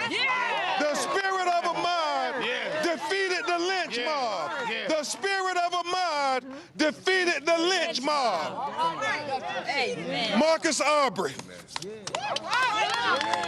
Marcus. You got this. Go, Marcus. Go. Number one, I want to give all glory to God. Yes. Because that's who made all this possible. Yes, it is. Number two, I want to thank his mama. Yes. I want to thank my sisters and brothers. I want to thank my children for being strong through this rough time. Yes. Because I know it was hard what they had to deal with. Yes. And number two, I want to thank all y'all people, all the support y'all gave us. Because one of us did this. There you go. You know, one side did this. That's right. God put us all together to make this happen. So ain't no one side. So what I tell you, God don't work one-sided. Yes. God work two-sided. All right, I'm going to put you here, I'm going to put you there. Amen. So y'all pull together and work this thing. Amen. So, hey, that's what it's all about. Amen. Because if one side wouldn't work, it wouldn't have happened. That's right. You had people working when you wasn't working. That's right. Come on. When you weren't working, you had people out here working, marching, going in these offices. We conquered that lynch mob. Yes. We got that lynch mob. This history today. Letting you know that black kid life does matter. That's right. For real, all life matters. All life. Yes. Not just black children. We don't want to see nobody go through this. Amen. I wouldn't want to see no daddy watch their kid get lynched and shot down like that. That's right, Mom. So it's all our problem. All of it. It's all our problem. Yeah. So, hey, let's keep fighting. Let's keep fighting. Let's keep doing it and making this place a better place for all human beings. Amen. All human beings. Amen. Everybody. Amen. Love everybody. Love everybody. All human beings need to be treated equally. Yeah. We finna conquer this lynching. Today is a good day. Amen. All right, yes. Hallelujah. Hallelujah. Hallelujah. Before the lawyers come back, let me also say, as I said to all of the activists, the family, thank them. We thank a lot of those that were local Yes. Reverend Baker. Oh, yeah. Who stood up Right. even when other clergy wouldn't stand up. This pastor stood with the family. Yes, he The has. others. Yes. That's right. We want to thank Barbara Einwine and been here from the beginning. All of the ministers that came last Thursday.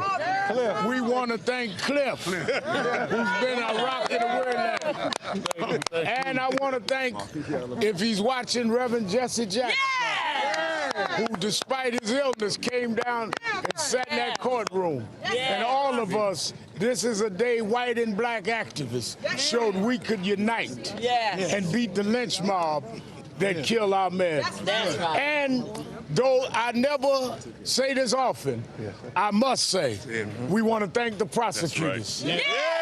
They stood and fought for this family. Tomorrow, in all our joy today, there will be an empty chair at Wanda's table. Yes. Ahmed would not be at Thanksgiving tomorrow. That's right. But she can look at that chair and say to Ahmed, I fought a good fight. Yeah, come on. That's right. And I got you some justice. Yes. We can't fill that chair for you, Wanda, but we can say that you were mother.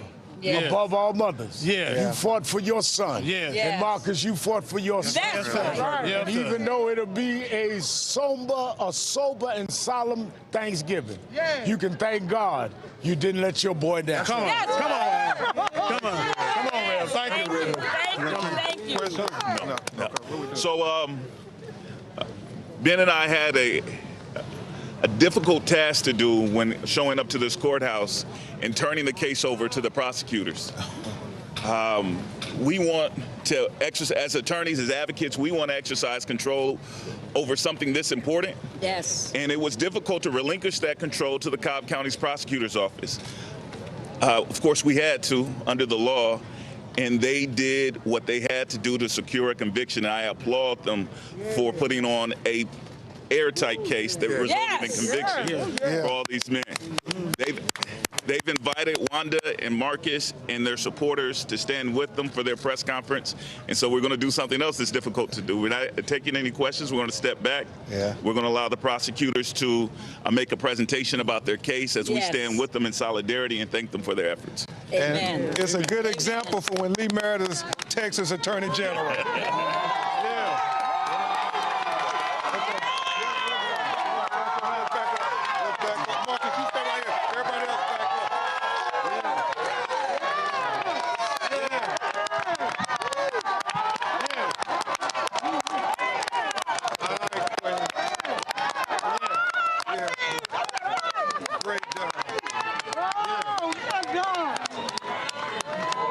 Hello, my name is Latonia Hines, and I'm the Executive Assistant District Attorney for the Cobb County. Hold on.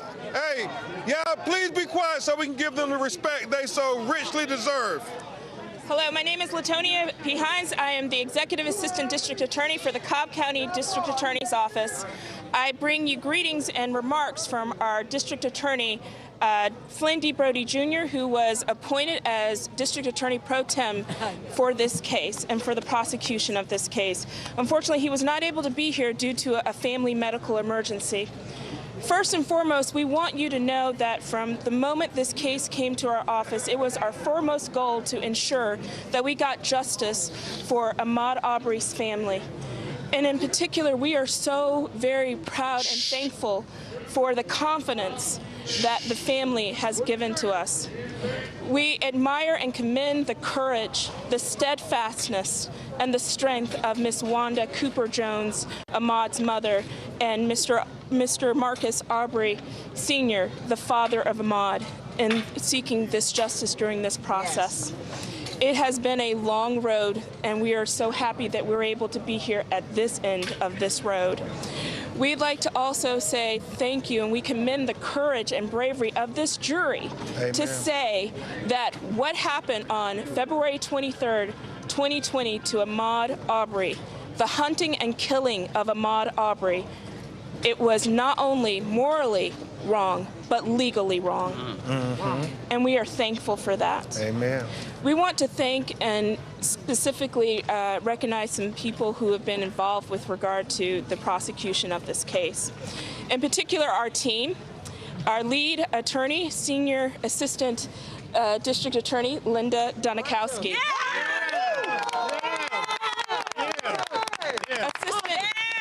Assistant District Attorney Larissa Oliveira. Senior Assistant District Attorney Paul Camarillo. Let's go, Paul. Our Chief Investigator Charles Prescott. Thank you, Brother Prescott. Deputy Chief Investigator Keith Lamone. Investigator Cameron Watson. Investigator Darius McClure. We also need to thank people from at home who've also been helping us with regard to this case. Ms. Kayla Willis, Ms. Jada Baxter, who is here, Cindy Bard, Sarah Rapp, Laramie Floyd, Matt Morgan, our communications department, our fire and EMA, IS, DOT, and GIS. We also need to thank also the GBI, the Georgia Bureau of Investigations, in particular Director Vic Reynolds, Special Agent Richard Dial, who I believe is here with us, Special Agent Jason Seacrest, Special Agent Lawrence Kelly, and Inspector Eve Rogers. We also need to thank specifically with the Glenn County Police Department Deputy Chief Ricky Evans and Captain Jeremiah Berquist.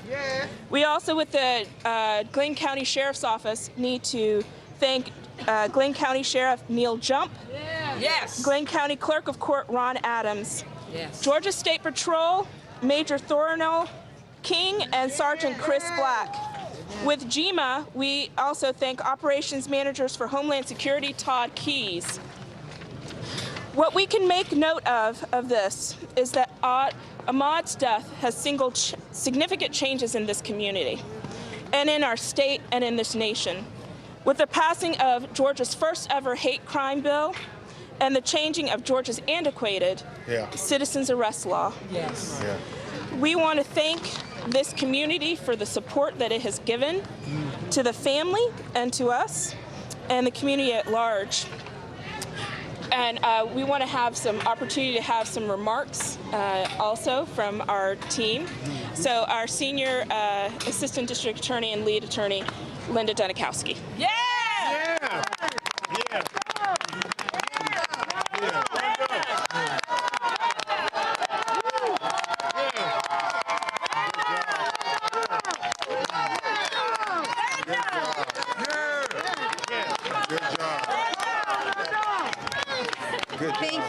Thank you very much. But this was a team effort. I want everyone to know that this was a gigantic team effort. DA Flynn Brody put his faith and trust in our team, and I could not have done it without my trial partners. They were all very, very instrumental in making this happen. We had so many people on the team that helped to bring justice for Ahmaud and his family.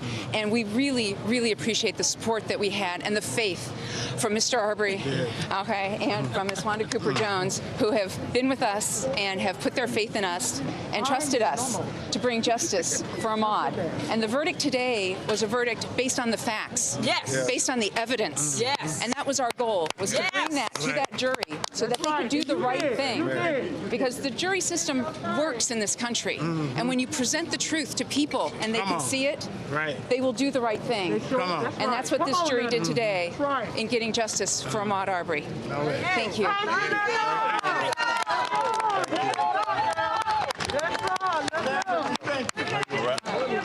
Thank you. Thank you. Y'all good? Blessings. Yep, you ready to go? Hey, you know what? Let's thank Miss Polite. Hey.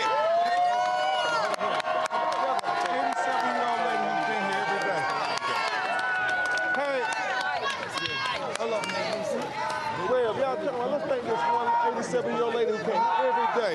Hey, you all. Hold on, wait. Hey, where Marcus at? Right here. All right.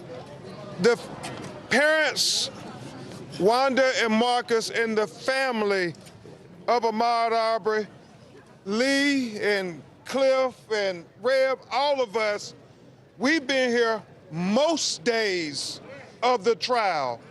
But there is a lady who is steadfast in her conviction. She's one of those NAACP warriors, Reverend Al. Miss Polite, 87 years old, has been here every day of jury selection and every day of trial. So let's think that, where's she at? Miss Polite, she over there. Okay. So let's thank that shero, Miss Polite. God bless. It's people like her why we got justice. Yeah, motivator. Let's call it. Yeah. Okay. All right. Come on.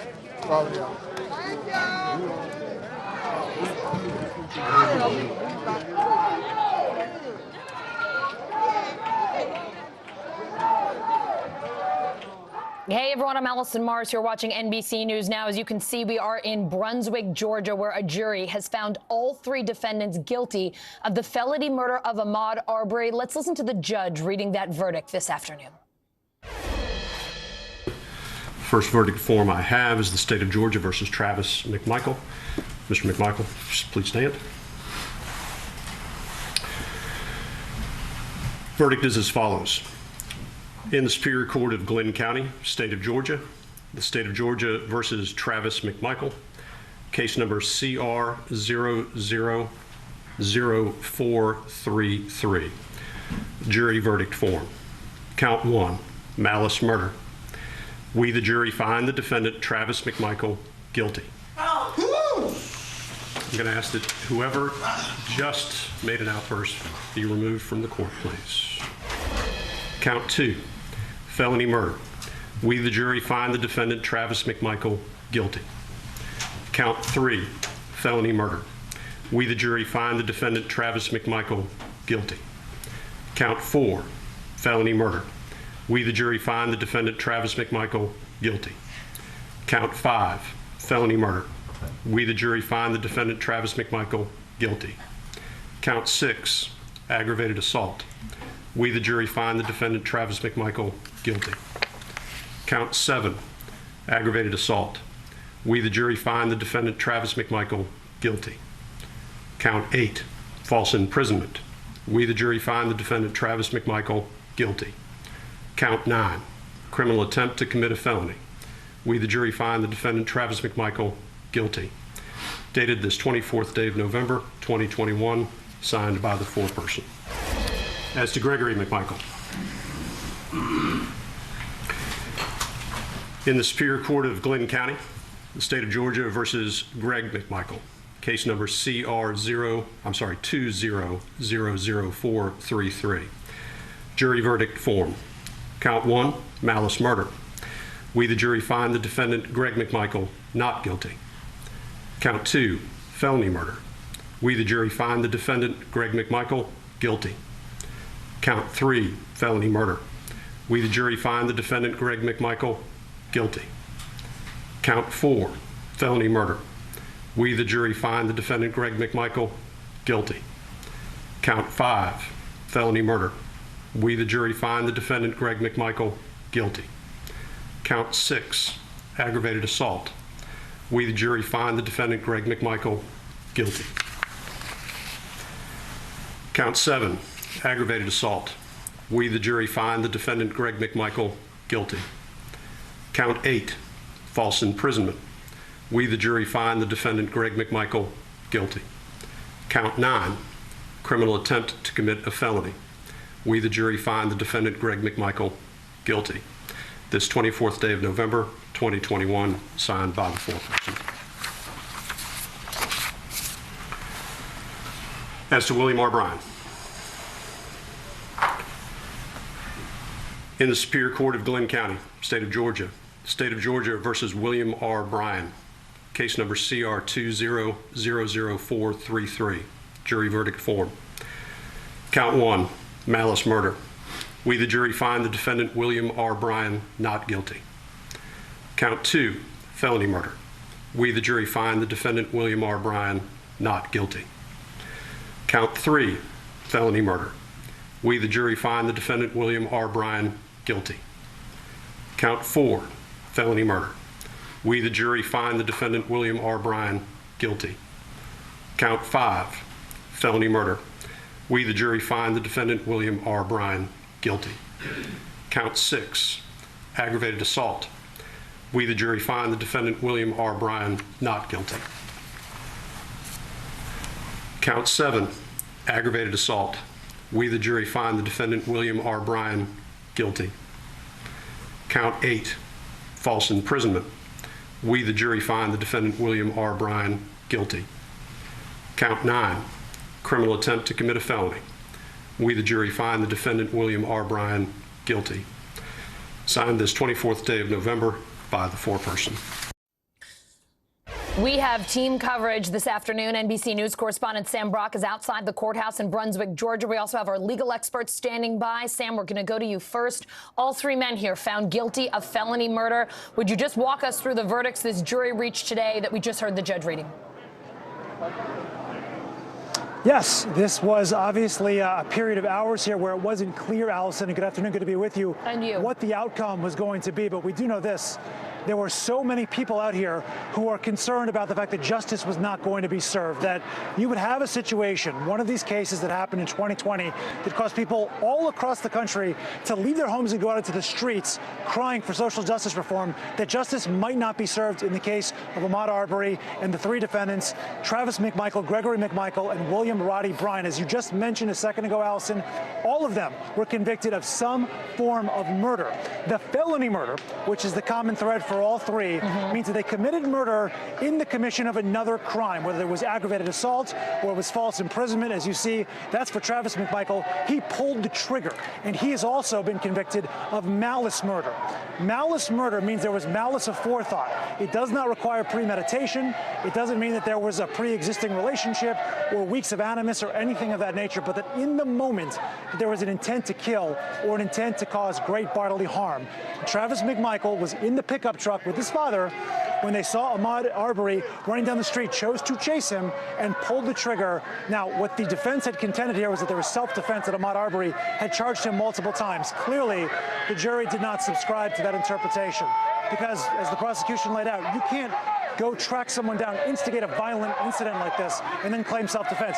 You are hearing right now the chanting going on around me. There was a large crowd over my shoulder. There's still some people milling around, but they are now marching all the way around the courthouse. I wish I had a perspective for you right now.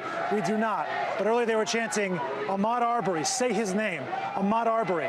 I just spoke with several of Ahmaud's aunts who say, what were they feeling right now? First, overwhelming joy was the initial description. Relief also, because there was fear what would happen if this verdict did not come out. And just joy, a sense that this has been building up for so long, that they conducted themselves in a trial that was so scrutinized for its racist overtones that everyone here conducted themselves with dignity and integrity and peacefully stood outside and made their feelings and their hearts felt. And ultimately, at the end of the day, we're looking at a situation where you have all three of these men convicted of murder. Sam, I have more questions for you about what happened inside the courtroom, but while you're outside there and we're hearing all that noise around you, folks chanting, I know you said that people were gathering before. Could you describe for us what it was like out there when the verdict was read and sort of what it's been like over the last hour or so? It's been a steady stream of people coming out here. It was interesting, Allison, because as the judge was reading the charges, and then there was an outpouring of response in the courtroom, which is banned, and someone was taken out, you could hear the reaction about 3 to 5 seconds later over my shoulder. Yeah. So when that first guilty verdict was read for Travis McMichael, I heard it in my ear first, and then 5 or 7 seconds later, I looked over my shoulder, and it was just applause and eruption, and people celebrated. And of course, this continued to play out over the course of the next 10 minutes as there was this lag between the verdict inside and what people outside were finding out. But it is very apparent that given the language used, certainly from some of the faith leaders, right? Benjamin Crump, the attorney, as well as Reverend Al Sharpton, about the precedent this would set if they were not found guilty.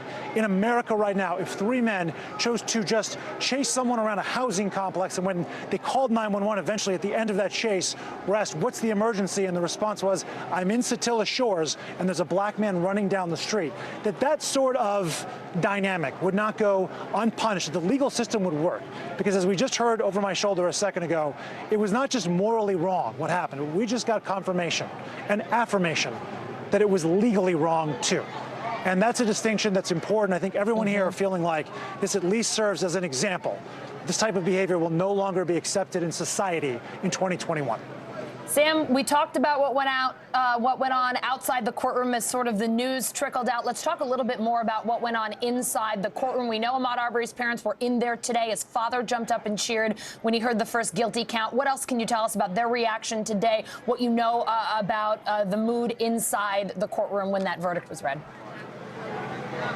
A couple of different things. You know, we could actually see, I was glancing down at one of the cameras on Wanda Cooper Jones, Ahmaud's mother, and she was overcome with emotion. She was crying. There are pool reports that his father, Marcus Arbery, was cheering, and then also included in that report was the fact that Linda Hogue, who had made those controversial comments, the defense attorney, about toenails and legs that were unapologetically racist, that she said, "I am floored with a capital F." And she was crying and complaining and saying that once sentencing is over, they'll be appealing. So a split screen there, but not surprisingly, such an emotional moment for what this family had to endure, because you have to remember, not just the comments in the courtroom, the racist comments, but also what we saw in terms of the presentation to get the jury to guilty. The prosecutor had to show all of these images of what Ahmaud Arbery's body looked like lying on the ground in the immediate aftermath of what happened. And I will tell you, certainly couldn't air it for TV. Right. It was jarring. And no matter how long you learn the details of this case, it's different to hear that and to see the visual of what someone looks like after this kind of tragedy. And there was a split screen at the very end with the side of Ahmaud Arbery's face when he was a breathing human being smiling and when he was lying on the ground. And that alone made people in that gallery, including Wanda, his mother, cover their eyes. Yeah, what that family has been through, since February of 2020. Just unbelievable. Sam, thank you so much for your reporting. Let's bring in our legal experts here. Former federal prosecutor Cynthia Oxney and former U.S. Attorney Joyce Vance. Both are also NBC News legal analysts. So, Joyce, all three men found guilty of killing Ahmaud Arbery by a nearly all-white jury. I'd just love to get your reaction to this verdict. Were you surprised by that? I wasn't surprised by the verdict. The evidence in this case was very strong. The prosecution did an excellent job of presenting the evidence. And the linchpin was the prosecution's closing argument, where they methodically went through the charges, predicted the defenses, and explained to the jury why the facts in this case would force them ultimately to return a verdict of guilt. It was very skillfully done, and something that's very important here, Allison, is the way this jury made its decision. They didn't just go guilty on all counts. This was not a knee-jerk sort of a verdict. They were very careful. They reviewed evidence. And if you look at the technical distinctions in the counts where they returned not guilty verdicts, for instance, for Greg McMichael, they declined to convict him of intentional murder. For Roddy Bryant, the same outcome. They didn't convict him of intentional murder. They declined to convict him of felony murder in the aggravated assault count, or in the felony murder count that related to an aggravated assault using a firearm. They were careful to limit the counts of conviction to the counts where the evidence was clear. Ultimately, all men stand convicted of murder and will face a life sentence in prison, and the jury's verdict will stand up on appeal because it was done in a very thoughtful manner.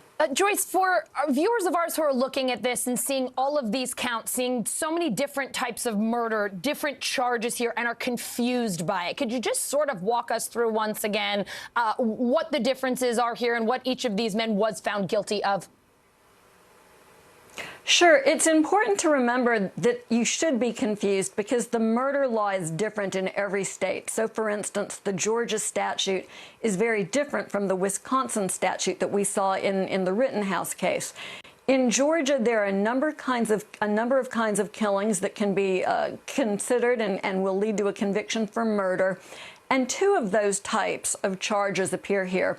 The first is malice murder, and that means either intentional malice, you intended to kill someone, or implied malice. You behaved in such a reckless fashion. You had the Georgia statute says you had a malignant heart when you took human life. So that would be malice murder. And that's what Travis McMichael is convicted of. He had the intent to kill when he pointed his gun at Ahmaud Arbery and took his life. The felony murder charges, still murder under Georgia law, still carrying a life sentence, but the crime is a little bit different. The crime says if you kill someone while you're committing another felony, you commit murder. So prosecutors no longer have to prove intent to kill. They do have to prove all the elements of the underlying felony. They also have to prove that the death was a result of that felony. So, for instance, in this case, they charge multiple felony murder counts because they're being careful prosecutors and they know that redundancy in conviction guarantees success on appeal. But they charge felony murder related to the aggravated assault with the firearm and the aggravated assault with the vehicle. And the effort to kidnap, the Georgia statute doesn't label it kidnapping here, but it's constraining the ability of the person to move, and it's tantamount to a kidnapping. And so those felony murder charges come into play and are also used to convict. We also have the underlying felonies are charged, and also an attempted felony statute at the very end. In other words, and I hate to compare it to Rittenhouse, but I will simply say the prosecutors here very thoroughly considered the legal options, charged all of the counts they believed they had sufficient evidence to obtain convictions on, and their evidence came in at trial consistent with the charges that they had made and what they told the jury could expect to hear in opening statement. That's a powerful experience for a jury when prosecutors make good on their promises and are able in closing argument to say, here's what we promised you in opening statement, and here's what the evidence in this case proves beyond a reasonable doubt. Cynthia, I'd like to bring you in. I'd like to get your take on not only the verdict, but also the case that the prosecution presented here. Well, I mean, the prosecution did an outstanding job, but I want everybody to remember this. This almost didn't happen. This prosecution almost didn't happen because when the case was originally brought in and there was no video, there was no case. And so while we can celebrate that justice was done here, if there hadn't have been the video, these men probably would have gotten away with it. And I just think we need to reflect on that for a minute, because while it's true that this verdict shows that the South is moving forward and that this all-white jury convicted these men of murder that they so richly deserved to be convicted of, what would have happened if there wasn't a video? They would have gotten away with it. And so we're not there yet. We're not at the promised land, I can tell you that. But certainly it's great news that they were convicted, and I'm very pleased by the quality of the prosecution, the detail and the manner in which they put it in. The cross-examination was outstanding. It was textbook. This woman prosecutor was a real rock star, and as a result, these men have been convicted. Cynthia, I'd like to talk about this a little more because you bring up an excellent point here about the fact that we had video, the fact that people could see what happened here, the jury could see what happened here and decide for themselves. You bring up this excellent point that without that, we would most certainly not be here today. Yeah. So what does this change then? Where can we say, okay, this was a victory for civil rights. This, will mean that a black man can go for a jog in the middle of the afternoon or not have to worry about being killed, and that those people will get off for it. And where is there sort of a gray area that you see, oh boy, it sure depends on what the evidence is? Well, I just don't think we know the answer to that. Yeah. I mean, I don't think we're there at the point where we can say that a black man can run through a neighborhood like Saltillo Shores and feel comfortable yet. I mean, I'm sorry to say that, but yeah. I think that's true. And that this is a step in the right direction. This is something for people to hold on to and provide some hope. And it's also something for people who might be the person who would be attacking somebody going for a run to check their behavior. But we're not at the promised land. We are not there. And I don't think without this video, we'd have a conviction. All right, Cynthia, Joyce, thank you both so very much. We're going to have more coverage, more analysis of the guilty verdicts for the 3 defendants in the Ahmaud Arbery trial. We'll be right back. Let's go. This is a critical choke point for this fire.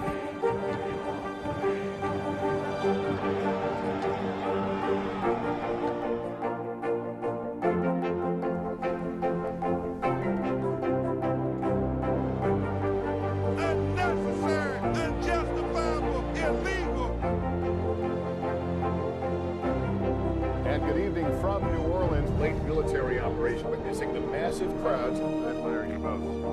Nice to really spend some time with you. Appreciate it.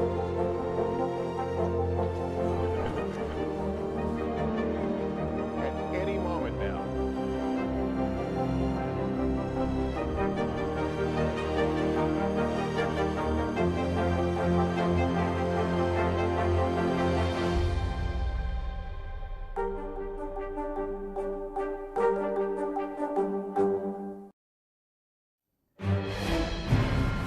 Hey everyone, I'm Allison Morris. You are watching NBC News Now. Here's what's happening. Breaking this afternoon, all 3 defendants found guilty of felony murder of Ahmaud Arbery. We are live at the courthouse in Georgia. An 8-year-old, now the 6th victim of the holiday parade tragedy in Waukesha. His brother still fighting for his life. We'll have an update from Wisconsin. Plus, will you have trouble getting over the river and through the woods to grandmother's house tomorrow? Michelle Grossman is here with your Turkey Day forecast.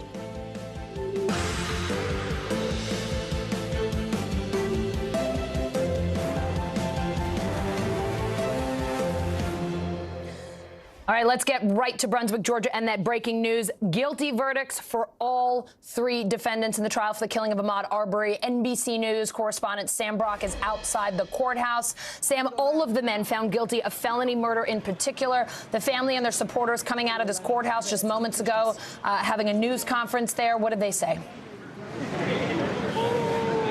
The relief, the feeling, Allison, that after years of seeing the legal system not work for people of color, that finally there was a decision that was made in a scenario that was not only morally wrong, but legally wrong, and that there was confirmation and affirmation from the jury today that that's what happened. And we look at this full spectrum of convictions and certainly the charges that were put forward.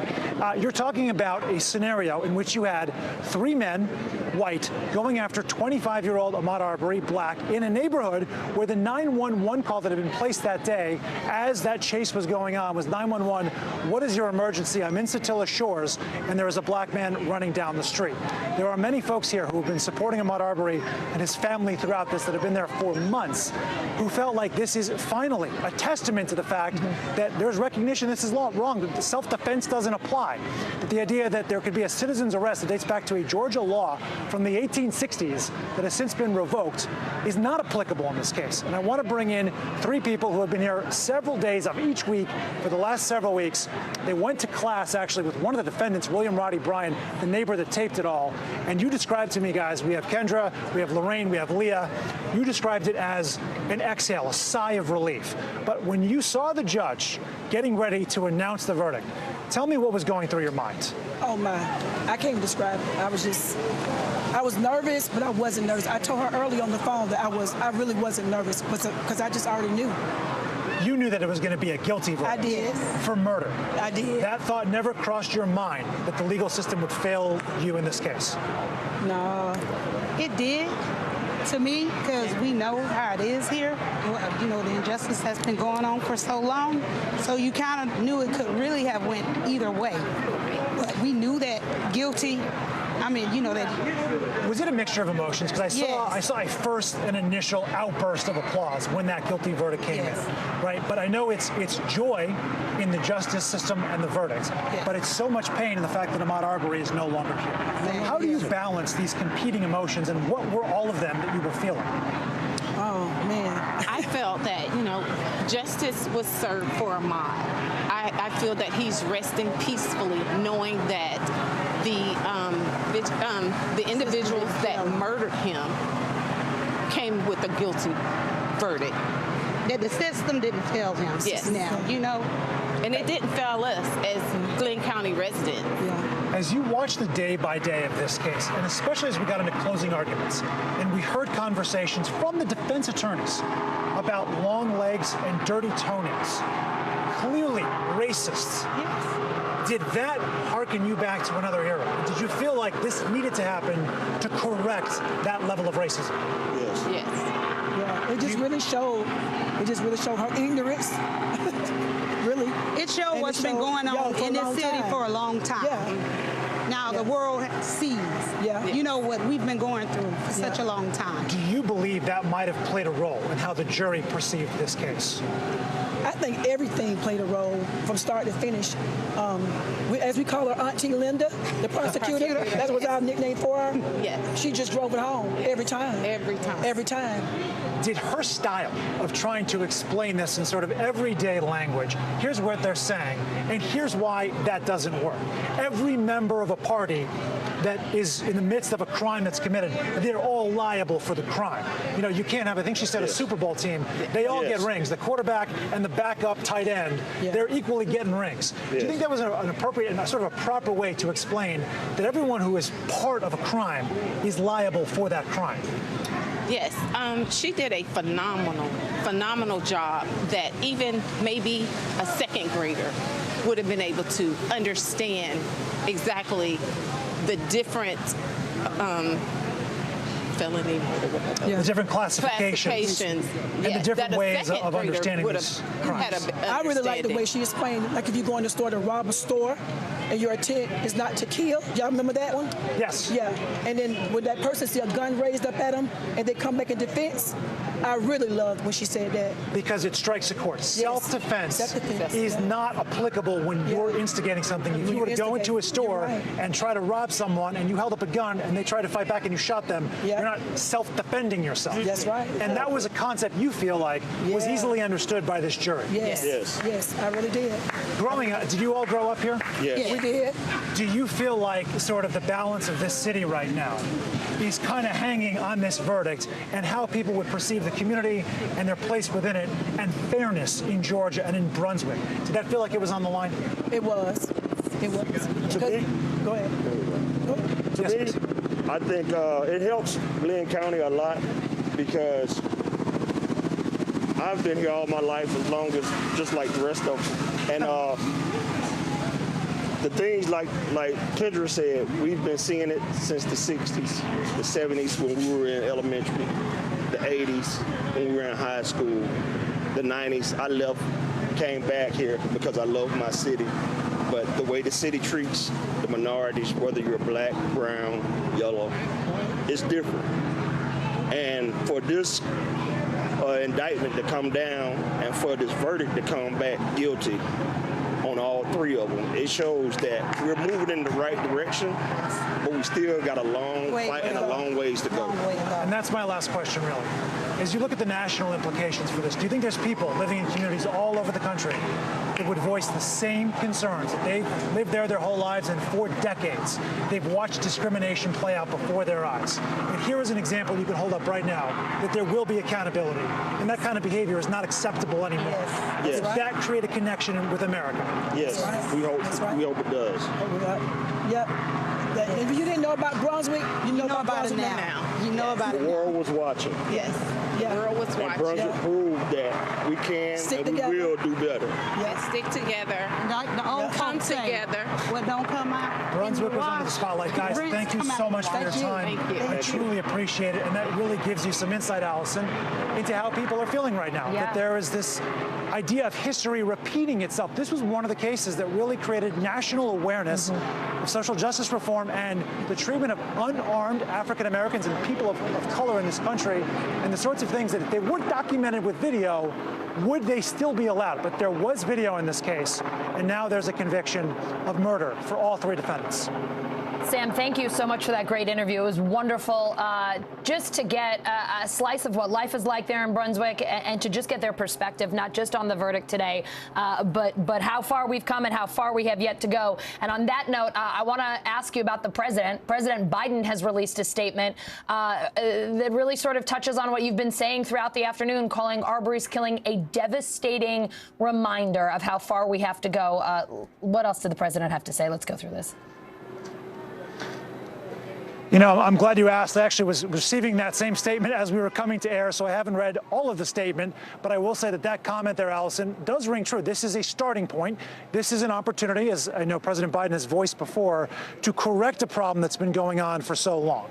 So it's not surprising to see the president weigh in and say this is a victory and a relief in the sense that justice was served, but it by no means tells you that we're where we need to be right now as a society, because there are so many other countless examples of people who are being killed on a daily basis who don't have a weapon in their hand. I can't tell you, as a journalist in news for the last 10 years, and I used to work in California, how many cases of an unarmed African-American man shot and killed, whether it was Sacramento, San Francisco, Los Angeles, Oakland, all over the state. And that's one thing that's been consistent, at least for my reporting, no matter where I've been in the country, this kind of thing happens all the time.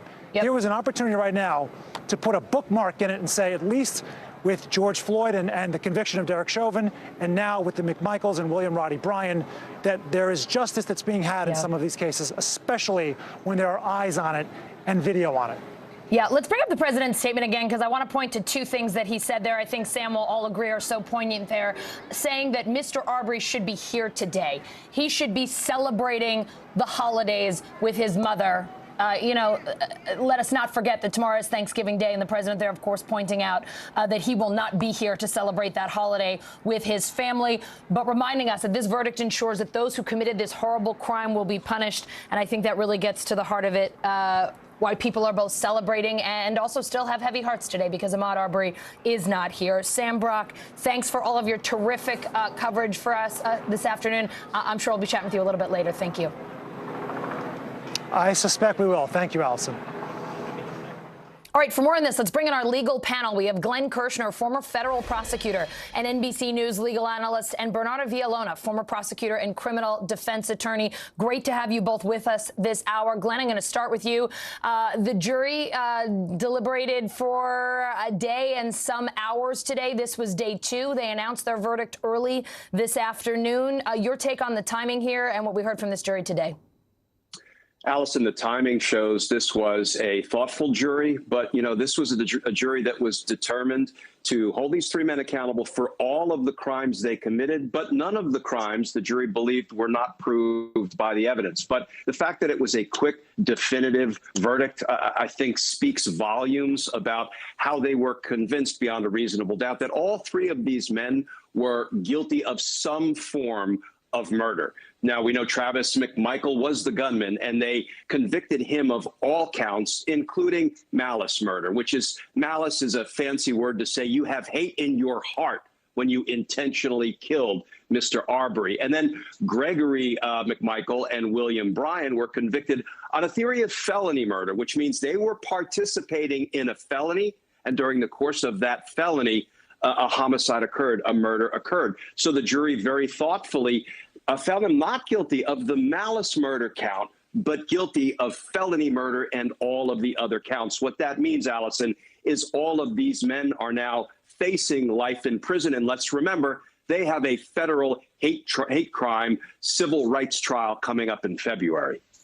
So, Glenn, let me ask you about this process ahead, because we've been talking a lot about the verdict today, but I think a lot of people want to know, okay, when is that potential sentencing? How long could this go on? What will happen with appeals? How about that civil rights trial? Is there any sense of how long this could take before we have some of those answers?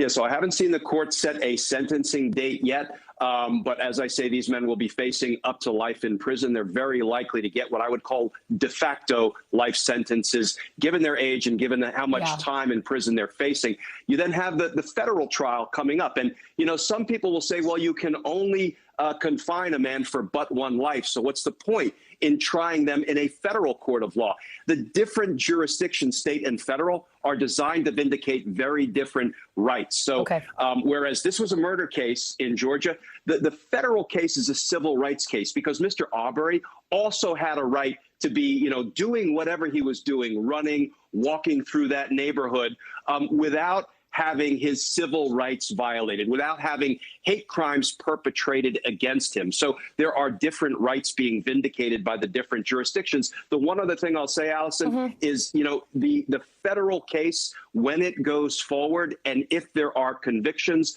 that will serve as insurance against a successful appeal in the state courts in the event there is a successful appeal of today's conviction, which I predict there will not be because the evidence was strong. It was an extremely well-tried case by both the prosecution, and it was presided over well by the judge. So, Bernardo, I want to ask you about the defense because Glenn's been saying it, and it really seems like all of our legal experts throughout the day have been saying that this was a strong case and the prosecution argued it well.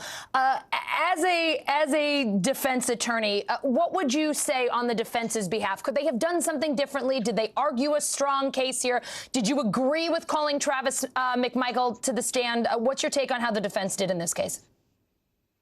So the defense did the best that they could do. The problem is that the law wasn't on their side. The law of citizen's arrest, which no longer exists, thank God it was repealed, actually didn't work in their favor because the reality is, and as the jury found, that Travis, nor Greg, nor William Roddy Bryan saw Ahmaud Arbery commit a felony and didn't have immediate knowledge of a felony taking place. So because of that, they couldn't avail themselves of self-defense. I will say this, the jury has spoken. All three defendants decided to be tried by a jury of their peers, and that jury of their peers called them exactly what they are, and that is guilty of murder. Justice delayed is not justice denied. And finally, the family of Ahmaud Arbery and the country has seen justice take place. They've waited since February 23rd of 2020. It took 4 different prosecutors' offices to get to this day, and today we have a verdict, and that verdict is a guilty, a verdict that holds all 3 defendants accountable for the actions that they took on February 23rd of 2020. Bernardo, at least one of the defense attorneys already saying that they're going to appeal. No doubt they all will to see what they can do here. As Glenn said, he doesn't think that they'll have any success. Is there a strategy, a grounds for appeal that you would argue, attempt, if you were a defense attorney in this case, to give them some sort of a shot, or do you think there's just no chance here? So all 3 defense attorneys, they're going to appeal regardless, whether it's a strong appeal or strong grounds or not, they need to appeal in order to preserve the rights of their clients. So the good thing is that during the trial, remember, every objection is them protecting the record and protecting their grounds for an appeal with each objection that took place, and also with the objections and motions for a mistrial that was constantly brought up to the judge. Those are also possible grounds for appeal.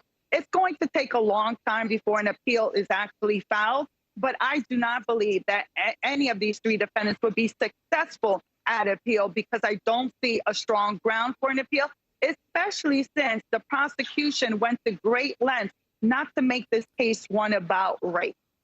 And in terms of Travis McMichael, when you have a defendant that testifies, it's a decision that's based on credibility, and I think it hinders their availability to prevail on appeal when a defendant testifies just because the jury heard what they had to say and found that they were not credible. All right, I believe we have some sound from the prosecution reacting to the verdict today. Let's play that, and then I'll get your take on the other side. Thank you.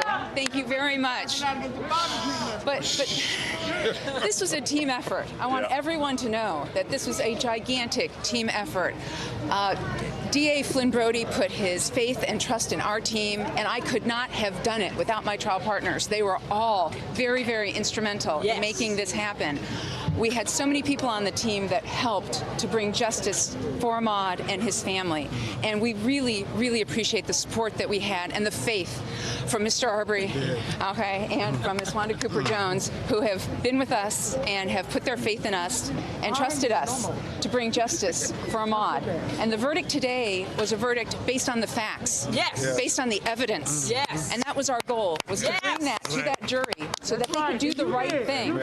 Because the jury system works in this country. And when you present the truth to people and they can see it, they will do the right thing. And that's what this jury did today in getting justice for Ahmaud Arbery. Thank you. All right, you're listening to lead prosecutor Linda Dunikoski there, thanking folks for their support, talking about the case. Obviously, you could see her smiling there, pleased with the outcome.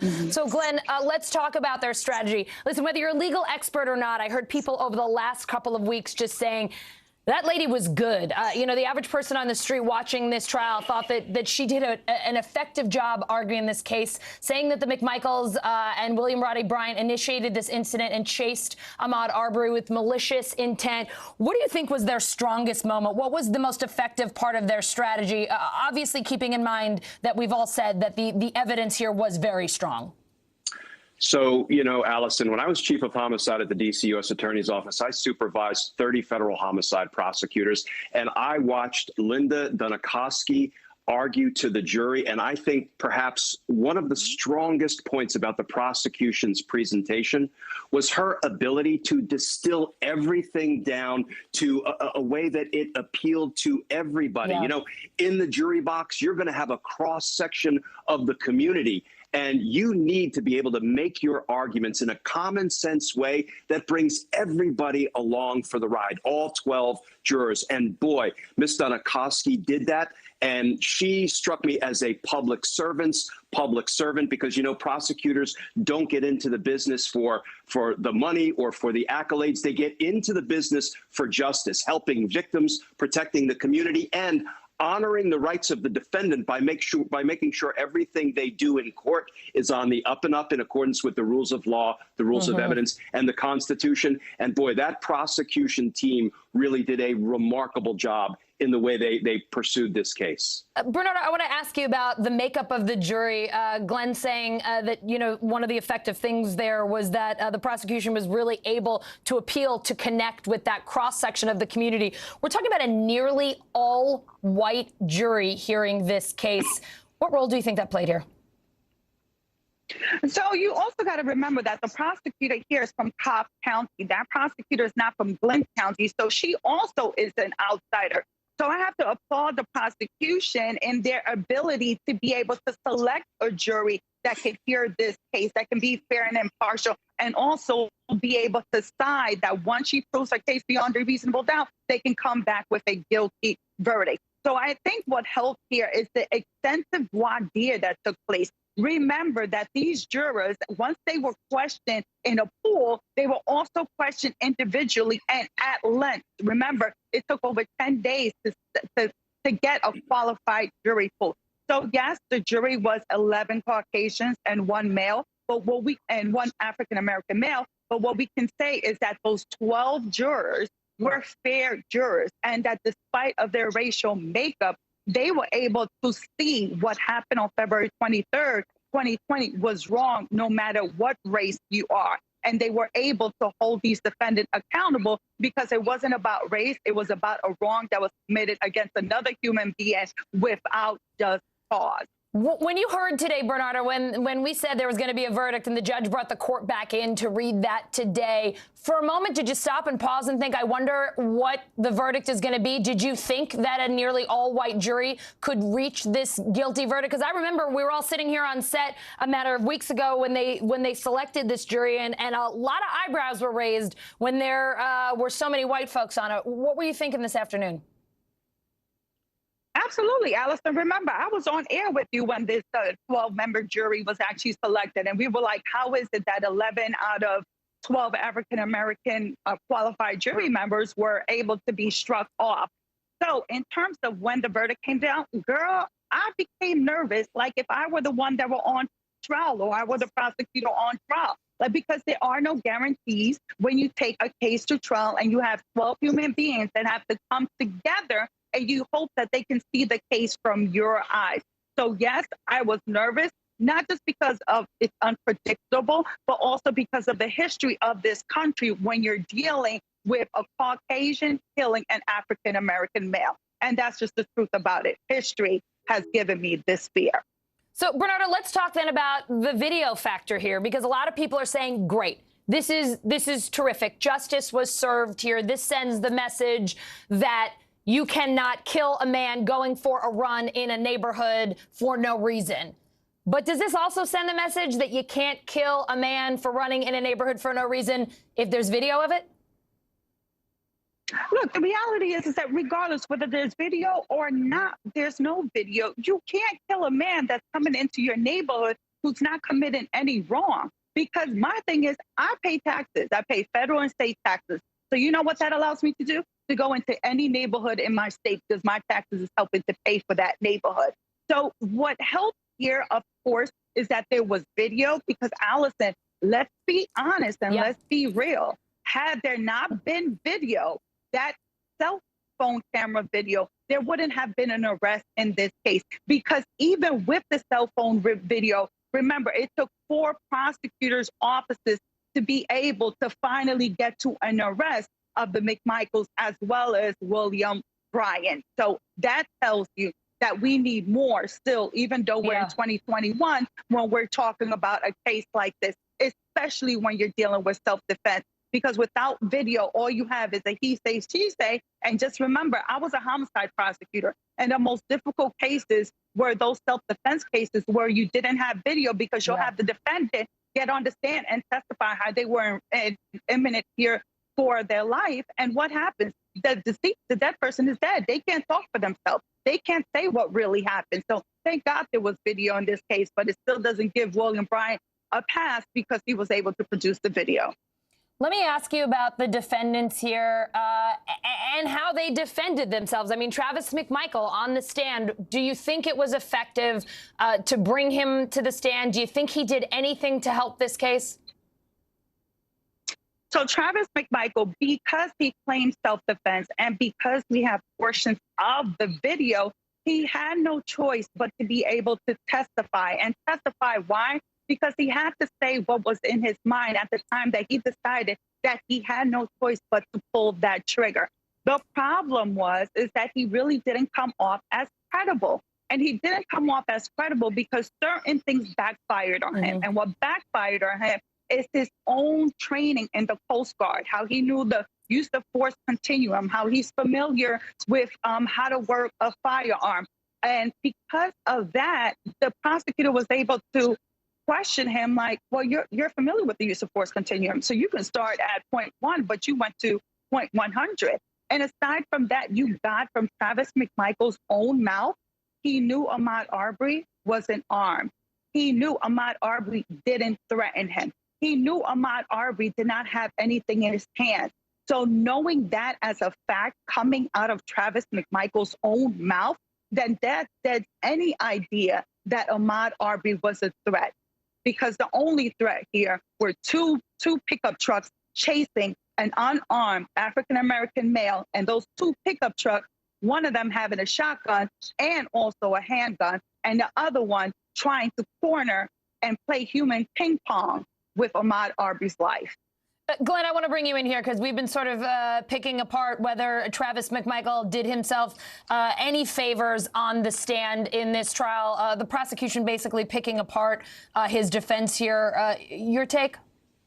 Yeah, I agree with Bernarda. You know, Travis McMichael was a horrible witness. Rarely have I seen a defendant who's put on the stand by his defense team really perform so poorly under the friendly questioning of his own attorney.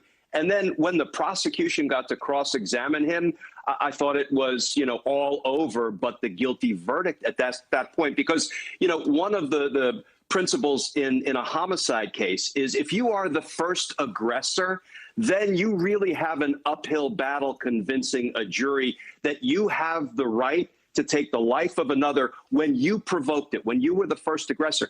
And when you look at Travis McMichael's testimony, even on direct examination, answering questions posed by his own lawyer, he said, I chased Mr. Arbery down in my truck. When he ran in the opposite direction, what did I do? I threw my truck in reverse, and I pursued him in reverse. When he tried to go in a third direction, I chased him down again. What does that say to me? Well, it says that Travis McMichael was the first aggressor, the third aggressor, the fourth aggressor.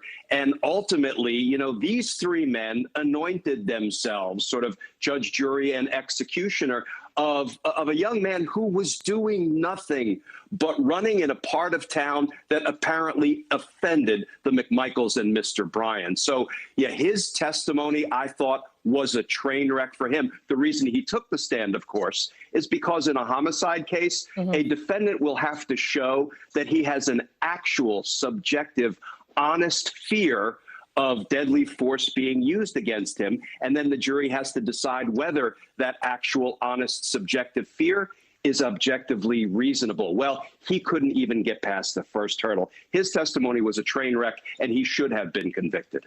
Glenn, can we talk a little bit about the citizen's arrest claim in this trial? Because listen, I understand that there are different laws, different rules in all different states, but some people who might have been watching this from the beginning might have thought, well, that just sounds absolutely ridiculous. Can you just talk to us about how this came into play here?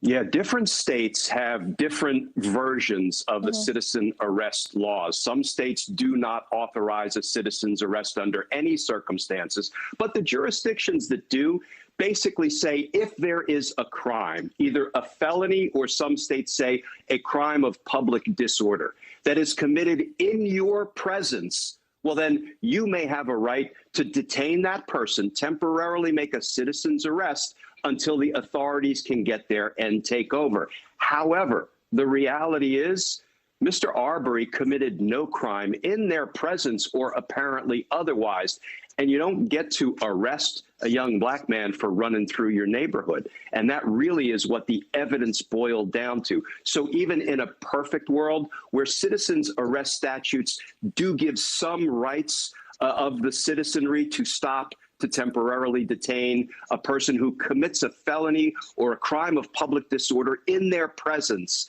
until the police can be summoned, none of that really legitimately played any part in this trial. So I think that was a red herring or just a completely frivolous defense that they offered up to the jury. Bernardo, for folks who might be just joining us that we're bringing in here, getting them up to speed here, as you can see across your screen there, all three men have been convicted of felony murder of Ahmaud Arbery. Bernardo, if you could talk to our viewers about what those three men face now in terms of sentencing. Well, right now, given their age and, of course, what they've been convicted of, because each one of them have been convicted of some form of murder. So in terms of that, what's going to happen is that they're pretty much going to face life without the possibility of parole, at least for Travis McMichael, the shooter in this case, since he was found guilty of malice murder. In terms of the felony murder for both Greg McMichael as well as William Bryant, they're going to face life in jail. And honestly, all three of them are going to end up dying in jail given their age. I have to get your reaction to this, Bernardo. The pool of reporters inside the court saying that defense attorney Laura Hogue said, I'm floored with a capital F. She was Gregory McMichael's attorney. Should any of the defense attorneys in this case be floored by this verdict? Absolutely not. Absolutely not. But Laura Hogue, she's out of touch because we can tell she's out of touch because of her comments during her closing arguments when she decided to refer to a dead person as having long, dirty toenails. So none of the three defendants should be surprised by the verdict because given the evidence and how it was presented and the closing argument by the prosecutor, in addition to the jury charge itself when dealing with citizen's arrest, I don't think any of them should have been surprised. Maybe they're saying that because of the racial makeup of the jury. We don't know.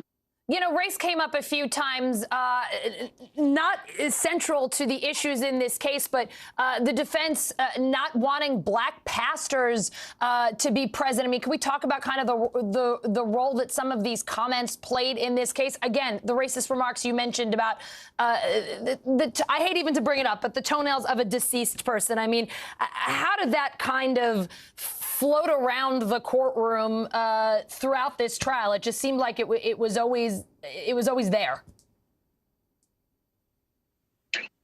Absolutely. Well, the thing is that the jury didn't get to hear those comments. At least we hope they did. Yes, at least we hope they didn't hear those comments because those comments weren't made in front of the jury. So we hope it didn't affect the jury's decision. However, the big elephant in the room was race. It's something that it was almost taboo where nobody wanted to touch it. Because even though the comments were made from Laura Hogue the day prior, in her closing arguments, the prosecutor responded by saying, look, it was offensive. It was low. So no one actually directly addressed the issue of race. Glenn, does this verdict have greater impact given that it was delivered by a largely white jury? Yeah, this jury didn't seem to view this case through a racial lens. And I actually think, Allison, the prosecutor did a smart thing by not focusing on race. She actually declined to make some of the more racially charged arguments that were supported by the evidence. Of course, race will be front and center in the federal civil rights trial for hate crimes that these men committed. But I hope that the message that's sent by this verdict is that, you know, if the Travis McMichaels and the Gregory McMichaels and the William Bryants of the world, of the nation of Georgia, are contemplating acting on the hate in their heart by attacking an African-American man, woman, child, or anybody of color for no reason other than to satisfy their own hatred, their own prejudice, then maybe they'll think twice about it, because maybe we are moving the justice ball in the right direction with really sort of protecting the civil rights of all people. Glenn, you mentioned that federal civil rights trial coming up. For viewers who may be just joining us now, we've been talking to you and Bernardo for a while. Could you just talk to us about what's ahead here? Sure. The federal civil rights trial is coming up in February. Now, it wouldn't shock me if they ended up continuing that trial date until this case could be wrapped up entirely with a sentencing proceeding. But we'll have to see whether that February trial date holds. But the charges in that case are very different. They're not all about the homicide. They're about civil rights violations and hate crimes that these three men committed. It's notable that these three men are facing up to life if convicted on all of the federal counts against them. And as we've discussed, Allison, some people may say, well, you can only confine a man for but one life, so what's the point in proceeding with the federal trial? The point is vindicating the rights that Ahmaud Arbery was deprived, his civil rights, his right to be free of prejudice and violence perpetrated against him by these three individuals. And as Bernardo has said, there will be an appeal filed of his Georgia conviction in the very unlikely event that these defendants win any relief on appeal, and I don't think they will. Well, guess what? Any federal conviction could act as insurance against that appeal if they are convicted in the federal case. All right, Glenn, Bernardo, thank you so much for all of your analysis over the last 30 minutes. Really appreciate you both. We want to head back out to Brunswick, Georgia. Cal Perry is outside the courthouse for us. And Cal, I just got to ask, what's it like there right now? Sounds pretty loud. Well, it is. You're going to hear a growing noise from behind me. I do want to say this is a small crowd. This is actually a crowd that's been smaller than the one we've seen in the past couple of days, but they are making their opinion heard. And if I could describe it in one word, it's relief. I think this is a relieved community. This is a family that is clearly relieved. We heard from Ahmaud Arbery's mother, who said her son can now rest in peace. We heard from supporters of the family and the legal team. And again, I think there was, even though the facts of the case, we know what happened that day. We know that 3 armed white men killed an unarmed black man. There was still great concern here that the jury would, I think, buy that citizen's arrest argument. That's really, in many ways, when you talk to the prosecutors, you talk to the defense team, that's what the sort of case pivoted on. And it's clear the jury dismissed that citizen's arrest claim and dismissed the claim also of self-defense. And so what you have here, again, is a community that I think is relieved, Allison. All right, Cal, we're going to go just to a moment to some sound from the Reverend Al Sharpton from Ahmaud Arbery's family. You referenced that they spoke to the crowd just a short time ago. Let's listen to some of that. Let us thank these lawyers. Amen. Let us thank the prosecutors. Amen. Let us thank the activists that y'all called the mob, that marched and stood up. Let us thank all of the people that believed. And let us, more than anything, thank the mother and father of Ahmaud. And let the word go forth all over the world that a jury of 11 whites and 1 black in the deep South stood up in the courtroom and said that black lives do matter. Those people that march, I'm talking about the people here that was here when nobody else was here. They stood up. I I never thought this day would come. But God is good.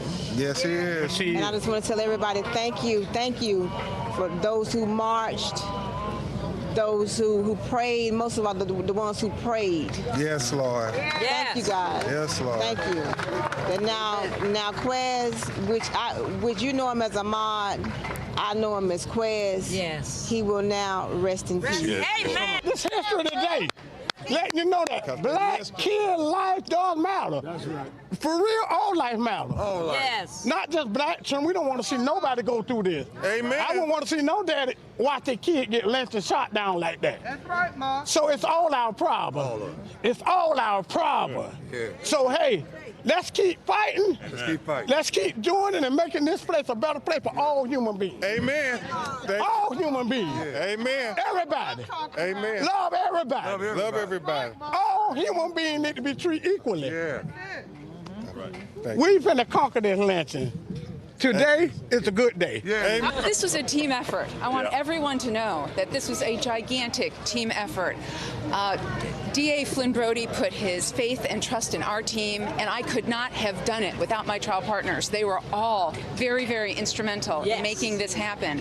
We had so many people on the team that helped to bring justice for Ahmaud and his family, and we really, really appreciate the support that we had and the faith from Mr. Arbery, okay, and from Ms. Wanda Cooper Jones, who have been with us and have put their faith in us and trusted us to bring justice for Ahmaud.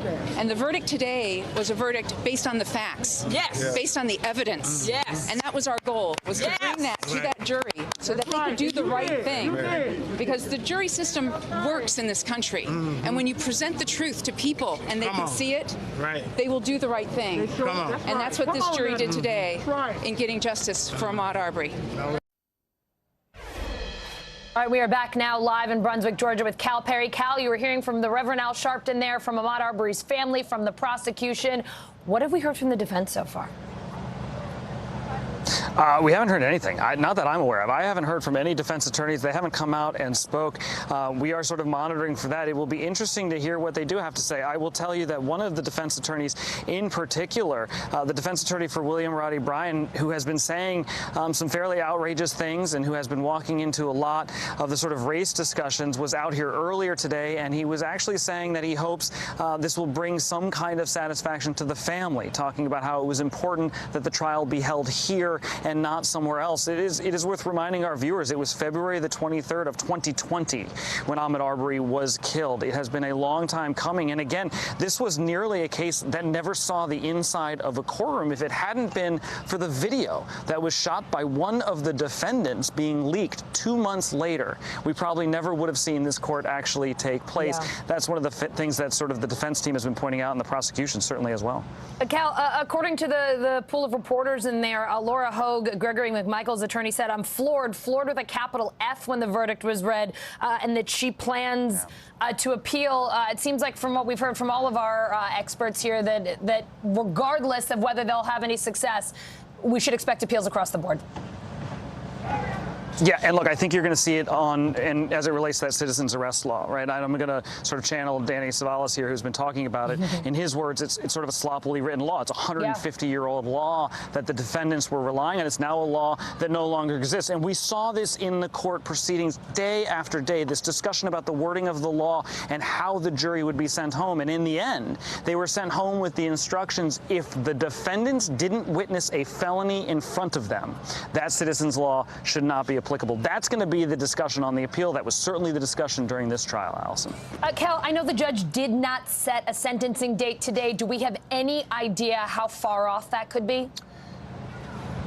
We don't, but we know the sentences for murder, whether it's that aggravated murder charge or the felony murder charge, is 30 years. For any of those aggravated assault charges, it's 10 years. And it's basically a life in prison situation for the McMichaels. The question will be during that sentencing whether it is with or without parole. That's really the remaining question, Allison. And then, of course, Cal, I know it's separate, but we do, in fact, have a federal civil rights trial coming up. We're anticipating that potentially to start in February, though. I know Glenn got into some of the legalese about whether that could be moved, but that would be, I guess, the appeals and then that next trial are what we look ahead to. That's right. And look, I think it's going to be vitally important to the community. A lot of folks at home might be wondering why go through with that federal trial after we've had these convictions. Again, just to walk our viewers through this, imagine on February 23rd, 2020, when Ahmaud Arbery dies there in the street, the two pickup trucks that the defendants drove were never impounded. There was never a crime scene. So you have this distrust in the local authorities, and you have this all across the country. We talk about this all the time. We talk about this new legislation. We talk about police officers needing to live in the communities that they police. That is a problem here as well. And that deep level of distrust is something that the DOJ, the Department of Justice, is going to have to look into. And if it helps them to go through that trial, then that's what they'll do. And I think the community here will absolutely support it. All right, Cal Perry in Georgia, thank you for your coverage, not only today, but throughout the last week or so. We appreciate you. Thanks, Allison. Coming up, the man convicted of killing Amanda Knox's roommate, Meredith Kercher, out of prison. Why authorities in Italy decided to free him early.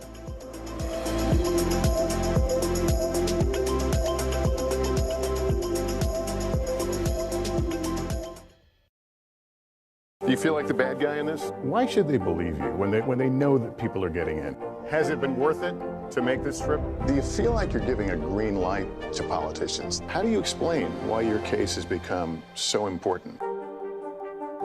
The Meet the Press Chuck Toddcast, free wherever you get your podcasts. To cover the news, you have to be in it. We'll take you to the front lines of the story, bringing your newsfeed to life. Streaming live every night. It's your news playlist. Top Story with Tom Llamas, weeknights at 7 on NBC News Now. Sometimes the news can be difficult and overwhelming for kids to understand. Will coronavirus come back next year? So to help make sense of it all, we've created a newscast just for them. Man, you know a lot. We hope your family will watch Nightly News Kids Edition. News is more than a headline. It informs, it inspires, and it still matters. To cover it, you have to be in it. And that's what we're going to do. Every night, we take you to the front lines of the story, where it's actually happening, with NBC News journalists on the ground from all over the world. We cover what you need to know and bring your newsfeed to life. In primetime and streaming live, it's your news playlist every night. Top Story with Tom Llamas, weeknights at 7 on NBC News Now. News is happening now. A look at what's making headlines around the world. Tonight, the major announcement of the COVID vaccine. This is a significant moment. Your news, whenever it happens, wherever you are, it's here now. To cover the news, you have to be in it. We'll take you to the front lines of the story, bringing your newsfeed to life. Streaming live every night. It's your news playlist. Top Story with Tom Llamas, weeknights at 7 on NBC News Now.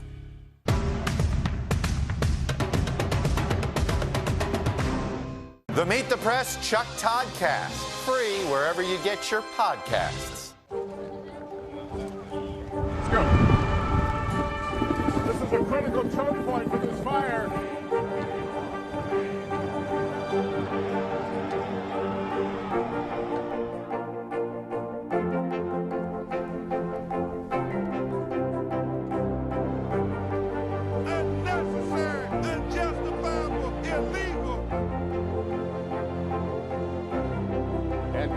From New Orleans, late military operation, witnessing the massive crowds. I admire you both.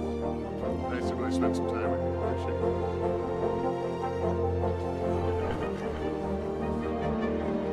At any moment now.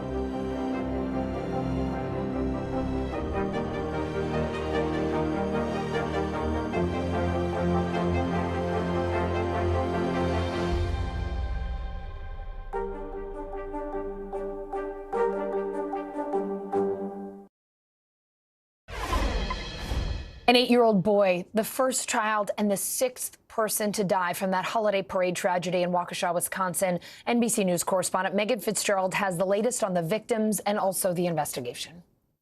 Allison, this community is absolutely devastated. Tomorrow is Thanksgiving. Hanukkah is just around the corner. And then, of course, Christmas just a month away. It's a time when people should be joyful and excited. And this community is mourning, just completely torn apart by the latest news of 8-year-old Jackson Sparks, who lost his life yesterday. We know that he was in the parade marching with his baseball team when that SUV came plowing through. He was rushed to Children's Hospital along with at least 17 other kids on Sunday. He underwent emergency brain surgery and tragically died yesterday. We had an opportunity to speak with many people in this community, some who say they didn't even know anyone who attended the parade, but because this community is hurting, they are too. Take a listen. Because this is my hometown, because my kids have marched in this parade from little on, because people in my town are they're hurting. Then we know that Jackson Sparks' brother Tucker is also in the hospital right now. He's 12 years old. He is one of 3 sets of siblings that doctors are treating. At least 13 children remain in the hospital, 6 in critical condition. Now, as for the suspect who appeared in court for the first time yesterday with a $5 million bond posted or given by the judge, and the judge saying that this was warranted given what he's charged with and his extensive criminal history. At this point, he's facing 5 charges, 5 counts of intentional homicide. We know a 6th count is expected in the coming days, and he is not due back in court until January, when we will see him again for a preliminary hearing. The only person convicted in the 2007 murder of Meredith Kercher now free from an Italian prison. That case made international headlines when Kercher's American roommate Amanda Knox and Knox's then boyfriend were charged with murder. Here's NBC News foreign correspondent Claudio Lavanga. Alison, the trial on the murder of Meredith Kercher was and still is one of the most controversial and talked about trials in recent history here, as Italy was divided between those who thought Amanda Knox was guilty, those who thought she was innocent, and the twists and turns in the lengthy trial didn't help.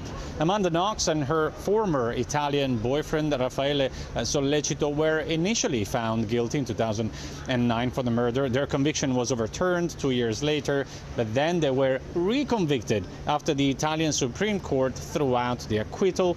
And finally, they were definitely at long last acquitted again in 2013 by Italy's highest court. Now, in the end, Rudy Guede was the only person who was definitely found guilty for brutally killing the British exchange student. He was initially sentenced to 30 years in prison. That was reduced to 16 in appeal. But he got out after serving 13 and even 45 days earlier for good behavior. Now, despite the overwhelming evidence against him, Guede always denied killing Kercher. And Amanda Knox reacted to the news of his early release on Twitter, on her Twitter account, asking him to take full responsibility for the murder, to stop blaming her for the murder, and to end what she calls the murky speculation around this case, and to restore what she said is her wrongly damaged reputation. Interpol, a coalition of governments that fight international crime, electing new leaders tomorrow, but there's growing concern over who might join the board. NBC News senior international correspondent Keir Simmons has the latest from Istanbul. Hey, Alison, President Biden set to hold a democracy summit in a month's time, but many critics say that it is votes like the one that will take place here in Istanbul tomorrow that will determine the future of democracy around the world and human rights, because right here, right now, Interpol is holding its General Assembly, and it will vote on its new president and its 13-person executive committee. Now, the favorite to be elected as new president, General Ahmed Nasser al-Raisi from the UAE. Now, he has faced legal action in the past over allegations of torture in the UAE. And on the committee, one person is Hu Bincheng. Now, he is a member of China's Ministry of Public Security. Now, that organization, that division of the Chinese government, has been accused in the past of forcing political activists back to China, even using Interpol's red notices to force political activists back to China. Just to give you, Alison, one example, a Uyghur activist, the Uyghurs, that minority group in China who are persecuted, more than 1 million said to be locked up or have been locked up in camps. Now, this man in Morocco was arrested after a red notice was issued. That red notice was cancelled. He is still in jail in Morocco, fighting to not be extradited back to China. So critics say that China should not be able to place an official on Interpol's executive committee. Alison, Interpol is the second biggest international organization in the world after the United Nations. That's how crucial this vote here in Istanbul tomorrow will be. Coming up, the Postal Service prepping for the holiday season. So will your gifts arrive on time, and how much will it cost you to send them? We'll take a look.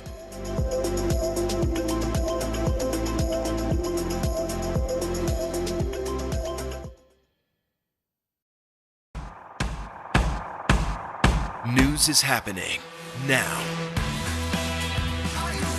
Look at what's making headlines around the world. Right now on Morning News Now. Tonight, the major announcement of the COVID vaccine. And this is a significant moment. Your news, whenever it happens, wherever you are, it's here now.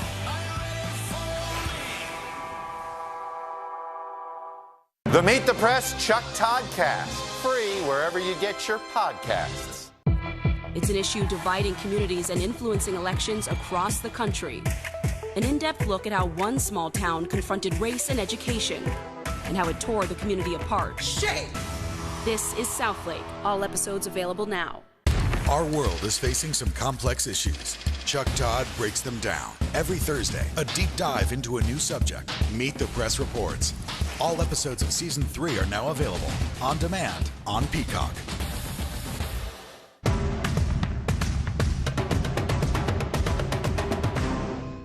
These days, it feels like the news never stops. So let's get into it. What's happening right now, what it all means for you for an hour every day. It can be hard to keep up, so let's get started together. Hallie Jackson Now, weekdays at 5 on NBC News Now. To cover the news, you have to be in it. We'll take you to the front lines of the story, bringing your news feed to life. Streaming live every night. It's your news playlist. Top Story with Tom Llamas, weeknights at 7 on NBC News Now. Sometimes the news can be difficult and overwhelming for kids to understand. Will coronavirus come back next year? So to help make sense of it all, we've created a newscast just for them. Man, you know a lot. We hope your family will watch Nightly News Kids Edition.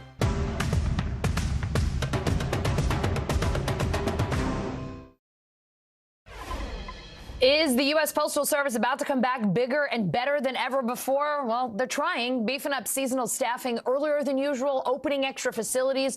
But will those improvements cost you more? NBC News investigative and consumer correspondent Vicky Nguyen takes us BTS with USPS. Hey there, Allison. The USPS under scrutiny after complaints about its service intensified, especially during the pandemic. It's faced budget cuts, staffing shortages, and changes likely to impact your wallet this holiday season.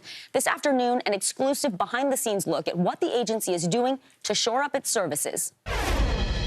A stressed supply chain, labor shortage, and skyrocketing online shopping, a combination that will test our nation's biggest shippers like never before.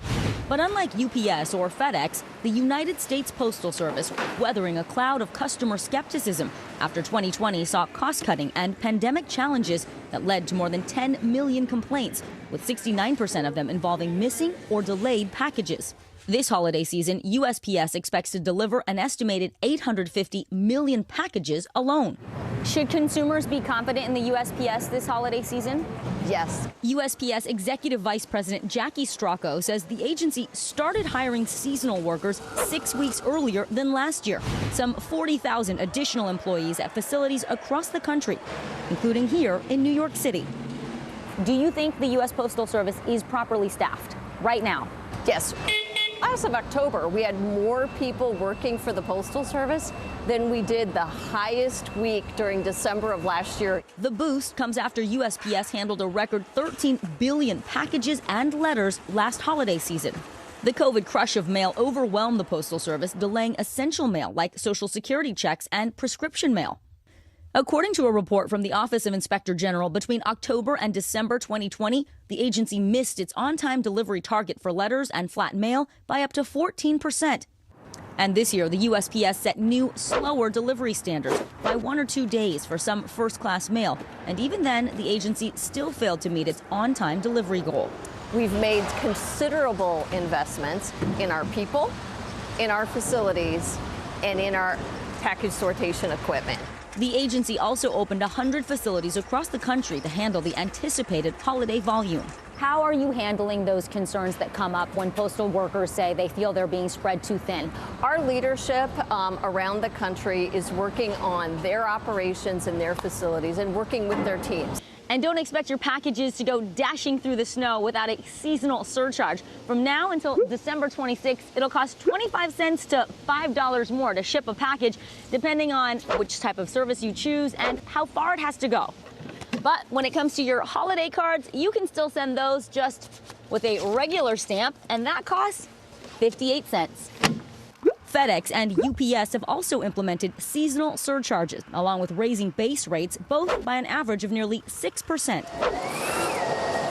USPS has more than 100 new high-tech sorting machines like this one to help this season.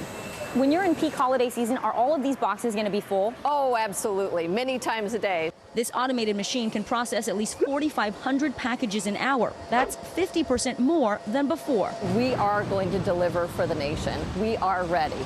And you can do your part by remembering the basics. Use USPS.com to look up zip codes and write addresses clearly. Send packages early, and don't forget key shipping deadlines. To get your packages delivered by Christmas, both USPS and FedEx have set Wednesday, December 15th as their deadline for ground shipping. UPS says it depends on where you're shipping. On its website, you can enter the zip codes to get the most accurate estimate. Hey everyone, I'm Ellison Morris. You're watching NBC News Now. Here's what's happening. Guilty. A Georgia jury convicting all 3 defendants in the murder of Ahmaud Arbery. We're live outside the courthouse. Planes, trains, and automobiles. The Thanksgiving travel rush is on. So what obstacles will you and your loved ones run into along the way? And it might just be the best part of the Thanksgiving holiday, Black Friday. We have some tips to save money and your sanity.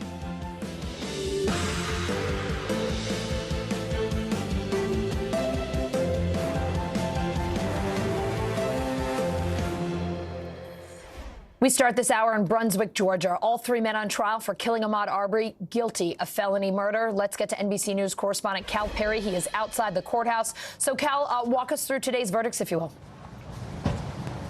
Yeah, so let's go through them with each defendant first. Travis McMichael, he was the actual shooter, the man who held the shotgun, who shot Ahmaud Arbery 3 times, guilty on all counts, all 9 counts. His father, Greg McMichael, he was in the first pickup truck. He was the one who made the 911 call, guilty on 8 out of 9 counts, not guilty on 1 count of malice murder, but guilty on 8 out of the other 9 counts.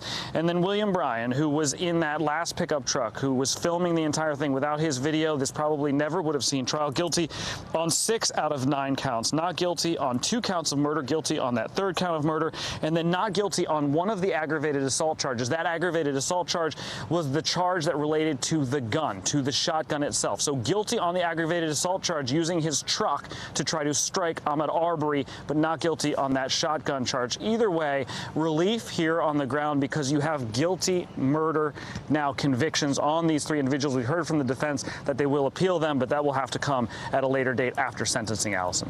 Cal, Ahmaud Arbery's father cheered in the court when he heard that first guilty verdict. What is he saying about justice for his son today?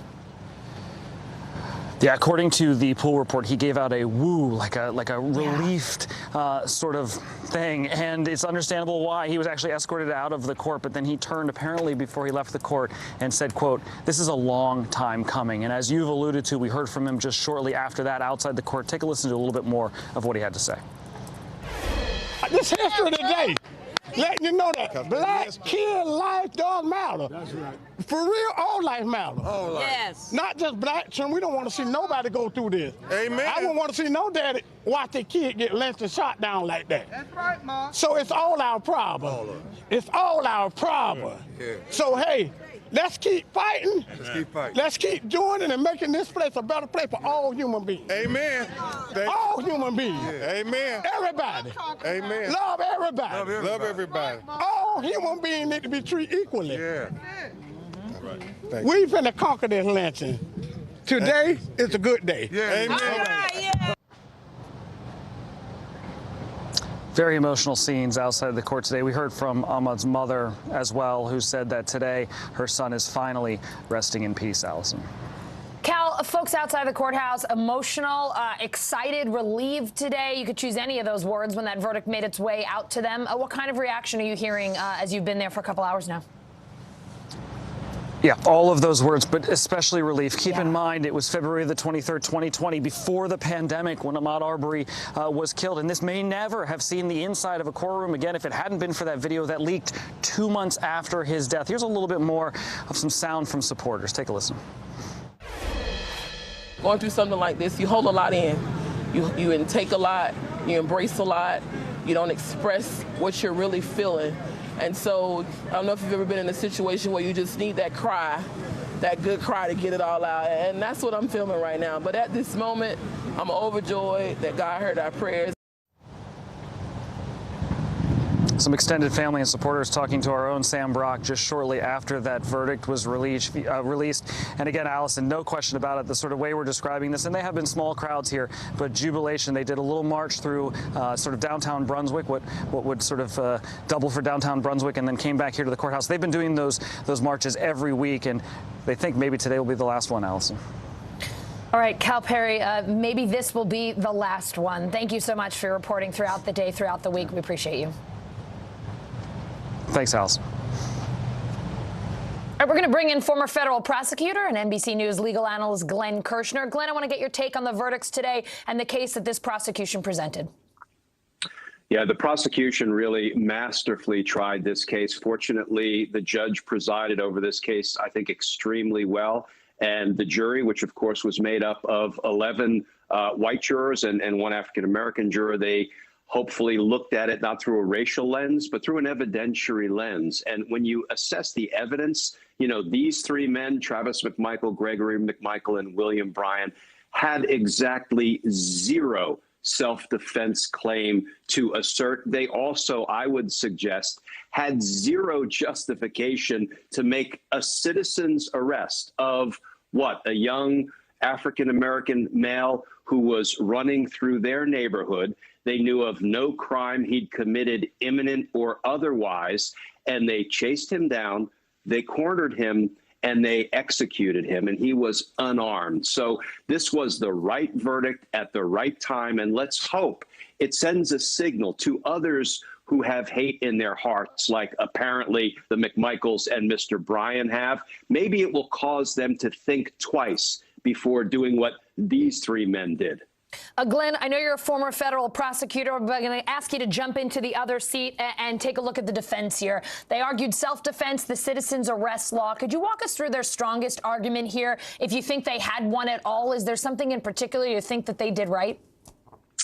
You know, I don't think they did much right, but they sure did a lot wrong. And here is my grave concern. They really tried to appeal to the worst instincts of the jurors, or that they thought the jurors might have, because they used some really racially derogatory, charged language when they described Mr. Arbery. And I'm loath to even repeat the kind of things they said about, for example, his toenails. How, Allison, was that relevant evidence to whether their three clients may have had a right to act in self-defense? You know, I would suggest that the arguments by the defense attorney, those sort of racially charged, just horrific arguments, bordered on misconduct by an attorney because they had nothing to do with the evidence in the case. The good news is the jury rejected those arguments. Yeah. In fact, they returned verdicts at light speed, really a matter of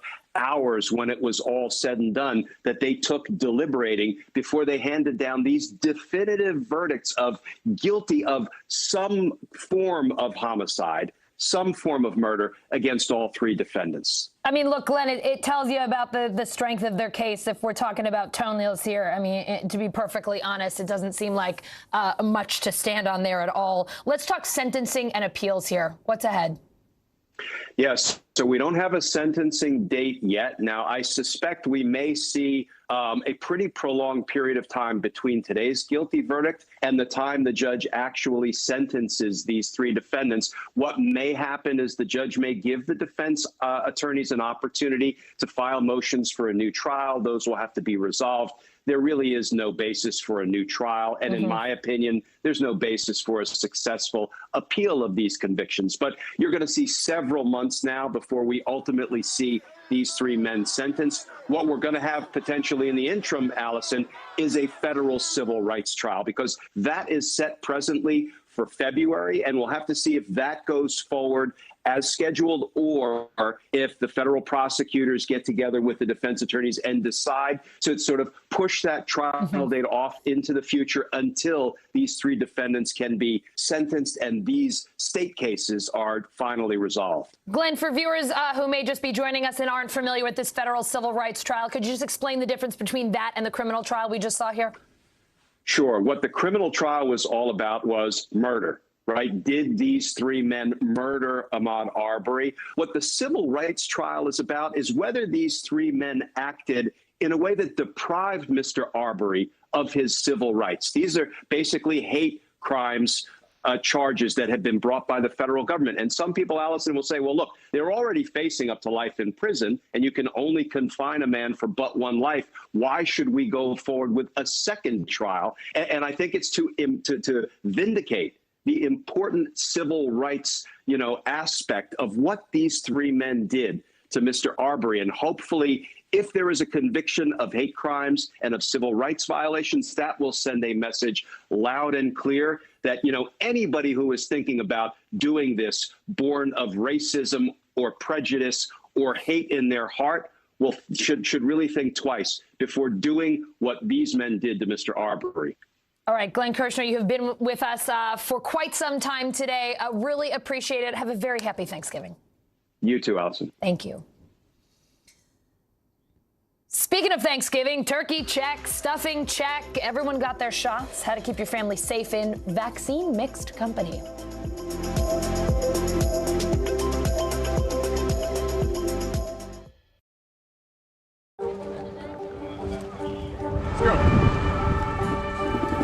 Critical choke point for this fire.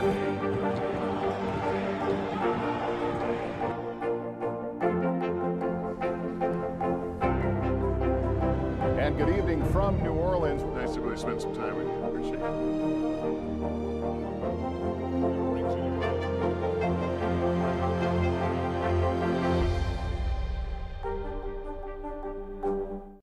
Good morning, I'm Savannah Sellers. And I'm Joe Fryer. Another giant leap for mankind. They want folks to shelter in place until this storm pushes through. Traveling to the United States is about to get a lot easier. Morning News Now, streaming weekdays at 7. News is more than a headline. It informs, it inspires, and it still matters. To cover it, you have to be in it. And that's what we're going to do. Every night, we take you to the front lines of the story, where it's actually happening, with NBC News journalists on the ground from all over the world. We cover what you need to know and bring your newsfeed to life. In primetime and streaming live, it's your news playlist every night. Top Story with Tom Llamas, weeknights at 7 on NBC News Now. To cover the news, you have to be in it. We'll take you to the front lines of the story, bringing your newsfeed to life. Streaming live every night, it's your news playlist. Top Story with Tom Llamas, weeknights at 7 on NBC News Now. It's an issue dividing communities and influencing elections across the country. An in-depth look at how one small town confronted race and education and how it tore the community apart. Shame! This is Southlake. All episodes available now. To cover the news, you have to be in it. We'll take you to the front lines of the story, bringing your newsfeed to life. Streaming live every night, it's your news playlist. Top Story with Tom Llamas, weeknights at 7 on NBC News Now.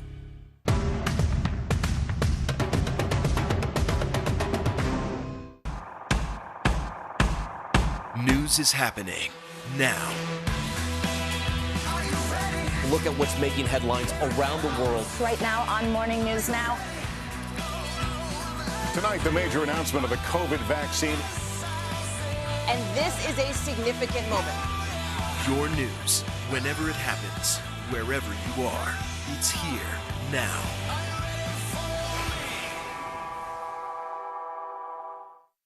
Good morning, I'm Savannah Sellers. And I'm Joe Fryer. Another giant leap for mankind. They want folks to shelter in place until this storm pushes through. Traveling to the United States is about to get a lot easier.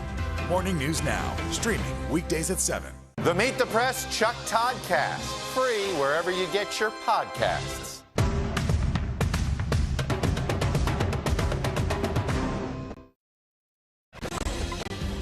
right, let's go to NBC News digital reporter Maya Eaglin. She's got the latest headlines from NBCnews.com. Hi, Maya. Hi, Allison. We start with former President Trump hosting Kyle Rittenhouse after his not guilty verdict and calling him a, quote, nice young man. Rittenhouse visited the former president at his Florida estate. A 15-year-old in Colorado has been arrested in connection with a drive-by shooting that injured 6 high school students. Police say the teenager is charged with attempted first-degree murder. Karim Benzema, a soccer star for Real Madrid, facing a 1-year suspended jail sentence in a sex tape case. The player was found guilty for attempting to blackmail a French teammate. New Zealand's planning to reopen its borders to visitors starting in January. The government announcing that displaced residents can return at the start of 2022, while foreign visitors and tourists are allowed to visit in April. And an explosion of color down in the Great Barrier Reef. The annual coral spawn lasts for just a few days, and billions of coral babies will be fertilized in Australia's great natural wonder. Allison, back to you. That's awesome, Maya. Thank you, and happy Thanksgiving. You too. The Thanksgiving travel rush in full effect today. NBC News correspondent Guad Venegas is at Los Angeles International Airport. Guad, it looks civilized, which is hard to believe because we're hearing air travel is up about 80% from last year. At least that's what AAA is estimating. We're talking basically pre-pandemic levels. LAX, where you are, second busiest airport this Thanksgiving. San Francisco, #1, according to data from TripIt. But, I mean, give me the big picture. I'm looking behind you, and it looks civilized. Right. So, you know, everything is, it depends on what you compare it to. So when you look at the numbers in 2019 compared to 2020 and 21, now the numbers aren't as large, right? But if we compare to last year in 2020, yes, it's much busier, more than twice as busy, Allison. But it has been much more organized, as you can see behind me. We don't have the crowds that we have. Right, that we have seen as travel began again after this pandemic.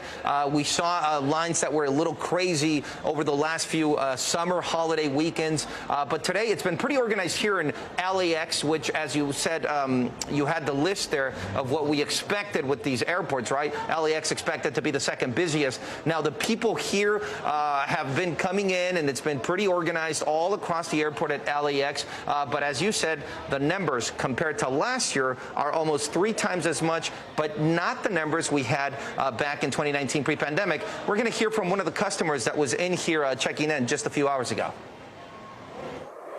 We had a pretty smooth experience. We got dropped off. It doesn't look like the lines are too long yet, so it's been good. The airport honestly isn't that busy. I dropped somebody off at the airport the other day, and it was busier than it is today. So. Right. Do you have any concerns when it comes to the virus? Yeah, I think everyone does.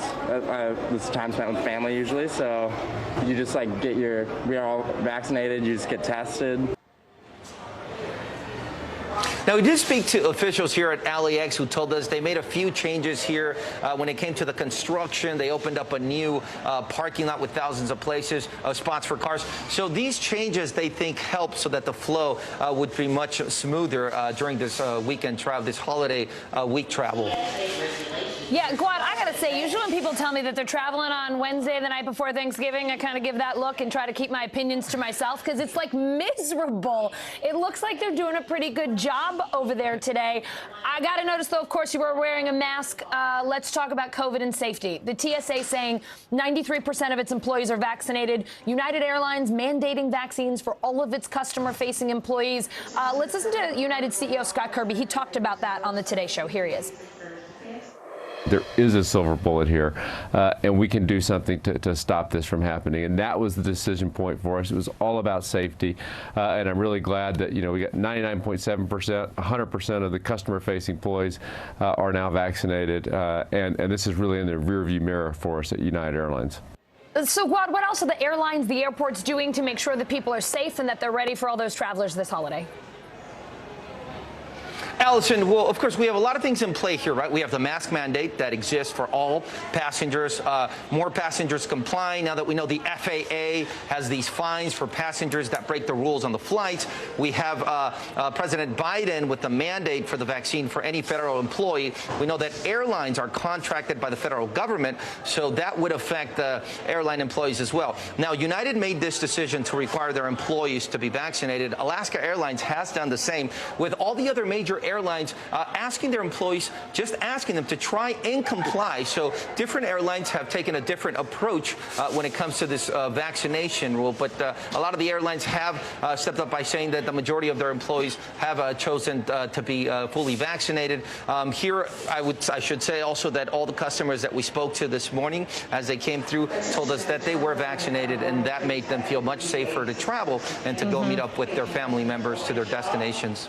All right, so Gwad, I have to ask you about costs, right? We all know for the drivers, the cost of gas is way up. How are airline tickets looking? How about rental cars if you need to rent a car at the airport? What do those prices look like this year?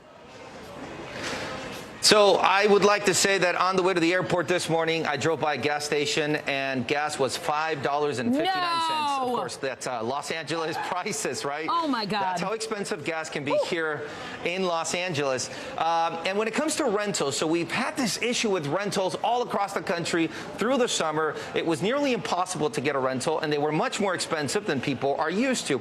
Rentals are still going to be expensive when you compare it to the cost that we were used to in 2019. You know, like you can see there, it's up to 400% from last year. God. Now, to give an example, if anyone wanted to book a last-minute car right now here at LAX, the cheapest one you'll find is about $60-something. In places like MIA, for example, the cheapest one you find right now is about $100. And this is coming from prices where 2 years ago you could book a car for $20 to $30 at any airport. So it's definitely more expensive. The good news is that the rentals are available. Now, when it comes to price, the price of tickets, it is slightly up, according to Hopper, an app that predicts prices. They say a round trip in the U.S. for domestic travel this week is going to be about $239. As you can see, it's a little bit up from last year, but it's still cheaper than the prices we had in 2019. Allison? Gwad, I can't believe what folks there pay for gas in California. It is just unbelievable. And we whine about it here in New York, but man, $5 a gallon is a whole lot. Gwad, thanks so much for your reporting. Glad to see folks are doing okay there at the airport this holiday, and a very happy Thanksgiving to you.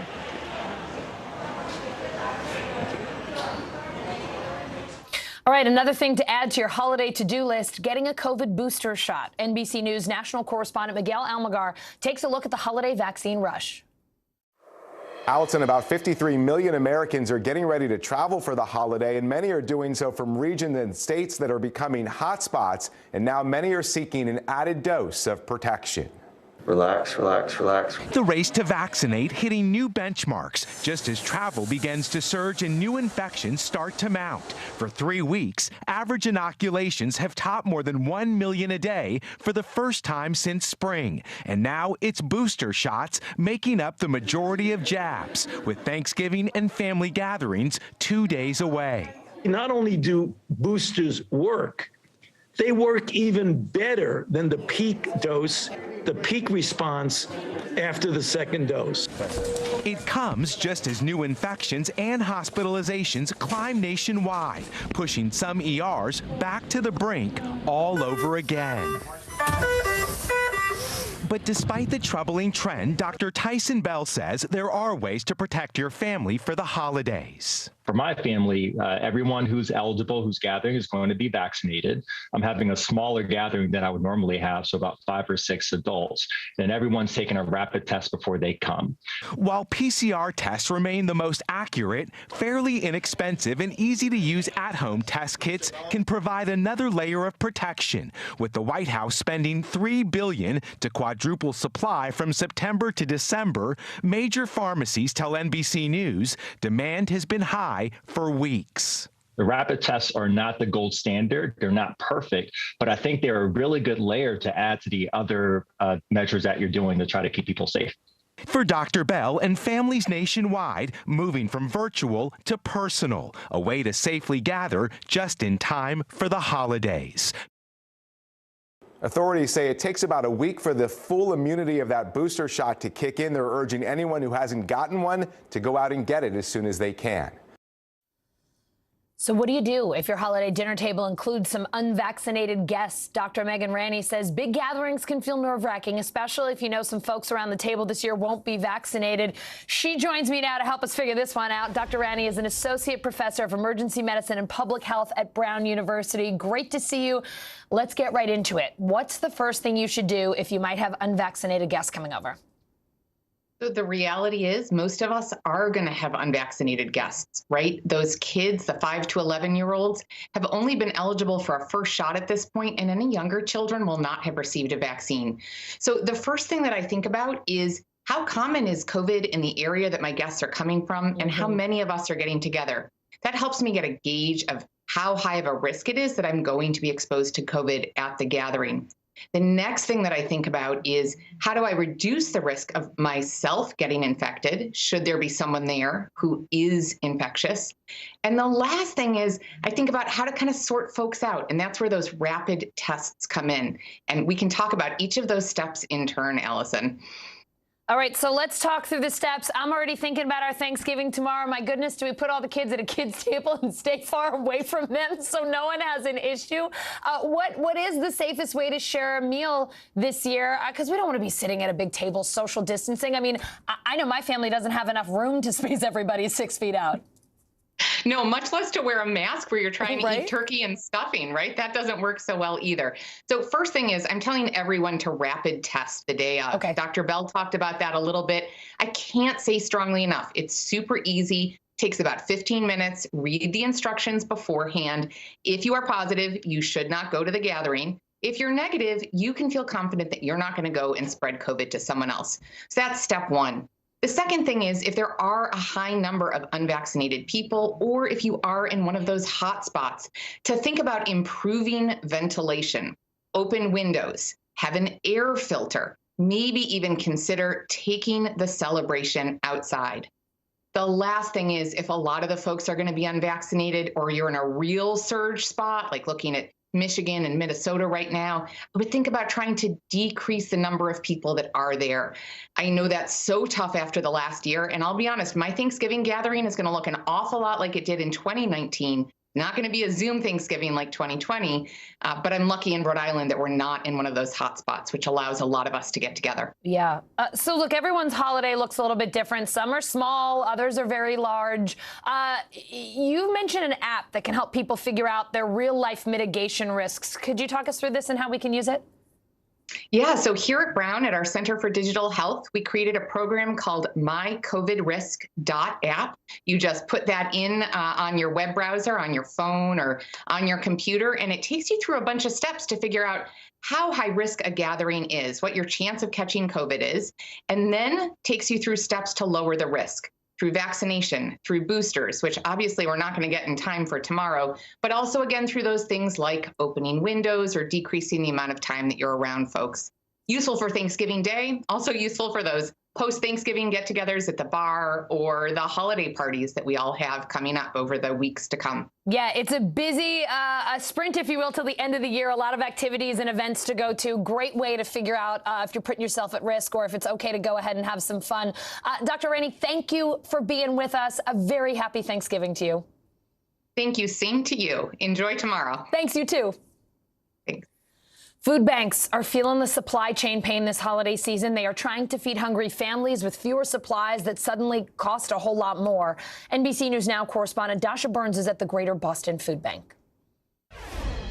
Allison, I'm at the central hub for the Greater Boston Food Bank. This warehouse is over 100,000 square feet, and the food that you see stacked up so high here, this supplies 600 food pantries, meal programs, and shelters all across the state of Massachusetts. This is one of the largest food banks in the country. And Allison, on any given day, this is a massive and complicated operation. But right now, this holiday season, the head of supply chain here tells me that this is a time when they're seeing challenges like they have never seen before, between those increasing prices, the disruptions in the supply chain, and some staples of the holiday that you simply can't get your hands on right now. Take a listen to some of what we heard. I have to supplement with chickens. We are distributing over 200,000 chickens to a client. So a Thanksgiving meal this year, instead of having a turkey at the center of the plate, maybe another poultry item like a whole chicken. And when I run out of whole chickens, then I will substitute chicken parts, chicken breast, legs, drums, and thighs. We want to be able to offer a poultry item to the client, but it may or may not be a turkey this year. So, Allison, they're having to get creative. Chickens instead of turkeys. Sweet potatoes are up almost 30%, so they're having to swap out for yams. You can't get your hands on a can of cranberry sauce right now, and that's not because of the cranberries. That's because of an aluminum shortage that's making those cans hard to find. So instead, they're swapping out for bagged cranberries, frozen or fresh.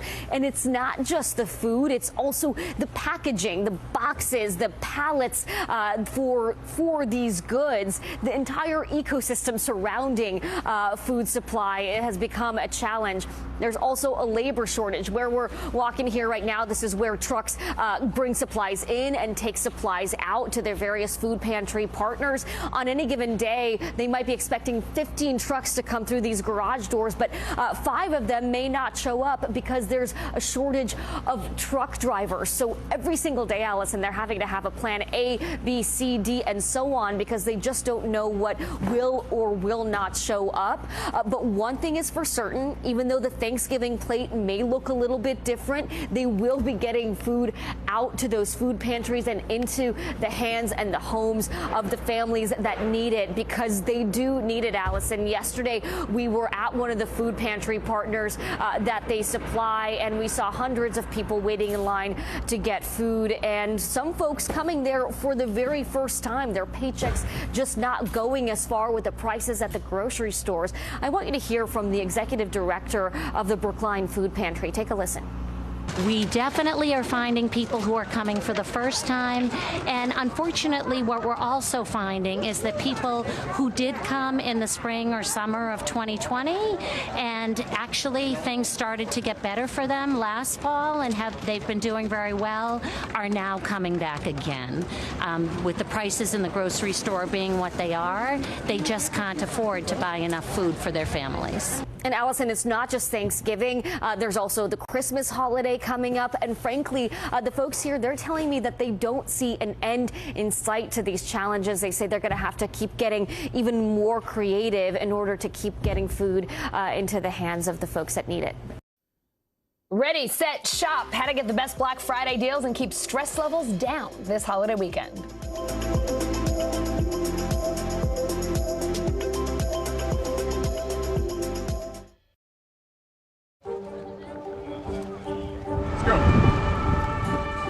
This is a critical choke point for this fire.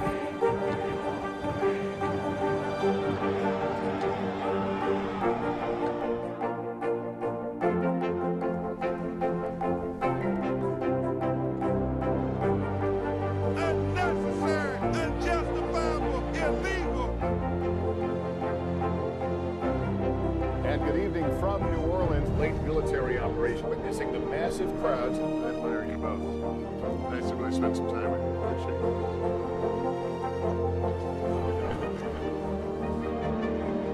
At any moment now.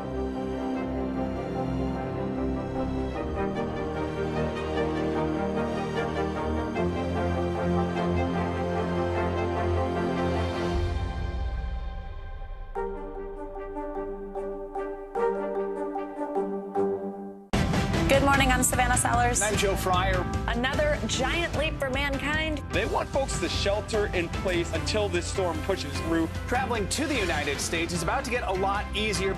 Morning News Now, streaming weekdays at 7. The fire has grown leaps and bounds. What you see behind me is typical. How you doing? Pretty bad.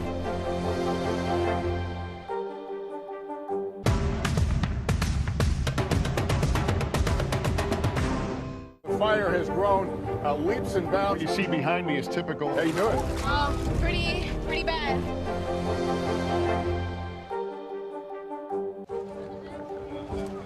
Let's go. This is a critical choke point for this fire.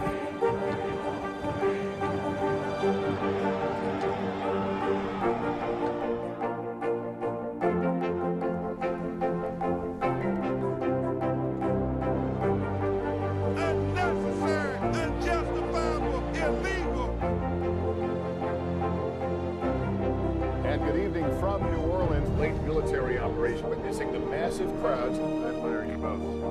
Nice to spend some time with you. Appreciate it.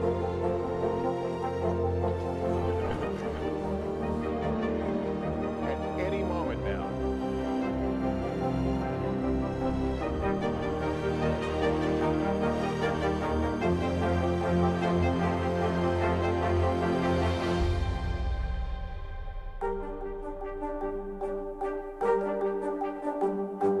The Meet the Press Chuck Todd Cast, free wherever you get your podcasts.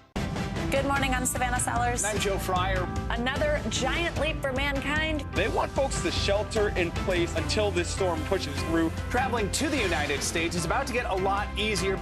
Morning News Now, streaming weekdays at 7. It is time for The Bottom Line, our daily look at what's going on in the business world and beyond. Now, last week I told you we wouldn't be talking about weekly jobless claims anymore unless something big happened. Guess what? Something big happened. They hit their lowest level since 1969. 199,000 Americans filed for first-time unemployment benefits last week. That is a 52-year low. Now, normal jobless claims for the week are somewhere around the low 200s. We are in very healthy territory. All right, headphones, laptops, vacuums, shoes. The Black Friday shopping rush is just days away, but with tons of deals to look out for. How do you know which ones are steals and which ones aren't so great? Joining me with tips to save some cash this weekend, smart shopping expert Trey Bodge. Trey, I'm so happy to see you. You say there are 4 main categories our viewers should focus on this Black Friday. What are they, and why do you have your eye on them?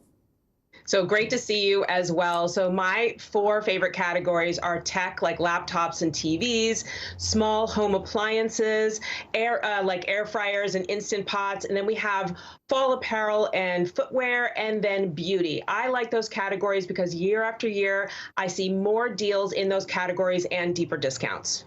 I love that you're mentioning beauty there because I feel like beauty is tough to find deals. That's a good spot to check out this week, though. Absolutely, especially beauty gift sets. You're going to find really good deals there.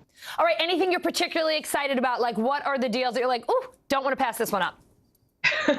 So I love phone accessories like headphones, earbuds, Bluetooth speakers, things like that. You're going to see really deep discounts, especially at Amazon, Walmart, Target.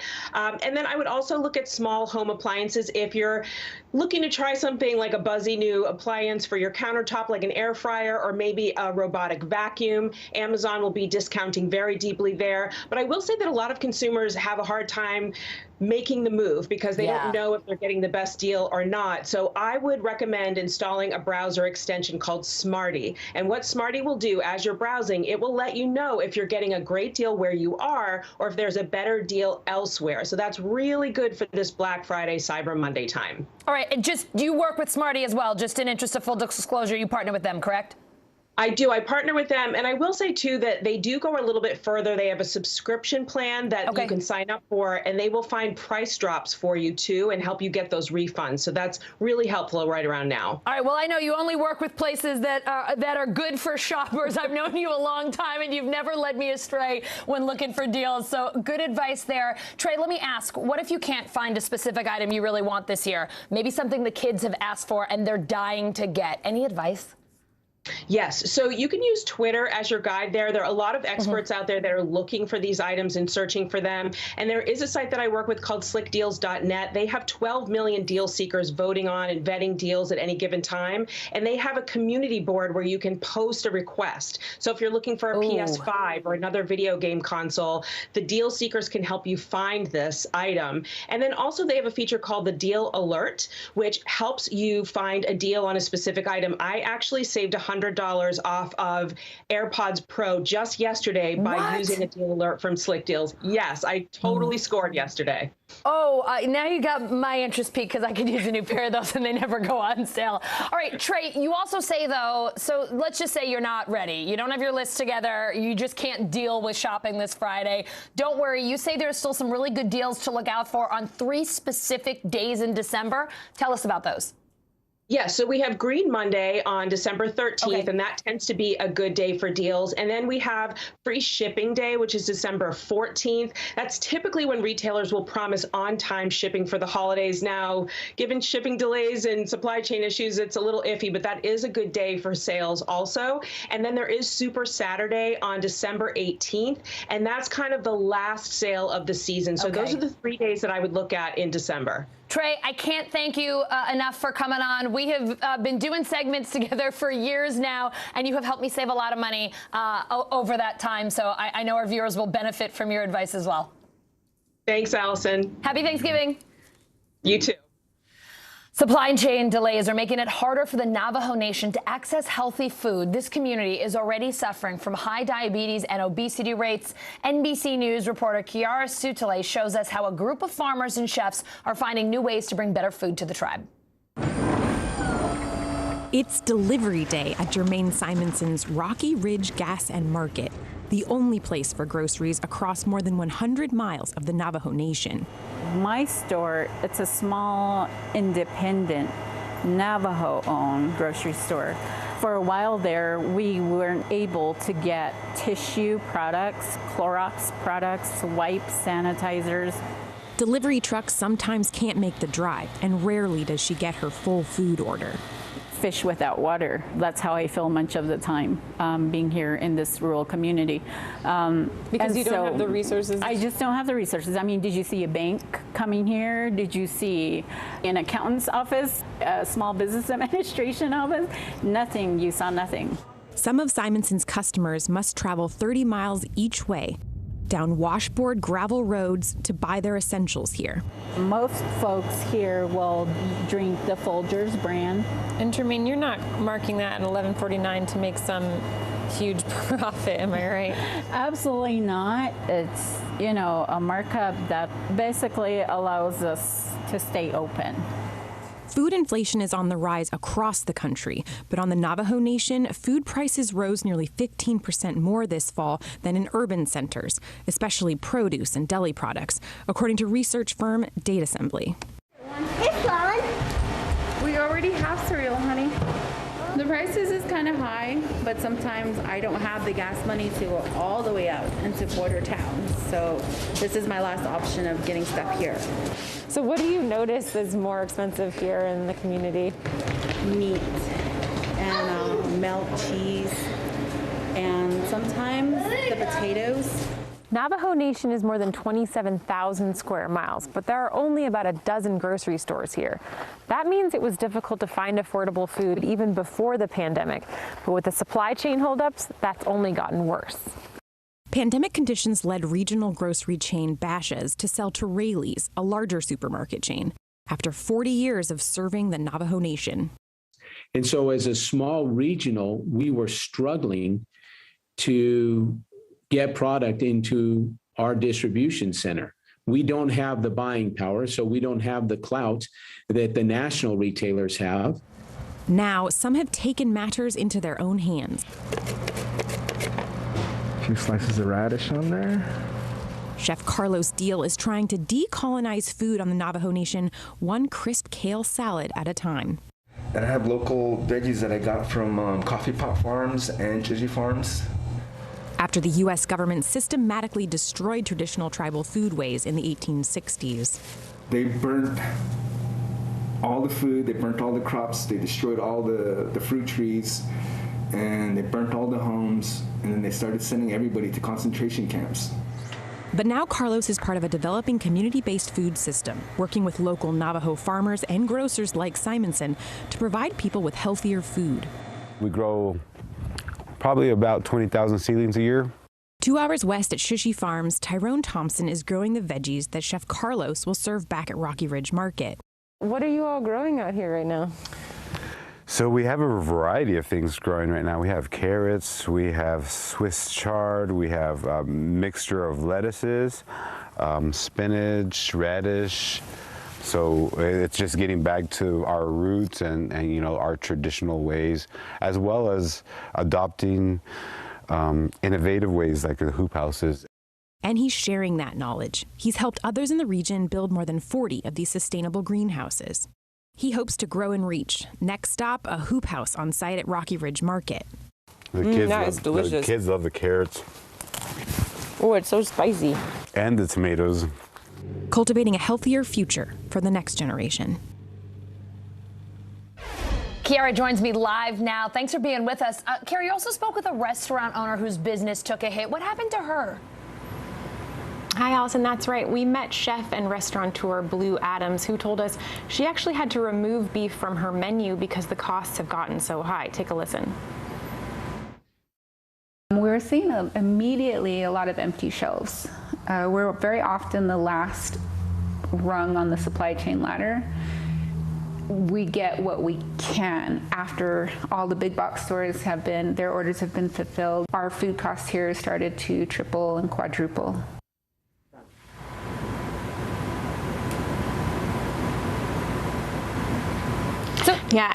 So there's a lot that needs some help for our entrepreneurs despite everything they're trying to do. As you might have noticed, Rocky Ridge Gas and Market needs some repairs. Chef Deal, who you met, needs a vent hood. He's cooking on a makeshift stove. But even more fundamental, there's so much bureaucratic red tape that makes it difficult to start and run a business on the Navajo Nation. Some of that's infrastructure, like a lack of access to water and electricity, but a lot of it stems from systemic ways that the U.S. government intentionally prevented Native American communities from being able to do things like own their land or get a mortgage. But despite all that, everyone we talked to said they love their community and can't imagine living anywhere else. Oh, Kiara, thank you so much for reporting today. I really appreciate having you with us.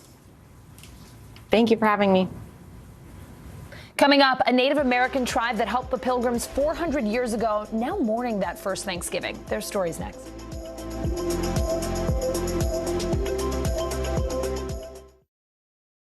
To cover the news, you have to be in it. We'll take you to the front lines of the story, bringing your news feed to life. Streaming live every night. It's your news playlist. Top Story with Tom Llamas, weeknights at 7 on NBC News Now. Good morning, I'm Savannah Sellers. I'm Joe Fryer. Another giant leap for mankind. They want folks to shelter in place until this storm pushes through. Traveling to the United States is about to get a lot easier. Morning News Now, streaming weekdays at 7. Let's go. This is a critical choke point for this fire.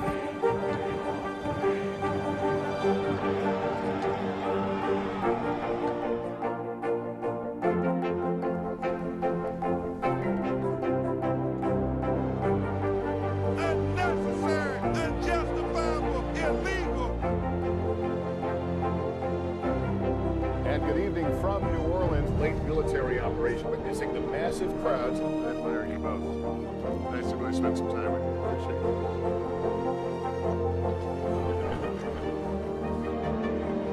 At any moment now.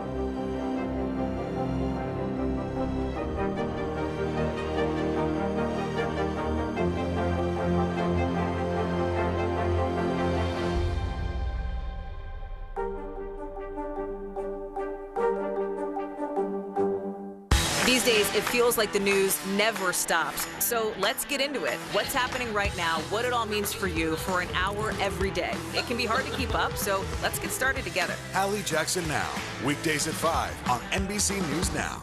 The Meet the Press Chuck Todd Cast, free wherever you get your podcasts. The fire has grown leaps and bounds. What you see behind me is typical. How you doing? Pretty bad.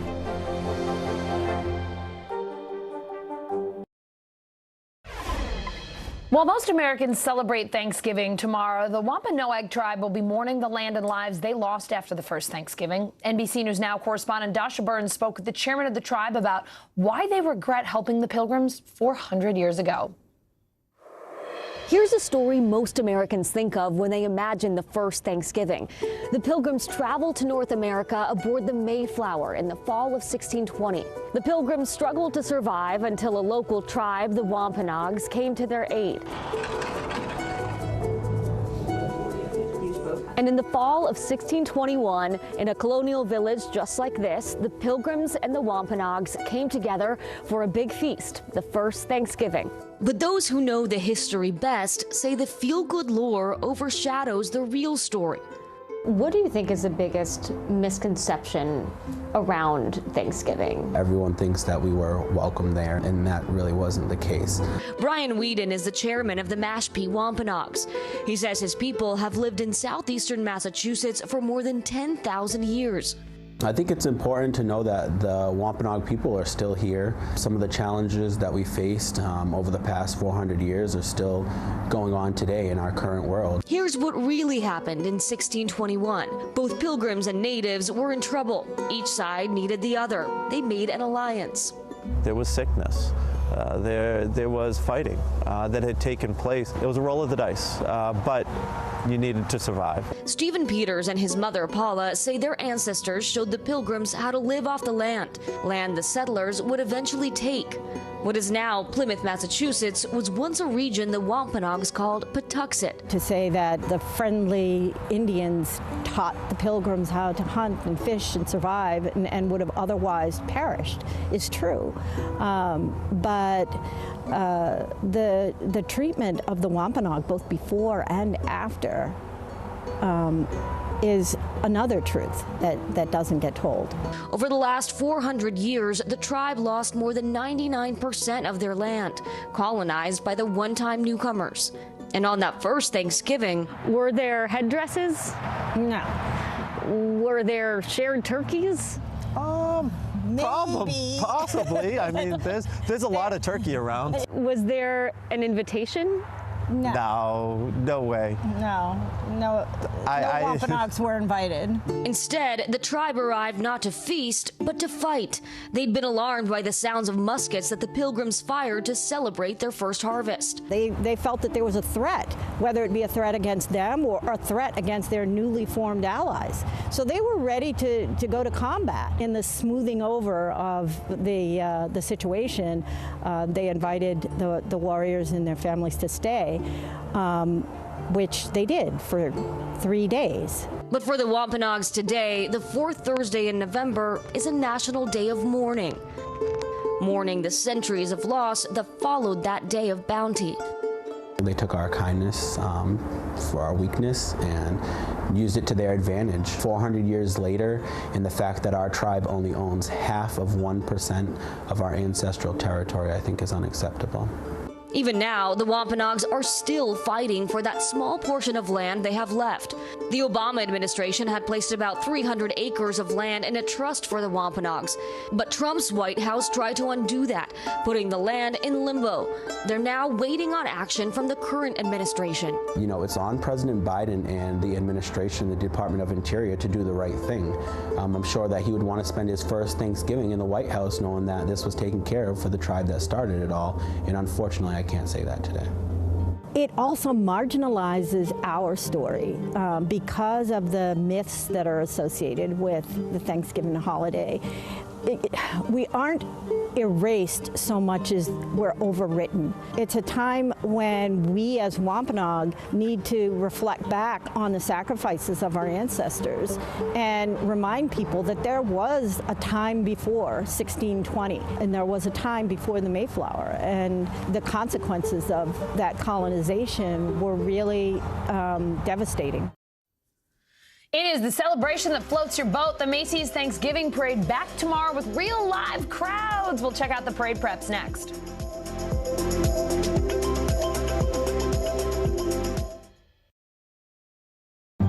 In the City of Angels, two kindly old ladies wanted to help homeless men get off the streets forever. And so they did. Listen to The Thing About Helen and Olga, the new podcast from Dateline and Keith Morrison. News is happening now. Look at what's making headlines around the world. Right now on Morning News Now. Tonight, the major announcement of the COVID vaccine. And this is a significant moment. Your news, whenever it happens, wherever you are, it's here now.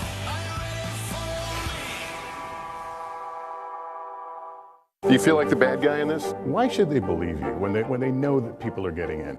Has it been worth it to make this trip? Do you feel like you're giving a green light to politicians? How do you explain why your case has become so important? fire has grown leaps and bounds. You see behind me is typical. How you doing? Pretty bad. In the City of Angels, two kindly old ladies wanted to help homeless men get off the streets forever. And so they did. Listen to The Thing About Helen and Olga, the new podcast from Dateline and Keith Morrison. Still to come on the Channel 2 News. Well, the waters are certainly receding now. Still too close to call. Lester Holt reporting from the Ground Zero, as it's being referred to. It is, in fact, the taste of freedom. The Haitian people know a little something about resiliency. What's the biggest risk right now? Some of the troops who have been proud. I want to welcome you to the first presidential debate. In fact, we've been told we can't go any farther. You with some resilient folks. Let me get in.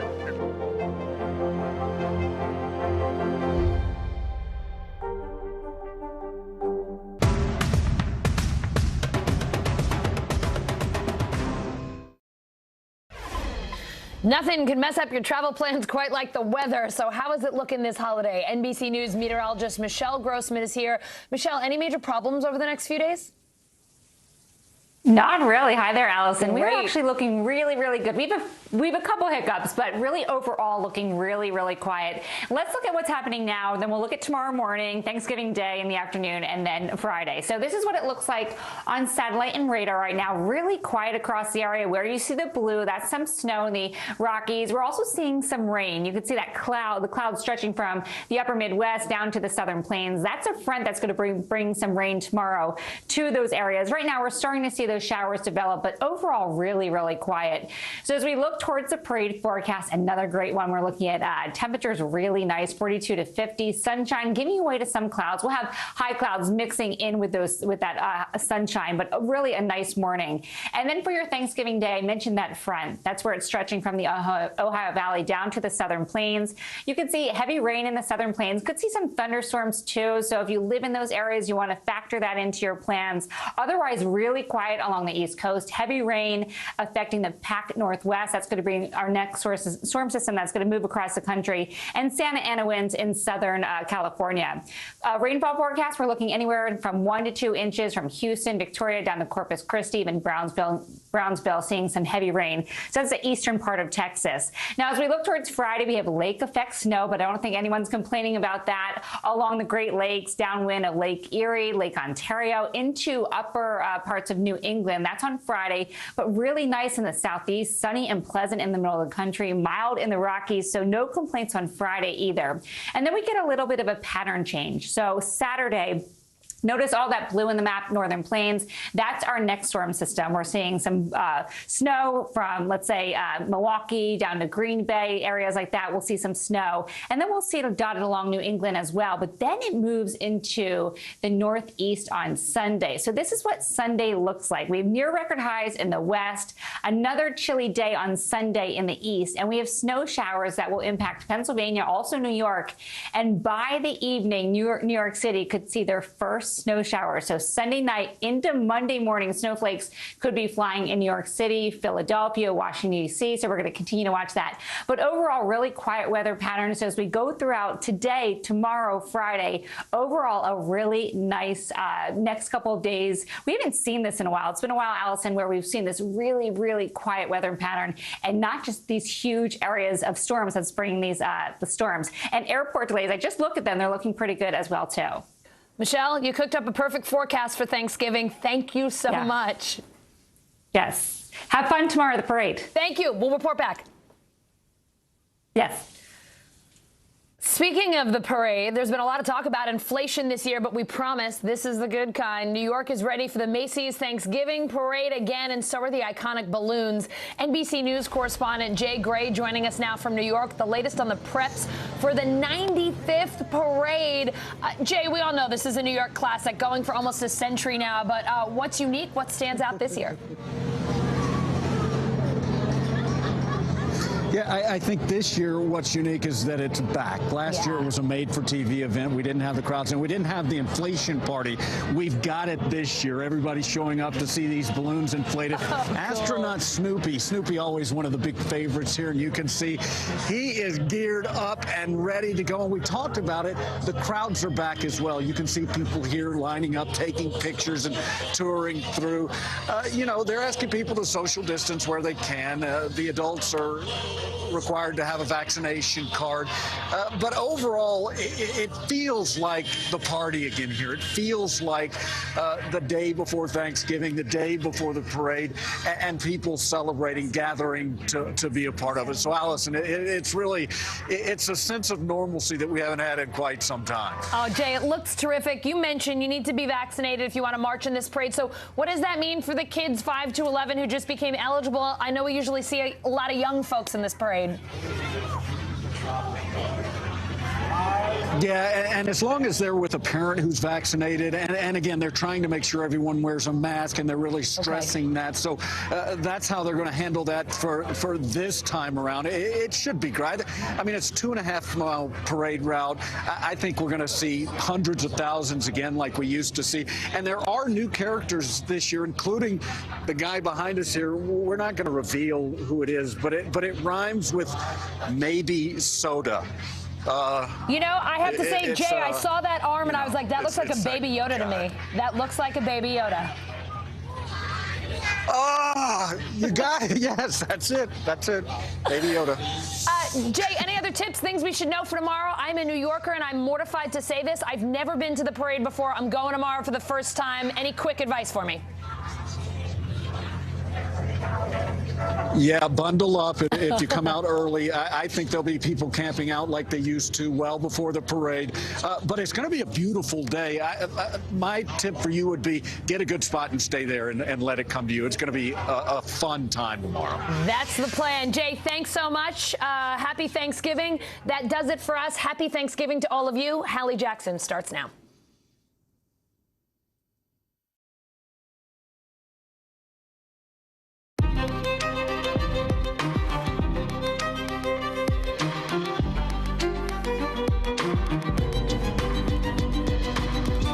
We're coming on the air with breaking news down in Georgia. Murder convictions for all 3 men accused of killing Ahmaud Arbery last year. All of those defendants now face life in prison in a case that helped spark that national reckoning on race in this country, with Arbery's mother saying her son can finally rest in peace. We're one-on-one coming up in a minute with the attorney for Arbery's father, plus an NBC News exclusive on the mysterious Havana syndrome. You know that thing, that sickness that's hit hundreds of CIA officers and diplomats? Now the FBI says even their agents, too, with the U.S. sending a new warning to Russia tonight. And on this Thanksgiving Eve, one of the busiest travel days since the pandemic started, a new announcement from the Attorney General. Lydia here, I was cracking down on bad behavior on planes. Yeah, and that surge in people moving around, potentially triggering a COVID surge. But is that already here? We're talking about it. And speaking of Thanksgiving, tomorrow marks 400 years since white settlers celebrated the day for the first time. But for the Native Americans already living on the land, it's a day bringing up generations of painful memories. We'll hear those stories. And if you're ready for some football tomorrow, so is Michelle Tafoya, prepping for tomorrow night's Thanksgiving game. But tonight, she's with us for the backstory on what it's like on and off the field. Hey, I'm Hallie, and we're going to start by setting the scene of what it was like in Georgia late today in that courtroom when the 3 men accused of murdering Ahmaud Arbery were convicted. Watch. Count 1, malice murder. We, the jury, find the defendant, Travis McMichael, guilty. Count 2, felony murder. We, the jury, find the defendant, Greg McMichael, guilty. Count 3, felony murder. We, the jury, find the defendant, William R. Bryan, guilty. Those verdicts delivered by a nearly all-white jury after almost 2 days of deliberations in this case, with Travis McMichael, as you saw there, guilty of all 9 counts he faced, including malice murder. He's the only defendant to be convicted of that charge. Greg McMichael found guilty on 8 counts, including felony murder. William Bryan, Roddy Bryan as he's known, also guilty of felony murder among the 6 counts he was convicted of. And this is Ahmaud Arbery's mother, very emotional, as those verdicts were read inside court. You can see her putting her head down there. Afterwards, this is what it looked like outside court.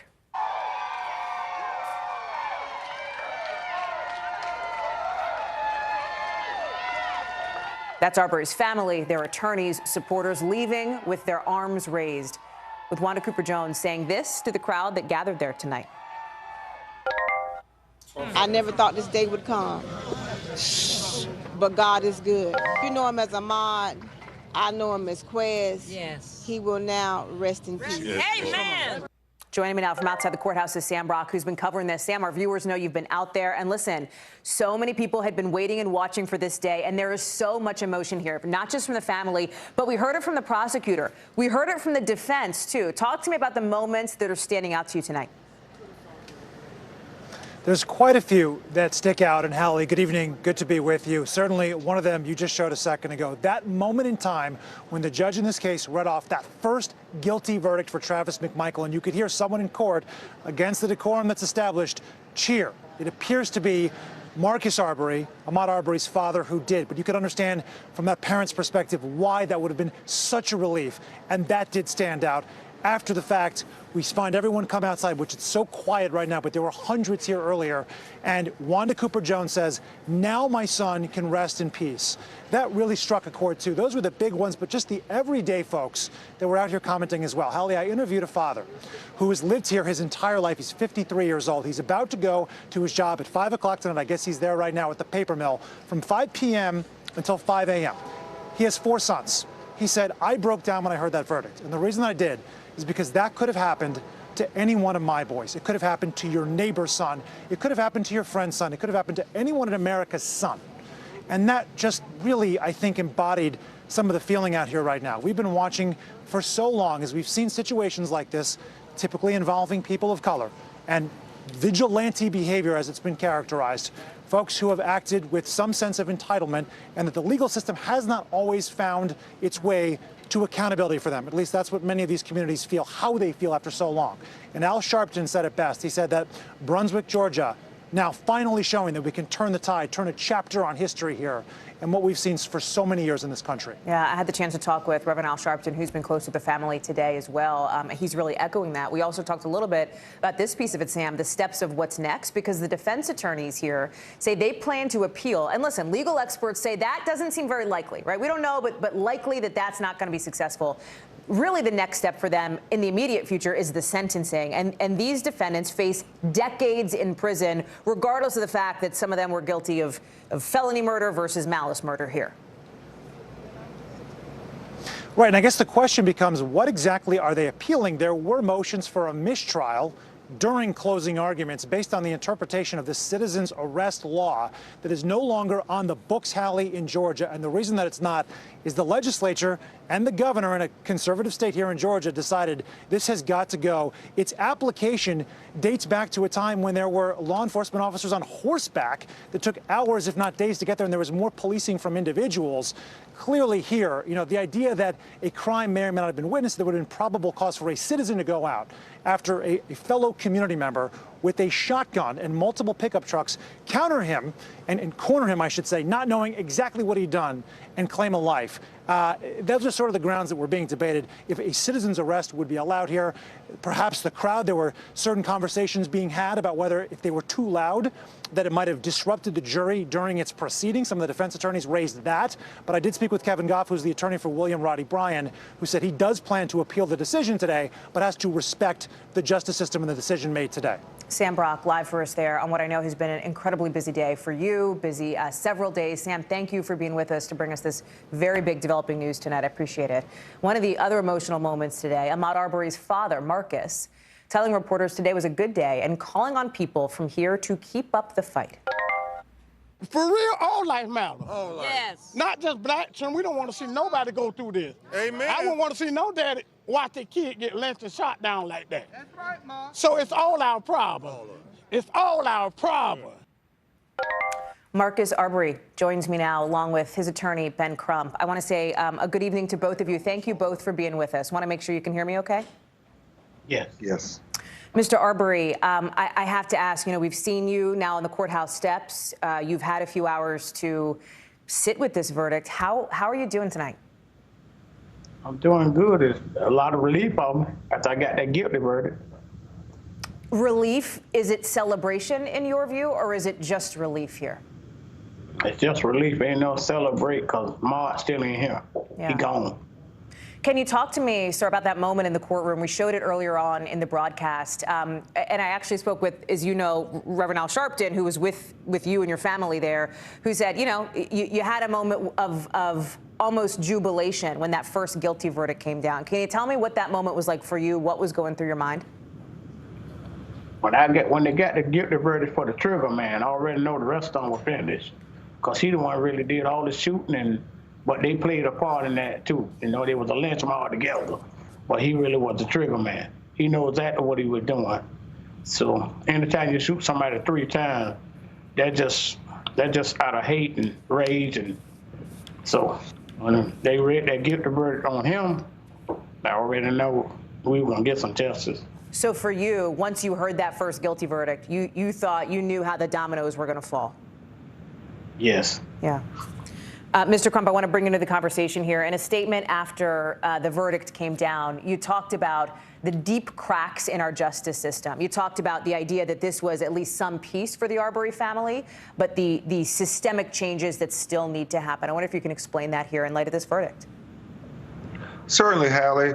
I thought this verdict was very important today here in Brunswick, Georgia, by those 11 white people and 1 black person who made up that jury to say that we want to tell America we must be better than what we saw in that video.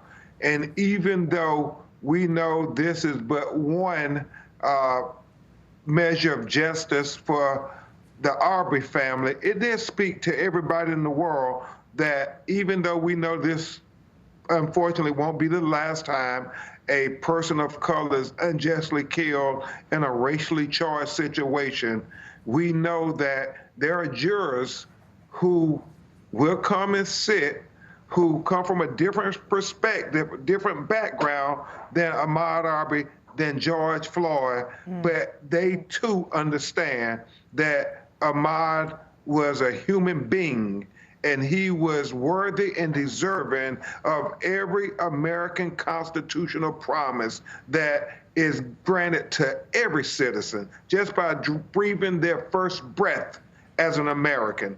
That's what this verdict means. Mr. Arbery, given the racial rhetoric that we saw in this case from some of the defense attorneys over the last several weeks in this trial, were you surprised by how this verdict came down? I really was, because this is why Ahmaud in his grave now on account of racial profiling. And then you got lawyers, they still bring that to the court. It just really devastating. That just showed you where their professional was at. They wasn't no good professional lawyers. You really didn't help your clients with that. So it really was disappointing to me. Because Ahmaud, he didn't grow up on no post side of the bed.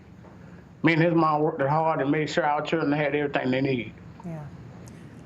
Do you think if there hadn't been video, sir, that these 3 defendants would have been convicted? No. No, but it's just terrible that we got to have video to get justice. It should be better than that. America should be better than that. Yeah, and let me speak to that if I could, Hallie. Please. As a person who's done these type of cases, these civil rights cases where black people have been killed unjustly, we do not want to have the precedent where if we don't have video, then we are denied access to the courthouse. Heavy on my heart as we received this verdict and was relieved was the fact that Breonna Taylor, who was killed unjustly, but because there was no video, it seemed as if her family was locked out of the due process that they deserved. And so hopefully we can use this as a momentum to do better. The spirit of Ahmaud defeated the Georgia lynch mob. Mr. Arbery, before we go, obviously these defendants still face federal hate crime charges. There is still more down the road from a criminal perspective for them. Do you believe that they will continue to face accountability? And Mr. Arbery, what is your mission now in the name of your son? The mission now in the name of him, I just want him to be remembered as a good boy, and his family loved him, and who all knowed him, they know what kind of boy he was. He was a good-hearted boy, and all you had to do is talk to him. Yeah. You know, his heart was bigger than life. I can tell. I know this is emotional for you and your family, and I know Thanksgiving tomorrow, empty chair for Ahmaud Arbery. Mr. Arbery, Mr. Crump, thank you both so much for being with us tonight. I really appreciate your time on what has been, I know, a very long day for the both of you. I appreciate it. I want to bring in now, of course, NBC News legal analyst Danny Cevallos. Danny, Mr. Arbery, Mr. Crump there, you heard it from them, and you heard Mr. Arbery say he was surprised by the verdict. Were you? No, I was not surprised. I thought it was a pretty strong case. I can understand Mr. Arbery being surprised because it's just he had so much invested in it that, I mean, I know I would be if I were him just thinking, oh, God, there's no way this is going to go my way, just because that's the way I'm wired. I totally understand being that way as well. But objectively, this was a likely conviction, certainly for the lead defendant, Travis McMichael. Then after that, of course, Greg McMichael. There was a chance of an acquittal, I thought, for Brian, the third defendant, and you saw that he was convicted of the least crimes. The jury apparently concluded that because he never held a firearm, he couldn't be held accountable for the aggravated assault with the firearm, but they did find him guilty of felony murder because they concluded that he was driving around, blocking Arbery, falsely imprisoning him, and committing aggravated assault by scaring him with the motor vehicle. How do you see this verdict, Danny, in light of something that you and I talked about last week, which was the acquittal of Kyle Rittenhouse in another very high-profile trial that was happening right around this same time? Both of these cases fueling this bigger national discussion about vigilantism. The Rittenhouse case and this case both involved self-defense, but this case involved citizen's arrest, which is an odd, antiquated, and I would argue a law that we don't really need because we have self-defense laws, and self-defense allows for defense of another. We have plenty of laws that protect you, protecting your property. Open carry laws, after all, in those states, I mean, allow you to carry a firearm in the open. So we have plenty of overlapping laws that give people safety and the right to protect themselves. I just don't see the need for an 1860s era law that deputizes people in their own mind. If they think, oh, I think I see a crime, I'm going to run around in my truck and with my open carry firearm. It's hard to forget, and I think it's worth reminding people that the death of Ahmaud Arbery, the murder of Ahmaud Arbery, the death of Breonna Taylor, the murder of George Floyd. And it was Floyd that sparked it, but all of them fueled this national reckoning on race that we went through as a country, you know, a year and change ago here. And this now is a verdict in a significant moment for this country as we sort of move forward and grapple with that. Fair? Absolutely fair. I mean, look, the criminal justice system has always had problems because you have disparate impact on people of color. What exactly that means, it's incumbent upon the justice system to figure that out. And so you have an example here. And, you know, we should be relieved that because of the proliferation, I know that Ben Crump just said, look, there aren't always videos to figure out what happened, but the good news is that we're having video more and more and more, whether that's dash cam, body cam, or just our own iPhones that we're running around with and able to film things. There are so many crimes in the last decade that might never have come to justice if not for an iPhone. And ironically, in this case, you have one of the defendants who supplied the evidence against himself. Danny Cevallos, thank you so much for your analysis here tonight on all this developing news that has happened just in the last few hours. Appreciate your time. Tomorrow, as all of you know, is Thanksgiving, and that means people today are heading out in huge numbers. Tens of millions of people on their way to spend the holiday with family and friends. Maybe you're watching this from an aunt's house or a grandma's house.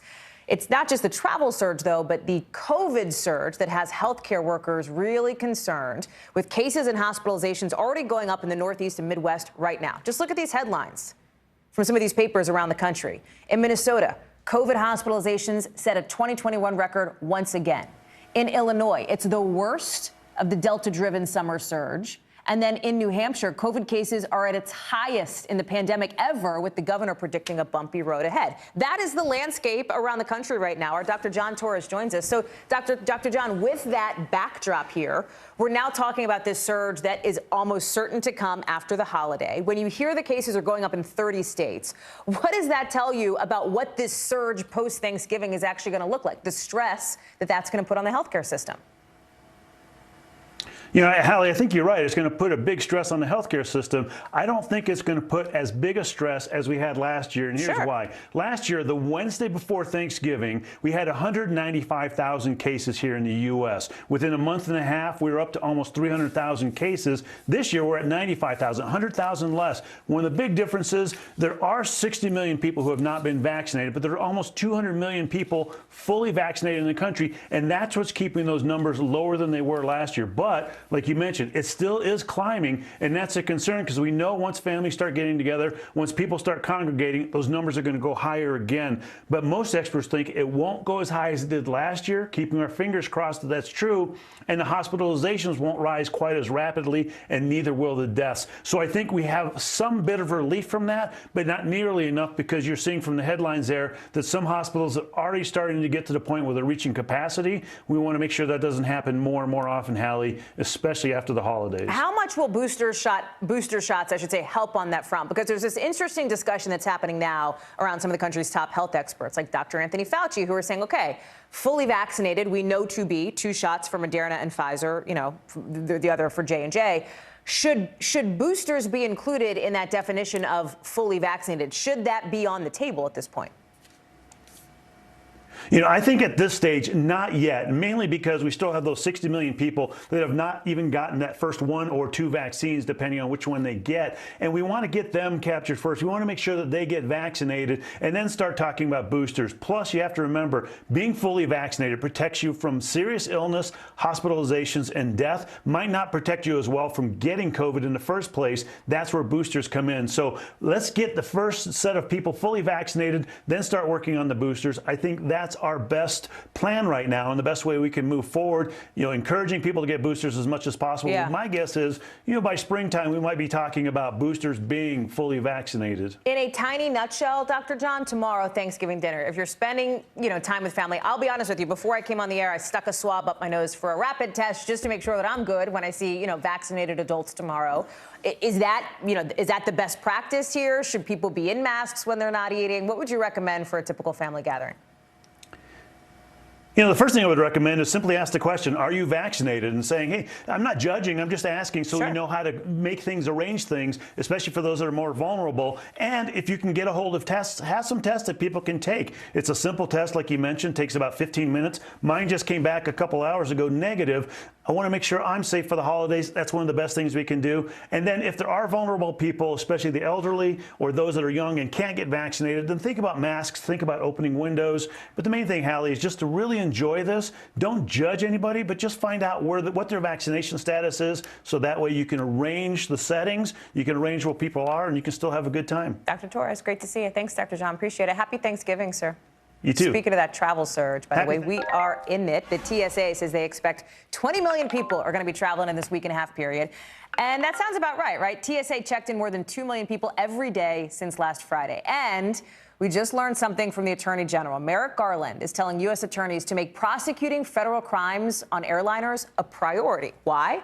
Because the DOJ is worried about bad behavior on planes. Squad Venegas is up at LAX. Squad, we've talked a lot about bad behavior on planes. We've seen those videos that have gone viral of people acting like jerks on an airplane, right? Now, this is getting the attention of the Attorney General of the United States. Seems like a particularly well-timed announcement given all this travel coming up. Hallie, correct. The Department of Justice worried because of this increase in incidents, criminal behavior on planes. They say they've received more than 5,000 reports of these incidents on airplanes, and they're now making it a priority to prosecute them. The memo that they issued today also states that there is a protocol now in place for them to communicate with the FBI and the FAA in order to get the information from the people that commit these crimes on planes to investigate and, of course, prosecute them. So this is a strong message for everyone traveling on a plane that now U.S. attorneys across the country will make it a point to focus on these incidents happening on the planes, Haley. I can't help. That's all right. You know, I can't help but look at what's behind you there. I've traveled in and out of LAX probably 100,000 times. Those lines don't look terrible for check-in, right? How's it been today? What about customer service? We've heard of these just horror stories from folks as travel has started to pick back up, as more and more people get vaccinated and start to travel. What's the latest where you are? How's it looking? Right, Hallie. So as we look at the people that come in, we've been talking about this all morning. We expected larger crowds, but it's been busy. It's definitely been busy, much busier than last year. The numbers so far that we've seen this week, we're talking a little more than twice as many passengers as we saw when the pandemic, was with we had all these restrictions last year. But the numbers are not where they were in pre-pandemic years. So we had more travelers in 2019. We're a little under that, but the airports also have prepared for people coming back and taking these flights. We saw all these cancellations from 2 airlines at least having these issues last month. The airlines have made changes. They prepared. There's incentives for some of the employees. Earlier, we spoke to officials here at LAX who told us so far it's been relatively smooth with the changes that the airport has made, and the airlines are also working pretty well today. Now, we also know that usually the busiest day of travel during this travel period is the Sunday after Thanksgiving. That's when the highest number of travelers is expected. So we'll have to wait and see how Sunday goes by at all the airports across the country. Gawad Venegas, thank you much for that report, my friend, live from LAX. Happy Thanksgiving. Coming up here on the show, an NBC News exclusive you'll only see here. The FBI says some of their agents may have come down with symptoms of this bizarre mystery illness we still don't know a lot about. It's called Havana syndrome, and we're learning it may have hit the FBI, with the U.S. having a warning for Russia if they're behind it. We'll explain.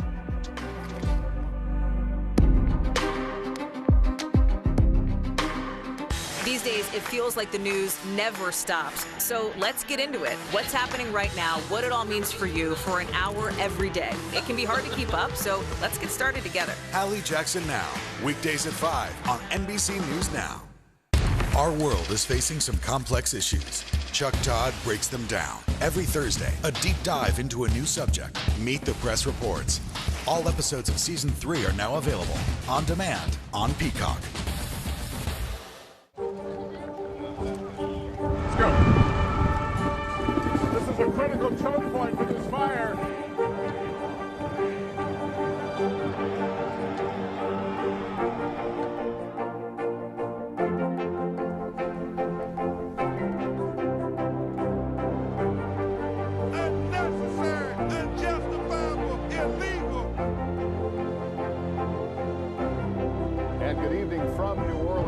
Military operation, witnessing the massive crowds. I admire you both.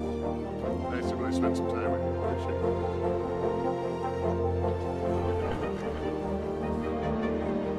At any moment now.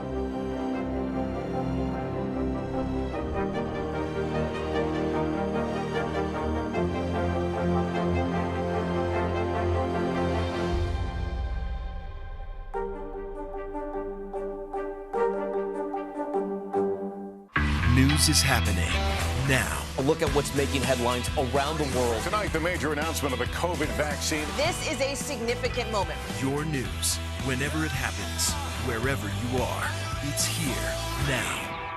The Meet the Press Chuck Todd Cast, free wherever you get your podcasts. These days, it feels like the news never stops. So let's get into it. What's happening right now, what it all means for you for an hour every day. It can be hard to keep up, so let's get started together. Hallie Jackson Now, weekdays at 5 on NBC News Now. In the City of Angels, 2 kindly old ladies wanted to help homeless men get off the streets forever. And so they did. Listen to The Thing About Helen and Olga, the new podcast from Dateline and Keith Morrison. The fire has grown leaps and bounds. You see behind me is typical. How you doing? Pretty bad. To cover the news, you have to be in it. We'll take you to the front lines of the story, bringing your news feed to life. Streaming live every night. It's your news playlist. Top Story with Tom Llamas, weeknights at 7 on NBC News Now. In the City of Angels, 2 kindly old ladies wanted to help homeless men get off the streets forever. And so they did. Listen to The Thing About Helen and Olga, the new podcast from Dateline and Keith Morrison. Okay, so for years, we've been covering this mystery sickness called the Havana syndrome. It's this whole weird set of symptoms. Headaches, you get really dizzy. But as many as 200 American diplomats and CIA officers started feeling it after being stationed overseas as far back as 2016. Nobody knows why it's happening. although there is some suspicion maybe Russia is behind it. And new tonight, the CIA is now warning Russia if they are, they better knock it off. It comes as the FBI is acknowledging their agents may have been hit also. Ken Delaney's all over this story. I know you scooped the FBI piece of this, Ken, so we're glad to have you on. Talk about this news about the CIA warning to Russia if they're involved in it. This is like sensitive diplomatic stuff, but they also want to get in there and make sure it's a very obvious message. This is a big deal. CIA Director Bill Burns was in Moscow last month, and he had secret meetings with the heads of the Russian intelligence services. And there were a lot of topics he covered, but among them was this warning that he delivered to them. He didn't say that we know it's you, but he said, essentially, if it's you, you better cut it out because there'll be consequences because this is beyond the pale. What kind of impact does that have, though? Because, listen, let's be real. Russia's not going to be like, sure, Director Burns, we'll knock it off, right? Like, that's not how they roll. Well, it's the kind of thing that they felt like they had to do because their people are suffering, and there are a lot of suspicions that it's Russia. And remember when there were those reports of those bounties on American soldiers in Afghanistan? The Trump administration didn't do anything like this. And so that was sort of a lesson. This is the kind of thing you issue a warning. A little bit of like an elbow check, if you will. You also are reporting on this FBI piece of things. And I know this started with emails about access to medical care for FBI agents who were dealing with symptoms of Havana syndrome, right? That's right. So the FBI has never acknowledged that they have people who may have such symptoms. I got some. And this is new, by the way. We didn't know that the FBI had agents that potentially were suffering from this before. Well, we had reported that there were some FBI agents a couple of months ago, but we had no details about it. So I obtained some emails that showed that a former agent who had been stationed overseas in a country near Russia and came down with these symptoms, daily migraines, dizziness, and started reading about Havana syndrome and said, wait a second, maybe that's me. I'd like to get tested. So he was interviewed by the FBI, and then he heard radio silence. And then finally he gets an email from them saying, sorry, we don't have any medical options for you. So I brought that to the FBI, and then their tune changed, and they said, no, that email doesn't reflect our current policy. They said, in fact, we're going to make sure that anybody who has symptoms gets treated. And in so doing, they essentially acknowledge, they didn't confirm that they have cases, but they acknowledge it's a possibility that they have a plan to deal with it. That's super interesting, but especially the idea of sort of before you reached out versus after you reached out and how important it is to get medical care for these folks. I think we have a graphic of some of the FBI's response, right? Yeah, they're saying that this email that we got does not reflect their current policy, which is to make sure that they don't have the ability to provide medical care, but they can get people into the system and get them treated. And this former agent is now being dealt with by the FBI. How is it that we still don't know, like, what specifically causes this? There are theories, there are guesses.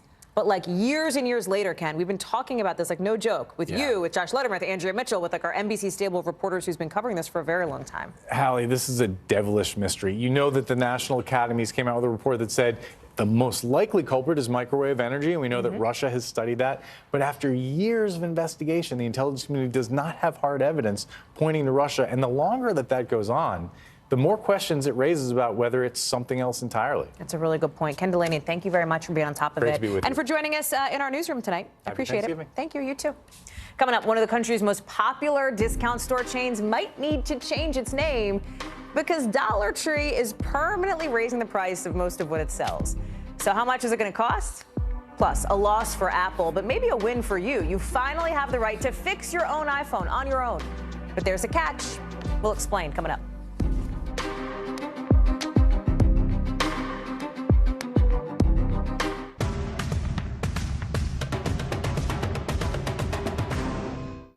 Good morning, I'm Savannah Sellers. I'm Joe Fryer. Another giant leap for mankind. They want folks to shelter in place until this storm pushes through. Traveling to the United States is about to get a lot easier. Morning News Now, streaming weekdays at 7. To cover the news, you have to be in it. We'll take you to the front lines of the story, bringing your news feed to life. Streaming live every night. It's your news playlist. Top Story with Tom Llamas, weeknights at 7 on NBC News Now. These days, it feels like the news never stops. So let's get into it. What's happening right now, what it all means for you for an hour every day. It can be hard to keep up, so let's get started together. Hallie Jackson Now, weekdays at 5 on NBC News Now. News is happening now. Look at what's making headlines around the world. Right now on Morning News Now. Tonight, the major announcement of the COVID vaccine. And this is a significant moment. Your news, whenever it happens, wherever you are, it's here now.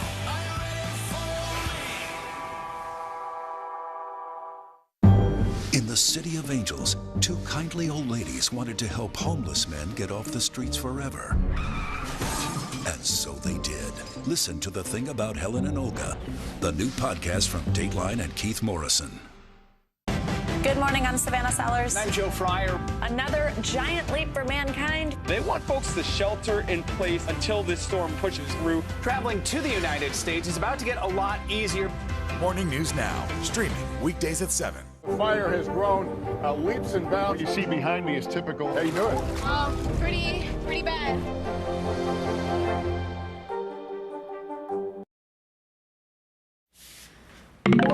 So we all have our own Thanksgiving traditions, right? But how did it all start hundreds of years ago? Dasha Burns catches up with the native tribe whose ancestors were part of the very first Thanksgiving. And it was not about food and football. We're going to get that story in just a little bit. But first, let's get you over to 5 things our team thinks you should know about tonight. Number 1, the siblings of Ghislaine Maxwell are petitioning the UN to have her released from jail just days before her sex trafficking trial begins. She's been held without bail in New York since 2020. Prosecutors say she's an extreme flight risk. Maxwell, remember, is accused of recruiting underage girls to have sex with Jeffrey Epstein. Number 2, Italy has freed the man convicted in the 2007 murder of a British student in Italy. Rudy Guid had served most of his sentence in the murder of Meredith Kercher. This was the case that initially convicted and then acquitted American student Amanda Knox, who at the time was Kercher's roommate. Number 3, just hours after she was appointed Sweden's first ever female prime minister, Magdalena Andersson resigned. It was a real shocker. Why did she do it? Because her coalition partner quit the government and then her budget didn't pass. Andersson says it's about respect and that she doesn't want to lead the government as it currently stands. Number 4, longtime General Hospital cast member Steve Burton says he's been fired from the soap after refusing to get vaxxed. Fans of daytime television may know he is Jason Morgan. He's been Jason Morgan since 1991 on the show. He said once the vaccine mandate is lifted, he'd like to get back to playing his character. We'll see. Number 5, seems like Dollar Tree may need to change its name to the $1.25 Tree. That's how much most of its stuff is going to cost from now on. It's going to be phased in over the next few months. The company says this is not because of rising inflation. It's just a way to get some popular items back on the shelves. What's a quarter cost you? You might find out. So we've all had these moments, right? You trip, it just slips out, whatever, you've dropped your phone, and now there's a huge crack on your phone screen. Maybe, like me, you try to use it anyway for months, as long as you possibly can, because it's a real pain to fix it. Because if you have an iPhone, for example, you got to head to the Apple Store. But now the Apple Store can come right to your door. Here's why. Next year, Apple is opening up its first self-service repair online store. Screens, batteries, cameras. You can get any part you need and fix it yourself for a price, of course. Aisa Garcia Hodges is going to break this down for us. And I have to say, the reason why this is so interesting, Apple's been fighting this for years. They don't want people to be like unscrewing their phones and fixing the screens and doing all that. But now you can, right? You can get anything to fix your own devices. Explain this. So essentially, starting early next year, there'll be an online store available where people can get, you or I could go on there and get over 200 parts to fix what Apple is calling common issues, repair issues. Now, to be clear, this is only for newer iPhones. This is limited at first to the iPhone 12 and iPhone 13, Hallie. So my iPod Nano, not applicable here? My drawer of old still junk. Have that. Yeah. But no, not at first. Right now, it's just iPhone 12, iPhone 13, and then eventually it'll be Macs that have this particular M1 chip. Listen, I'm not saying this because I'm old, right? Because I'm not, but like I can barely get my email on my phone, much less like a new screen or a new camera. If you do not have an engineering degree, like, are you going to be able to figure this out yourself? So Apple is kind of saying like, hey, look, we're making this available. We have a quote here from them, but they're saying that, you know, this is really for people with some industry knowledge, right? Some knowledge about how to repair things. So this is, you know, while we are making this available to the general public, maybe take it with kind of a grain of salt. And if you don't have the savvy to kind of start getting into that phone, take it to a professional still. The really important piece of this, and we have it in the graphic on our screen, it's a major reversal for Apple. And that seems to be partly because the political winds have shifted a little here. You even had President Biden, the White House, backing this right to repair movement, right? Talk about how big of a role politics is playing. Oh, absolutely. It's huge. We're seeing this in the EU. We're seeing this in the US. Biden, as you said, part of his kind of platform that he is embracing now is this right to repair. And so we're seeing this in regulation and recommendations that he's making. So it's definitely not Apple just doing this out of, the goodness of its heart. It's being savvy and realizing that, what, this is kind of the way that things are trending. Yeah. So we might as well get on board and try to control that, because then they can, monetize that as well. Listen, I know a lot of people in my life that are talking about this, that are ready for those repair kits to come out. Aisa Garcia Hodges, thank you so much for being with us. Appreciate it. We usually think of Thanksgiving as a day to celebrate good food, amazing family, maybe a good football game, but that's really not the case for everyone, and especially not this year. Here's why. Tomorrow is going to be the 400th anniversary of the very first Thanksgiving ever. And for people like the Wampanoags, that brings up a lot of painful memories. They're the native tribe whose ancestors were actually part of the first Thanksgiving. They helped the Pilgrims survive all those years ago, but their kindness cost them. Dasha Burns spent some time with them to learn the real story of the first Thanksgiving. Here's a story most Americans think of when they imagine the first Thanksgiving. The Pilgrims traveled to North America aboard the Mayflower in the fall of 1620. The Pilgrims struggled to survive until a local tribe, the Wampanoags, came to their aid. And in the fall of 1621, in a colonial village just like this, the Pilgrims and the Wampanoags came together for a big feast, the first Thanksgiving. But those who know the history best say the feel-good lore overshadows the real story. What do you think is the biggest misconception around Thanksgiving? Everyone thinks that we were welcome there, and that really wasn't the case. Brian Whedon is the chairman of the Mashpee Wampanoags. He says his people have lived in southeastern Massachusetts for more than 10,000 years. I think it's important to know that the Wampanoag people are still here. Some of the challenges that we faced over the past 400 years are still going on today in our current world. Here's what really happened in 1621. Both Pilgrims and natives were in trouble. Each side needed the other. They made an alliance. There was sickness. There was fighting that had taken place. It was a roll of the dice, but you needed to survive. Stephen Peters and his mother, Paula, say their ancestors showed the Pilgrims how to live off the land the settlers would eventually take. What is now Plymouth, Massachusetts, was once a region the Wampanoags called Patuxet. To say that the friendly Indians taught the Pilgrims how to hunt and fish and survive and would have otherwise perished is true. But the treatment of the Wampanoag, both before and after, is another truth that doesn't get told. Over the last 400 years, the tribe lost more than 99% of their land, colonized by the one-time newcomers. And on that first Thanksgiving... Were there headdresses? No. Were there shared turkeys? Possibly. I mean, there's a lot of turkey around. Was there an invitation? No. No way. No. No Wampanoags were invited. Instead, the tribe arrived not to feast, but to fight. They'd been alarmed by the sounds of muskets that the Pilgrims fired to celebrate their first harvest. They felt that there was a threat, whether it be a threat against them or a threat against their newly formed allies. So they were ready to go to combat. In the smoothing over of the situation, they invited the warriors and their families to stay, which they did for 3 days. But for the Wampanoags today, the fourth Thursday in November is a national day of mourning. Mourning the centuries of loss that followed that day of bounty.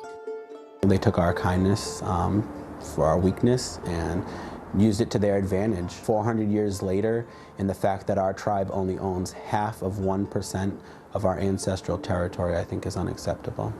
Even now, the Wampanoags are still fighting for that small portion of land they have left. The Obama administration had placed about 300 acres of land in a trust for the Wampanoags. But Trump's White House tried to undo that, putting the land in limbo. They're now waiting on action from the current administration. You know, it's on President Biden and the administration, the Department of Interior, to do the right thing. I'm sure that he would want to spend his first Thanksgiving in the White House knowing that this was taken care of for the tribe that started it all, and unfortunately I can't say that today.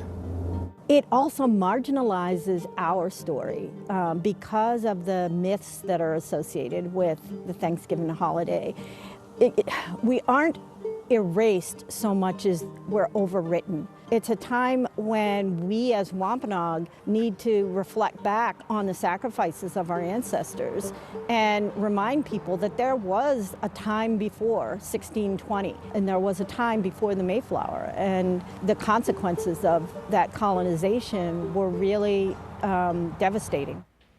Dasha Burns reporting there for us on that important story. Coming up here on the show, Hawaii saying aloha to social distancing, with the governor relaxing some COVID restrictions across the state. He's catching some heat with people who wonder, is that really the best call with this COVID surge across the country? Plus, she's a sideline staple on Sunday Night Football. Obviously, we're talking about Michelle Tafoya. We're getting up close and personal on her turf in tonight's Backstory.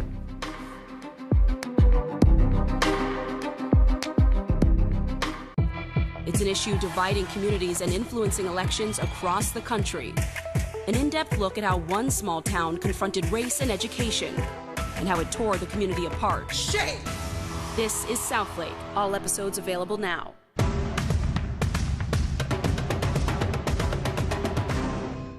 These days, it feels like the news never stops. So let's get into it. What's happening right now, what it all means for you for an hour every day. It can be hard to keep up, so let's get started together. Hallie Jackson Now, weekdays at 5 on NBC News Now.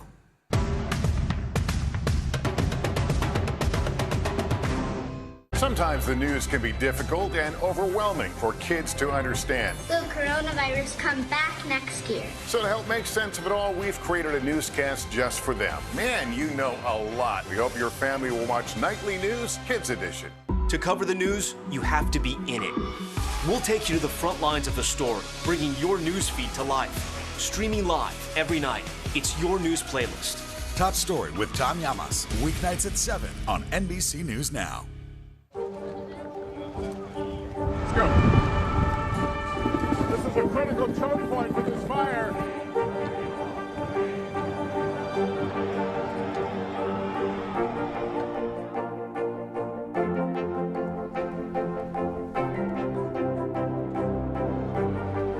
Unnecessary, unjustifiable, illegal. And good evening from New Orleans. Late military operation witnessing the massive crowds. I'm Larry both. Nice to really spend some time with you. Appreciate it.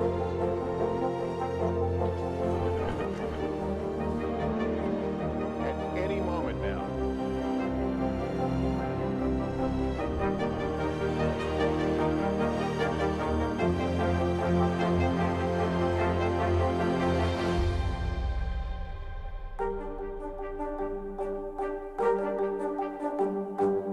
Still to come on the Channel 2 News. Well, the waters are certainly receding now. Still too close to call. Lester Holt reporting from the Ground Zero, as it's being referred to. It is, in fact, the taste of freedom. The Haitian people know a little something about resiliency. What's the biggest risk right now? Some of the troops who have been proud. I want to welcome you to the first presidential debate. In fact, we've been told we can't go any farther. You were some resilient folks. Let me get in.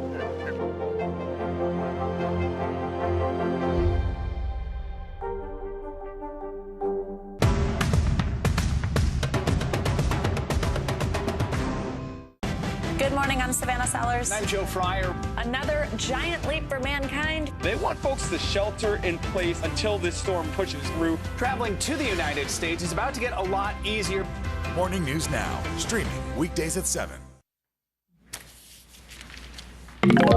So what does it take to tackle some of the biggest stories in the NFL? We're going to ask Michelle Tafoya just that in our Backstory next, ahead of tomorrow night's football game. But first, NBC covers hundreds of stories every day. And because you couldn't possibly read or watch or listen to them all, our bureau teams have done it for you. This is what they tell us is going down in their regions in a segment we call The Local.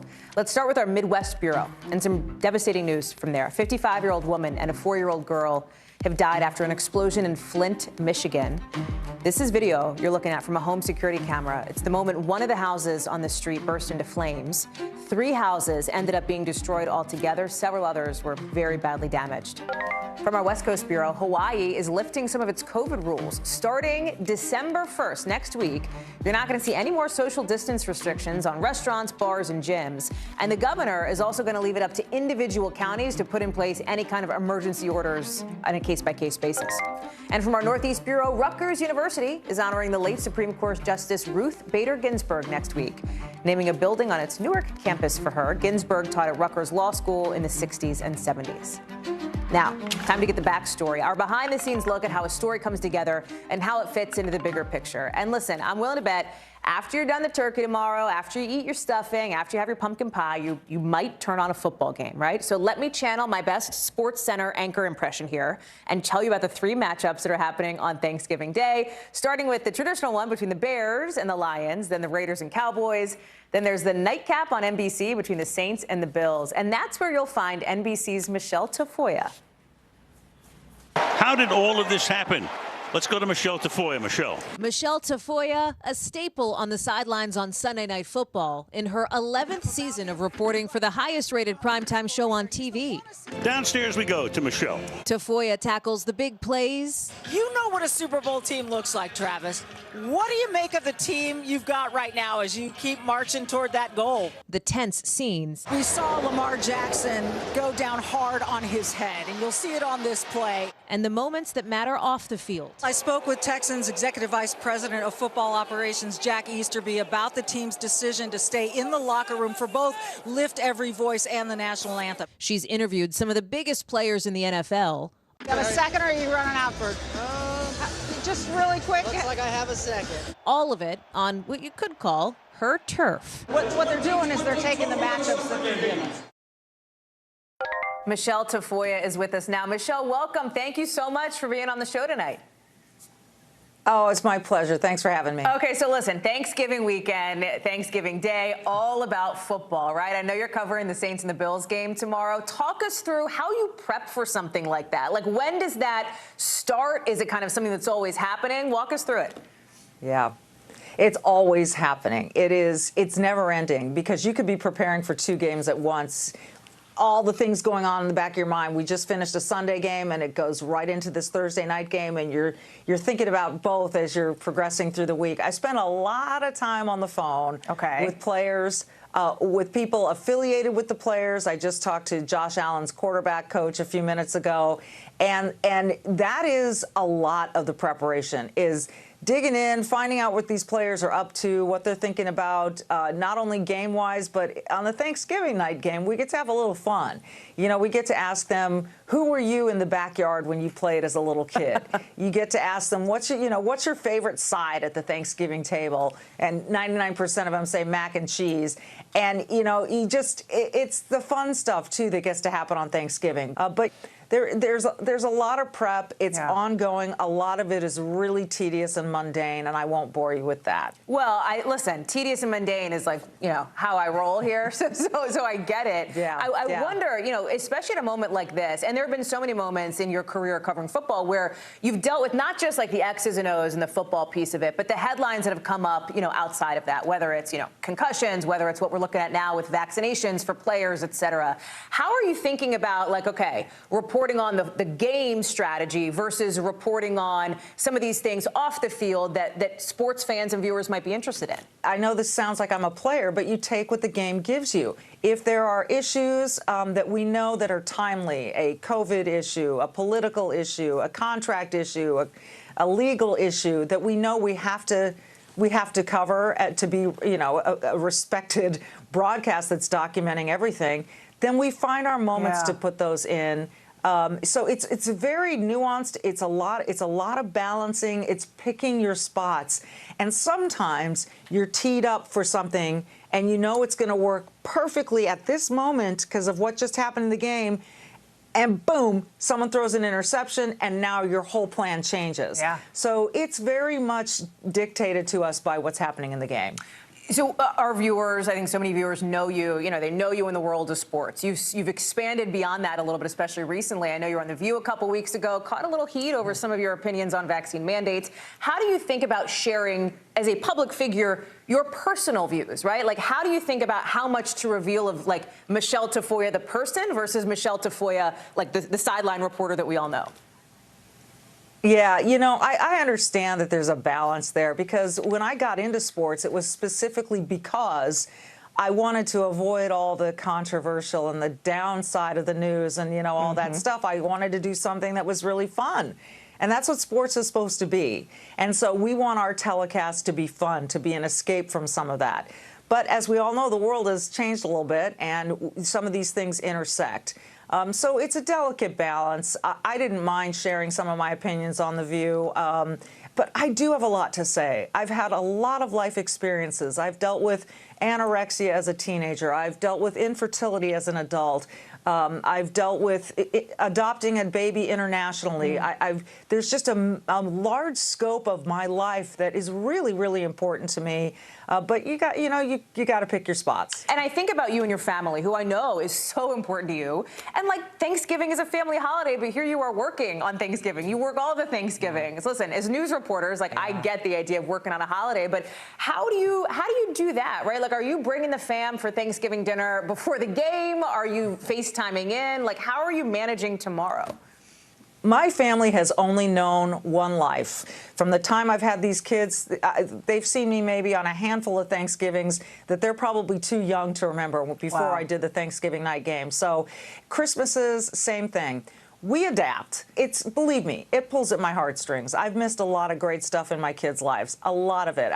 Every reporter does, right? Yeah. The job is what it is. It's what we sign up for, and then we kind of manage around that. I mean, listen, that's the working parent bargain, right? Whether you're in sports or news or doing anything else. So, Michelle Tafoya, we're so glad to have you for tonight's backstory. Thank you for pulling back the curtain and sharing a little bit of what it's like for you on the sidelines, on the field. We're excited to watch the broadcast tomorrow night. Thank you.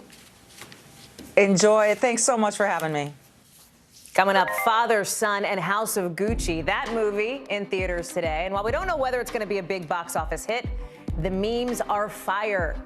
Is this a new marketing trend? We'll talk about it.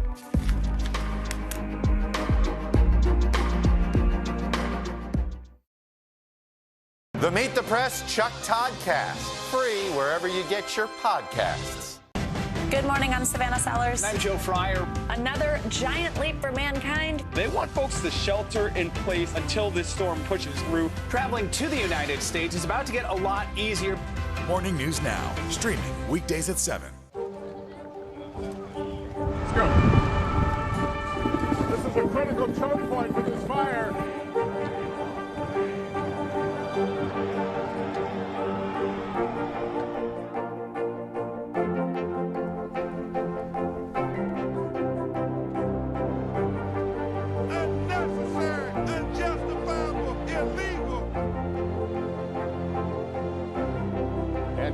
From New Orleans, late military operation, witnessing the massive crowds. I admire you both.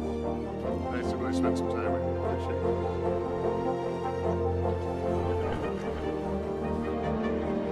At any moment now.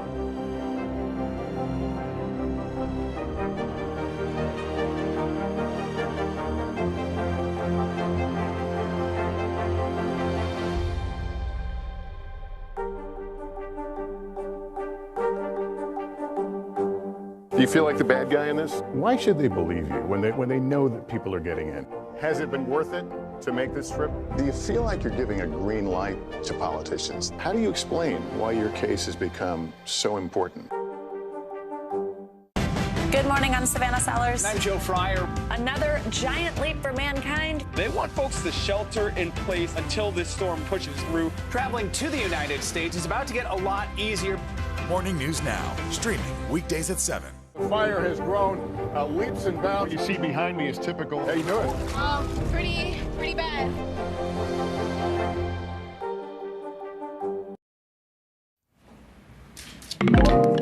So there's this new movie that's out today, House of Gucci. It's Lady Gaga's new thing. You might have seen the trailer, but I'm willing to bet you've probably seen the memes if you're at all any kind of online person. There's this promo photo of Adam Driver and Lady Gaga. She tweeted out months before the release. There's all kinds of snippets from the movie that have been going viral. But listen, we're not an entertainment movie show, right? We're a news show, and there's a real news angle to this here, which is how to market this, the viral marketing that this has all prompted. Callan Rosenblatt, our girl, is here to break it all down. Callan, can I be 100% real with you? Like, I know very few of these memes, but I'm not going to try to do it, but the father-son House of Gucci one, like, that's one that everybody knows. It's gone super viral. It's the hype. It's the hype around what Lady Gaga releases that then her fans, push to go viral that then, cycles more people into watching, right?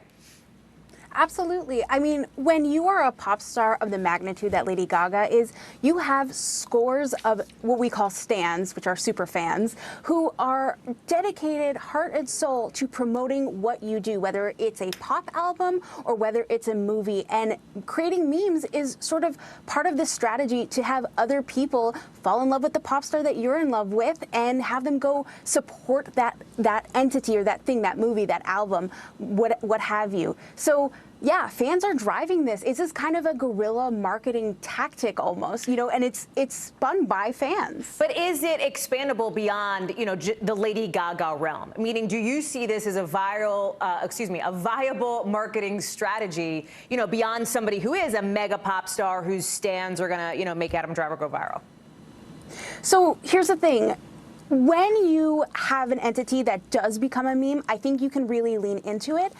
But I think you can't force it. Something that the internet is really good at picking up on is when something is inauthentic. 100%. So 100%. If you're gonna try to make a meme and you're gonna try to force it, it's gonna flop. Like if it smells like brand, you know what I mean, underneath it, people are not gonna be into it, right? Don't you? I feel like that's part of it. Exactly. Exactly. I mean, there's a meme that says silence brand if you don't want to come off as a brand. Right. There you go. Do you think she's expanding her fan base here? Because you also look at Lady Gaga she's a person, right? She's somebody who is an actress and a singer. She's also a business in and of herself. Do you see this as expanding her fan base beyond what's already there? Because right now it seems like the whole internet is standing Gaga. Yeah, and Hallie, to be completely honest with you, I am a massive Lady Gaga stan. Callan, I have been in love with her. We need to put that in your decade. intro. That's called disclosure. We need to say that sooner in this segment. Yeah, I am biased, so I will say that I am biased. But I do think that she is expanding her base with this. She's really good at knowing what the internet is talking about. When her song Stupid Love leaked, she shared this incredible stock image of like a little girl in a balaclava, like with an iPad an iPod, like listening to music. It's very funny. She gets the sort of humor of the internet. And I think because of that, she's able to expand her fan base. And I think she's able to bring new people into the fold. But since Gaga came onto the scene, she's been an avant-garde force in the sort of celebrity sphere. And I think people just want to know, what is she going to do next? And so they're going to watch sort of regardless. Wait, I have 5 seconds left. But as a Lady Gaga mega fan, are you yay or nay on the accent in this movie that she's caught some flack for? Oh, it is full camp, and I am 100% yay. Okay. I am on board with this whole movie. Yeah, it's the camp for me. Callan, thank you so much. Appreciate you. That does it for this hour. Happy Thanksgiving, everybody. We're taking a day off tomorrow, but we'll be right back here for you on Friday, same time, same place. Our coverage picks up right now.